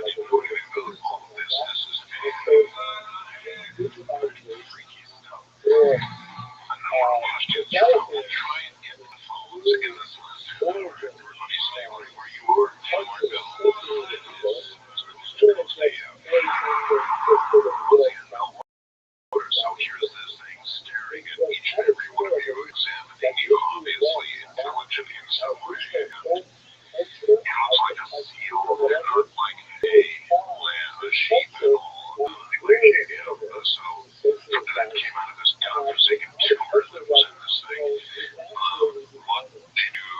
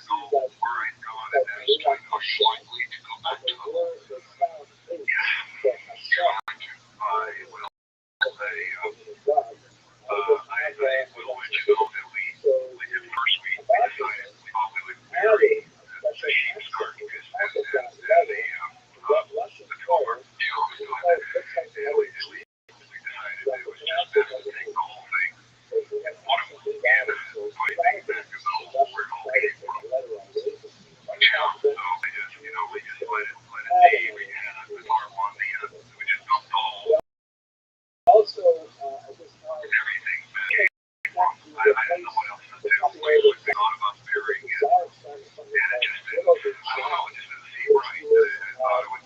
That's what we did. I want to tell you something that is I believe, related to this experience, and that is prior to going to Nevada. This was in late August. I was diagnosed with a particularly lethal form of esophageal cancer. Oh, I'm so sorry. This was A6. You know, like the guy that does he have 6 months to live, but you know, they're just telling you that. You know, that there's, like nothing they can do, but it was very fast growing. And one of the reasons I came back here was to see the same doctor because I started feeling a lot better. And my last examination with the doctor finds me cancer-free. I can't explain it. And you can document this, right? Because he had, yes, they had whatever diagnosing the cancer. And back to the doctor, and they could find no evidence of any cancer. Is it you're feeling that your proximity to the hole or something in the hole changed this? I think it was the seal. I described this thing as this huge tumor. That's what I had. I described it as a tumor because that was the only vocabulary I had to describe it with. Gotcha. And I handled this buzz right you did, and I smelled the ozone from it, and it just, the look that it gave me, there was something going on. I can't say, look, I was communing with this fellow, I was, had this conversation with this seal. No, I can't say that. But what I can say is that I have this feeling of such incredible compassion from the seal that ultimately went back into the hole that we just found. That was it. And what was the conversation like after all this was over, Mel? Between the masks and the Native Americans and yourself, okay. Well, first of all, the masks that they were with, they were young guys, okay. And I think before this guy, you're gonna shoot what sort of characters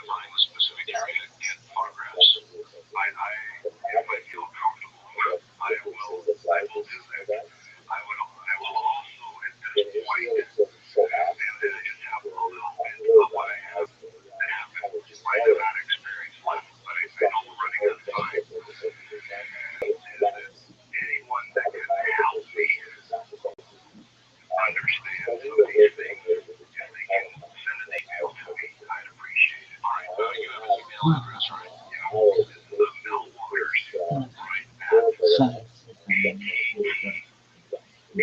It's like all BEI.com. That's Mel Waters at AGT. That's Tom, right? He is in Hawaiian, I is in India. AGTBI.com, right? And Mel Waters at AGTBI.com, right? I guess that you want. I cannot promise, like, I maintain a dialogue with people, like, what do you want other people out there that have had any type of understanding of it that could make some sense to me, and those what's going on. I'm going to listen with fascination to your program on the hollow earth business. Just, that's something I don't know about, but I sure like to know how there may be a relationship, obviously. And so that I'm going to look at. But I mean, what do you want in email? Do you want some support? Do you want you're going to get media contact? What I really want is the people that have good, serious opinions about this, that understand some of this. I described a lot of things that occur. I don't understand any of them. I described them. Maybe going back to what I started with talking about Ellsberg and bringing it up to today. I get it. You want somebody who might understand, right, this, and that may have been studying these types of matters, theories, whatever. That's good.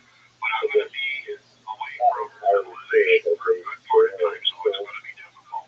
Because I'm going to be going back probably mid-March, mid-February, somewhere in that timeline, and then I'm going to go there for a period of time. I'll probably give you another contact when I get back to some sort of civilization, probably from Nevada. Probably won't be in touch with you again. Okay.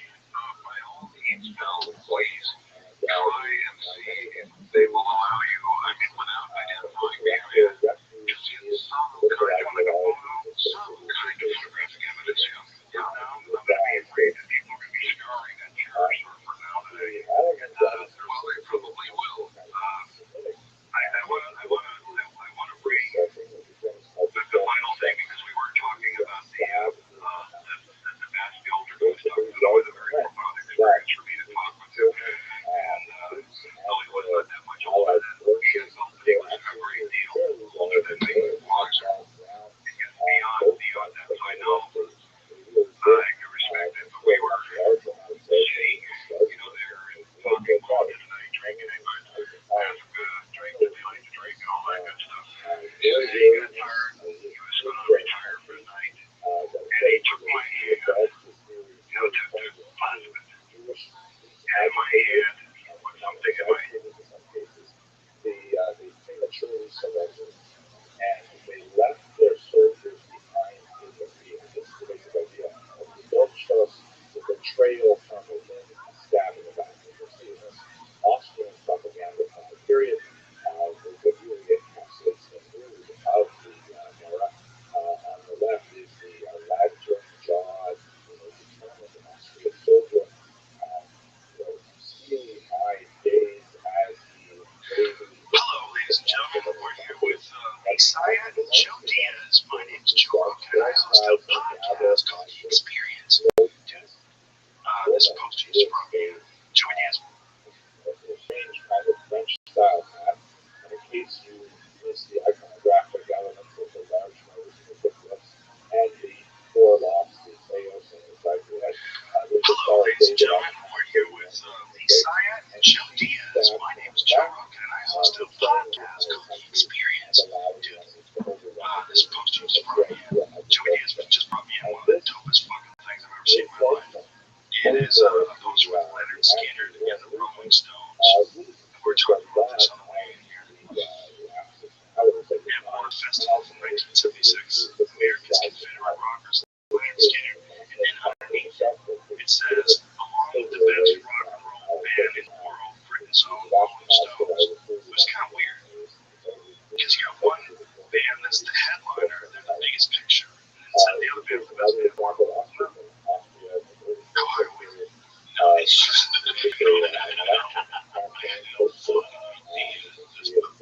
these guys are bringing over the It was a powerhouse, the 76. cat scratch fever. You know, every cat scratch fever and the wife out strangle to this day. You know, he was messing with things hunting. He would feed when he hunted. No, he had heard these things. He was hunting with some shitty ass equipment too. He had like old school archery bows back then, like recurves and like real shitty compound bows. He had like a whole compound and like the animals and like the figures. His family has had property in Michigan. He's got a couple places. He's got one place in Florida. He's got one place in Michigan. They're both like these gigantic private hunting grounds. He didn't do any cooking. He just took all his money and then he bought just a giant chunk of land. And then he's got one in Texas now. You'll shut your ass out. He didn't do any of that. He doesn't know, you know. He drinks a lot of water. He's fucking crazy. But it's like when those guys trying to paint him, like you ever see Ted Nugent versus Piers Morgan on gun control. Light him up like a Christmas tree. Because Piers Morgan didn't have all those things. Piers Morgan is like, you know, he's a proper sounding British guy, but like when it gets to the fucking red line, the arguments he falls apart. Like Ben Shapiro need him up, and Ted Nugent need him up. A lot of the conservative guys that are really spicy talkers, they can eat him up when they get into the really like the high revs of the conversation because he didn't understand that a lot of the gun deaths is also bad guys are shot by guns, like people are shot by cops, like all that stuff is sort of calculated in it. Like he didn't understand, he didn't have all his facts in order. So if you're arguing with a guy like Nugent who does these kind of arguments with people, like gun control arguments, he's got like his words down to a T. He's done a couple of these. Did one of them in a gun store. They were in a gun store. Hilarious. I'm gonna rock and roll stage. I just sang a song about feisty. I mean, you gotta be kidding me. You ever see Richard Pryor live? I'm gonna say it again. I'm one of them. Get over it. That's so funny. Remind me who is a patron. I love these guys. That was one shocking. This was my favorite. I can put in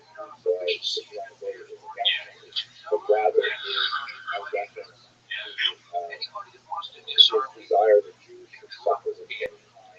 Anybody that wants to make me unarmed and helpless, people that want to literally create the program places where more innocents are killed, called gun-free zones. We're going to beat you. We're going to put you out of office. All the sucking machine is going to take it. Whichever much as I love the sucking machine, the whole point of why the people defend is that a lot of people do something.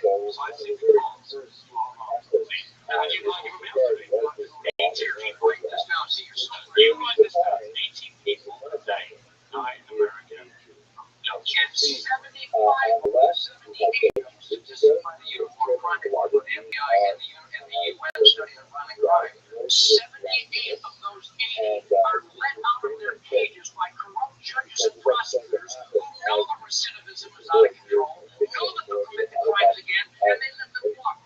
Free marketing, early release, and program. It still shows my ass. Where you have the most violent citizens in America, you have the lowest violent crime rate. Where you have the worst gun control, you have the highest crime rate. Here's choose one. You want a lot of crime? We have it. Gun-free zones. You want less crime? We have that. More people with concealed weapons permit. Why do you guys resist that?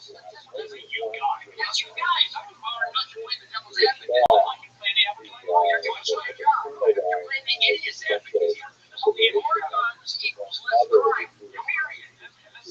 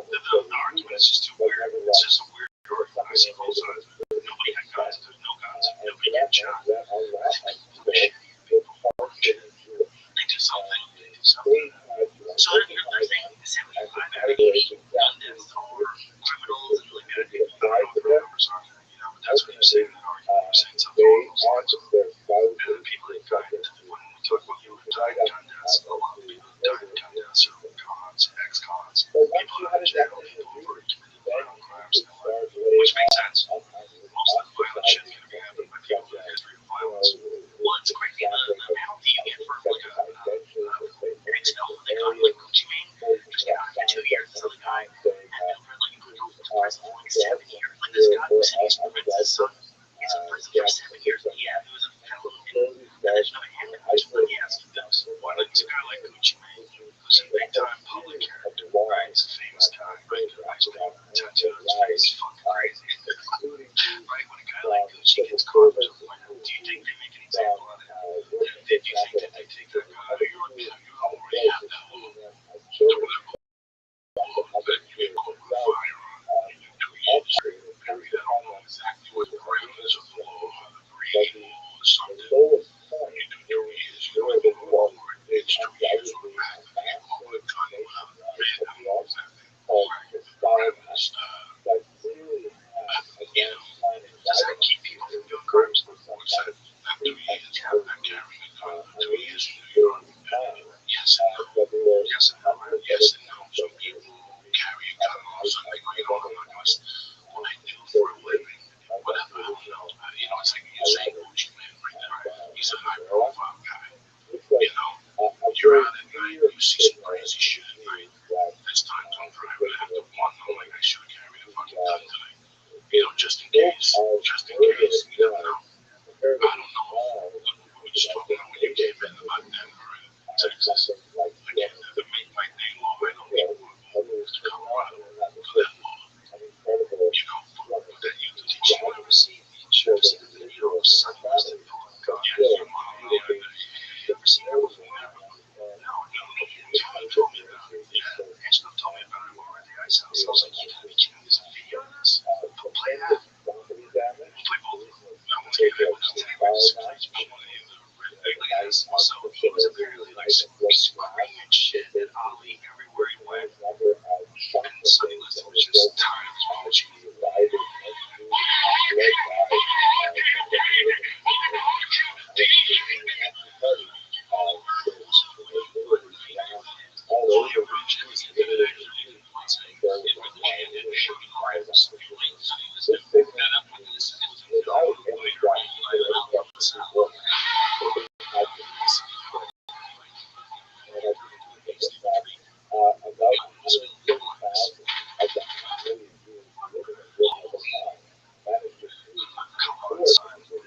is one of the craziest things you're ever going to see in your life.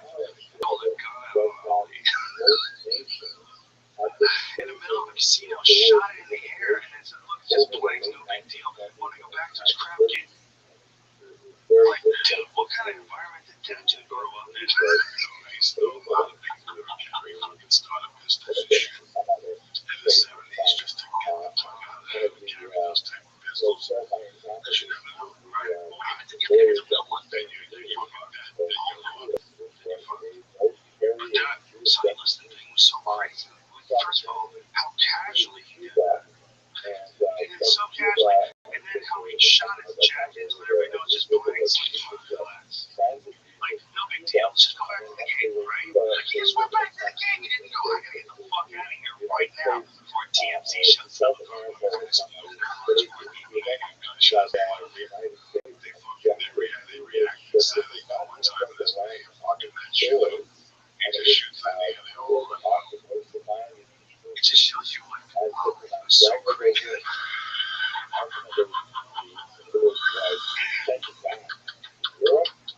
then Ali shoot a gun at Frazier in Africa. Did he? Somebody shot somebody in Africa, not shot, pulled up to the hotel with a gun in Africa. Whether it was Foreman or Frazier or somebody. When Ali was in his hotel room, they went over there, it was Frazier. What? Frazier went over with a gun and pointed it up at the building and shit. And I'm like, yes, some ego or something crazy. Like, dudes are just putting guns on each other back then. Weren't ready for Ali in the 60s when they found Miami like that. They just weren't ready for him. He was just doing like he's still doing back in the casino. Still talking back in the casino. Like the big amount of months window. Yeah, exactly. And that was in front of the house. He told him that was the one. Yeah, he told him that that's what he was doing. It wasn't like jam. Yeah, it was a long crazy. I know, like, I'm telling you, man,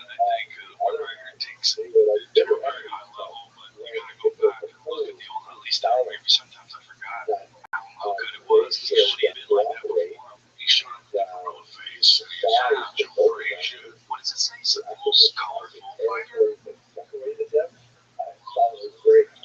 Cassius Clay, the world's most colorful fighter. This was back before he even changed his name. Cassius Clay. Wow.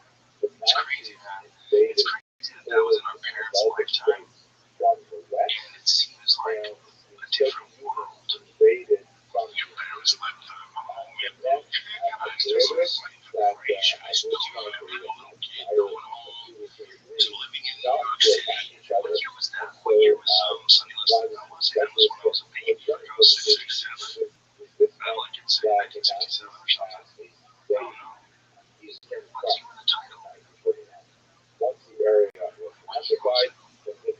Might be Sunny Liston. Yeah, Sunny Liston was fucking crazy. Oh yeah, they didn't even know who he really was. Now no one knew who he was. Fucking 90. I was in 64. Second 64, so I wasn't even born. So it was 3 years before I was born. And that was a different world, man. It's a different world. You watch that video, you're like, wow. So America was just a different place. So when Canada was fighting, people couldn't stop. Like everybody witnessed watched the fight.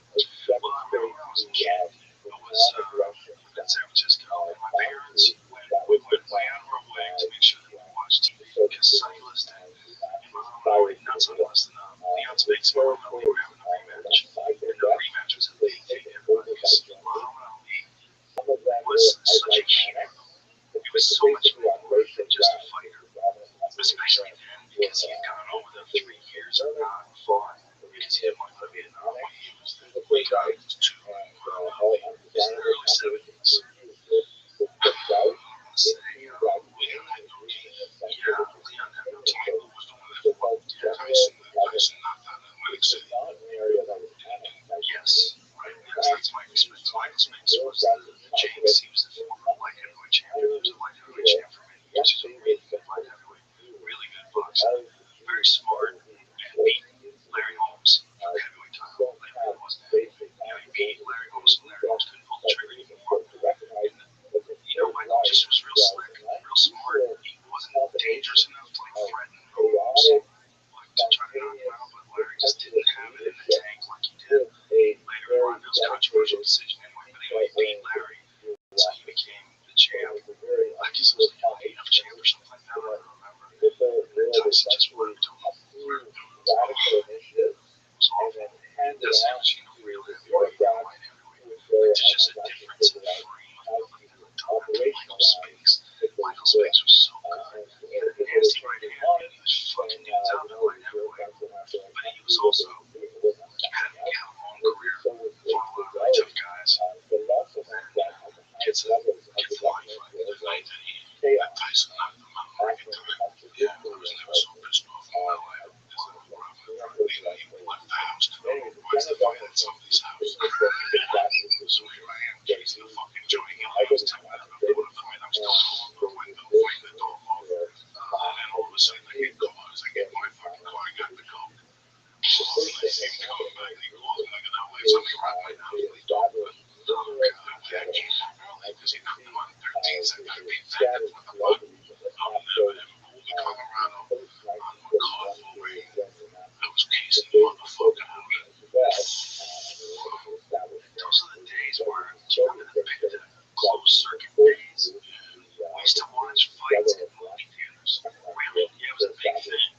Yeah, your friends would get together and we'd all go to a movie theater and watch a fight on like closed circuit, or they even have it at the Boston Garden, racing on the track, like in the Middlelands, and that's where I saw Big Boy, the Detroit Tommy Hearns fight something like a great fight. I don't know if it was Duran or Leonard Duran. They fought somebody. We watched on the track on a Monday night. You ever see that knockout that Hearns? Have you seen BTS? Pull that up. Tommy Hearns, man, was such a freak of nature because he was so tall and long, and he had muscle. Like, he wasn't just tall and long, he was tall and long, but he was fucking strong. And if he caught you at the end of that right hand, it was one of the most devastating punches in all of boxing. Which is why it was so crazy that Hager was able to just walk right through him. Hager just walked right through him. Hager could just take it like nobody else. And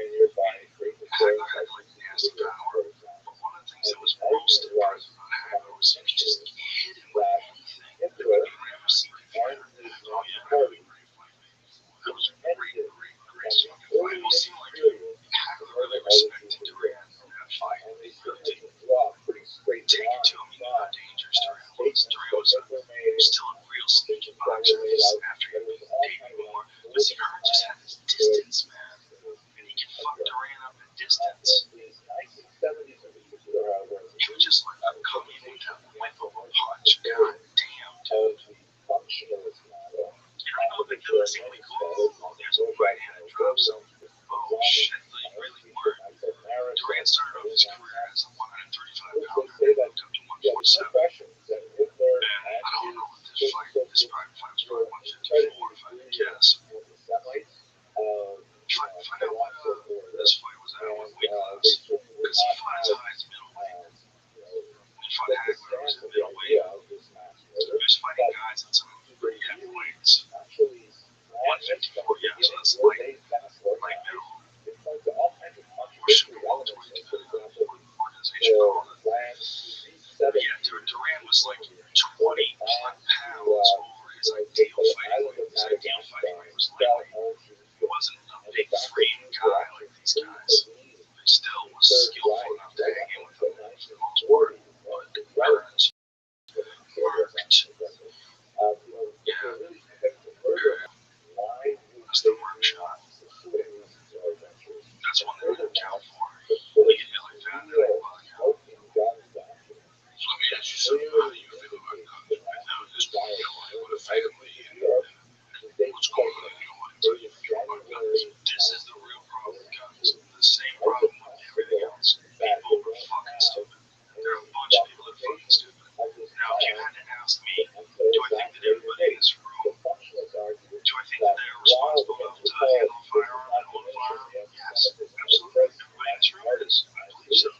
But is it everybody in the world? Fuck no. But you can decide. That's the part of the law. The whole point of the law is you can't let some tyrannical dictator decide who can and can't be armed. Because at the end of the day, what we really have to worry about, as much as crime, is you have to worry about the government turning into a crime. Because the governments of nations all over the world have fucked the people over and done shit that people don't want. Imprisoned them, enslaved them. We're supposed to ignore that. We're supposed to pretend we're past that. We're past that completely. People never be like that again. An armed militia is in the possibility that it all goes wrong. That's what it's for. It's not for when everything's going right. It's for when it all goes wrong. Just deny the possibility that it could all go wrong. To me, you're lying. You're lying. You're pretending we're better than we are. Because you look all over the world, there's war everywhere. There's war everywhere in the world. There's murder everywhere in the world. There's robbery and thievery everywhere in the world. There's not equal. It's not equal with the amount of chances people have. It's not equal with the amount of time you do in jail. You get caught for things. There's all sorts of inequalities and all sorts of real fucking problems in the world. To deny, to say that we've reached some utopian place where you don't have to worry about the government turning into a tyranny. Bullshit. No, I don't think the government right now is a tyranny. I don't think they're controlling us. I don't think they're doing anything unbelievably oppressive. I think they respond to, in a certain extent, to the amount of pressure that people put on them. And when people say things like, we don't want to go to Syria. Remember that Syria thing? When we're all on TV, we're like, fuck this. No one wants to go to Syria. It's better to Syria. It's better to Syria. At the end of the day, people that are used to going to war like to go to war. They make a lot of fun of you doing it. And you have to be aware of that kind of shit. You have to be aware of people trying to force you into things. You think about Kent State. Man, that was in our lifetime. You know, during the Vietnam War, they fucking shot kids who were protesting. They shot them on a college campus for doing nothing but protesting. That wasn't that long ago, man. It's not that long ago. I'm not advocating that there should be some fucking uprising and people should pull guns. But I am saying you can't just have one group of people running other groups of people with no recourse, with no, the people don't have any ability to stop them. So the people in power, we just have to trust that they're going to be good. That's crazy. Why would you do that? They're just people. And people, if you give them too much power, they almost always fuck it. They almost always abuse the shit out of it. It's very rare that someone gets in a position of power and all of a sudden does wonderful, selfless things in the world. Bullshit. They do weird things. They have weird fucking people that get paid off, subsidies for like corn and greasy dealings with private prisons. Like, there's a lot of fucking weird shit going on in power. So to say that we're just He's gonna be fine. We don't need to. You're still a queen. You're still in some weird fucking quasi imperial state. The scariest thing though is like you go on Facebook, you scroll through this video after video of people fighting. That's the biggest thing now is world stars, people fighting. It's scary people have guns. Like it does. But to be honest, like with all the wrong rage happening with that guy a few months ago, to pull down his car on the corner with a fucking gun, to be on the offensive. I want a gun to be on the offensive. I want a gun in case last night him and I were talking shit on 12:30 in bed on my side street. Three cops, a guy came from a certain guy, we talked to him about what truck came by. So we actually go and borrow the cop and said, there's two guys standing out there. Oh shit. And they just telling stories at the college. And when that white car came around the second time, yeah, you had any gun. I don't know what people are thinking. Oh, you don't know what people are thinking. You could say what you could have zagged. You could run into someone who's out there fucking running their fucking arm. You never know. Yeah, I mean, I'm not an advocate of veto all the time. That's not what I'm saying. What I'm saying is, you can't let the government tell you whether or not you can have a weapon. It's just not. It doesn't make sense. I had the felony. I still have the felonies. And the government tells me I can't have a pistol. Now, Mike Ryan was with a pistol. All right, did it go long? No, but there was a potential for violence. There's also always a potential for violence. In my heart, in my mind, I did a probationary period already. That was 1997. I did a probationary period again. More than the probationary period I feel in my heart right now. I'm capable of carrying a gun as much as I hate. I fucking hate those things. Because I know what they bring. You know what I'm saying? I know what they bring to some people. I gotta bring it to me because I'm not young and stupid anymore. Do you understand me? I really wanted to protect my daughter. I really wanted to. There's weird people doing it every time you watch the news. I see something stupid. What happened yesterday? Still, what happened to soldiers now? 4 fucking doors in Afghanistan. And he got some fucking machine gun. He shot somebody at a gas station. There was so many fucking bullets at the gas station all over the suburb in Houston. The cops wanted this. You gotta see the cop cars. It was like heat. Some of those cars with the machine guns and shit. So now they're in Ridge. So one of those gas station shots to them. And from there, the party started walking down the street shooting. One dead 6-inch. Shot up 30 fucking cars in the middle of the street. I'm walking with my daughter. I'm minding my business. Wait, it's gonna fucking let's walk to the taco place. Right? That can happen. That can happen. I know this going in. When I leave my house, I know this is possible. You have to let them work because he has a gun. He has the right to have a gun. But if someone else he's trying to have maybe they can find someone there. 6-inch. Randomly just that one. You need that anyway. I'm not a sharpshooter. I like to shoot him in the fucking leg. I believe in shooting him in the leg. It's a great cover. Yeah, I'm not looking to shoot the fucking cops, but you should have heard the tapes.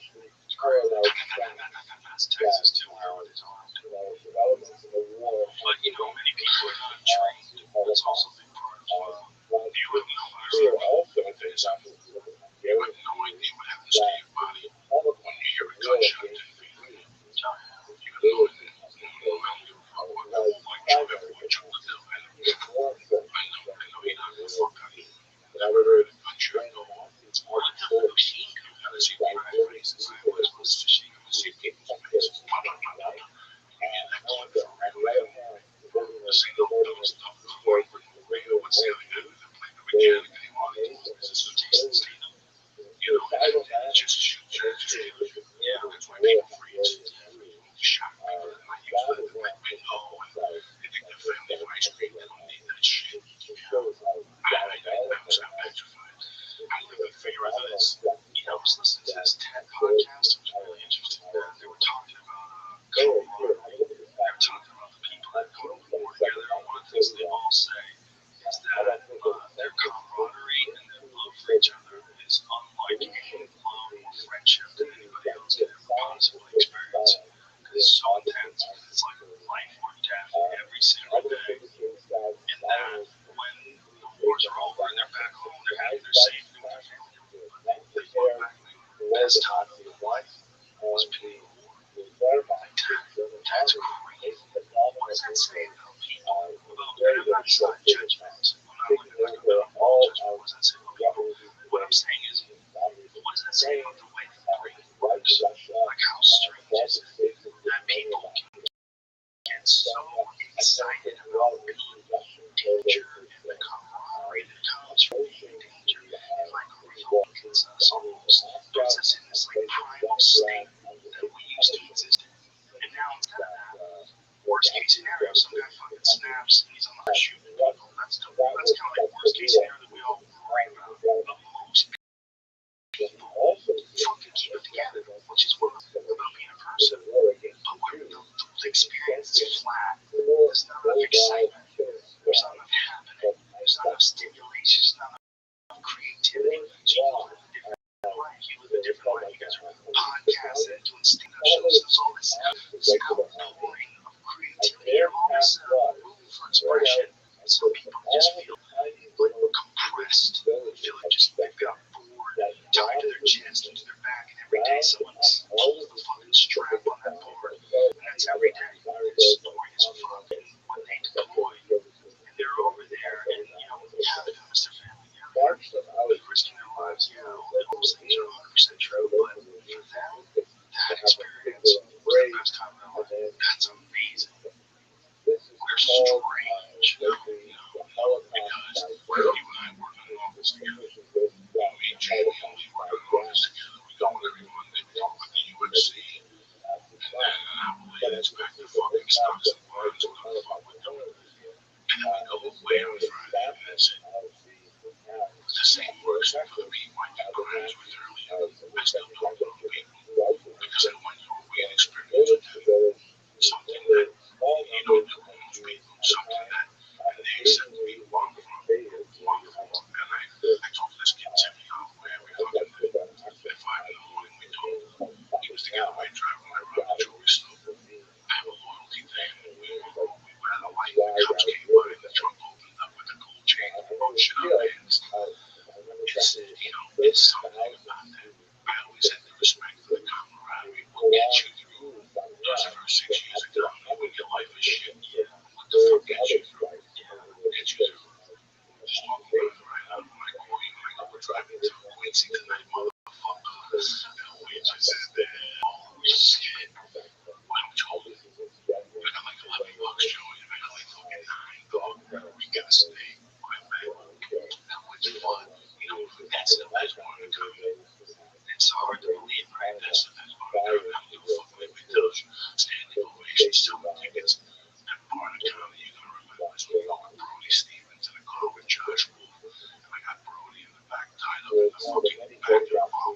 It's called That He's Fucking Stop It. Yeah, baby, what the fuck like this? Because I'm in that fucking box. On my mission to where the fuck we're at. That's what I'm thinking about. How good of a time I had when I had $3 in my pocket. You ever read that Brother Sam book? Brother Sam, you know about Sam? Yes, I did. Sam didn't send his brother Bill. That's part of that fucking story. That's part of that whole story. So every time I see Carl, I give him a hug because I can relate. Because when they talk about how broke they were, and they would all walk to the comedy store to eat the fruit from the bar, and the bartender would job up. Who admits that? Who admits that? But you and I know that secret. It's the same thing, man. Well, there's that thing that's happening too when you're going on those gigs where you don't know if this is going to be, is going to be successful. Not just a gig, but just as a career. Like, you're not like, I'm a comic, fucking I'm a comic. You're like, am I pulling this off? Like, is this, like, in a gig now, I'm trying. I'm out here, this is like me and Fitzsimmons to these gigs. Both be like, barely should be talking to people on stage. Barely. We're rookies, man. We're fucking rookies. In Boston, if you street there for 20 minutes, they had so many rooms. Everybody was working. It was crazy. Were you able to have fun during that time? Well, yeah, fun. I really fun. So fun. But I was like terrified. I wasn't going to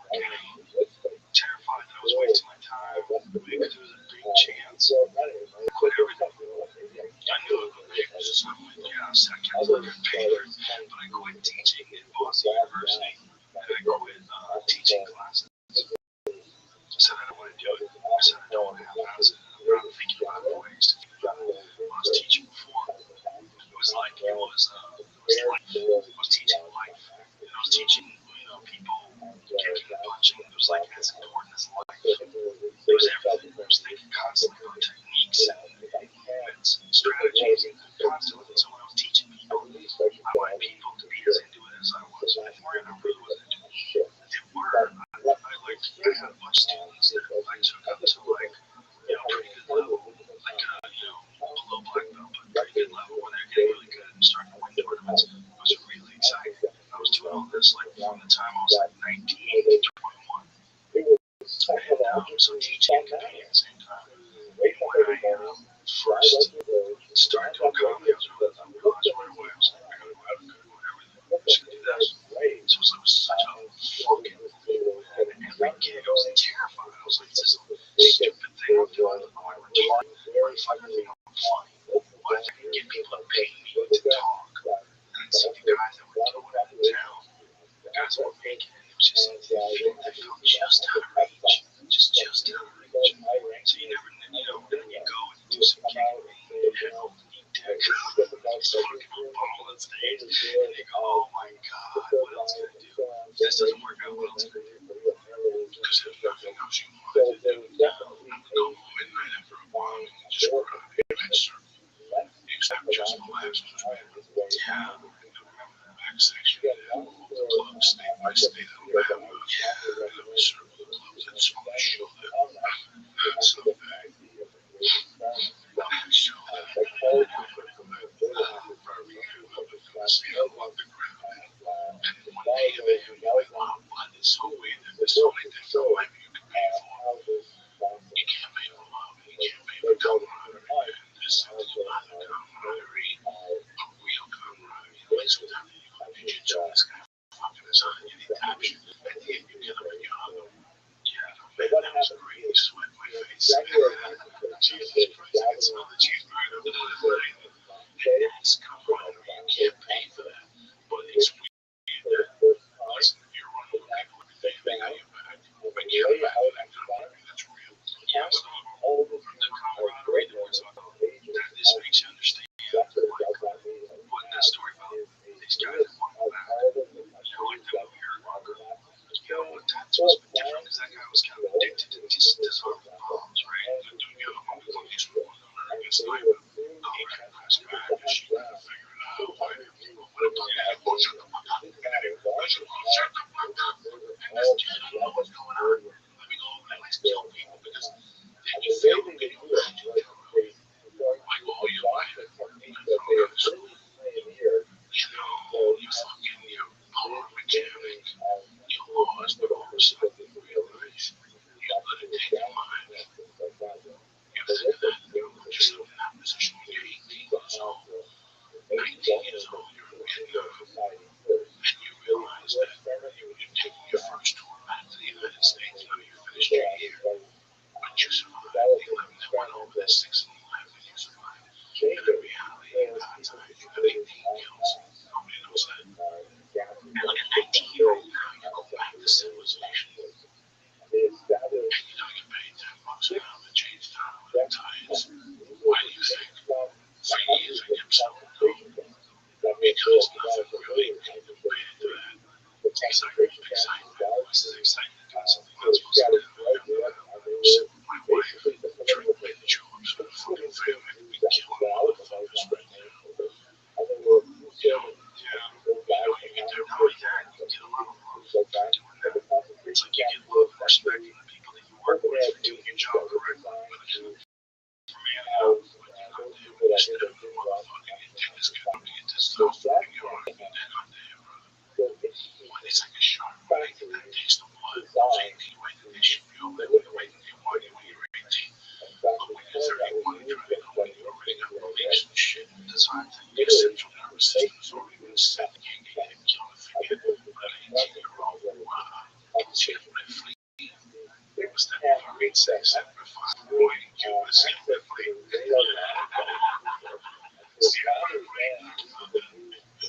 So,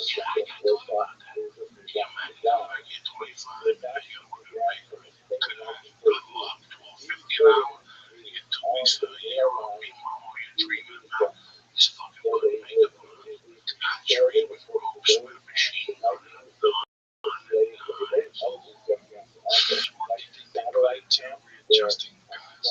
Those first reacclimating them back into society after their memories of what we do.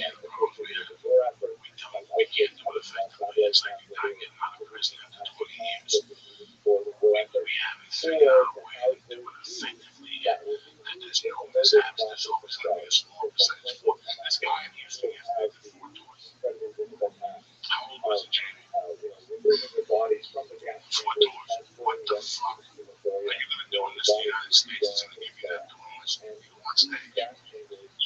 So even that, it's nothing in comparison. You know, like how crazy our brains are. It's crazy how like, when I was 18, it was 2007. Banners were bigger than also like Iraq and Afghanistan were all over. It was right at that time. I had friends who went over. Like behind, like, when you start saying it's exciting, what hour one way for that?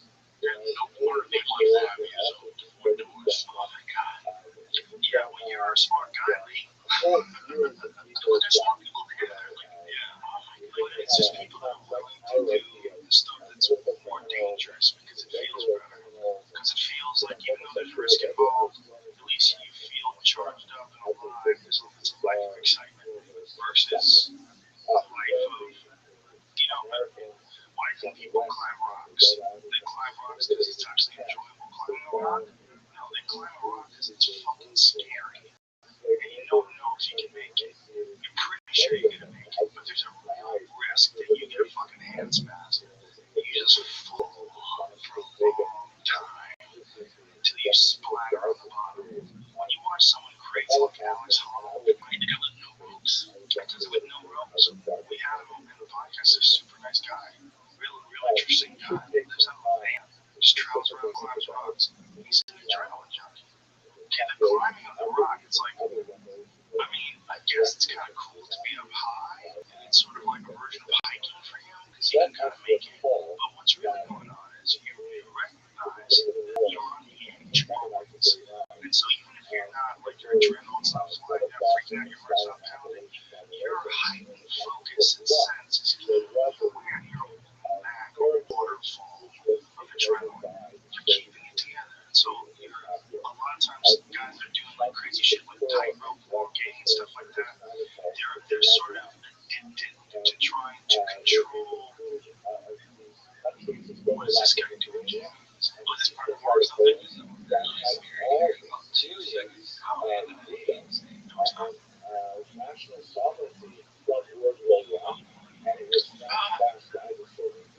Oh my god. This guy jumped and then he's still coming to me. And then oh, man. Have you seen that video of like the people on the hoverboards? Hoverboarding on the top of the buildings? That might have freaked me out more than the hoverboard because it goes upside down. That's my daughter do those things. It always lands perfect. Fuck, man. Jesus Christ. What the fuck is going on in Russia when they feed these people radioactive pigs from Chernobyl? Russian? You heard Russian? I heard Russian. You're Russian? There's most cases. That's how the Russian sounds. Pay attention. Well, assuming there's Russian on there, right? One of the ways that we justified it was they had Russian, the only reason why Russian isn't a racist is they look like us. where Right. But you can tell them that right away. yes, we love communism, we're so happy that we can What does it say? Does it say it's Russian? Yeah, it's Russian. Jesus Christ.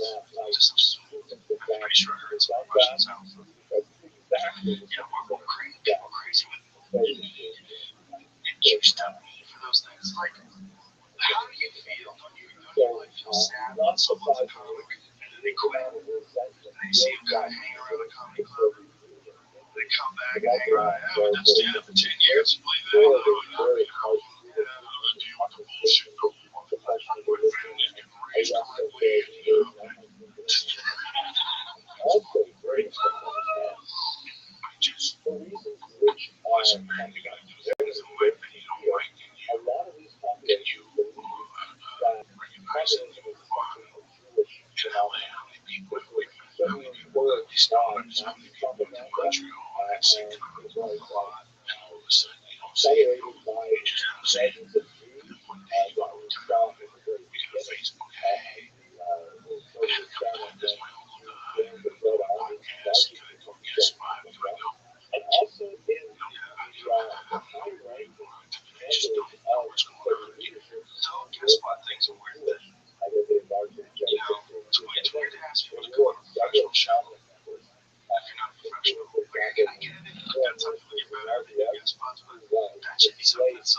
asks you for. It's, would you like to do a guest spot like that? Like, check you out on stage in front of 3,000 people. But till he asks to do that, like, because you know, like, some comics are weird. They'll like show up at your shows and ask to do guest spots. Yeah. You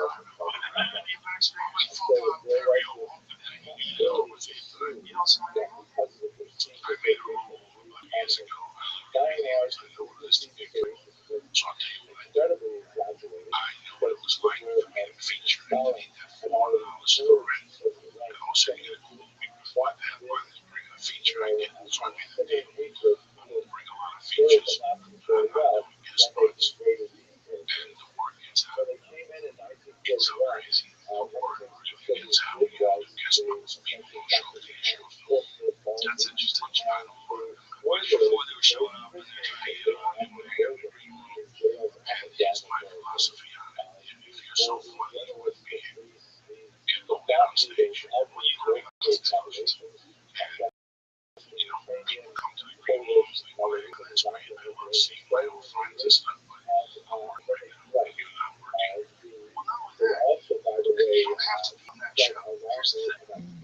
When I was a kid, I was starting out. I loved doing shows. I still love doing shows. Going to the stage to enjoy a show. So if I go to a show, then I'm going to try to make guest spots on the show and be the only person or barely the only person. That's fucking weird. I don't know anybody who did that. None of us did that. You got asked, or you just kept working. You kept doing shows that were at your level until you got better. That's just what everybody does. Because guest spot thing like that is not how it works. You can't just show up and get out in front of a couple thousand people. I didn't have new big theater. I like the use. I know you want to go to the ice house. I know you work on it. I don't care what I'm doing. That's very, very good. You know, and sometimes I go to the ice house and there's 18 guys up before you. And I go, this is mine. This poor guy did us all injustice. And now motherfuckers are doing 20 in front of me. And I go back the way they get mad at me. Because I know it's like feel like in the fucking club. I'm ready to go. Steam's coming out of my nose. I need those doors to calm me down. I already hate it. I'm fired up. We fucking comics now. The last 15 minutes I'm pacing back now like a fucking animal. You know, I just want to get up there and do my fucking thing. And now I gotta wait. And it's not that. It's just that some comedians come into a room. They're ruining the show. You know, this fucking place up. Collaboration.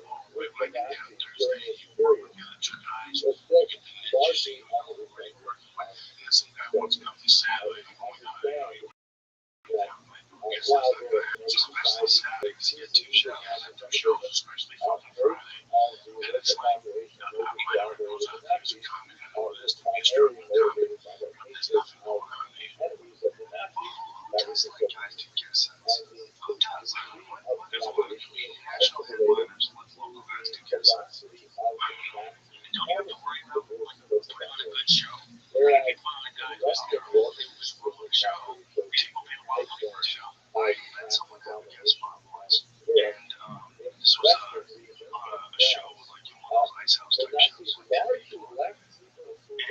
so bad that it tanked the rest of the night because people had to sit through tens of like really clumsy, shitty jokes, like from someone who like barely does comedy. I had to find out later. And then afterwards, like the audience had a lowered expectation. Whereas before, it'd be like Ian Edwards, Tony Hitch, Tom Segura, smash. Everybody would be experiencing that all night. Well, there's this 10-minute gap where it's just sludge, just like really shitty ideas and just not done well. And the audience were like you can see them get super bummed out. Especially when they're a good show like that. I've been lucky enough to go the past few weeks to Open Joey. When it's really good shows, it's fine. But when there's like, I went to a show once and there was a magician on stage. And it just, I think of him because I know he hates it. But it's so weird how important it is to film a good show and to go to comics who go well together. And you can't just throw comedians up there and have a good show. The problem is like people are friends with people that you know. And you know, they know them and they know you. And you make it those shows. Sure, go down, go set, see. And you just go, oh,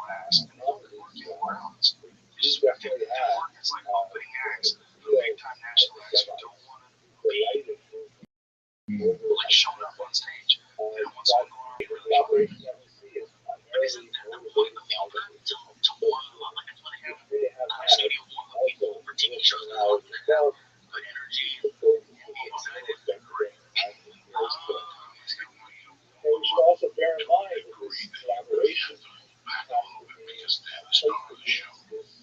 That's so stupid. I'd rather wait till the school of thought would want everybody to be fucking great. Because if the guy in front of me is fucking great, while I'm back there kicking punches, I'm gonna come out from the night with those out. If the guys in front of me is like a bitch, I did have to me. One time we went around with the gifts and the guy's energy was low. I would he sucked me in when I went up there and bomb because of him. Because I didn't want to make him with him so bad. And I said, I'm not gonna do it there. I just go up there and do it. But it's a bad thing that does happen when you watch really bad comedy, which is more amateur level comedy. Something weird happens when you get confused as to what's funny, what's not funny.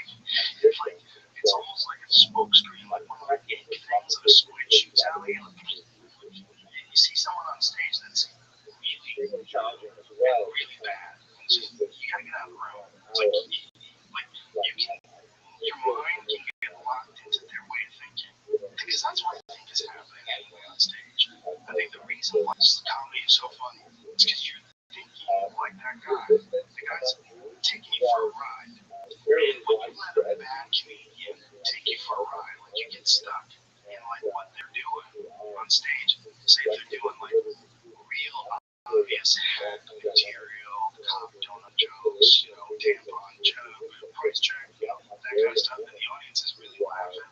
You get confused. Your whole set, you have to shut them out. Like, listen to this music. You gotta go on stage fresh like they didn't exist. You're better off not seeing them. I don't want to see them. I come out like Gladiator. Yeah. If you come out that cage like Gladiator, I'm like going up like Friday hero, Saturday early show on Wednesday, other acts. And I start getting into it. But until then, I want to come out of the box like a fucking savage. Right? If you work with people that you love, like you do a show with Duncan, or you probably watch one other Saturday. Yeah, but that's the cool thing about when we do the road. Watch each other's shit. It's fun. It's like I get to see a show and do a show. It's fun. I love going to the schools and laughing. Telling my own favorite things. To get on that little early. Like new spots at 10:45, getting on there at 10. And you watch a few guys that really get you in the swing of things. Like it really does get you going. I don't want to sit there all night. Well, that's no telling the story. So some shows going on somewhere, it's 3 rooms. Come all around, watch different shit. I think that's not to be taken lightly. I think with anything. I think if you were a knife maker, custom knives, you want to be around the dudes who make those things. That's why they have those expos where people get together. So we're doing this too. It's stainless steel. There's a dude Anthony Bourdain did this thing when he said these videos about people making shit. This guy makes knives with metal from meteors. What is it? Meteors. Like they fucking land on Earth. You can buy them. Yeah, you can buy them. They're super expensive. So he's getting his iron from space. Look at this guy. Look at that fucking knife. Come on, dude. It's a Kramer knife. This guy makes these things by hand. I'll see if you can find a video. It's fucking crazy. He's got like this hearth. I guess that's what you call it, right? When you call it some sort of an oven where he's baking these knives. But with Bourdain is like he's a real lover of craftsmanship. So this guy is making these things sort of a similar way to what samurais made them, where you have big plates of metal and you compress them and heat them up and smash them and get all the layers into one layer. But it's all done with iron that he's getting from fucking which is it's called, you can say it's from Chinese. It's from iron. As far as I know, I mean, there's ways to harden iron and steel. Once it rises to the atmosphere, we're talking about steel. They're making steel, but using the iron from space, I don't think it's any benefit. I think it's probably just really cool and awesome to say. It's just fucking steel. It is what it is. Yeah, right? Isn't that correct, Jamie? Yeah, makes sense. Captain American shield. It's got the crimes. It's exactly. So this dude, I think his name is Steve Kramer. Bob Kramer, excuse me. Bob Kramer. Alright, Bob Kramer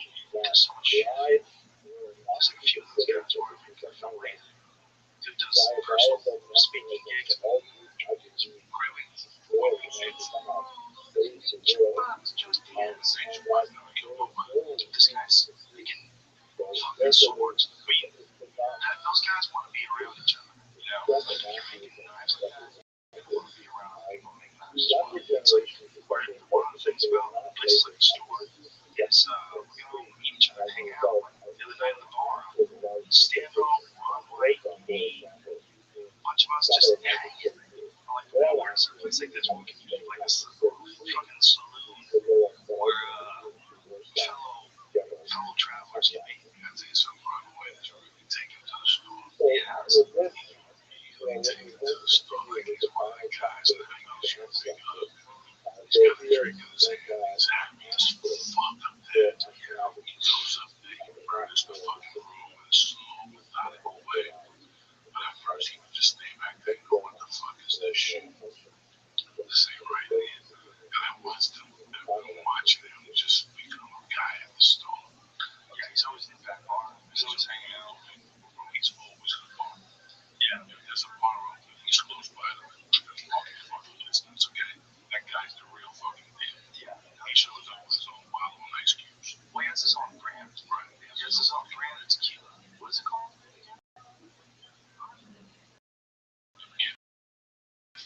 Does something. That's what it's called. What's it called? Number one? Yeah, that's it. Number one, I'm racist. Number one, tequila. Oh, bam! It's good shit. It is really good shit. He had it, I mean, as far as that stuff goes, it don't taste like shit, bro. You know, I mean, let's be real. Even the best tasting tequila, it tastes like shit. The best tasting alcohol, like wine, I still like the white wine. I can drink a glass of wine, you know, I still alcohol. I still like Jack Daniels and shots. It tastes almost the shit out of me. It tastes like shit. I love it. You told me about that. I still remember I was a little boy in New York City with my mom. What your phrase was like, I lived on 88th Street. Like, I still remember how big that event was. Like, if you ask me about events in New York City, one is my homie Joe Frey. Two, the early 70s when Elton John came to New York City. He fucked that city up, dog. Captain Fantastic. And Goodbye Yellow Brick Road. I was a kid, he fucked up traffic. Michael Jackson fucked up traffic in 84. You know, played a couple nights in the car. But my homie Joe Frazier when I was a kid was fucking huge. It was huge. I remember crying. I wanted to watch it. I couldn't get a road job from my babysitter. I was a kid. She was a Puerto Rican chick. I get past that one blow. She goes, I'll give you a blow. So I give her a bag filled with quarters I had. And she came in the room and I took a shower. I combed my hair. I put the robe on. And she came into the room. I said, I'm going to see if that's a blow job. It took like $20. I cried myself to sleep. I wanted my mom to woke her up. I got to tell you. My mom's like, what is it? Broken English. My teeth stole my $20. She said she's going to suck my dick. And she didn't go. I was like, what the hell? You're like 6 or 7. I said, I want a blow job. I gave her $20. And then she took my $20. I'm going to fucking kill her. And my mom's like, you fucking crazy. Why would she suck your dick for $20? She can get 50 of the bar. Why would she suck your dick for $20? Shit. How old is this? 6, 7. How old is she? 32. Joe Frazier the first time, 71, maybe. Right, 71. I was probably 8. I was looking at it. I was just still my mom had to give me back 20. I made my mom give it back to me. Damn, my mom's in the morning. It's around this big. So she gave me 20 to check her up here. She knew everything that was sleep. I would kill her. She would sleep on the couch. I made myself sleep on the couch. But you give me the $20, I'm fucking kill her right there. I was like, are you fucking crazy? I'll give me the 20. Just leave Gina alone. I took the data for a year. She never talked to her again. Why was it? Yeah, so I was 8. She's a powerful kid. She was great little data. Great babysitter. I didn't like my mom going out at night. My mom had a phone, so I would spend the whole day with my mom. And then at night she got to go to the fucking bar. And it would drive me crazy, Joe. I want to go to the bar. Right? They all go to the bar. You go to school. I don't give a fuck when they come protected. Besides, I would fucking wait for her to get to Jersey and I'd cause a war in the house. And she'd have to get back in the car and come home on 88th Street, fuck me up.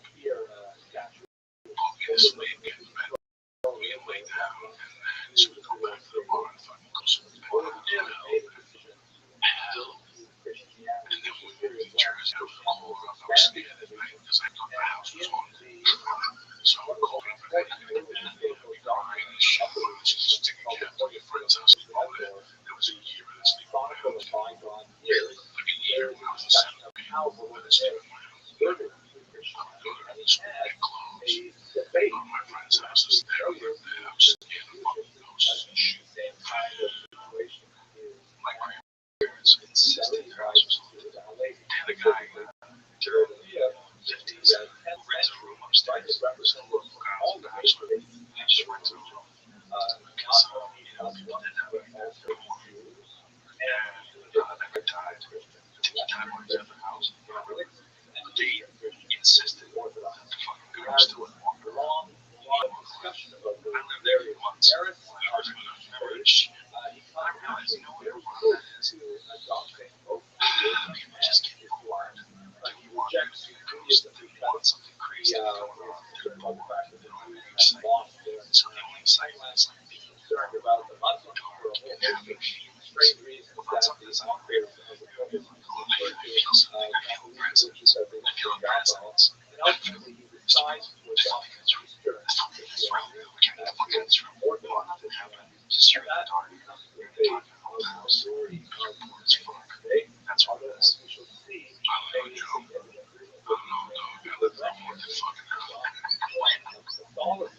My mother bought this house in Irving, New Jersey, on Given Terrace. Given Terrace was originally given that when kids died, when parents died, kids go, it was an orphanage. The orphanage set fire to it. In the 40s, they took Jones Court, Given Terrace, and built an open orphanage. There was an article about it on Facebook about 6 months ago about the whole Given Terrace fucking spooky shit. So in that house, my mother bought, the reason why my mom got in there with the 80s was because a kid would have a cash, and the guy killed himself in the garage. I found myself in the fucking garage in the 60s, so his kids were selling the fucking house. We didn't know about this. I never knew about this 2 years later. Once I moved in, I'm at the beginning of going to Catholic school, I only slept there on the weekends. Once I moved in full time, I got a 67th grade, was when I would hear the ghost. I told you, they had to come up the fucking stairs and shit. I would cry, So they sent me to the Santa Maria lady's house. So she told me to put a glass of water under my bed with a red apple on the top. And I would sleep bed, I was still hear fucking noises at night. I was fucking there. That's all that spooky shit. Now, you might have waited to avoid this 3 years ago. My friend called Joe, we know why you don't know. Okay, right? My brother died on that block. But he was 16 or 15 and died on that block. That's the Sicilians. And if you think Jewish people are creepy with this Santa Maria shit, nobody's creepy than most Sicilians.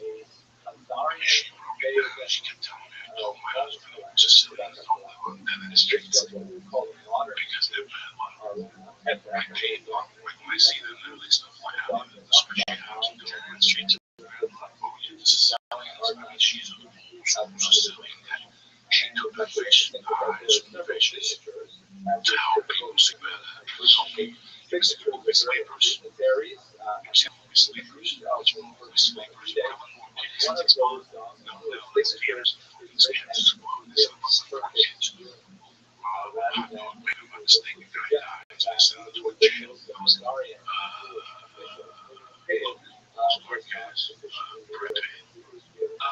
the priest.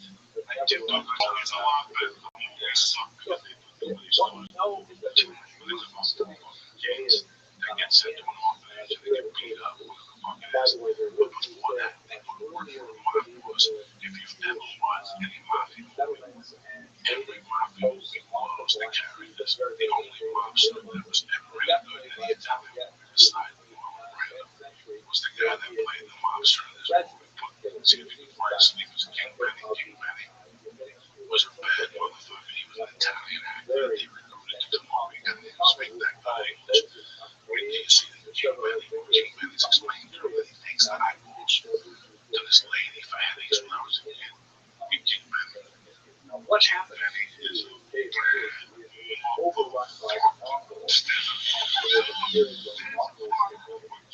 he has to go deal with fucking brothers in Harlem.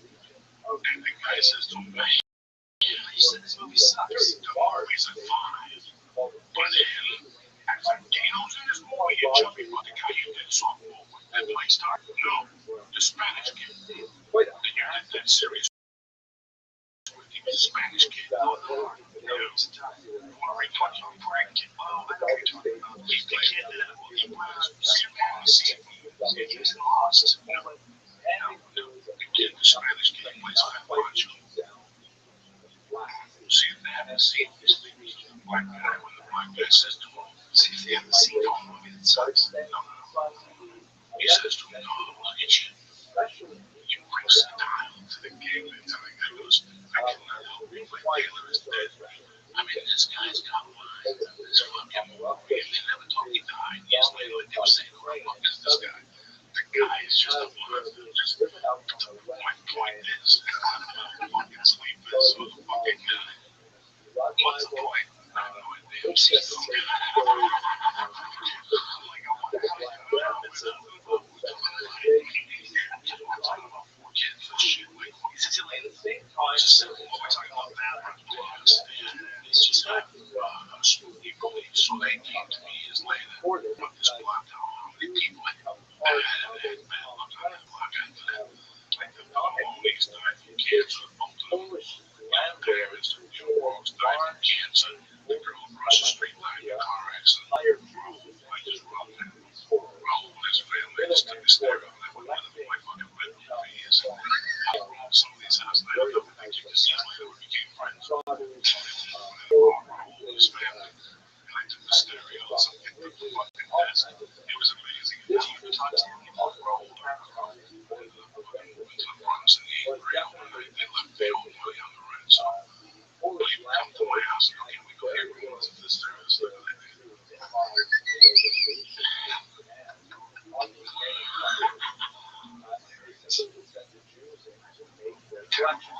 he did really bad. He passed him. Upstairs to this. I became a regular person. Last night I was telling these stories that I was shaking. Well, I remember when I first met you. You were always great, but you were way more dangerous. You're a dangerous person. You can do some ridiculous shit. You were very volatile. There's a part of me that's a very, very nice, law-abiding person. There really is a part of me that's always wanted to try to be a nice person. But there's a part of me that does not comprehend part of human being. Because it would not be allowed. I was raised by no means at all. What do you mean? Just stupid human being. I see everything there. I see acceptable. Right. And how I was raised, how the people I grew up with. So when I look at that on my Alex book, I really can't handle it. And I didn't. I got beaten when I was 19. It was such a great beating. It was more than not happening as well. Felix Stratton. And I said, I made my decision. My hand-bag combat days are over. Like, I don't need this shit in my world. If you come into my world and you disrespect from me, you go up and lay you in a chair. Like a lot of miles, just a dog out of glasses. If they throw some shit at the store, I don't fuck around with people because I don't like people fucking with me. I'm really sensitive. I don't know how to handle it. It's one of the things we were talking about. We were talking about people who go for and how they get addicted to that feeling. And then it's almost like that becomes the world, right? Why I almost feel like with some people they become really addicted to like bad situations. I was, you think that's drama, right? You don't know how to handle life. If there's no drama in your life, there was times I would rob Joe Rogan, knowing that Joe Rogan wasn't around. And I didn't mind with him. Now what? So you caused pictures I didn't know how to live without the world. Yeah, let's be honest, the last 10 years I did blow, and not because of an addiction. The last 10 years I did blow because I was addicted to that state of mind.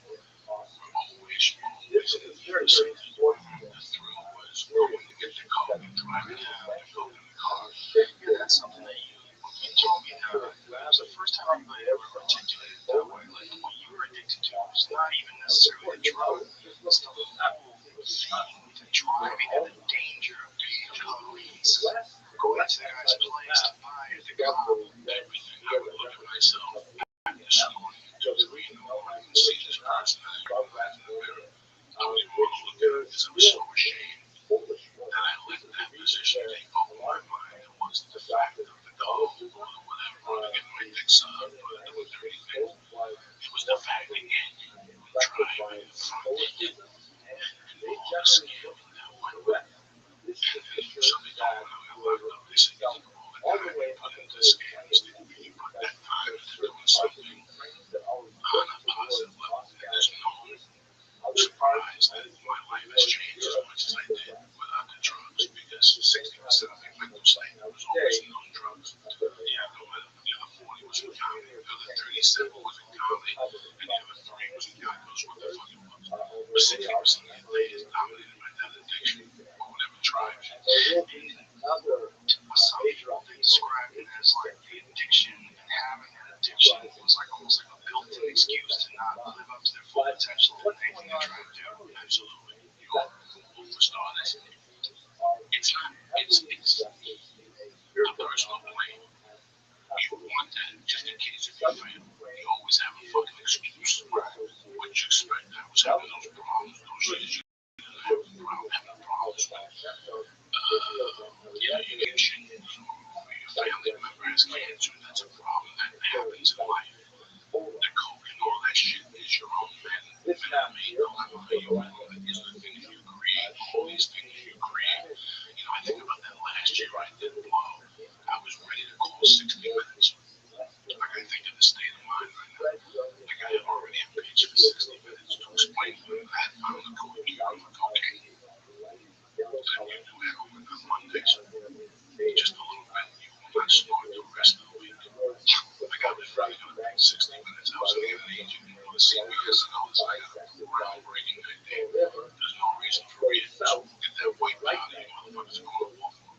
Get that little white powder. See them make it into some pill. Get people high on Monday. Twice a week. I didn't want to get out. Crazy thing. I would come there on a Monday. Let me do coke the rest of the week. I look forward to Monday. So yes, I might have one. I don't know. I have no fucking idea. It's just that it's really done right. It's just this snort. Yeah, snort that goes on lines of heroin just to get me on. What's the feeling? Tell me what it feels like when you're a teenager. Oh, it takes a couple minutes to you feel this weird thing. You feel like your blood pressure going up. You feel like this euphoric, I feel like this fucking hard movement. I felt like my body didn't even take a wet shit. You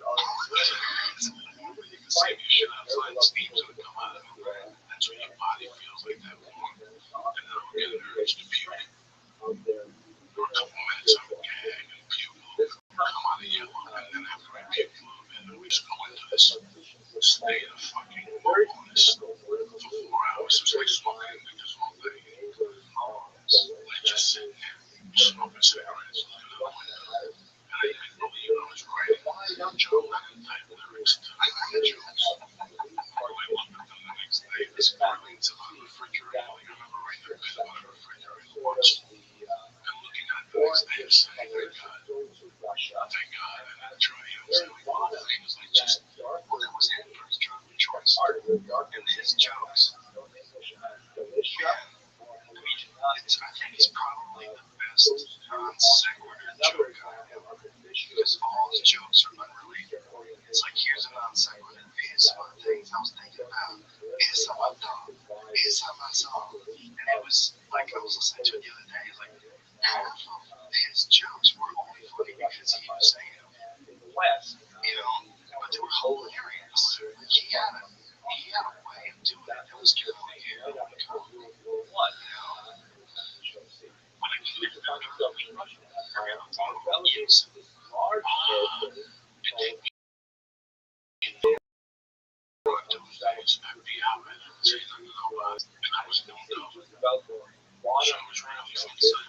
sober Thursday, Friday, Saturday. Look forward to the big bump on Monday. Kids did. He used to send it to me. He used to send me $7 bags. His name was Bonehead. He died from an OD. How weird. Yeah.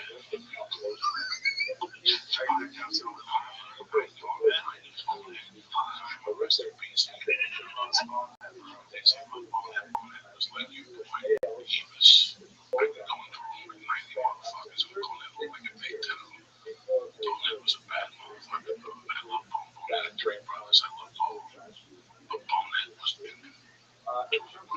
successful. My opponent was successful. As a plumber, he don't own his own company. He only went on crazy at night. Owned it when I was 17. Take me to McSorley's Ale House in New York City.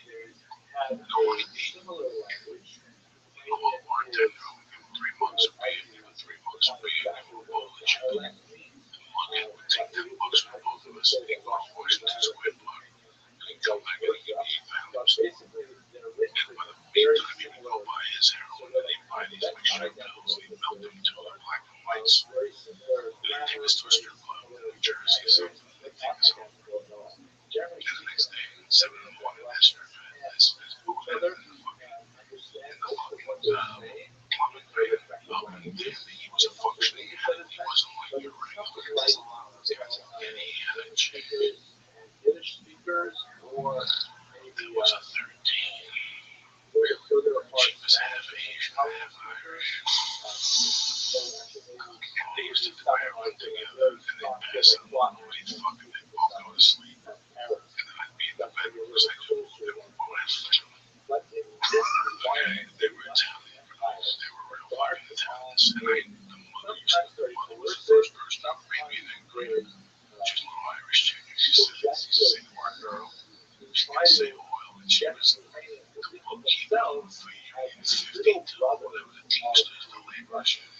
I was over there one day when I was 16. She was one book. I worked tomorrow, get you a book. Instead of fucking being a habit. So I had to, like I'm carrying it for brick reasons. She was like, get you with the Italians over the brick business. She was local. So she got me a book and financed it. She got a little shirt to finance it. I love these people. This is, I don't know if I'm thinking right, I don't like doing documentaries, but I need to do a documentary about this family because it's a rise and fall of an American family that I saw before my eyes. As a child, I went over there and ate with them. I hung out with all 3 brothers, by the way. Like I wasn't just friends with one, I hung out with Chrissy Fish, and I hung out with Bill. Whatever his name was, Bonet was my nighttime guy. Bonet used to take me to the murky waters of the underworld. He would get me guns and shit. My brother was a drug dealer. In the 80s, he dropped me. Sold big times coke. He used to find jewelry. He used to put it in the box. So one night, me and the younger brother in his bed sleeping, Bonet comes in and borrows money from us. As he was going to the city and heroin, and I was sleeping, and I go, Bonet, I go, I have money on me. He went into his brother's room and stood up. His brother was sleeping with the drug dealer. So they just take a box and they take me $40 out. He took the whole $10. And then $40,000 cash, another 30 in jewelry. He went to the bonus. These are the best times when I look at children from my comrades. I said, that's not bad. That's your war story. So the house was haunted. No, this was not a haunted house at all. It was a decent Italian. There was a longshoreman, and the mother was in charge of the Teamsters. They hung out with Westies. They hung out with the fucking Harlem friends with this dude. That was whatever for the Westies. And he used to get me jobs. He would get me jobs chasing joints. You have a summer job now. You tell me, I'm waiting on that warehouse. I'm going to give you 200. They're going to give me 180. I'm waiting on that warehouse and right now all the alarms. And tell me where the safe is. Who walks around the safe and you pay me money. This is a great house. So one time I have a back to Bonet. Bonet has the fishing tackle boxes. But the box there's a fire on the shooting. He puts the tackle box in the garbage can in front of the building and puts a lid on it. When he slips that shit there in the garbage back up. And they take the 40 large with the 30,000 fucking jar. Do you understand me? I mean, this was non-stop. One night, Bonet, you know, high on heroin. He decided to make French fries. So he put the pot out where I lived. This. Remember the 80s? They had those pots going out with the hot oil. Well, you can throw French fries over everyone. Crazy. I forgot what they were. Brand new French fry machine. Everybody was like fucking rings and shit. We did heroin, knot it up. Light a fire, that thing went on fire. Of course, it was fucking house. Alright, I went to oil. I went up to Labo. And the arms. I closed the curtains where he could be out. Go out of the house and the father's outside. My grandmother and the fire department were all on top of the roof, Joe. They hit the front door to let the smoke out. And fire trucks are coming from the side. Laying before they got the siren. In the middle of all this, it's 8 in the morning. We're all running. Oh my God.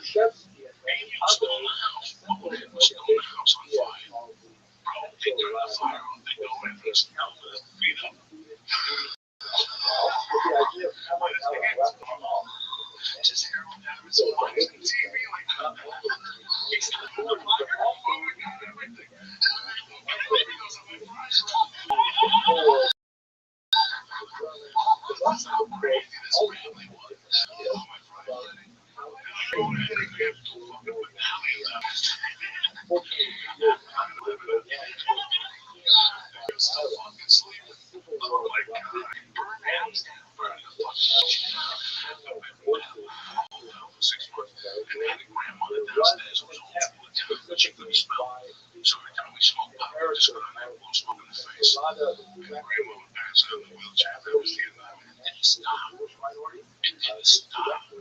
So this is why you get mad over binge watching stuff on Netflix, and this is what you're talking about. I get mad at everything. I get mad at people like he used to hide the coke. Meaning, brother used to hide the coke when there was coke. I'd be walking around there like a ceiling container. Have a Maserati. What's the other Italian coke? There's how much you get these motherfuckers. What's the other Italian coke? Feeling the facility of our tennis. Okay, remember that piece of shit. Pieces of shit. You show me a piece of car. Trust anything to tell you. Oh my god, that was he tried to sell it to me once. It was like he had $1 million for brands. Yeah, I drove that at one of those. Like I feel like you drive a Ferrari. I feel like you drive that thing to a full throttle. Here on this map, I'm like, I trust German cars. You know, I don't trust people in cars. the white line, What's the other one? The other one that Lamborghinis and it's like 6 fall apart. Do they really? Guarantee you. No way to start these fucking cars. Actually, Lamborghinis don't. So who knows? They might be like much better engineered. area just I'm talking shit about this. represents those I don't know much about things. I know about Porsches. But there's a lot of cars too. God, those things are disgusting. Okay, piece of shit. Disgusting. Look at that thing. It's crazy. Lamborghinis are like the biggest. Like, here's my dick. Right? I Ford was this way. They had the doors all upside. We should walk out there naked. That guy just walked out there. That guy, like, what? Just bringing up $20 bills. Get a naked jockstrap. Oh, your boy said this. Not your side who said this. Fanny bags. Oh, really? I got my fanny bags. He's got giant fanny bags. Really good for the you travel on the road, you get a lot of stuff. Yeah, that's true. Glasses, license, passport. Oh, yeah.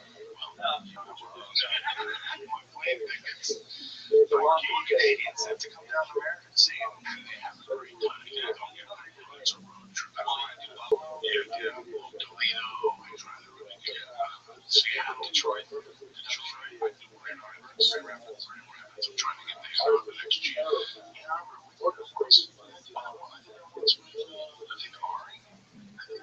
Back in the day, that's a 10 cost too, right? Yeah, but some oh, hey, what's up? You can't back and don't let it go.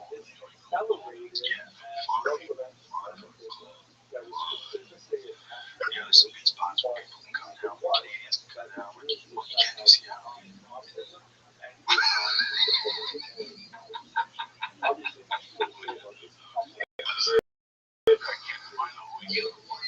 Fucking tear Seattle apart. It's so sad. You can't get into Washington State. They're still breaking my balls too. Yeah. Like 2 years ago. They want cash, and they still want to go up there and surrender myself. Fuck all that. I'm not surrendering myself. Fucking surrender yourself.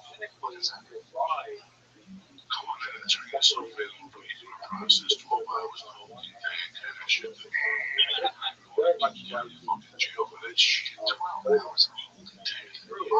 So, part of society, you know, tell me how weird formality is that. I'm sorry we have to cuff you. I have no gratitude because I have always gone to court. I don't have a feeling. I even went to court with alias. Like I used an alias when I got arrested. That's the class I got. I got the sprint. When they arrested me, I gave my Jones. So you would get a warrant. I went down and did the 16 hours community service at the AG. So next time you look at me, tell me I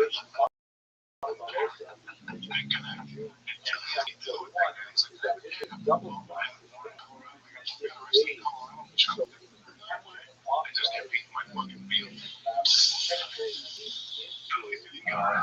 fucking time I did my fucking thing. That is so ridiculous.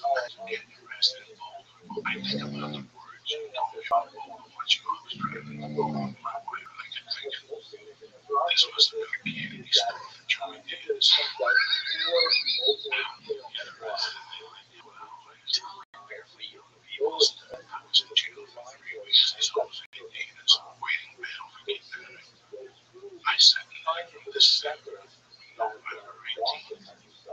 this great detective. I had in jail. Why? You didn't know that. You never know they could just go up to the guy and say, leave me alone. This is cool. He let me out of there. So I signed a list. You know, I was smoking weed, man. I had all access to cocaine because I don't like I hate fucking milk. I like milkshakes. I had all access. You know, I got arrested 3 months. Not even jail, bro. I got arrested a month after I made bail. And they put me back in that jail. I went back to Jimmy. And everybody was calling me Jimmy. No. My name on the fingerprint was the alias.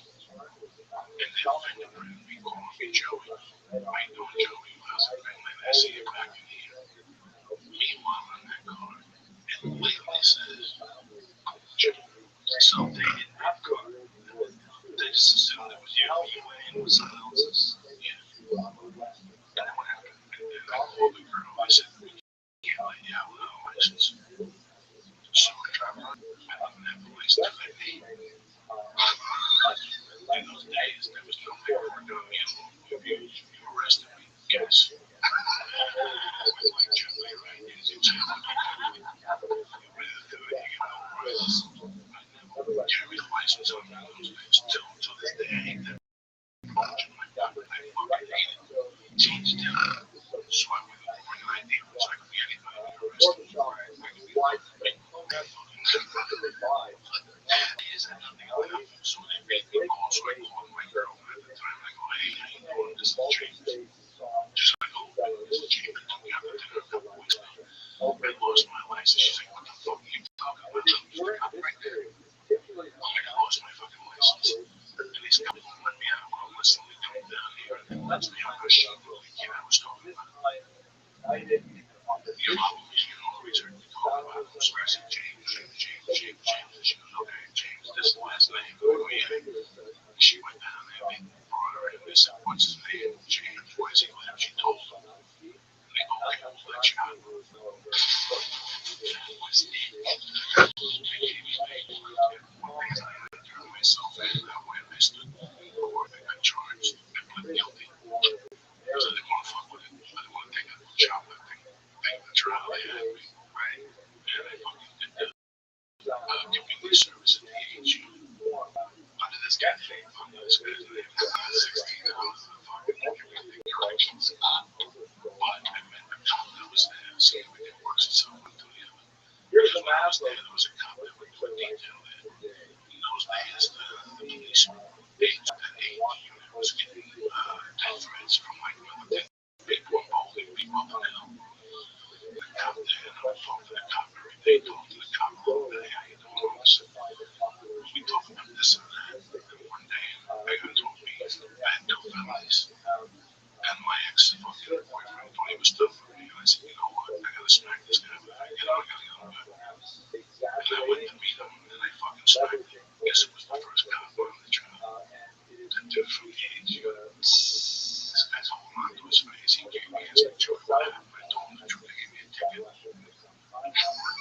So life is a circle. Where we get a ticket, you get for something. So he got a ticket to me. I got a misdemeanor assault, and he got using a racial slur outside the city limits. Is that really the case? It's really something that's always been like that. Yeah, because the football players in '85, those football players that were really powerful, those teams that won the national championship, there was always beef with them. Over the cops always had beef with them. So that there was a couple of incidents. His name was McGee. He just smacked the motherfucker's eyeball out and said, I don't know. I think I'm getting my grip and the jokes. He broke his 6'5", 245. Was smacked. Those knocked and slapped eyeball went out of his fucking head. He went in the ring and another lady called JJ Flanagan and they punched her in the face. So they dropped the charges because she said a racial slur. That's hilarious. So a woman can call a guy and just get punched in the face. Oh, he slapped her, so they called the JJ Flanagan rules. So that's so crazy. When I got arrested for that racial thing, they told me to go and get spanked, which he did in front of my daughter. So I smacked him. So everything from like smack her or punch her, and he smacked her, JJ Flanagan. That's a street law. Street law or something. That's how strong that word is. Just smack.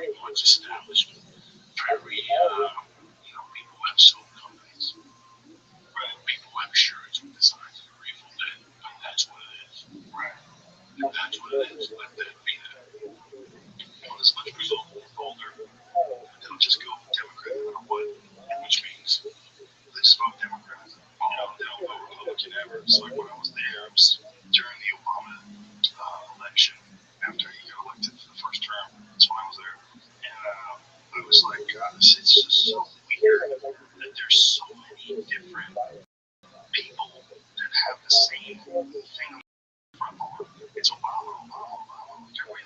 You didn't see any Republican candidates on anybody's lawns. You just didn't see that. What is the rest of Colorado? It's way Republican, way more Republican. The rest of Colorado like cowboys and shit.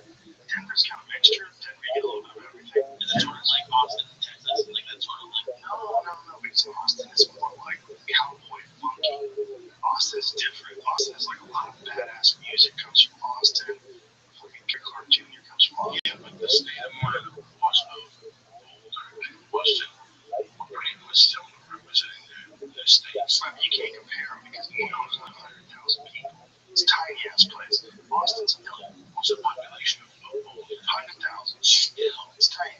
They just can't build. They don't need build. They got that place locked down. That's what I'm saying. They buy an open space. Always wanted to be different than everybody else. Yeah, I wanted them both. The first beat them both in July of '83, and I was like, I'm never come to this fucking place. Too boring. But I was in New York City. guess the population today. If I would all of a sudden, you know, pizzas and sweaters. It's about 300,000. It's 100,000 in the metros, 300,000. Yeah, but Okay. So, that's about 100,000. hang on, Joe. I do step back to you. You're in the middle of a storm. Yeah, Austin's it's totally different animal.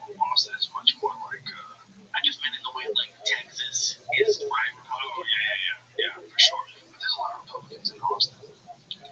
Austin's not entirely liberal. Austin's a mixture. It's a weird mixture. Boulder's not much of a mixture. Boulder, like, Greg Simmons said it best. He's like, it's just too one note.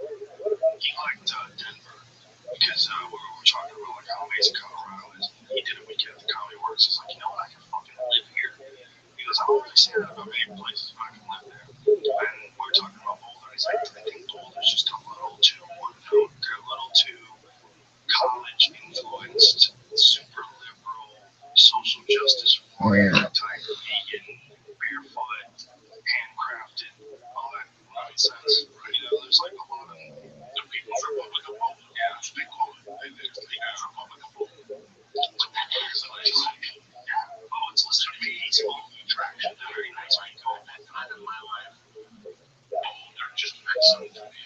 Peace of mind. I don't know what it Well, the place itself is so fucking beautiful. I mean, you're there in the foothills, the Rocky Mountains, and you just sit. Sometimes you just, like, you go to Boulder, you just, what's that street? That Pearl Street? Pearl Street. And when you just look up and you see, look at that fucking, you leave the street, you look up and you fucking go like, wow, it's Rocky Mountains right there. Like, you're in this beautiful, amazing spot. And the people, it's not that many people. I think that's a big thing. I think when you get too many people in a place, it gets annoying, that you fucking don't appreciate each other as much. There's too many fucking people. There's 3 million people. Why not just grow since I left. it has, but you can't grow much more than it's already grown. What they've done is they buy up so much open space and make it super difficult to put up apartment buildings. If you're like, that's bullshit, we need affordable housing. So drive to Boulder, stupid. I'll drive there. Just fucking be part of the Denver metro area is limited at 300,000. Okay, it's Armada and places like that. Yeah, well, it's like It's also Longmont. Not Wilmington, Longmont. Lafayette. You know what's the hidden gem? Evergreen. Evergreen's a shit. God damn, they have some views. Evergreen has some ridiculous views. Where you're just tucked in with like this giant elk herd that walks down through the middle of town. A giant elk herd walking through the middle of the street. A buddy of mine moved there, and he was living in Vegas before, and you know, he was asking about Colorado. I said, you gotta check out Evergreen. And he went there once and bought a house and immediately moved. And he texted me that these elk to get in the middle of the street, and someone out of town barely was like beeping and trying to get the elk out of the road, like revving his engine because he was in a rush. And some old cowboy got out of his truck, walked up to the dude's car window, punched him through the car window, and then got back in his truck. The guy was harassing the elk herd. Yeah, that's no joke, dude. That's really what happens in Evergreen. This is a herd of elk walking down the middle of the street, and you can't do a goddamn thing about it. And because the people in the town itself have mean, they don't really hunt them when they do that, so that the elk feel super calm about walking on the highway in front of everybody. Because if they were in the woods with you like that, they would fucking bolt if they saw a person. They smelled you, they would bolt. But meanwhile, these things have chosen to go like by the road. It's interesting too because they don't recognize people as predators in those situations. It's like people around urban areas are predators, and people in the mountains are predators. It's real weird. So for generations, that like corporate health is just been walking down the street. Yeah, it's crazy. Not only that, I mean, it's the case everywhere. Like in Yellowstone, there was a video that someone sent me today. I think I retweeted it. Someone sent me it. I didn't watch it. I wasn't getting cell service. But there's a video that someone sent me today about some woman who got too close to an elk in Yellowstone. I guess it was real recent. But for the most part, they don't worry about people. They're worried about wolves and grizzly bears and shit. If they see a person, they go, because no one's hunted in Yellowstone for over 100 years.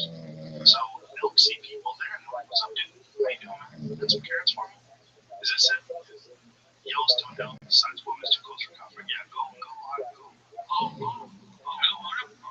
Yes, did you get that video? Oh, she just got launched.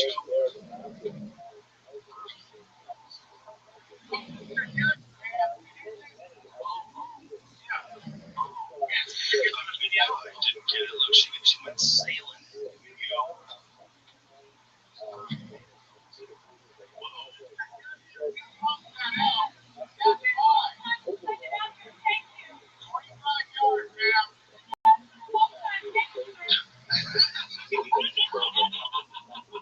Thank you, sir. That's not, I just got humbled, sir. That's a certain kind of sir. Have you seen the video of the hunter getting beaten by a deer? Yeah, I've seen this a bunch of those. They'll fuck you up, especially in the rut. They're horny. They think you're cock blocking them. They get mad. Jack you. Oh yeah, people have died from deer. A lot of people have died because they get gored. Like they're either hunting them or they're hiking them. Or whatever reason they do like that lady, they get stupid. Like she was lucky that was either a cow elk or that was an elk that didn't have antlers yet because they shed their antlers and then they grow them back. So she got lucky because if that was a big bull elk, here's one. This one is like you just kick them. That guy is dog shit jiu-jitsu. First of all, you're spinning for one of those rear legs. You try to get him in a heel hook on that real rut. I Kimura a deer's leg and snapped it in half. It was already dead. I was like, I wonder if this would work with a deer. Snapped its leg. Cal and I had one hunting in Montana, so I'm feeling real confident that I can heal up a deer and fuck it up. I'll take his back. And show him. Take that fucking ass track.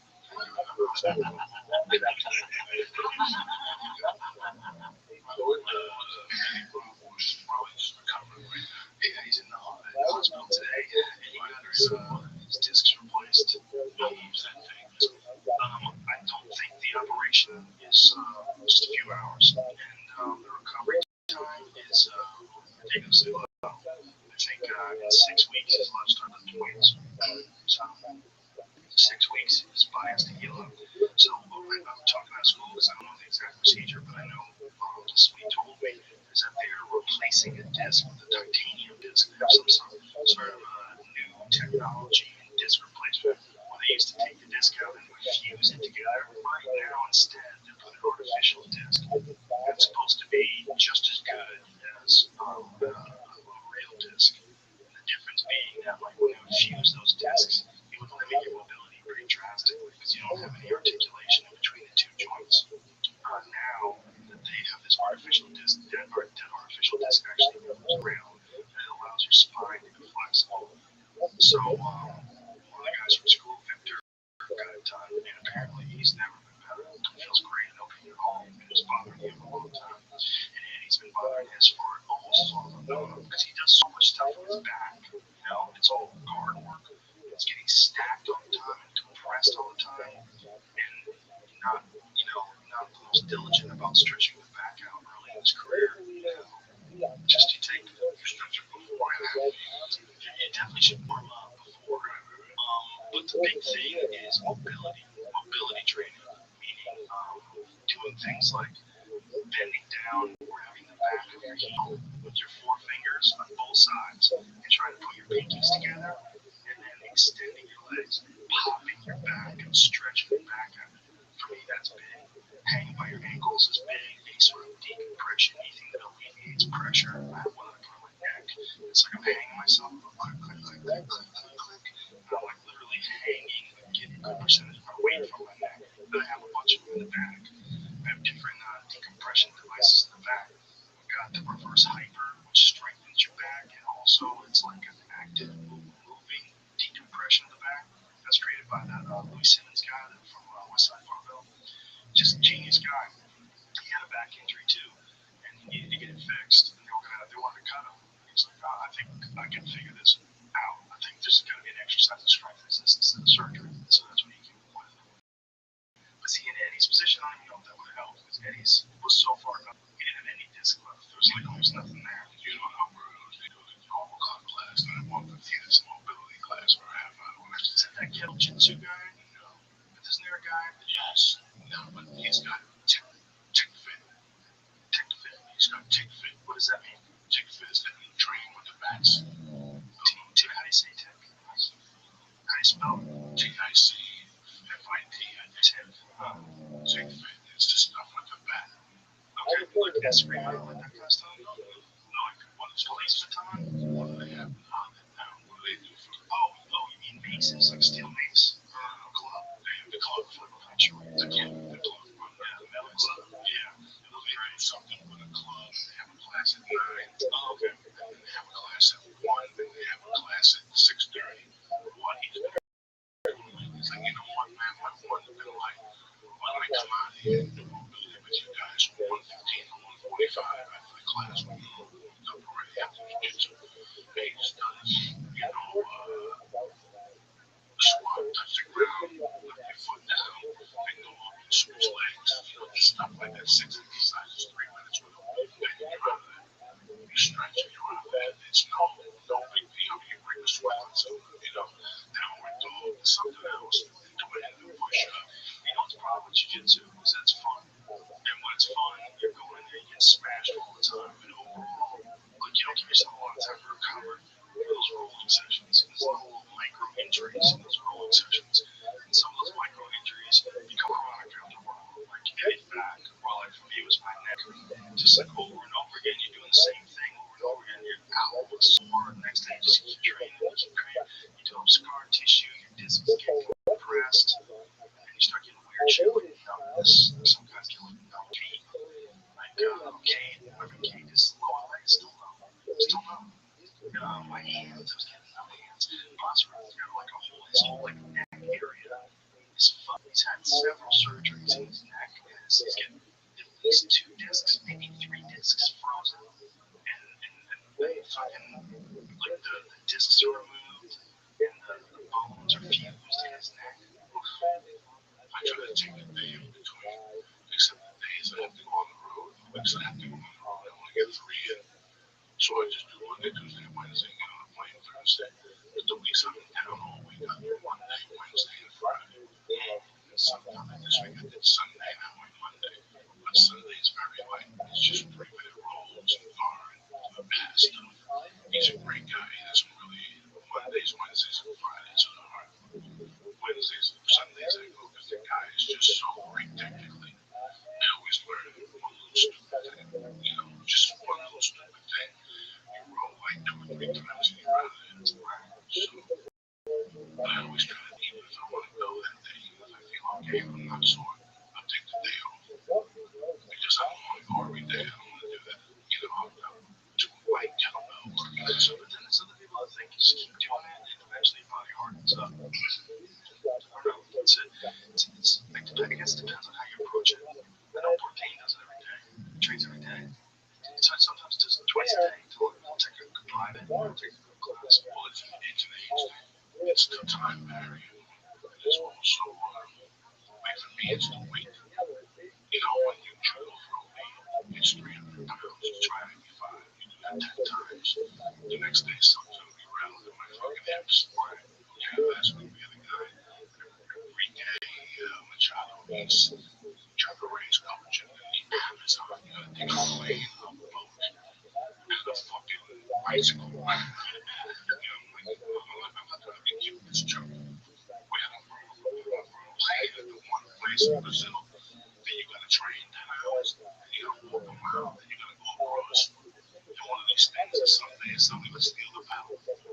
Can you imagine? 10 hours of fucking around, an hour mile walk, and now somebody steals the fucking paddle. I get a paddle to my fucking house. And there was shit in the water. And there was shit in the water because the house, the sewage would go into the water. No.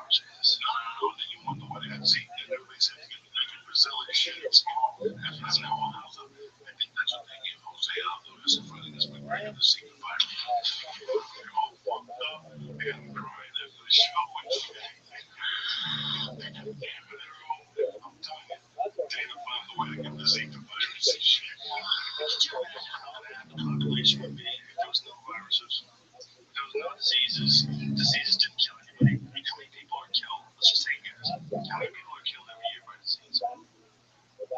Let's guess. 2 million? 3 million? How many people do you think? Probably around it, but it's not in America. I think it's in, like, right. Do you see that picture, by the way, of that ladder in China? Ladder in China? Can you find it? It's like a place like that. Like, it's like a 2,000-foot bamboo ladder that, like, 6-year-olds are climbing up. Why are they doing that? They only way to get to their town. So they have yeah, have you seen that, Jamie? Jesus Christ. A 2,000-foot ladder. It might not be feet, it might be.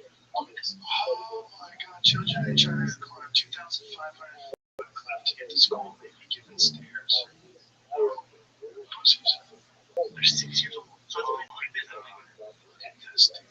They're climbing with their backpacks on. Imagine sending your little baby. Your baby has to climb 2,500 feet on this janky ass wooden ladder that looks like it was made when Columbus was sailing. How fucking wanky that ladder looks. That's insane. You see just any other pictures? That is fucking bananas. Whoa. Those poor kids. They got a hard look on their face, Jesus, that's so crazy. Where, there's one fucking weak ass bitch kid that starts crying. I can't make it. He falls. They're rolling out of China. China, they don't make it. They don't make it. Those kids don't make it. That is bananas. See, I think it's places like this where people are dying of viruses because you don't really hear about it in America that often. Well, people definitely die of the flu here in America. That's still happening. I bet thousands of people die every year from the flu. But as far as how many people die from diseases worldwide, I'm going to say every year, I want to say 20 million. How many people? I feel like what kind of disease? There's lots of cardiovascular disease. That's killer. But that's just like poor health. It says, in 2012, an estimated 56 million people died. Just died in America. I think it's the whole world. No. 56 million the whole now in America. That'd be like in 1 year. That'd be a sixth of the country dying. It wouldn't happen in just America. But the whole world, 56 million people out of 7 billion. Their estimation. They can't count all. Would you guess that would be a good one? I don't know. I would have thought it'd been more. What would you think, like, for a year? Like, how many people die in a year? Actually, I think 56 million is a pretty big number if you really stop to think about it. And they're not counting anybody in Africa. No, it's 35 million people in Canada. That's twice that, at least. Yeah. I guess it makes sense. When you're saying disease, you should say HIV, syphilis, grams, flu, even Zika. Yeah, Zika. I don't think Zika is really killing many people. It just fucks up kids. It just really fucks women up when they get a pill. You get it, and I even know you have it. You're pregnant. It fucks your kid up. Non-communicable disease is responsible for 38 million of those. Okay, so that's like heart disease and cardiovascular cancer, 6 million. I'm interested in is like malaria and shit like that. HIV decreased slightly from 1.7 deaths in 2 million to 1.5 million, so only 200,000 less. 1.5 million people die every year from HIV. Diarrhea is no longer among the top 5 leading causes. Diarrhea and AIDS neck and neck. People die from diarrhea, of course, yeah, they get dehydrated.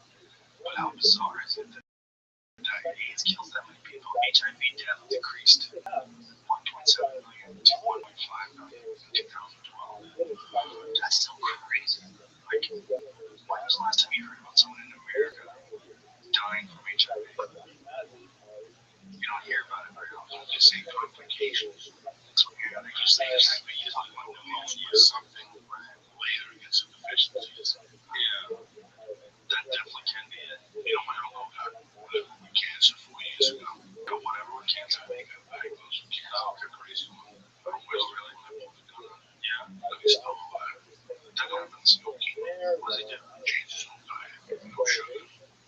Everything is organic. Really? Yeah, everything is vegan. What happened?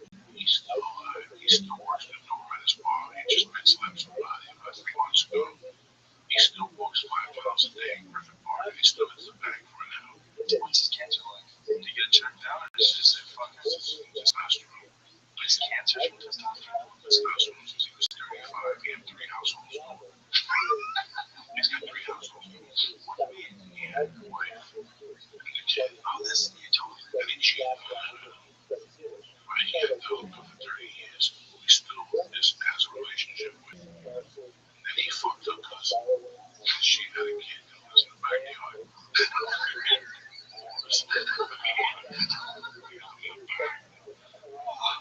Oh my god, 3 households. Oh my god. It's just, they all know about each other at least. That's good. Everybody's too much pressure. Don't want to find too much. The kid home after he fucked the cousin. Because it's like, he was fucking straight when he fucked the cousin. When she had the kid, and she was going back with my cousin. She just walked the kid to his house one day. She goes, I don't want this fucking kid. This is your problem. She never seen the kid since. Oh my god. My uncle got him in the back like Boris. Oh my god, I'm whipping this shit. Jay's got Christ. That's so crazy. It's a fucking 3 households. I have a hard time with my daughter and my wife. I want 3 fucking households. Like, do you think a guy like that does that just for a distraction? Or is it just retarded? He's just retarded. My uncle's just retarded.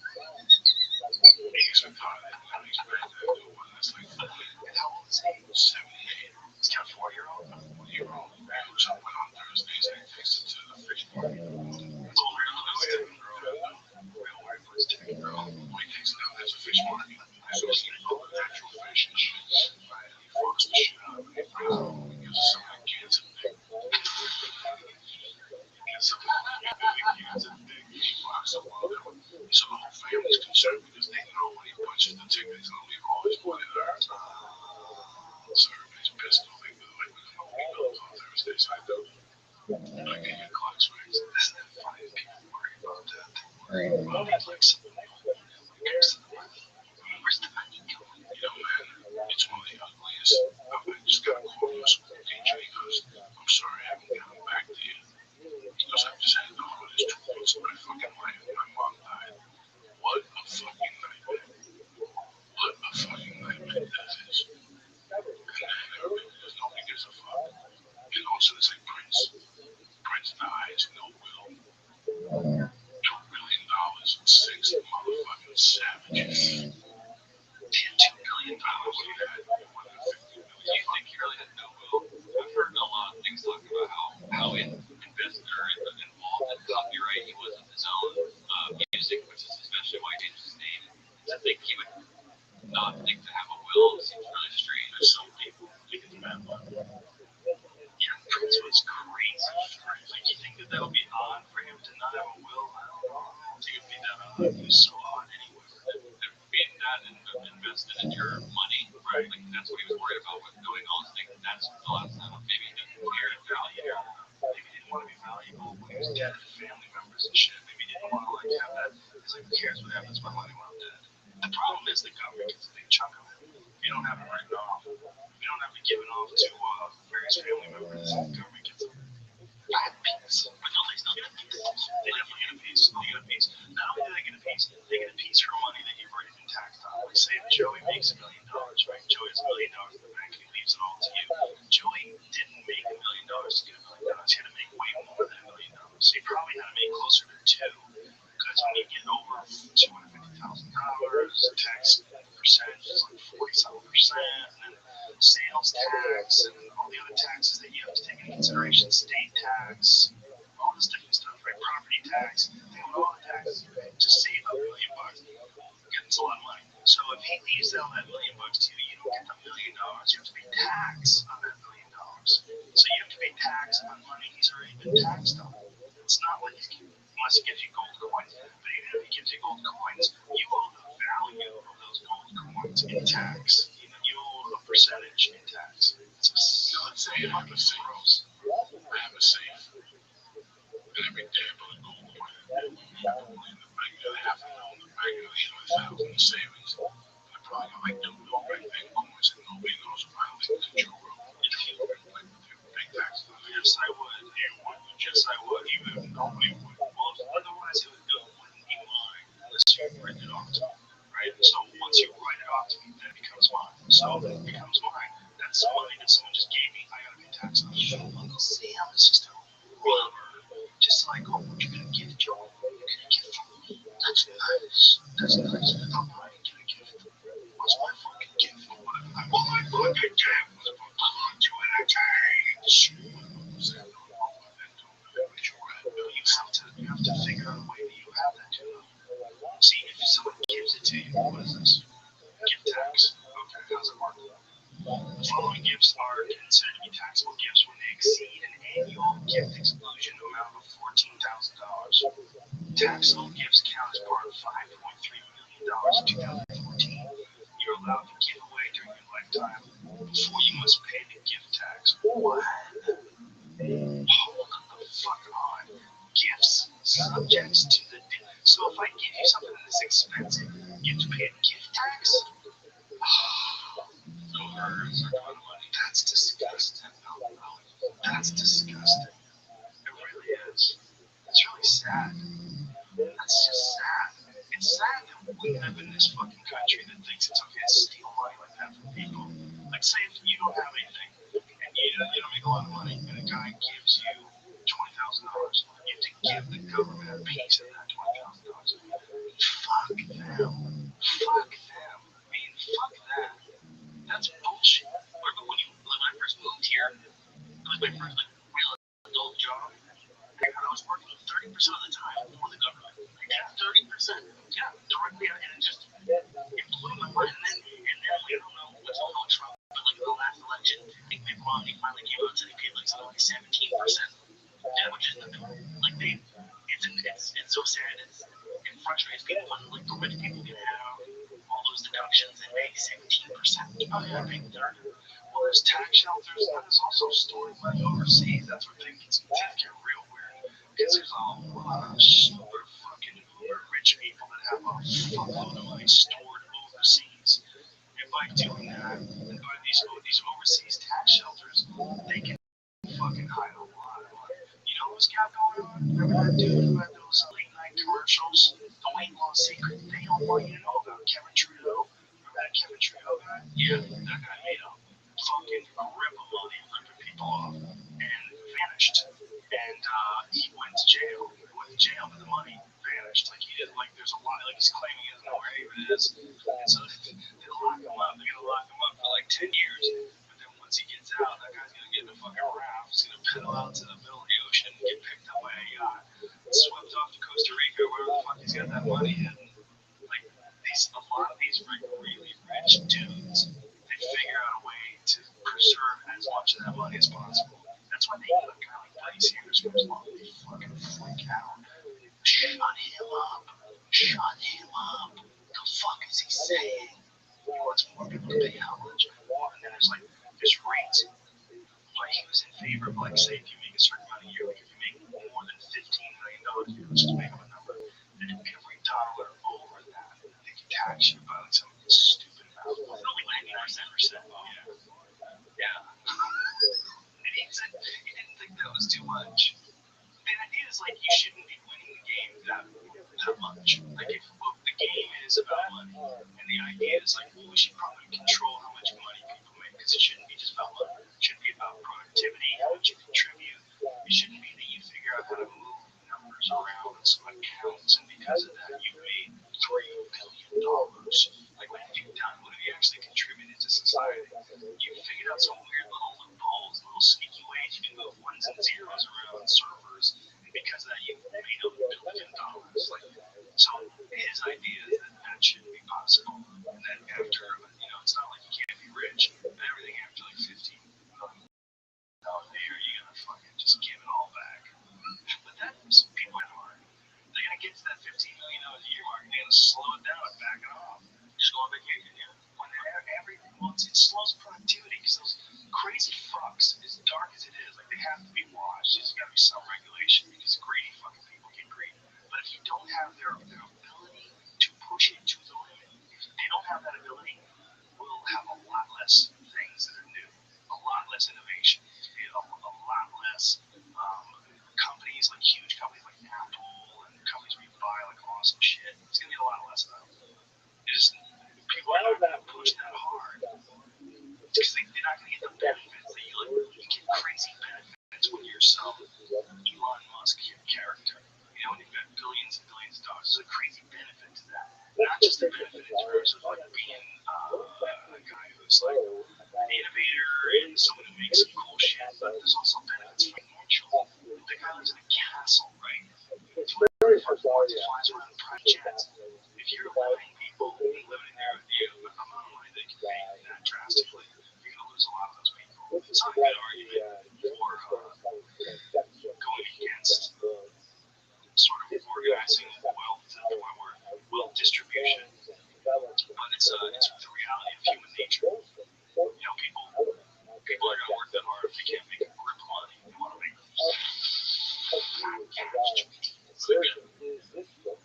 I put a box for $2 million and they fucking wait my mission $2 million. Would you have to? Why? Because you go to jail. How would you find out? How would they find out? They're going to find out because I have $2 million all of a sudden. No, they're not. What are they going to do with the money? Keep it in the bag? No. But money is like they can find out. But here's the thing. If they found out, you're going to jail. You have to trust the person. If you have $2 million, listen, if you have $2 million and you go to jail, you will give that $2 million back to get out of jail. You I know somebody who died in cash. It was illegal type shit. And the money went to 3 different places. Now this guy, he should never pay taxes. She just came from you. Just spend a little bit here and there. Even if I gave you $2 million, the first thing you do is go to me. He's going to arrest you. I've been talking all about Angelina's. I don't know any groceries out of there. You got a lady who'll give you $100 grand a year. You got to pay me 60. I'm not going to show up to work. You got to pay me 60 grand a year. Give my money back. I'll pay taxes on that. So I ain't giving nobody half $1 million and you let me. That's an interesting way to do it. Have like a work job. You have to pay somebody. You got to pay somebody. You can't do it. It's illegal.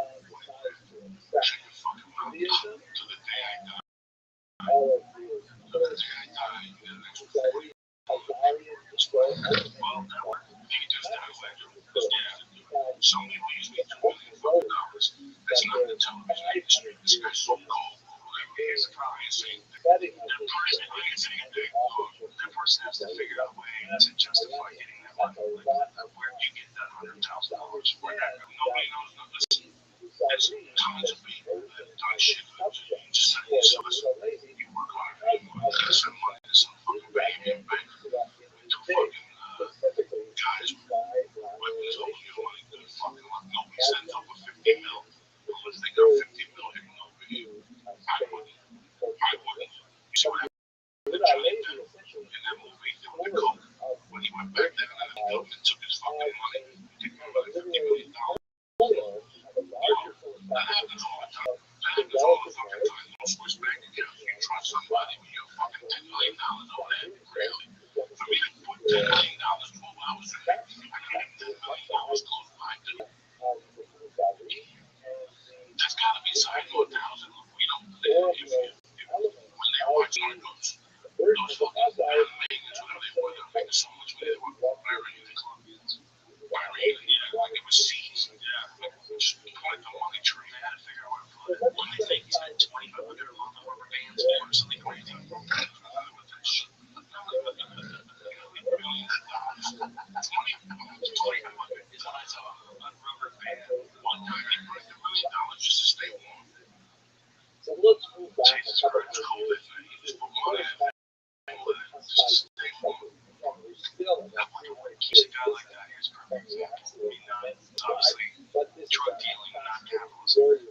the guy pushing. He's making that much. What keeps the empire going?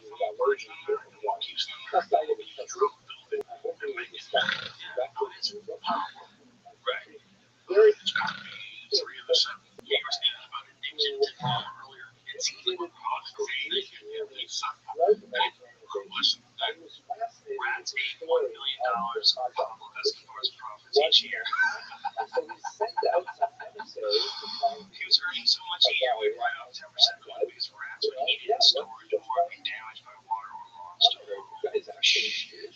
I was spending like $5 million on minutes to hold that together. Oh my god. Those are crazy stats. But the thing about Escobar is he made more money than he could ever possibly spend, and yet he kept working. He kept wanting that money to come in. He kept working at whatever little MC, people loved him there. You know, he would build soccer stadiums and do all that. I think that's part of the reason why people get annoyed with small Walmart. They want to say here because it doesn't seem like they're doing it. Well, it's also that thing where you're selling drugs. You don't want to dump in a business like Escobar was, where he had so much power and so much drugs himself. You don't want to give that power to somebody else.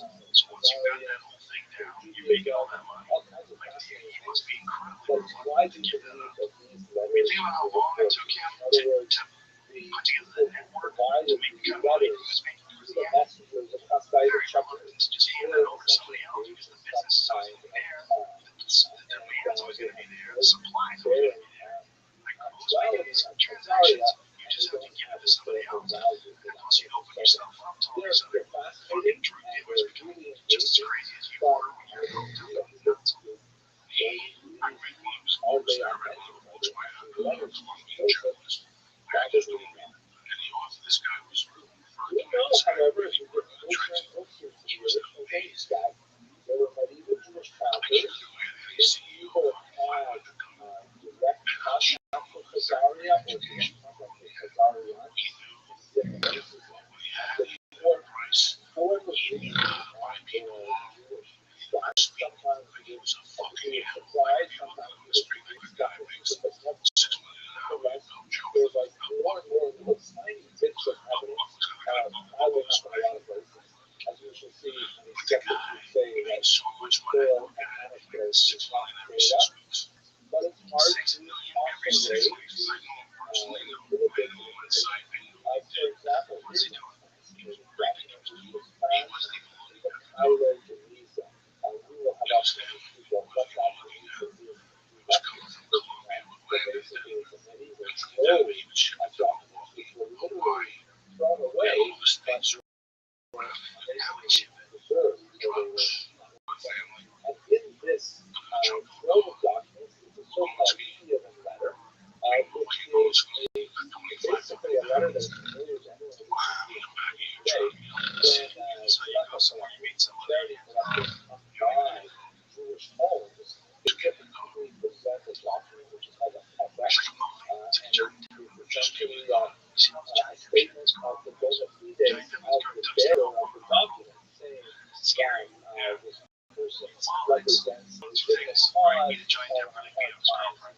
Or his girlfriend was lying, saying the giant dipper beat him up in the stand-up. And his girlfriend saw the whole time. That stand-up's worth of it. I trust him. I trust him very much. I trust him as much as anyone I know. So if he says that she was manipulating him, that she was going to, she had said, and he was worried that she was going to do this. Here, giant dip's being blackmailed by Amber Heard. Here's how I know just call touchdown around.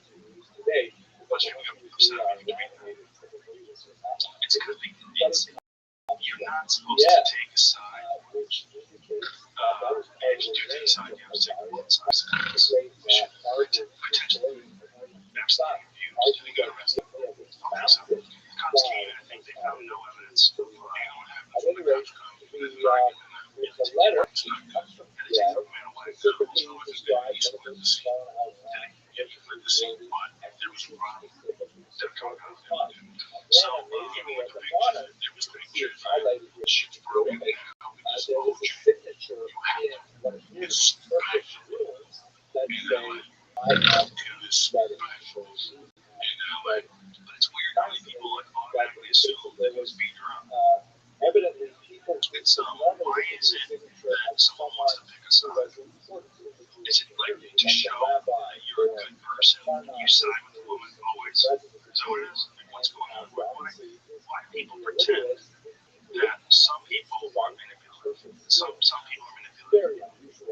And some, we know that, right? We know some people are manipulative. We know some people lie. We know some people set people up. We know some people blackmail people. We know that's real. But why? How come when it's a girl, we all of a sudden go, well, I can't believe you're supporting white people? She got a scar. She got a scar on her eye. She got restraining order. I just can't figure out why they arrested her. Yeah, maybe it's got recordings or something. Maybe you know something. He definitely has a bunch of witnesses saying that Johnny Depp was worried about it before it ever happened. First of all, Joe Biden, they live in a get hold of every life Joe Biden. I like Johnny Depp. He's done some great movies. But any of those actors at that level, you just said I just don't like what you told me personally. You went to the European camp to work. How is that different from your fucking birthday boy? My birthday 20 years. I don't have a birthday boy. Birthday boy. Okay, that's not. What gives you the right to say you're like 7? Can't hang on the wall, right? You know, it's not when you go to your fucking birthday party. People want to fight crickets out here. It's not. It's not the world. I want you at 15 and get roller skates. Birthdays are over. You could have kissed the blowjob when you fucking want a cake anymore. You know what I'm saying? You went to a birthday party, okay? When you live in that realm of stardom, take a little fucking chicken and bacon. And that black dude was saying, get rid of that Philadelphia with that silence. You see the pilot of that? No, you didn't. No, I live in something very interesting that nobody in this country. Nobody said that. I live in the black dude. His house is only going to pay whatever. And this scene with a young kid that's getting his little lady shoes on. And he's writing the lyrics to a rap song and he sees the kid and he makes a movie. He puts him in the car with the kid.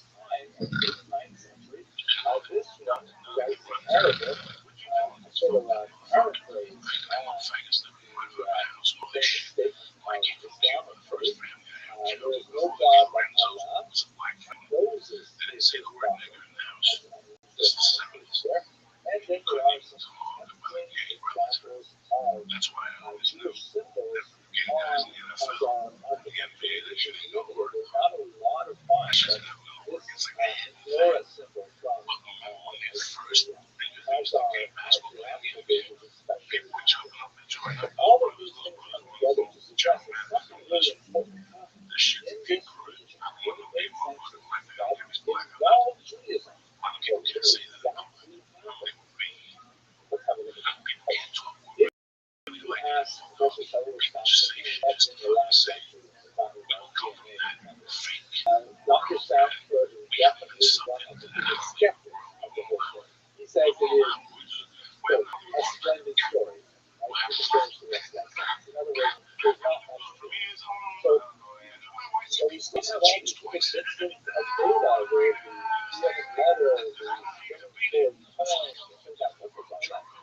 they see as reality, that fucking what's going on is not really going on because they've sucked it. And what you're looking at is dog shit. And laughing and getting laughing. Fake laughing. That's not the world I came from to produce. Fake laughs. It's a real thing. Tell them. I heard they have to keep you on film through it. So on the 30th thing, it's hilarious. I don't know why, but I come to your house and tell you this in terms of your face. Say it's your word for word. You got a big deal. Don't do this to me. Don't do this to me. You know, there's all these people that are in this fucking world. Technology is wrong. Right? She called my friend to know 911 and all this shit. You know, fuck those Joe. We weren't there. We don't know you. 60% he's gonna lose. Why do you get yourself in these predicaments? You're an asshole. Get your legs up, stab in the bitch, put up and open the wall, say, supposing does that California is a 60% state now. Please tell me Johnny Depp is a billionaire. 10 years on drugs. If he didn't have there. If he didn't have a prenup, he was on. But we also have I didn't to remember before. that I've never heard a county deputy and a girl or classical sex science wife says regarding it's not in them. their Doug Stanhope says association Doug Stanhope's actually good friends with him. with Says the last thing which was hits him up. It just doesn't have it. He's not the guy. It's not like a great guy. Well, on the other hand, something else happened. His mom's died a week before. No, it's 12 months. But then it takes a while to sink in. But the first 25 days, my friend didn't know. Well, Stanhope talked about it in the actual rabbis. oh my God, parents did not have so direct benefits of California law guarantees are a minimum of one half of however much their combined worth increased during their 15 months together. How Jewish. Forbes listed them as the 12th richest actor in 2015 net worth $400 million. Lucy Pirates of the Caribbean.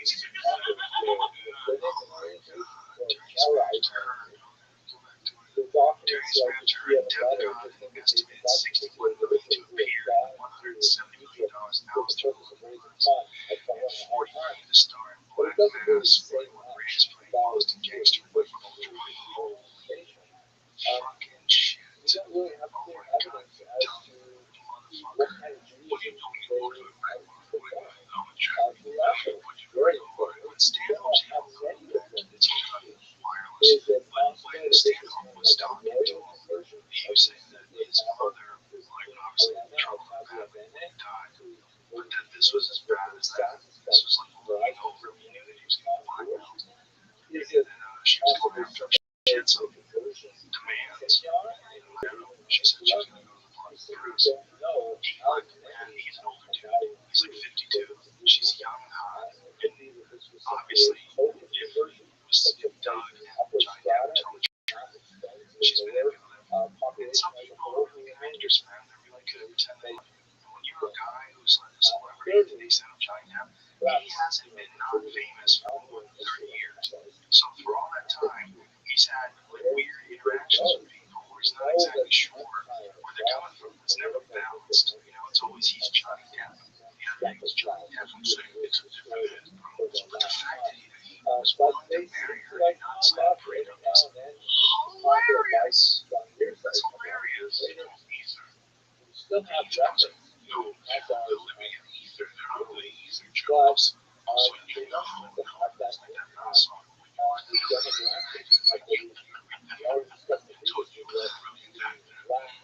There's that, and there's a pussy.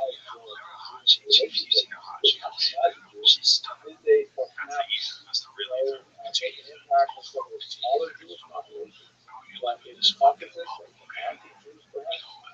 Everybody wants to come to LA to be a star. There's so much that comes with that bubble. You know, she should just take it to once. Why she have to slap her herself? That's all she said that she's making millions. Right? Well, in 15 months, like, do you think that like a lot of hot girls, especially in this town, their entire plan is just to land a rich guy, marry him for a year, and then just leave him? No, but let me tell you something. That girl was smart, and she looked at her attractiveness as like a career and marrying rich dudes. Yeah, there's like a lot of value in being broken up with Johnny Depp. Like, if she breaks up with him and she makes like fucking like, he's worth that much money, she's getting 10 million, right? She's getting 10 million at least, right? Yeah, right. Okay. So she gets the 10 million. She relaxes, and other rich dudes come in and try to scoop her up because it's Johnny Depp's former ex-wife or current ex-wife. And have a lot of those, like, which had celebrity. She wanted to play Kelly with all this. If you want to get dark, just go to the next. Just go to the next. Big Jack is one just married fucking somebody who's got tons of cash. Like I said, What's his name? a lot of appeal Jerry Logan's married daughter. Like she's 60 or something. modern Or 57. She's a video murder. Jerry Logan. Jerry Logan. Chinese man. don't have a real share. Hold on a second. Scroll up. It's family. Beautiful family. Jerry Hall, 59. Post photo with her and new husband, Murdoch, 85. Surrounded by their children on the way. Please expand that picture much larger. What kind of dark prostitution. We look at this is dark. This is like sorcery. This is so strange. She can't even possibly pretend that he's attractive. That's like her dad, man. She was married to Mick Jagger, and he told her the wedding wasn't the whole point because they got married on an island next to the shop. She had to take the fucking Johnny Louis. See, for a guy like Robert Murdoch, that's a pro. See, look, he's got a bunch of Chinese kids. See, this kid there, like half Chinese. That's the ex-wife. That's the last one you just. She's talking too much. She didn't bow hard enough. I still see your face when you bow. Like how they have a bow like TMZ and Rupert Murdoch, but he's handsome. Oh my God. But my point was that I really think that this lady, if she just divorced him, I guess she won a lot of money. She might have been greedy. She might have been angry at him. I think it'd be more than 10 million. What they made in a year, they said he got paid 40 and 60, so that's 50 mil. It's half of his money increased by. Okay, so that's, these are all coming up again, so we get a look at it. I'm pretty sure that's what it says. I think it said half of what, like, say, if you made $20 million one year and then $30 million another, half of that 10. Yeah, I'm going to get half of it. Guarantee her a minimum of one half of however much their combined worth increased during the 15 months. So she paid $10 more that year, and Johnny made $50 million more. Yeah, it's madness, man. I mean, she got him. There's a lot of men and girls like that, man. They're coyotes. They're strange. They stand outside your fence and howl. They're vicious, man. There's girls like that, and there's guys like that, right? There's guys that will a few girls drink, rape her. There's guys that will rip a girl's bank account off. There's guys that are creepy fucks, right? Well, there's girls that are creepy fucks too. There's human beings that suck. And we have to be aware of both sides. There's human beings that do devious shit. And just because it's a girl doesn't mean she's not going to do stuff like that. I mean, my friend was killed by a girl who's been over and shot in his sleep, by the way. People are dark. They do dark shit. And the idea that you have a go on one side or another, I retweeted that article not because I believe 100% that that's what happened, because Doug Stanhope's my brother. So if Doug Stanhope puts something like that out there, I help him promote that. I help people read his work. Because it's not an endorsement, but it's 100%. I will trust Doug Stanhope's opinion on things before I will take some actress on what happened. I would trust at least Doug's opinion that Johnny was at least saying that he was going to get blackmailed. But no, it's fine. That's fine. Didn't want anybody to know. So it's my business. My business. I ain't bothering nobody. I'm watching the baby. It's 4:30. That ain't about to sleep. No, I'm not going to go. I never open my door. You can knock on my door. You want to get on phone me. I don't open the door. I just sit there and watch it. Unless you call me, I am coming over. I'll open the door for you. You can do that after 30 years. But the baby is like, Daddy, something's in the door. I'm like, God damn it. So I open the door 3 I went to a door on Tata. I swear to God, I'm not going to be funny. They're from a certain church or Latter Day Saints. Okay, how you doing? Listen, I'm not into this stuff, but my wife is into the hormones. I just said that so I can get off the hook. I'm feeling the baby. If you want to come back in 30 minutes, because I'm really thirsty, I got a glass of water or a water bottle. You know what, man? That's how they get you in. That's a tactic. You open the fucking door. You know me, I don't give a fuck. Hold on for a second. I close this week's in Tennessee. She saved those fucking bottles. Fills them up with water. Takes them to yoga. I throw them away. White trash. I throw these things away. Once they're done, they're done. My wife says, I'm going to put some in the freezer for headaches and shit.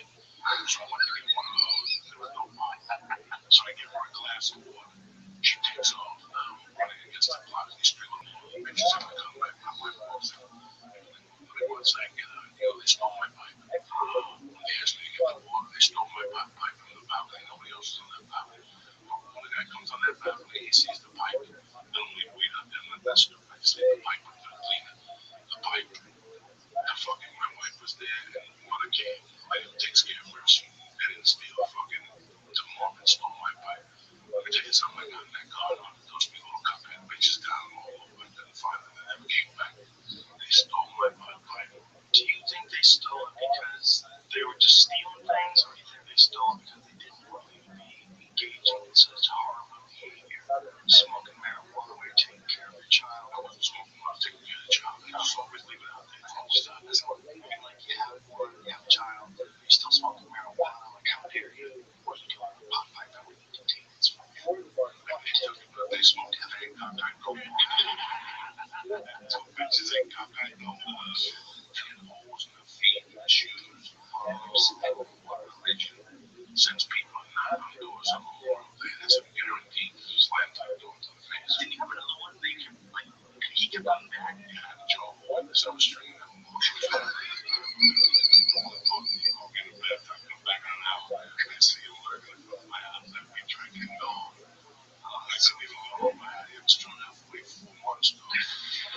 Every time you come over, you know what I really want to talk. You give me those pamphlets, I'm pulling up.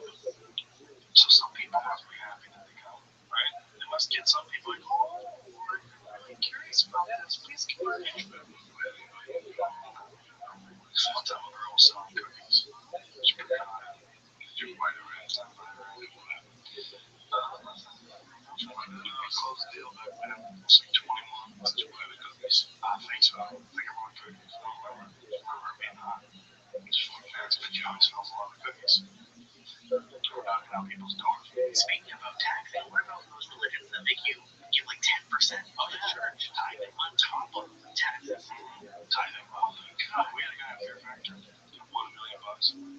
You don't really win $1 million because the government takes a big chunk. And most people, they take the one-time payment instead of like the 50 grand a year for the rest of your life, that kind of thing. But this guy, before he did the stunt, started talking in tongues. He was like standing on this like cliffside, like shut up.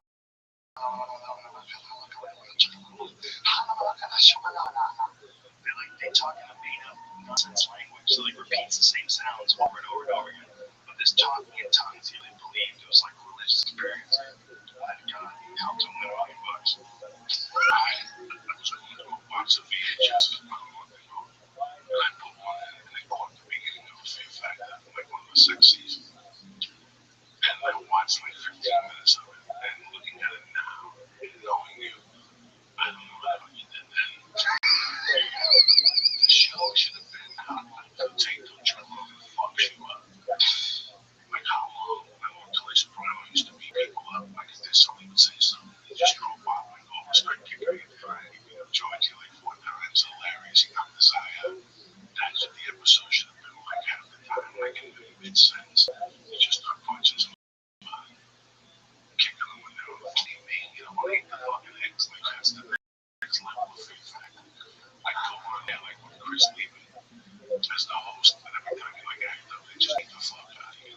Like American Friends. See, Fear Factor was like everyone else. 90% of people, I think 90% of people are working. Yeah, 90% of people just having a good time. Yeah, 90% was so cool. Oh yeah, I wanted to. Probably, and I know you will look at them and go, oh, the camera's weren't on.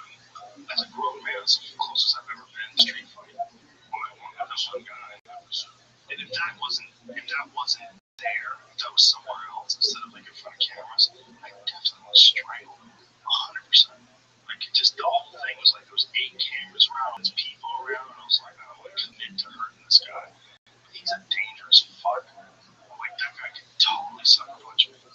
He was so amped up and kept coming into my face, kept running towards me. I pushed him away, ran towards me again, I pushed him away, and I was like, okay, this is on. Like I'm not gonna keep pushing this guy away. I'm not gonna take a chance at him doing something. So I clamped onto him. I was thinking of guillotine and more pain in my face. I was trying to think like I was like legally the guillotine would be a much smarter one because I have his head. I'm definitely sure I can snap him down. I know he's got good defense. And if I hit him in the face, it's probably gonna be ugly.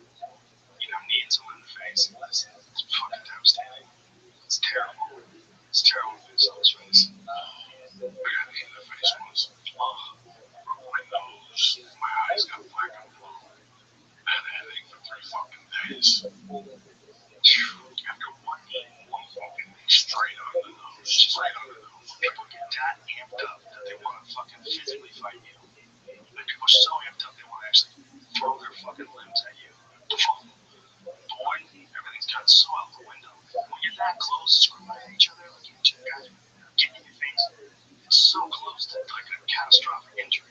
Like anybody that's that nuts, that's screaming at you inches from your face, like all bets are off.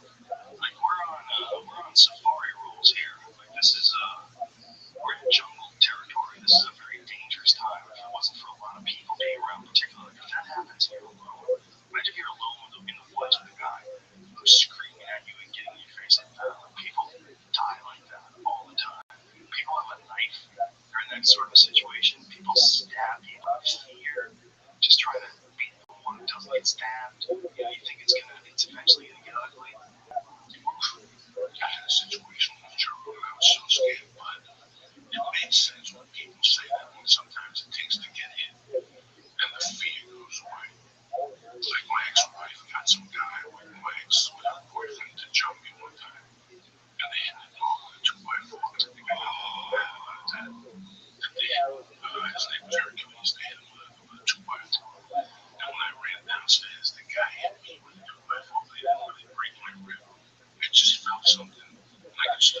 and stuff. And I was really scared of how I was going. But after I got my hands on him, the pain went away. Like I was a different fucking person. Like so his buddy hit me from behind and he tripped and he started running. Once I took the first guy down, and I was scared shitless. The one guy was way bigger than me. Like I was so pissed it was unreal. The guy with the stick. The bigger guy, the little guy hit me with the stick. I don't know what I did. I didn't know about signals and doubles. I don't know about that. I'm like, oh, I know, but I was just so hard for that. And I kept punching. And then I got away and I started kicking. I just started stepping on him. I started stepping on him. I didn't know what to do. He was making weird noises. And I went inside the house and I called the bull. The cop was off duty. That was a cool guy. And I was prepared to go to jail. Like I had no idea. The guy was still outside on the ground. The guy was on the ground. I fucked him up. I stepped on his ankle. I fucked up his foot. You know, I did all that dirty shit. I kicked him. Before I went to court, I kicked him like 3 times in the balls just to really keep him down. I fucking kicked him with everything I had. Because, listen, you want to hit me, that's one thing. They hit the fucking dog. You're going to hit a dog. It's not the fucking worst situation, especially my dog. You haven't hit my dog. I went 2-by-4. And the other guy took off, and I'll never forget calling the guy's name was Durfee. And he came and he was 400 pounds. Durfee, those big fat cops, all bowler cop, never got out of his car. And I said, Durfee, you don't call the cops. You know, I protected myself. I maybe went a little bit overboard, you know. And Durfee goes, call the cops. This is beautiful. I just wrap him up and drop him in front of the hospital. And I was always a pussy. I was never scared that night. Like at all. I think once that fucking 2-by-4 hit me, whatever the fucking side. Well, just the anticipation of violence is almost sometimes worse than the violence itself. Because the anticipation of fight is what everybody's terrified of. It's like what could happen, the unknown. But once it's happening, it's not the unknown anymore. It's the right. What's going on? What's going on right now? Like in competing, once a fight starts, you don't feel the same fear. Like the real fear is the weigh-ins before the fight, like the announcements, walking to the ring, waiting in the locker room. All that's the real fear. When you're there and you're actually fighting, it's not a fear thing. It's just you're so zoned into the moment. You're so reactive. So I would imagine that's probably the same thing with that. It's like the fear of a guy coming over and kicking your ass is way worse than actually being in the fight with the guy, especially if you know how to handle yourself. It's like now it's I just like to control something. Something's going on here. I can react. I can move around something that's actually going down. Guys get addicted to that too. I'm very surprised I'm not really, really violent. I'm really surprised. I don't know. They always blame shit on your childhood. Yeah. They always attach things to your childhood. And I grew up around one of those violent people I ever met in my life. That's why I know fear. Like I know what fear is to be scared of somebody really fucking great. There's a different degree. Getting spanked is different. And his friends. I agree on that one. And I'm surprised I'm not more violent. Like I don't shoot animals. Well, you're a smart guy. You don't never do that. You've always been a man of war. But it's just weird that I didn't come out with that. Like I don't believe in. I don't know. When did your violence stop? No, because when did your violence stop? Because you were still smacking people. I don't know when. No, my violence stopped when I got beat up. That's when that violent mentality, when I realized that there's always somebody out there that's gonna fuck you up. And now it's not like your mom, it's not like control me. It's real. Something you don't know what makes somebody punch you 3 times in the head and stuff. Isn't that interesting? That is like the answer that everybody always has to us. How many pussies there are out there that talk so much shit? Like, there's a lot of people running around that really need to get a fucking punch in the face. And people go, that is a terrible way to think about. That is a horrible way. But no, there's a humbling to that. Just like that lady that's like, thank you, sir. And she got fucked up by that elk. You need to get thank you, sir. You really need that in your life. Like, people need to get their fucking ass kicked, man. They don't. So they just run around thinking there's no consequences to their actions. Like, they live in this nerfed environment.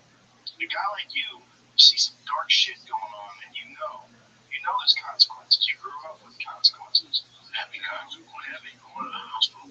That's a consequence. Plus, you're always around drugs, drug dealers, drug people, and people that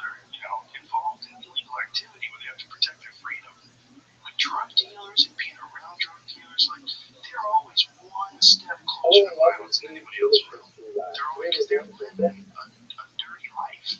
They're living a life of complication and worry. You always gotta worry about someone turning you in. You always gotta worry about someone getting arrested. Where'd you get this drugs from? Oh, where does he live? And then boom, you gotta worry about people showing up at your house. You gotta stash stuff in weird spots. You gotta always be on edge. Once you add that drug to the mix, like once you're dealing coke, alright, okay, take for example, Pablo, Pablo didn't smoke coke. He didn't coke. By the time the movie smoked a lot of weed, right? But they didn't even coke. You know, sure, don't coke. So I think you're right. Once you do coke, it's just being on heroin or prescription pills, that puts your judgment somewhere else. When you do coke, and you do coke for 3 hours, the high becomes something else. That euphoric becomes paranoid. And the more you do it, the paranoia, it shoots the window. The euphoric state goes from 3 hours to 2 hours to 1 hour to 2 hours. And towards the end of me doing bombs, I was done. Paranoia was high. My mom was driving, and I saw a cop car over there. Just watching the speed as that cop car stayed in my mind. Like the weed. Why was he there? Why? That makes you trigger finger a lot quicker. That makes so many things a lot quicker. Yeah, you know, he's calling cops on myself. That's not a joke. That's not a fucking joke. That's a joke on stage. Where I originated from was in 1986. I spent the weekend doing the best coke in the world. I kept calling the cops. Calling the cops. And they kept coming over. What is a burglar in the room? And they were all like, time to go to the coke. Listen to the lines of your just put away the bag. And so then the next Monday, I walked to the police station. Like, what happened? 12 hours sleep. Explained to them. I wasn't doing well. It was just a reaction to the orange juice. And then I was, another step. You gotta stop. They were calling the cops. So, thank God this happens all the time when people ask me. Look, I would say when I was a volunteer firefighter, I asked me, no. They didn't know about it. They knew Uncle Joey. Okay, in Snowman's Village, to be you can go to a shitty gym, or you go to the Snowman's Club, where they have shaving cream and Q-tips. So you know, Joey, I joined the Snowman's Club because we built someone in 1982 could afford $1,000 a month. Oh my God, the Snowman's Club. The Snowman's Club has the nutties. That's the club was like Rainbow got blown up that drug deal, like a 6 1 every 6 1 they blow up the ass with club jack. Right by you know what's white man time? Well, fuck, you know, he held down for 6 or 7 hours and let out his ass. And he was the chief, and he went for life under the chief. So he was giving somebody a 20 to start his car. It was one night in Illinois. It was 20 days before on trial. They found aliens in his house in garbage cans. He was just going to a restaurant and say, hi, Joe, how are you? Joe, how are you? Here's $100,000. Tell me when it's over. Well, his second wife got trades at $18. So he would just give them money, and that way he would never pay when he would go there. Just have the money in your account. He just had so much cash coming in. That's actually very smart. That was what he would do. So when he got blown up, his wife would go, James got married. Most like all single wives that get money when they get blown up. They go, well, that's one thing that Rabbi says. If she just kept her mouth shut and took some cash, you probably give her many millions, right? Even the niggas helping out more millions, you think she'll get through this? She'd have to marry some Iranian dude. So the Persian guy with fucking gold family stood up and told me this, and you know, I've been in every other man, you can become a volunteer fireman. And I go for the 3 hour five, and so for 6 weeks they put me through a training program where you just like put out those right, CPR, you know, bags, the all this shit comes up. Come back every week. I would go, get me one out, you know, volunteer fire. But if you've been an ass those times, yes, and they're fucking fires. So the ones white people don't know how to do a fire in a fireplace and never fire, so they smoke it. They put me garbage and there's a fire. So I would get coked up at night and they'd be outside my house beeping. With the bells, like, come on, there's a fire. I wouldn't come out of the house, I get so paranoid. And then ask the next day, what happened to you last night? I took a sleeping pill. I couldn't. This must have happened. Because every time I did you off, it was always a dumpster. Right? There was no fire.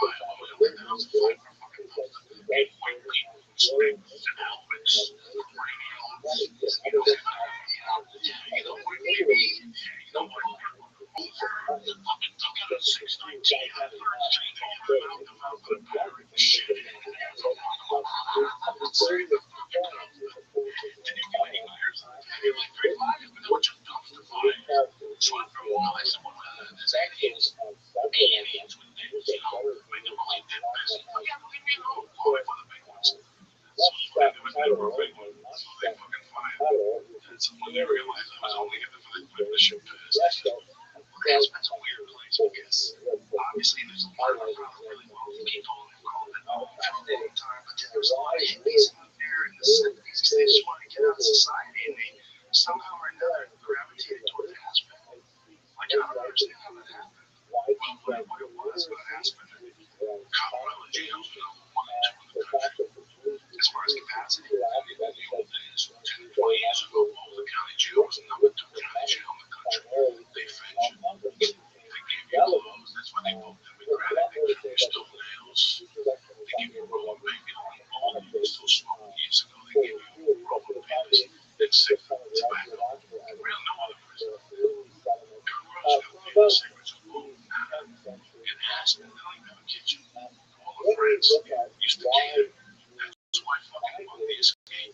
All the friends used to cater. That's why we go to jail. You cater to us. You don't have a jail. You have a county. They tell 10-5 escaped from the Aspen jail.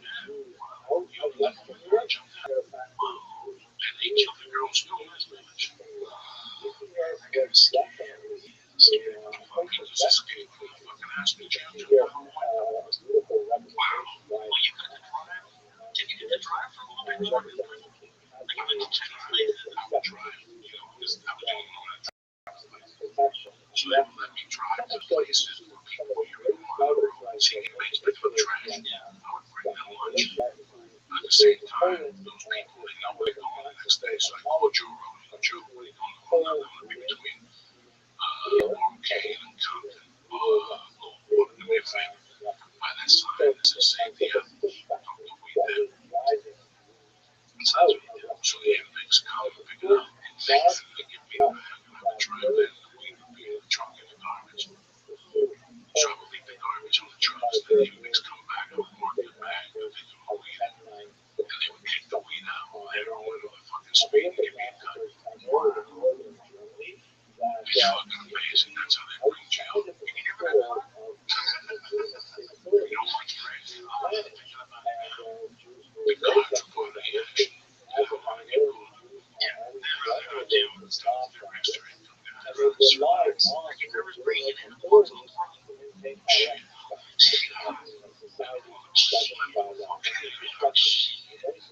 Joe Danson's shit. What's up, baby? That's it. 3 hours. That's it. 10 hours. We got July 8th. You and me at the God Theater. UGM.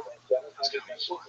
UFC 200. Yeah, UFC 200. That's going to be chaos. I'm going on Thursday for the fucking thing.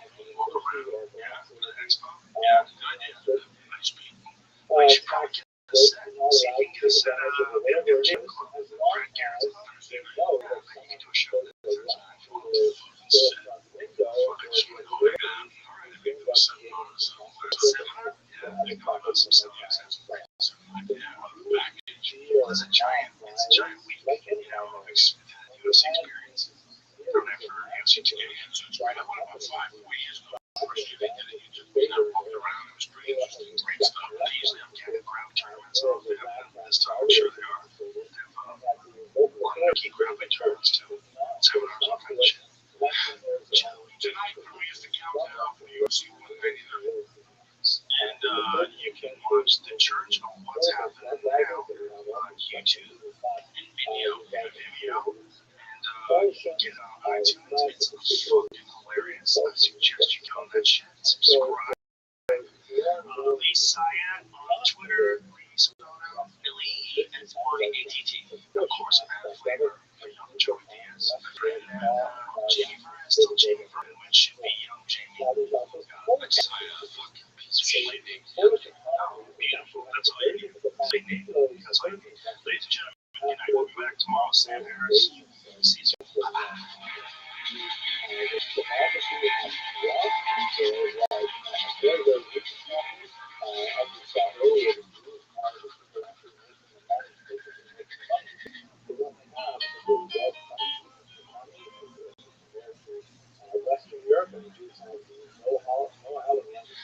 Hello, ladies and gentlemen. We're here with Lee Syat and Joe Diaz. My name is Joe Rogan, and I host a podcast called The Experience. Dude, brought me in. Joey Diaz just brought me in one of the dopest fucking things I've ever seen in my life. It is a poster with Leonard Skinner and the Rolling Stones. We were talking about this on the way in here. At Worth Festival from 1976, America's Confederate Rockers, Leonard Skinner, and then underneath it says, along with the best rock and roll band in the world, Britain's own Rolling Stones. It was kind of weird. Because you got one band that's the headliner, they're the biggest picture, and then it said the other band's the best band in the world. How high are we? No, it's just the power that these guys were bringing over there. It was a powerhouse in 76.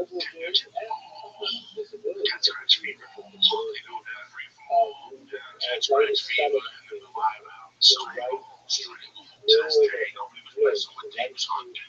He was Woody hunting, nobody had heard these things. He was hunting with some shitty ass equipment too. They had like old school archery bows back then, like recurves, like real shitty compound bows. Like the old compound, they look like the animal, like the figure. His family has had property in Michigan for he's got a couple places. He's got one place in Florida, and he's got one place in Michigan. They're both like these gigantic private hunting grounds. He didn't do any cow. He just took all his money and then he bought just a giant chunk of land. And then he's got one in Texas there. No shit, right? So, he didn't do anything. He drinks a little water. He's fucking crazy. But it's like when those guys tried to beat him, like, did you ever see Ted Nugent versus Pierce Morgan on Gun Control? He lit him up like a Christmas tree. Because Pierce Morgan didn't have all of it. Pierce Morgan is like, he's a proper sounding British guy, but like when it gets to the fucking red line, the arguments he falls apart. Like Ben Shapiro ate him up, Ted Nugent ate him up, a lot of the conservative guys that are like really smooth talkers, they can eat him up when they get into the really like high ribs of the conversation because he didn't understand that a lot of the gun deaths is also bad guys are shot by guys. Like people are shot by cops, like all that stuff is sort of calculated in it. Like he didn't understand, he didn't have all his facts in order. So if you're arguing with a guy like Nugent who does these kind of arguments with people like gun control arguments, he's got like his words down to a T. He's done a couple of them. He did one of them in a gun store. They were in a gun store. Hilarious. I'm going to run from Staples and say a song about I mean, you gotta be kidding me. On a run, did you ever see Richard Pryor live? Almost Sam Gibson, almost Lenny Bruce. Get over it. That's so funny. Who is a patron? What's shocking is everybody put in their official scene. Yeah.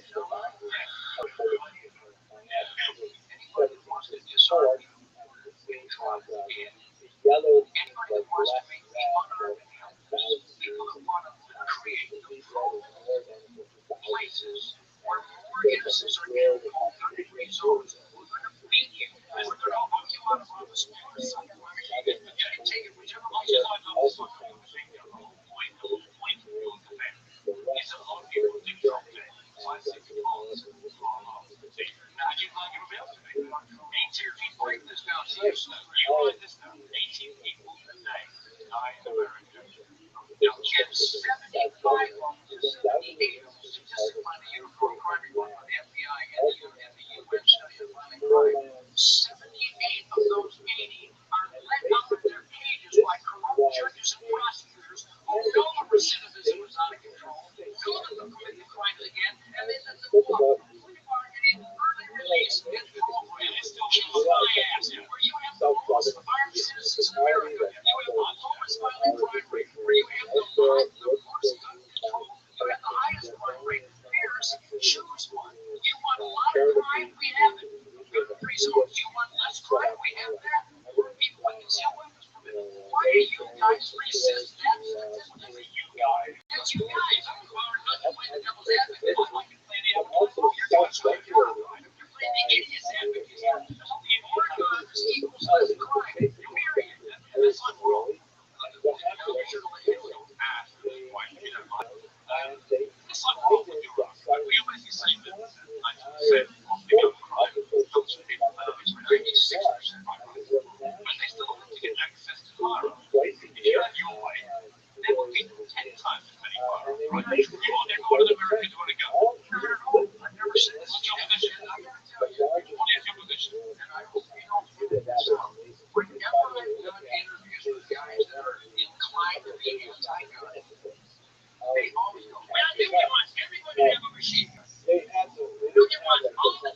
What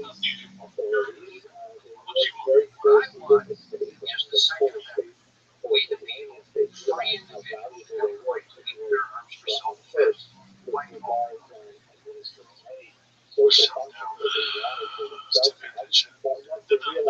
just too weird. It's just a weird argument. I see both sides. Nobody had guns, there's no guns, nobody getting shot. I think people really wish people want shit. They do something, they do something. So then you're saying 75 out of 80 gun deaths or criminals and like that. I don't know what the real numbers are. That's what you're saying. You're saying something along those lines. Yeah, people are dying to the point when we talk about people that die in gun deaths. A lot of people that die in gun deaths are cons, ex-cons, people out of jail, people who've already committed violent crimes in their life, which makes sense. Most of the violent shit's going to be happening by people with a history of violence. Well, it's quite the penalty you get for like it's elderly gun like Gucci Mane. Just get out for 2 years. This other guy, and then for like go to prison for like 7 years. Like this guy who said he's friends with his son. He's in prison for 7 years in the end. And there's no handcuffs. Let me ask you this: when it's a guy like Gucci Mane, who's a big-time public character, right? He's a famous guy, right? Guy's tattooed on his face, he's fucking crazy, right? When a guy like Gucci gets caught for something like that, do you think they make an example out of him? And then do you think that they take that guy? You already have that law. Don't have a law that you get off with a firearm. Just period. I don't know exactly what the parameters of the law, the breed law, or something. You do 2 years, you don't even go to court. The next 2 years, automatically you get caught with a gun without a permit. I don't know exactly. Right. The parameters. Does that keep people from doing crimes? What's that? Not 2 years. Yeah. Not carrying a gun for 2 years in New York. Yes and no. Yes and no. Yes and no. Some people carry a gun and all of a sudden they go, I'm not going to what I do for a living, whatever, I don't know. It's like you're saying Gucci Mane right now. Right. He's a high profile guy. You're out at night, you see some crazy shit at night. There's times I'm driving after one, I'm like, I should have carried a fucking gun today. Just in case. Just in case. You never know. I don't know. We were just talking about when you came in Denver and Texas. Like the week like they all I know people from Colorado to live home. But then did you ever see that Sunny's the building? Yes, I'm on that. You ever see that from Denver? No, you told me about it. Yeah. And you told me about it when you guys house. I was like, you check this video of this. Play that. Play both. Let's get that. Technically, this is like one of the latest. So he's apparently like screaming shit at Ali everywhere he went. And Sunny Liston was just tired of watching.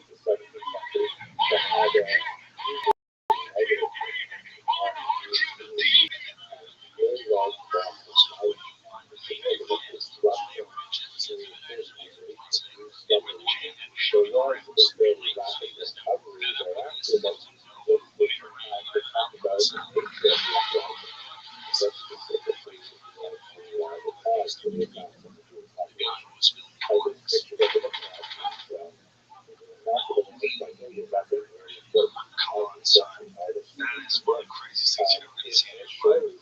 Don't let go out of in the middle of a casino, shot in the air, and it's like just blanks. No big deal. Want to go back to his crap game? Like, dude, what kind of environment did tattoo grow up in? Every fucking startup business and shit.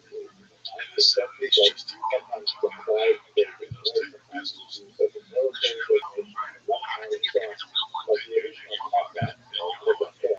But that Sonny Liston thing was so crazy. Like, first of all, how casually he did that. It's so casually, and then how he shot his jacket to let everybody know it's his black. It's like, like, no big deal. Just go back to the game, right? Like, he just went back to the game. He didn't go, I gotta get the fuck out of here right now before TMZ shuts down the fuck.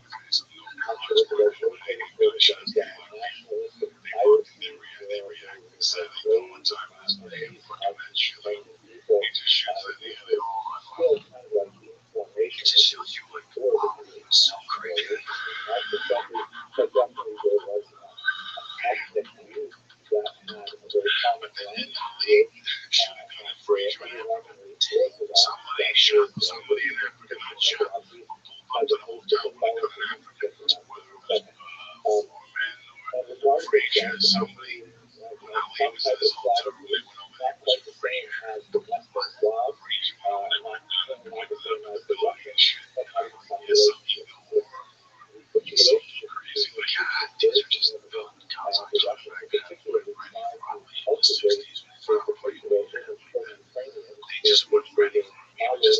he's still tormenting the casino. Tormenting the casino. And make him go down to the bus window. Yeah, exactly. That was in front of his house. He pulled up on his lawn. Yeah, that's what he was doing. He was taking like jail. Yeah, I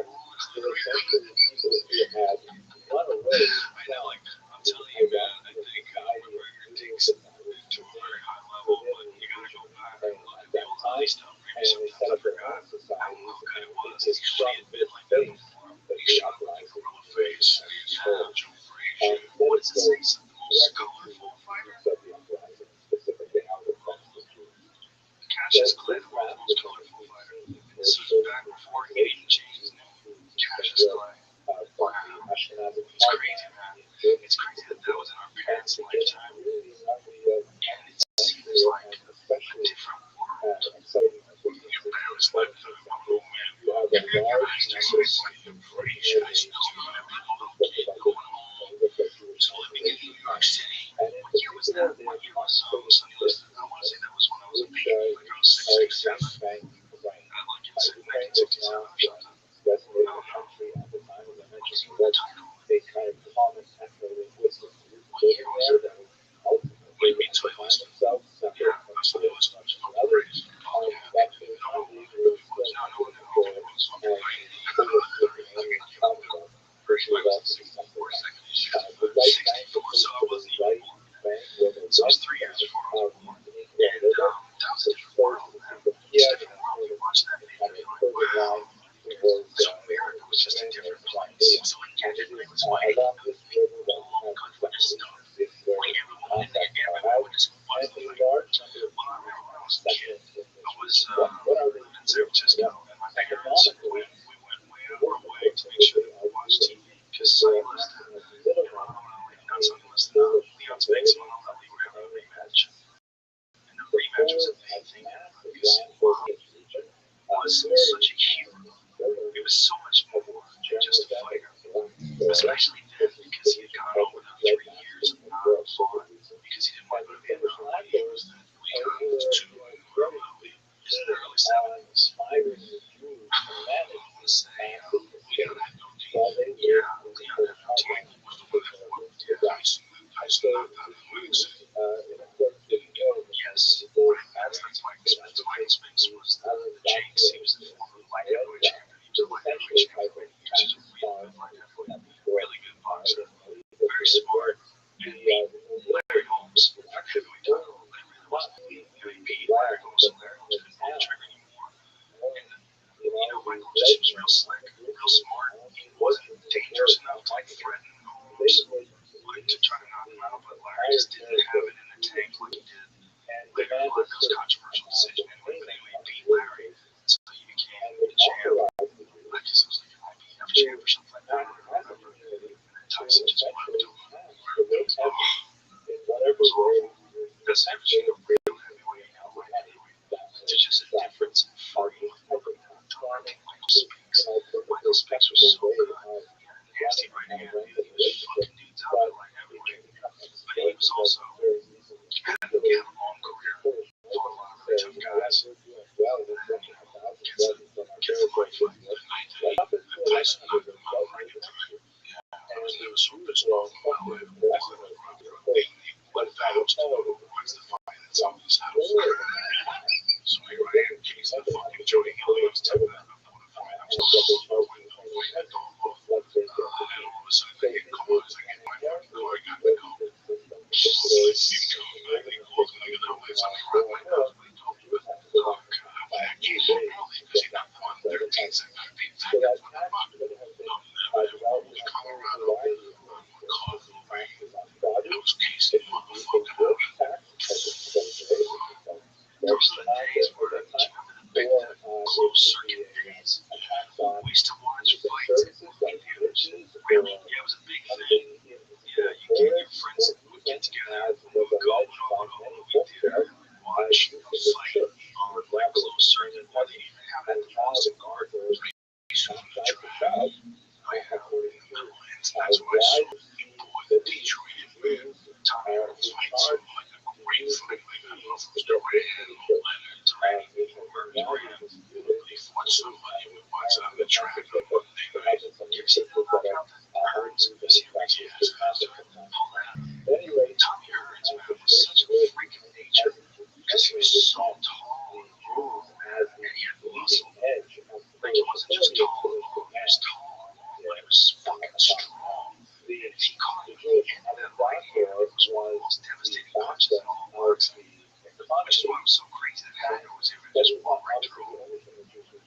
Hagler just walked right through him.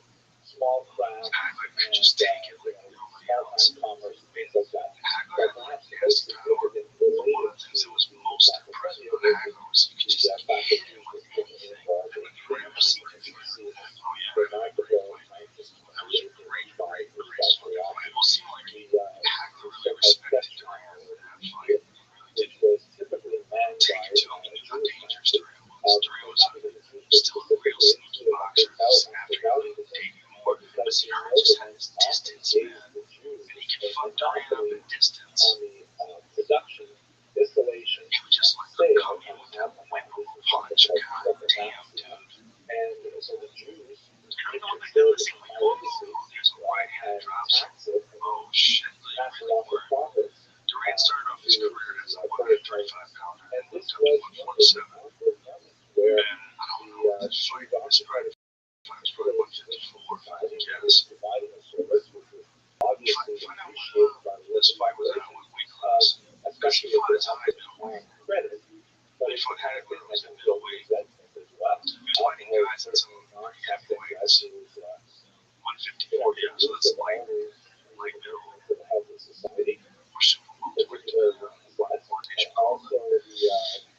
Durant was like 20 pounds over his ideal fighting weight. His ideal fighting weight was lightweight. He wasn't a little bit frame guy like these guys. He still was skillful enough to hang in with them for the most part.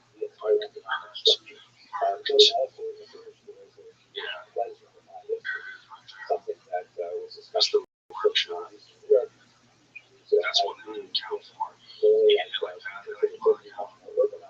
Let me ask you something. How do you feel about Dodge right now at this point in your life with a family and what's going on in your life? How do you feel about guns? This is the real problem with guns. The same problem with everything else. People are fucking stupid. There are a bunch of people that are fucking stupid. Now, if you had to ask me, do I think that everybody in this room, do I think that they're responsible enough to handle a firearm and hold a firearm? Yes, absolutely. Everybody in this room is. I believe so. But is it everybody in the world to find out? But you can decide whether you're right or wrong. The point of the law is you can't let some tyrannical dictator decide who can and can't be armed. Because at the end of the day, what we really have to worry about as much as crime is you worry about the government turning into a crime.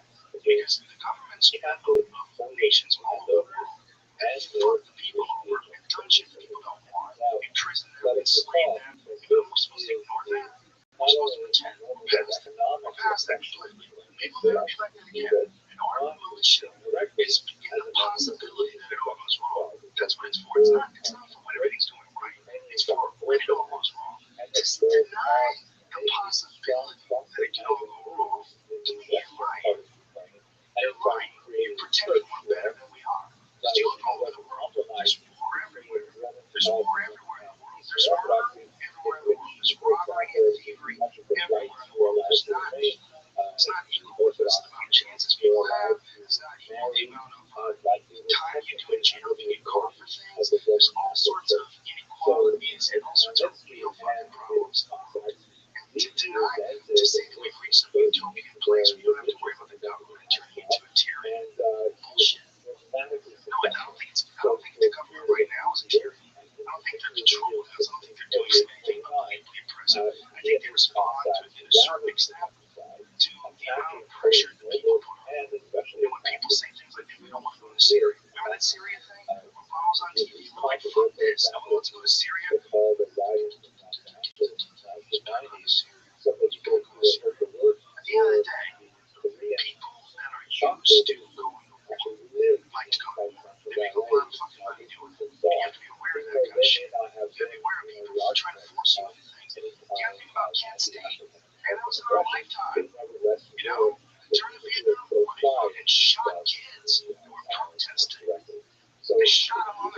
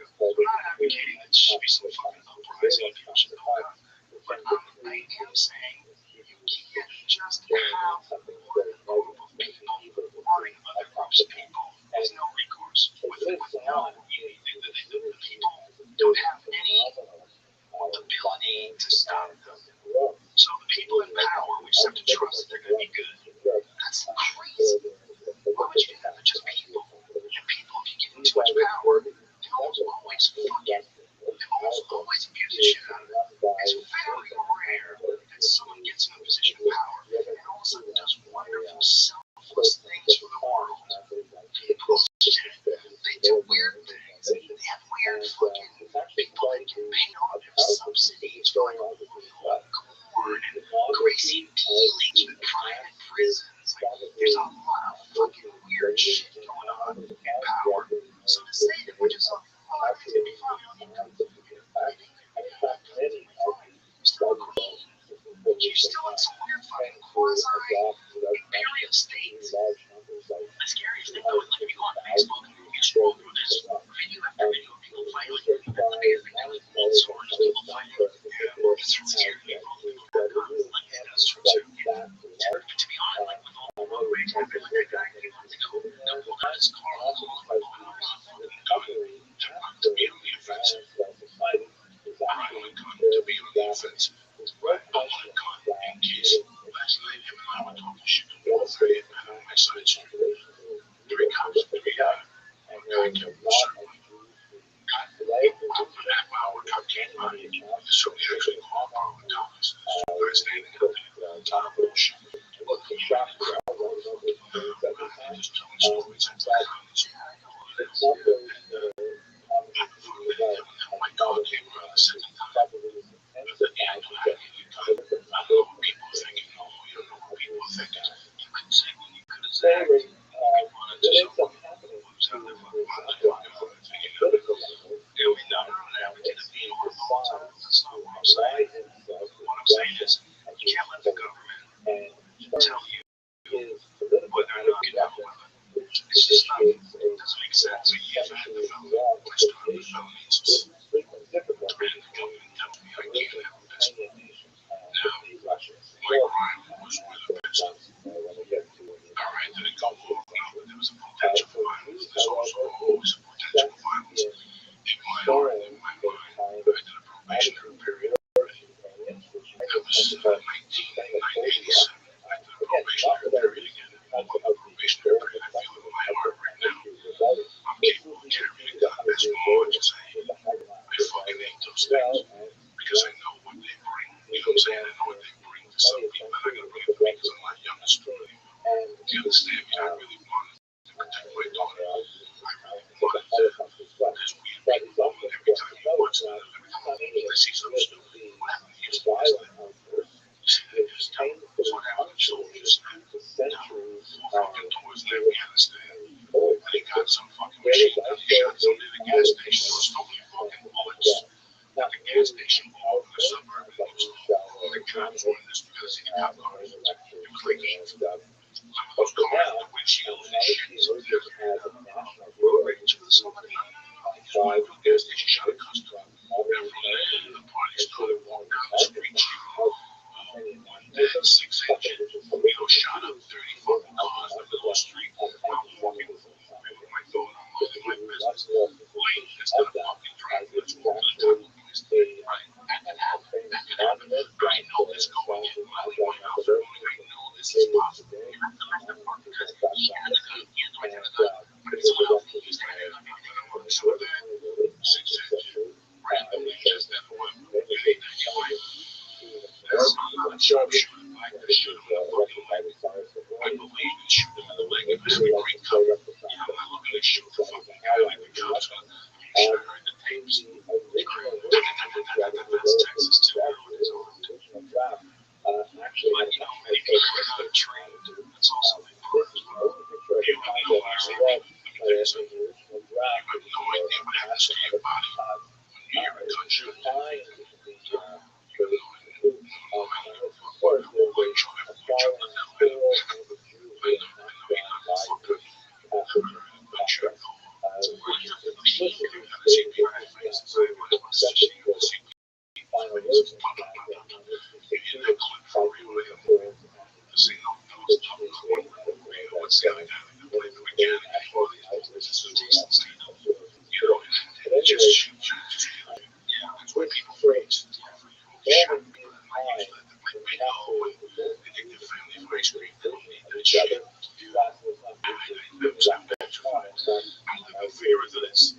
You know, I was listening to this TED podcast. It was really interesting. They were talking about camaraderie. They were talking about the people that go to war together. And one of the things they all say is that their camaraderie and their love for each other is unlike any love or friendship that anybody else could ever possibly experience. Because it's so intense. It's like life or death every single day. And that when the wars are over and they're back home, they're happy, they're safe, they're with their family. They look back and they go, the best time of my life was being like that. That's crazy. What does that say about people? And I'm not judging it. I'm not like a moral judgment. What does that say about people? What I'm saying is, what does that say about the way the brain works? Like, how strange is it that people can get so excited about being in danger and the camaraderie that comes from being in danger? It like reawakens us almost, puts us in this like primal state that we used to exist in. And now instead of that, worst case scenario, some guy fucking snaps and he's on the highway and starts shooting people. That's kind of like worst case scenario that we all worry about. But most people fucking keep it together, which is one of the most amazing things about being a person. But where the experience is flat, there's not enough excitement, there's not enough happening, there's not enough stimulation. There's not enough creativity. So you live a different life. You live a different life. You guys are podcasting and doing stand-up shows. There's all this outpouring of creativity and all this room for expression. Some people just feel like compressed. They feel like they've gotten bored, tied to their chest or to their back, and every day someone pulls the fucking strap on that board. And that's every day.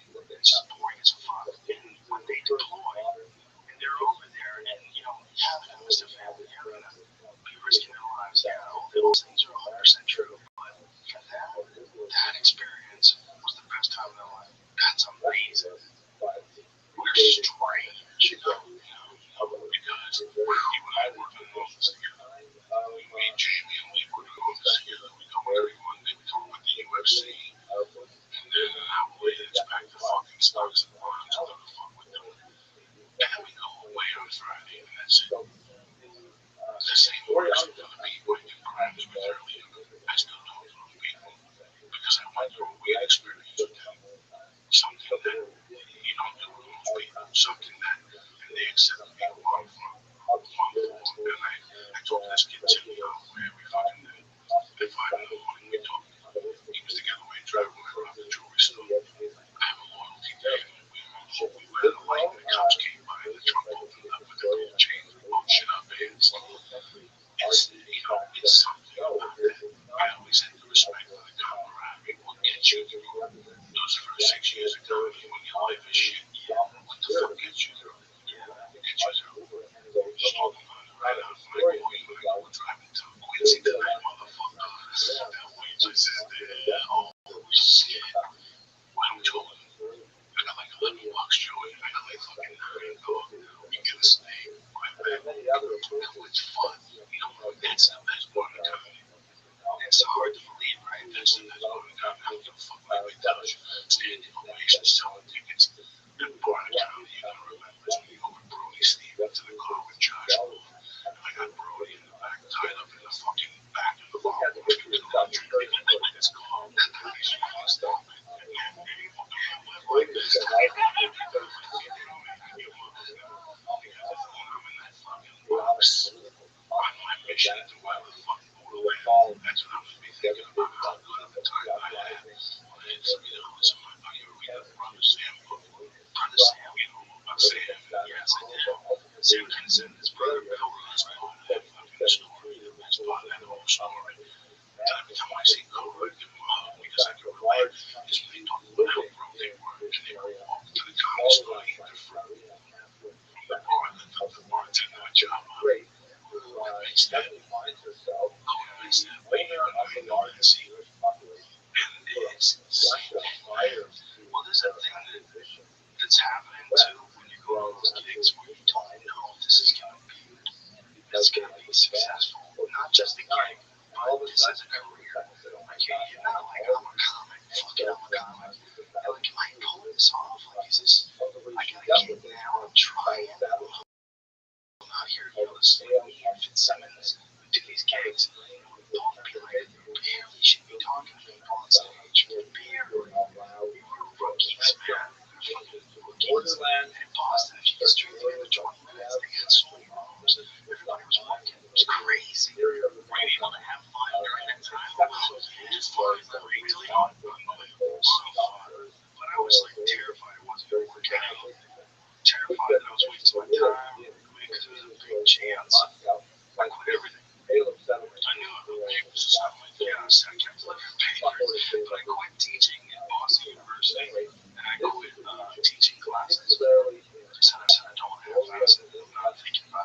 used to think about it when I was teaching before. It was like it was life. I was teaching life, and I was teaching people kicking and punching. It was like as important as life. It was everything. I was thinking constantly about techniques and movements and strategies, and constantly. So when I was teaching people, I wanted people to be as into it as I was. And if they weren't, I really wasn't into it. If they were, I had a bunch of students that pretty good level, below black belt, but pretty good level, and they're getting really good and starting to win tournaments. It was really exciting. I was doing all this from the time I was 19 to 21, and so teaching and competing at the same time. And when I first started doing comedy, I realized right away, I was like, I gotta go out and do whatever. I'm just gonna do this.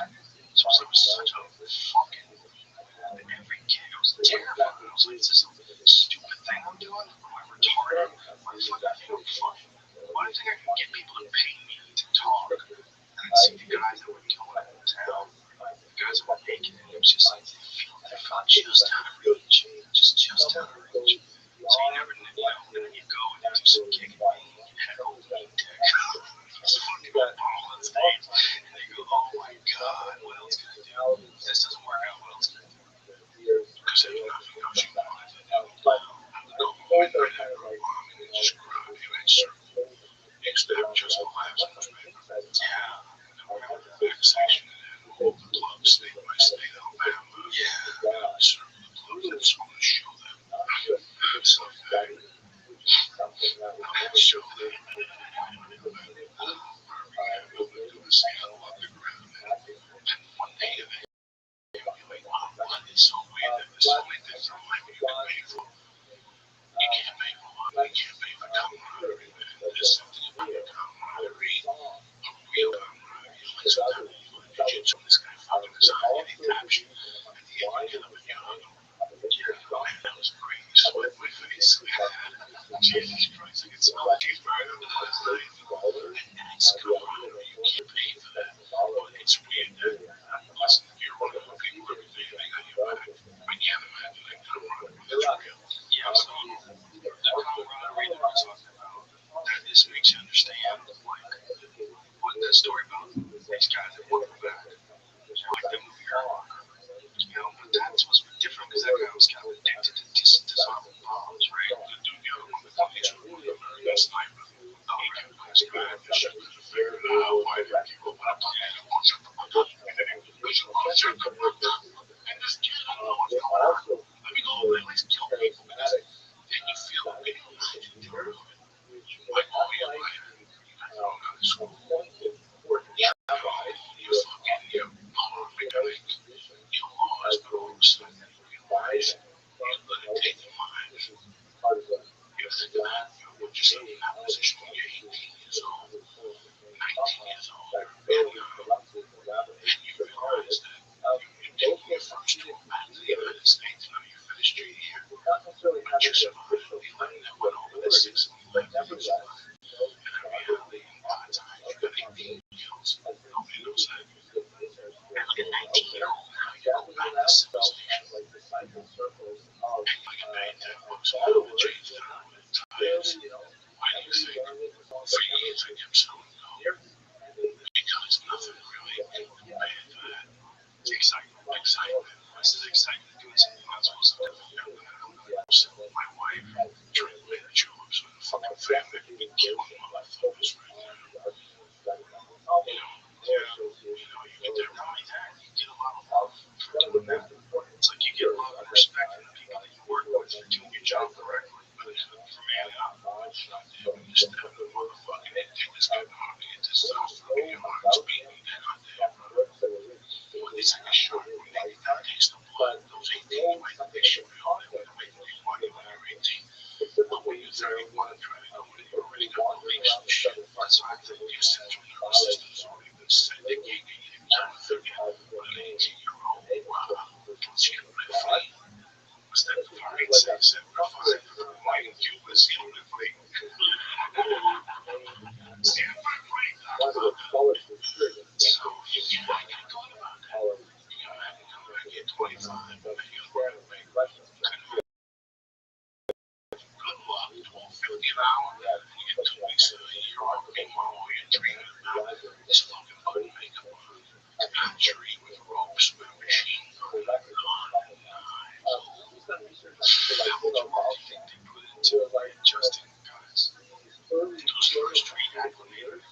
society is wrong. Like Neptune's like, what we do wrong, we can't do it effectively. It's like I cannot impress that for 20 years.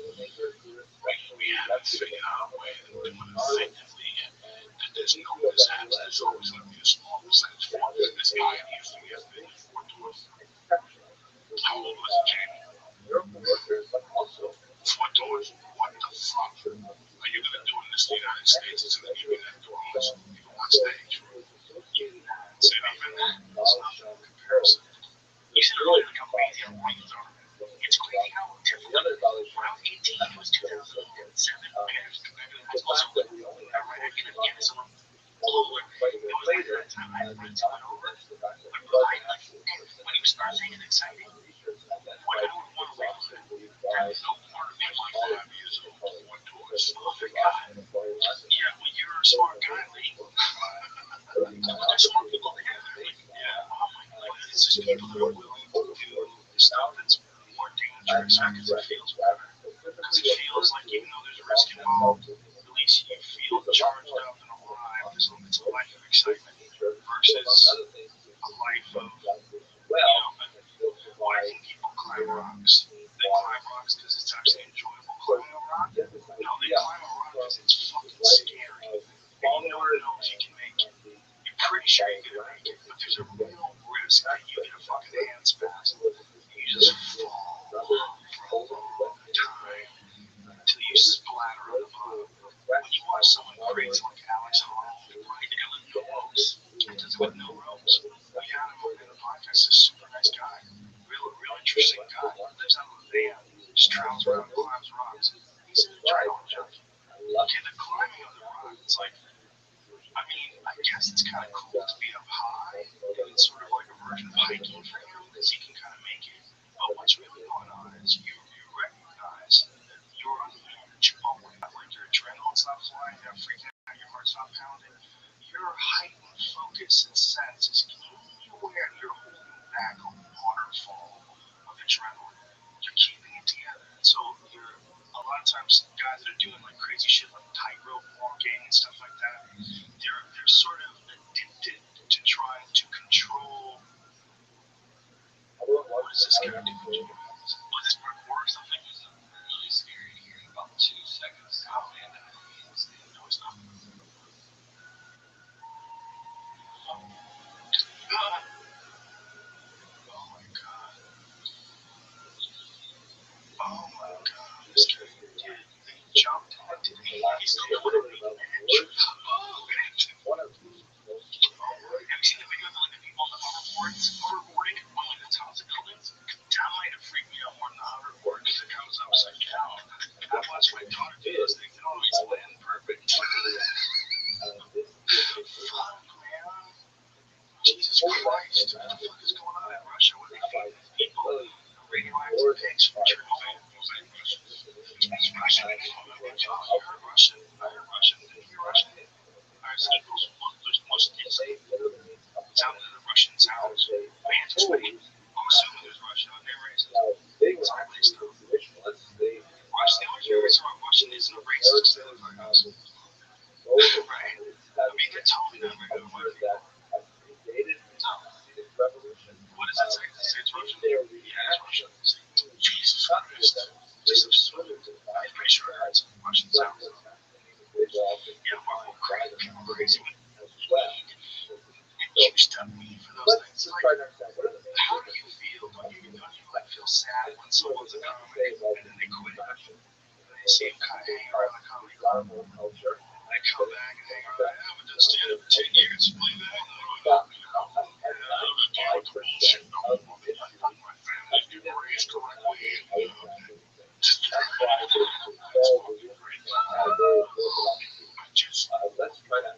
Listen, man, you know, there's a wife that you don't like and you recognize that you are. And how many people have we met? How many people got these scars? How many people went to Montreal at that same time? And all of a sudden, you don't see any people. You just don't see them. And then one day you go to town and you have a Facebook page. Man, that's my old guy. And I'm doing a podcast. Can I go get a spot? And I go, yeah,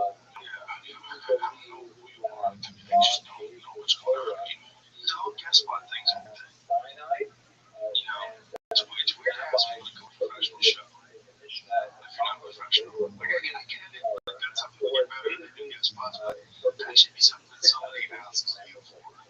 It's, you know, if you like do guest spot like that, you know, like check you out on the stage for 3,000 people. But to like ask to do that, like, because we all know, like, some comics are weird. They'll show up at your shows and ask to do guest spots. You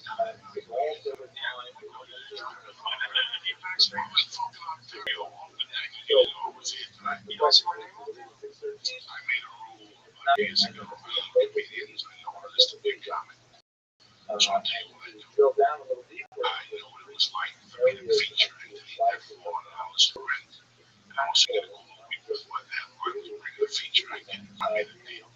Boom, right, a lot of features. I'm not doing guest spots. And the word gets out. It's so crazy. The word really gets out. You know, do guest spots. People won't show up to your shows.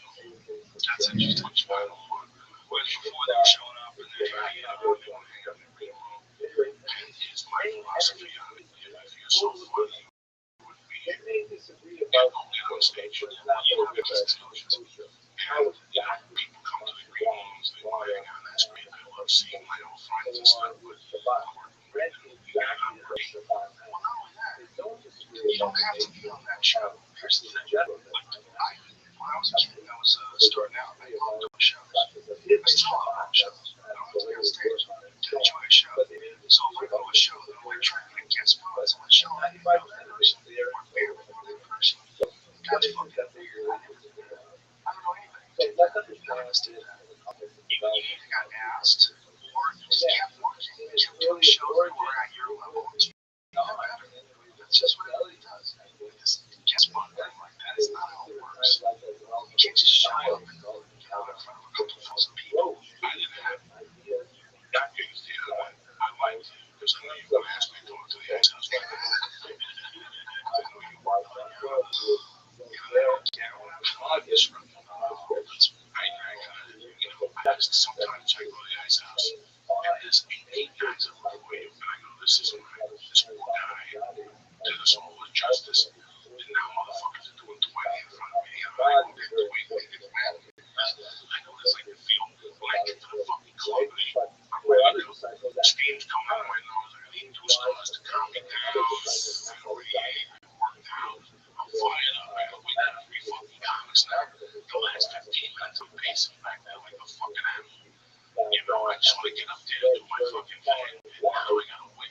It's not that. It's just that some comedians come into a room, they're running the show, you know, blowing this fucking place up, and they really blow away. When I get down Thursday, you work with the other 2 guys, you get an itch, you see who you're already working with, and it's like that one's coming Saturday, like, oh my god, I didn't know you went down, and it's not gonna happen.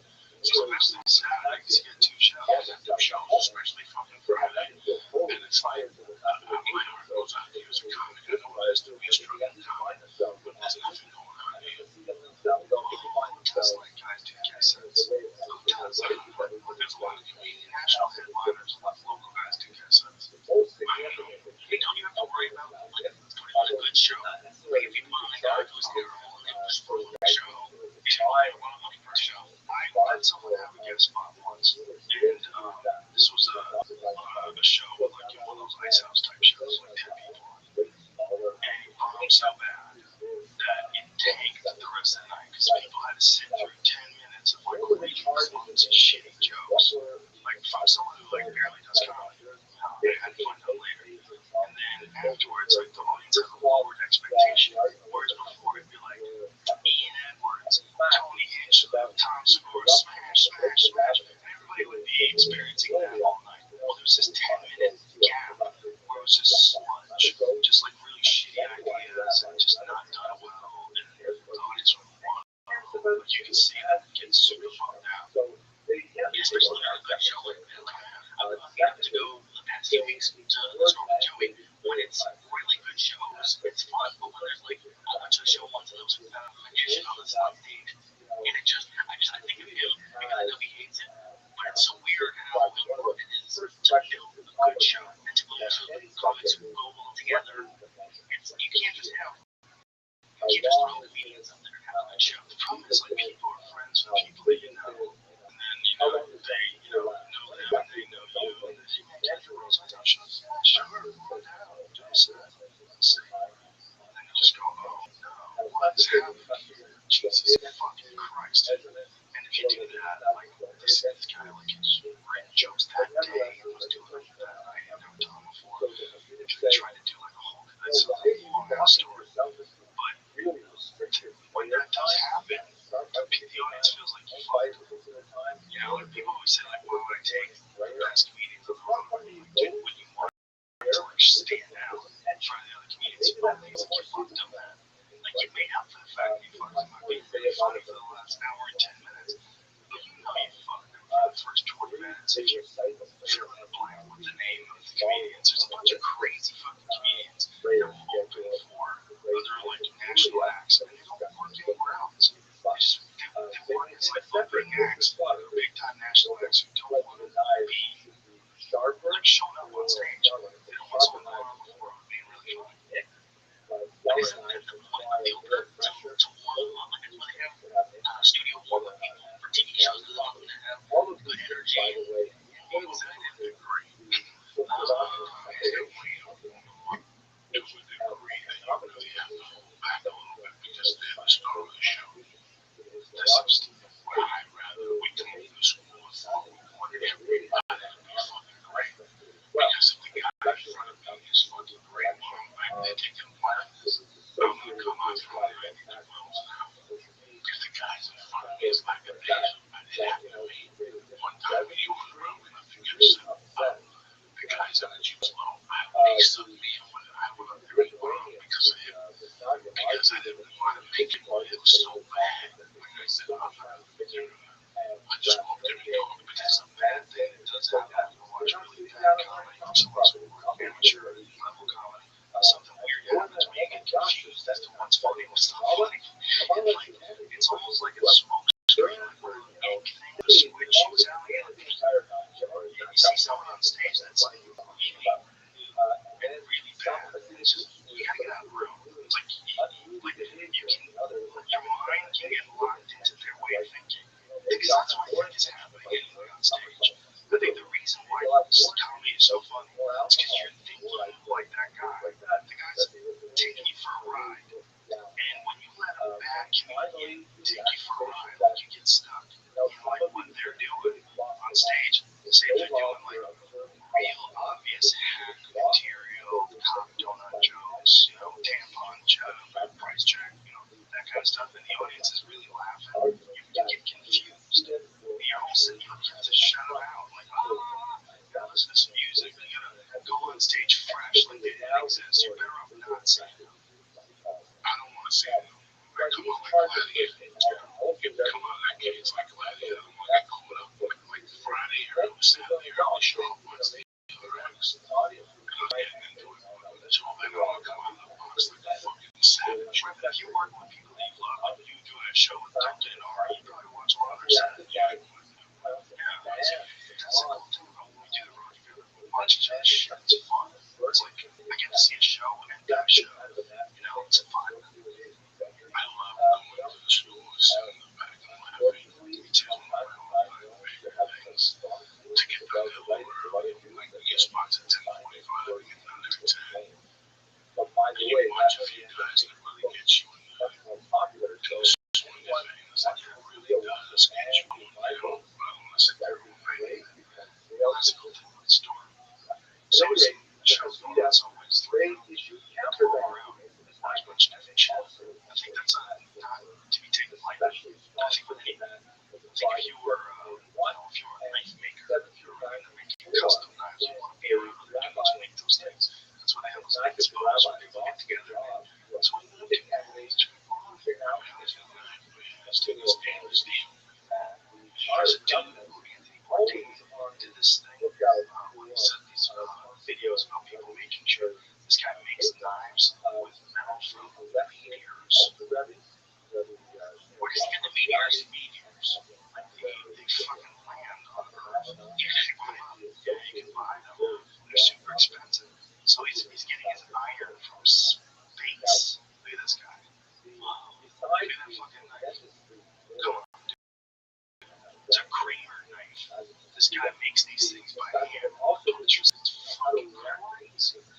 he's got like this hearth, I guess that's what you call it, right? What do you call it? Some sort of oven where he's baking these knives. But with Bourdain is like he's a real lover of craftsmanship. So this guy is making these things in sort of a similar way to the way samurais made them, where you have big plates of metal and you compress them and heat them up and smash them. You get all the layers into one layer, but it's all done with iron that he's getting from fucking 8 ounces of different it's cool because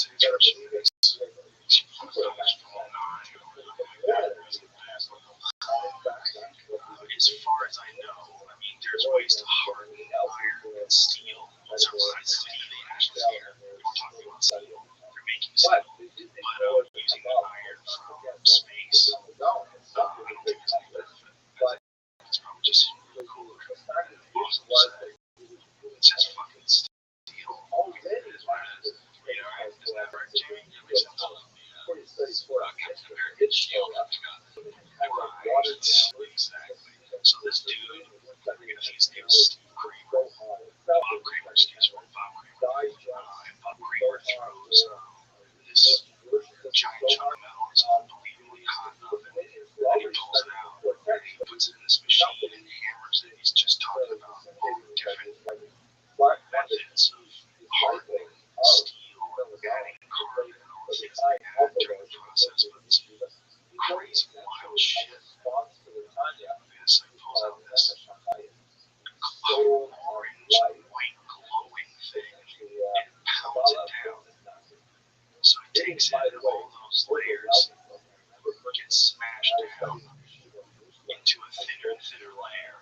It just keeps doing it over and over again until it becomes like a blade.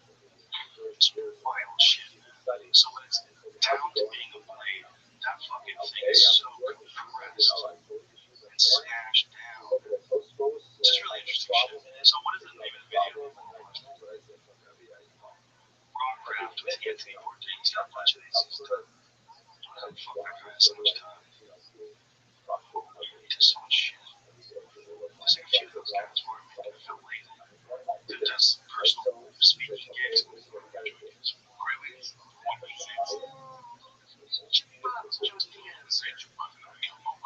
This guy's making fucking swords. I mean, those guys want to be around each other. You know, like if you're making knives like that, you don't want to be around people with knives. It's like one of the things about the place in the store is we can all meet each other and hang out. The other night at the bar, staying home, Ron White, me, a bunch of us just hanging. We're like, well, where's a place like this where we can meet like a saloon where fellow travelers can meet? I think so. What they're really taking to the store. Yeah, this is really a big thing to the store. Like it's one of the guys that hang out here. He's country and his hand's happy. Just fuck up that. And all of a sudden, they just fucking roll and slow out of the way. But at first, he would just stay back there. What the fuck is this shit? This thing right here. I watched him and watching him just become a guy at the store. Yeah, he's always in the back bar. He's always hanging out. He's always in the bar. Yeah, there's a bar open. He's close by. We're walking in fucking distance, okay? That guy's the real fucking thing. Yeah, when he shows up with his own bottle of ice cubes. Well, he has his own brand, right? He has his own brand of tequila. What's it called? Something long. Something long. Fuck's it called? Number one, yeah, that's it. Number one, how please just number one tequila. Bam! It's good shit. It is really good shit. Yeah, I mean, as far as that stuff goes, I'll taste like shit, bro. Yeah, let's be real. The best tasting tequila tastes like shit. The best tasting alcohol. Wine, I still need to like wine. I can drink glass of wine. You know, I still like Jack Daniels and shots. It tastes the shit out of me. It tastes like shit. I love it. I still have I was a little boy in New York City. What Joe Frazier, what they have about ADHD. I said, how big that event was, like a US asleep by the fence in New York City. Money's mom on the Joe Frey to the 70s and how John came to New York City. He fucked that city up, Captain Fantastic. And goodbye Yellow Brick Road. I was getting fucked up traffic. Michael Jackson fogged up traffic in 84. You know, they did a couple nights in the garden. But my Howie Joe Frazier when I was a kid was fucking huge. It was huge. I remember crying. I wanted to watch it. I tried to get a blowjob from my babysitter. I was a kid. She was Puerto Rican. She named Tita. And I kept asking her about blowjobs. She was, I'll give you a blowjob. So I gave her a bag filled with quarters that I had. And she came into the room and I took a shower. I combed my hair and put the cologne on. And she came into the room and blew on my stomach and said, that's a blowjob. And took my $20. Killed her. I cried myself to sleep. That morning, my mom, I woke her up. I got to talk to you. My mom's like, what is this broken English? My teeth stole my $20. She said she was going to suck my dick. And she did. My mom's like, what are you talking about? What the fuck are you talking about? You're like 6 or 7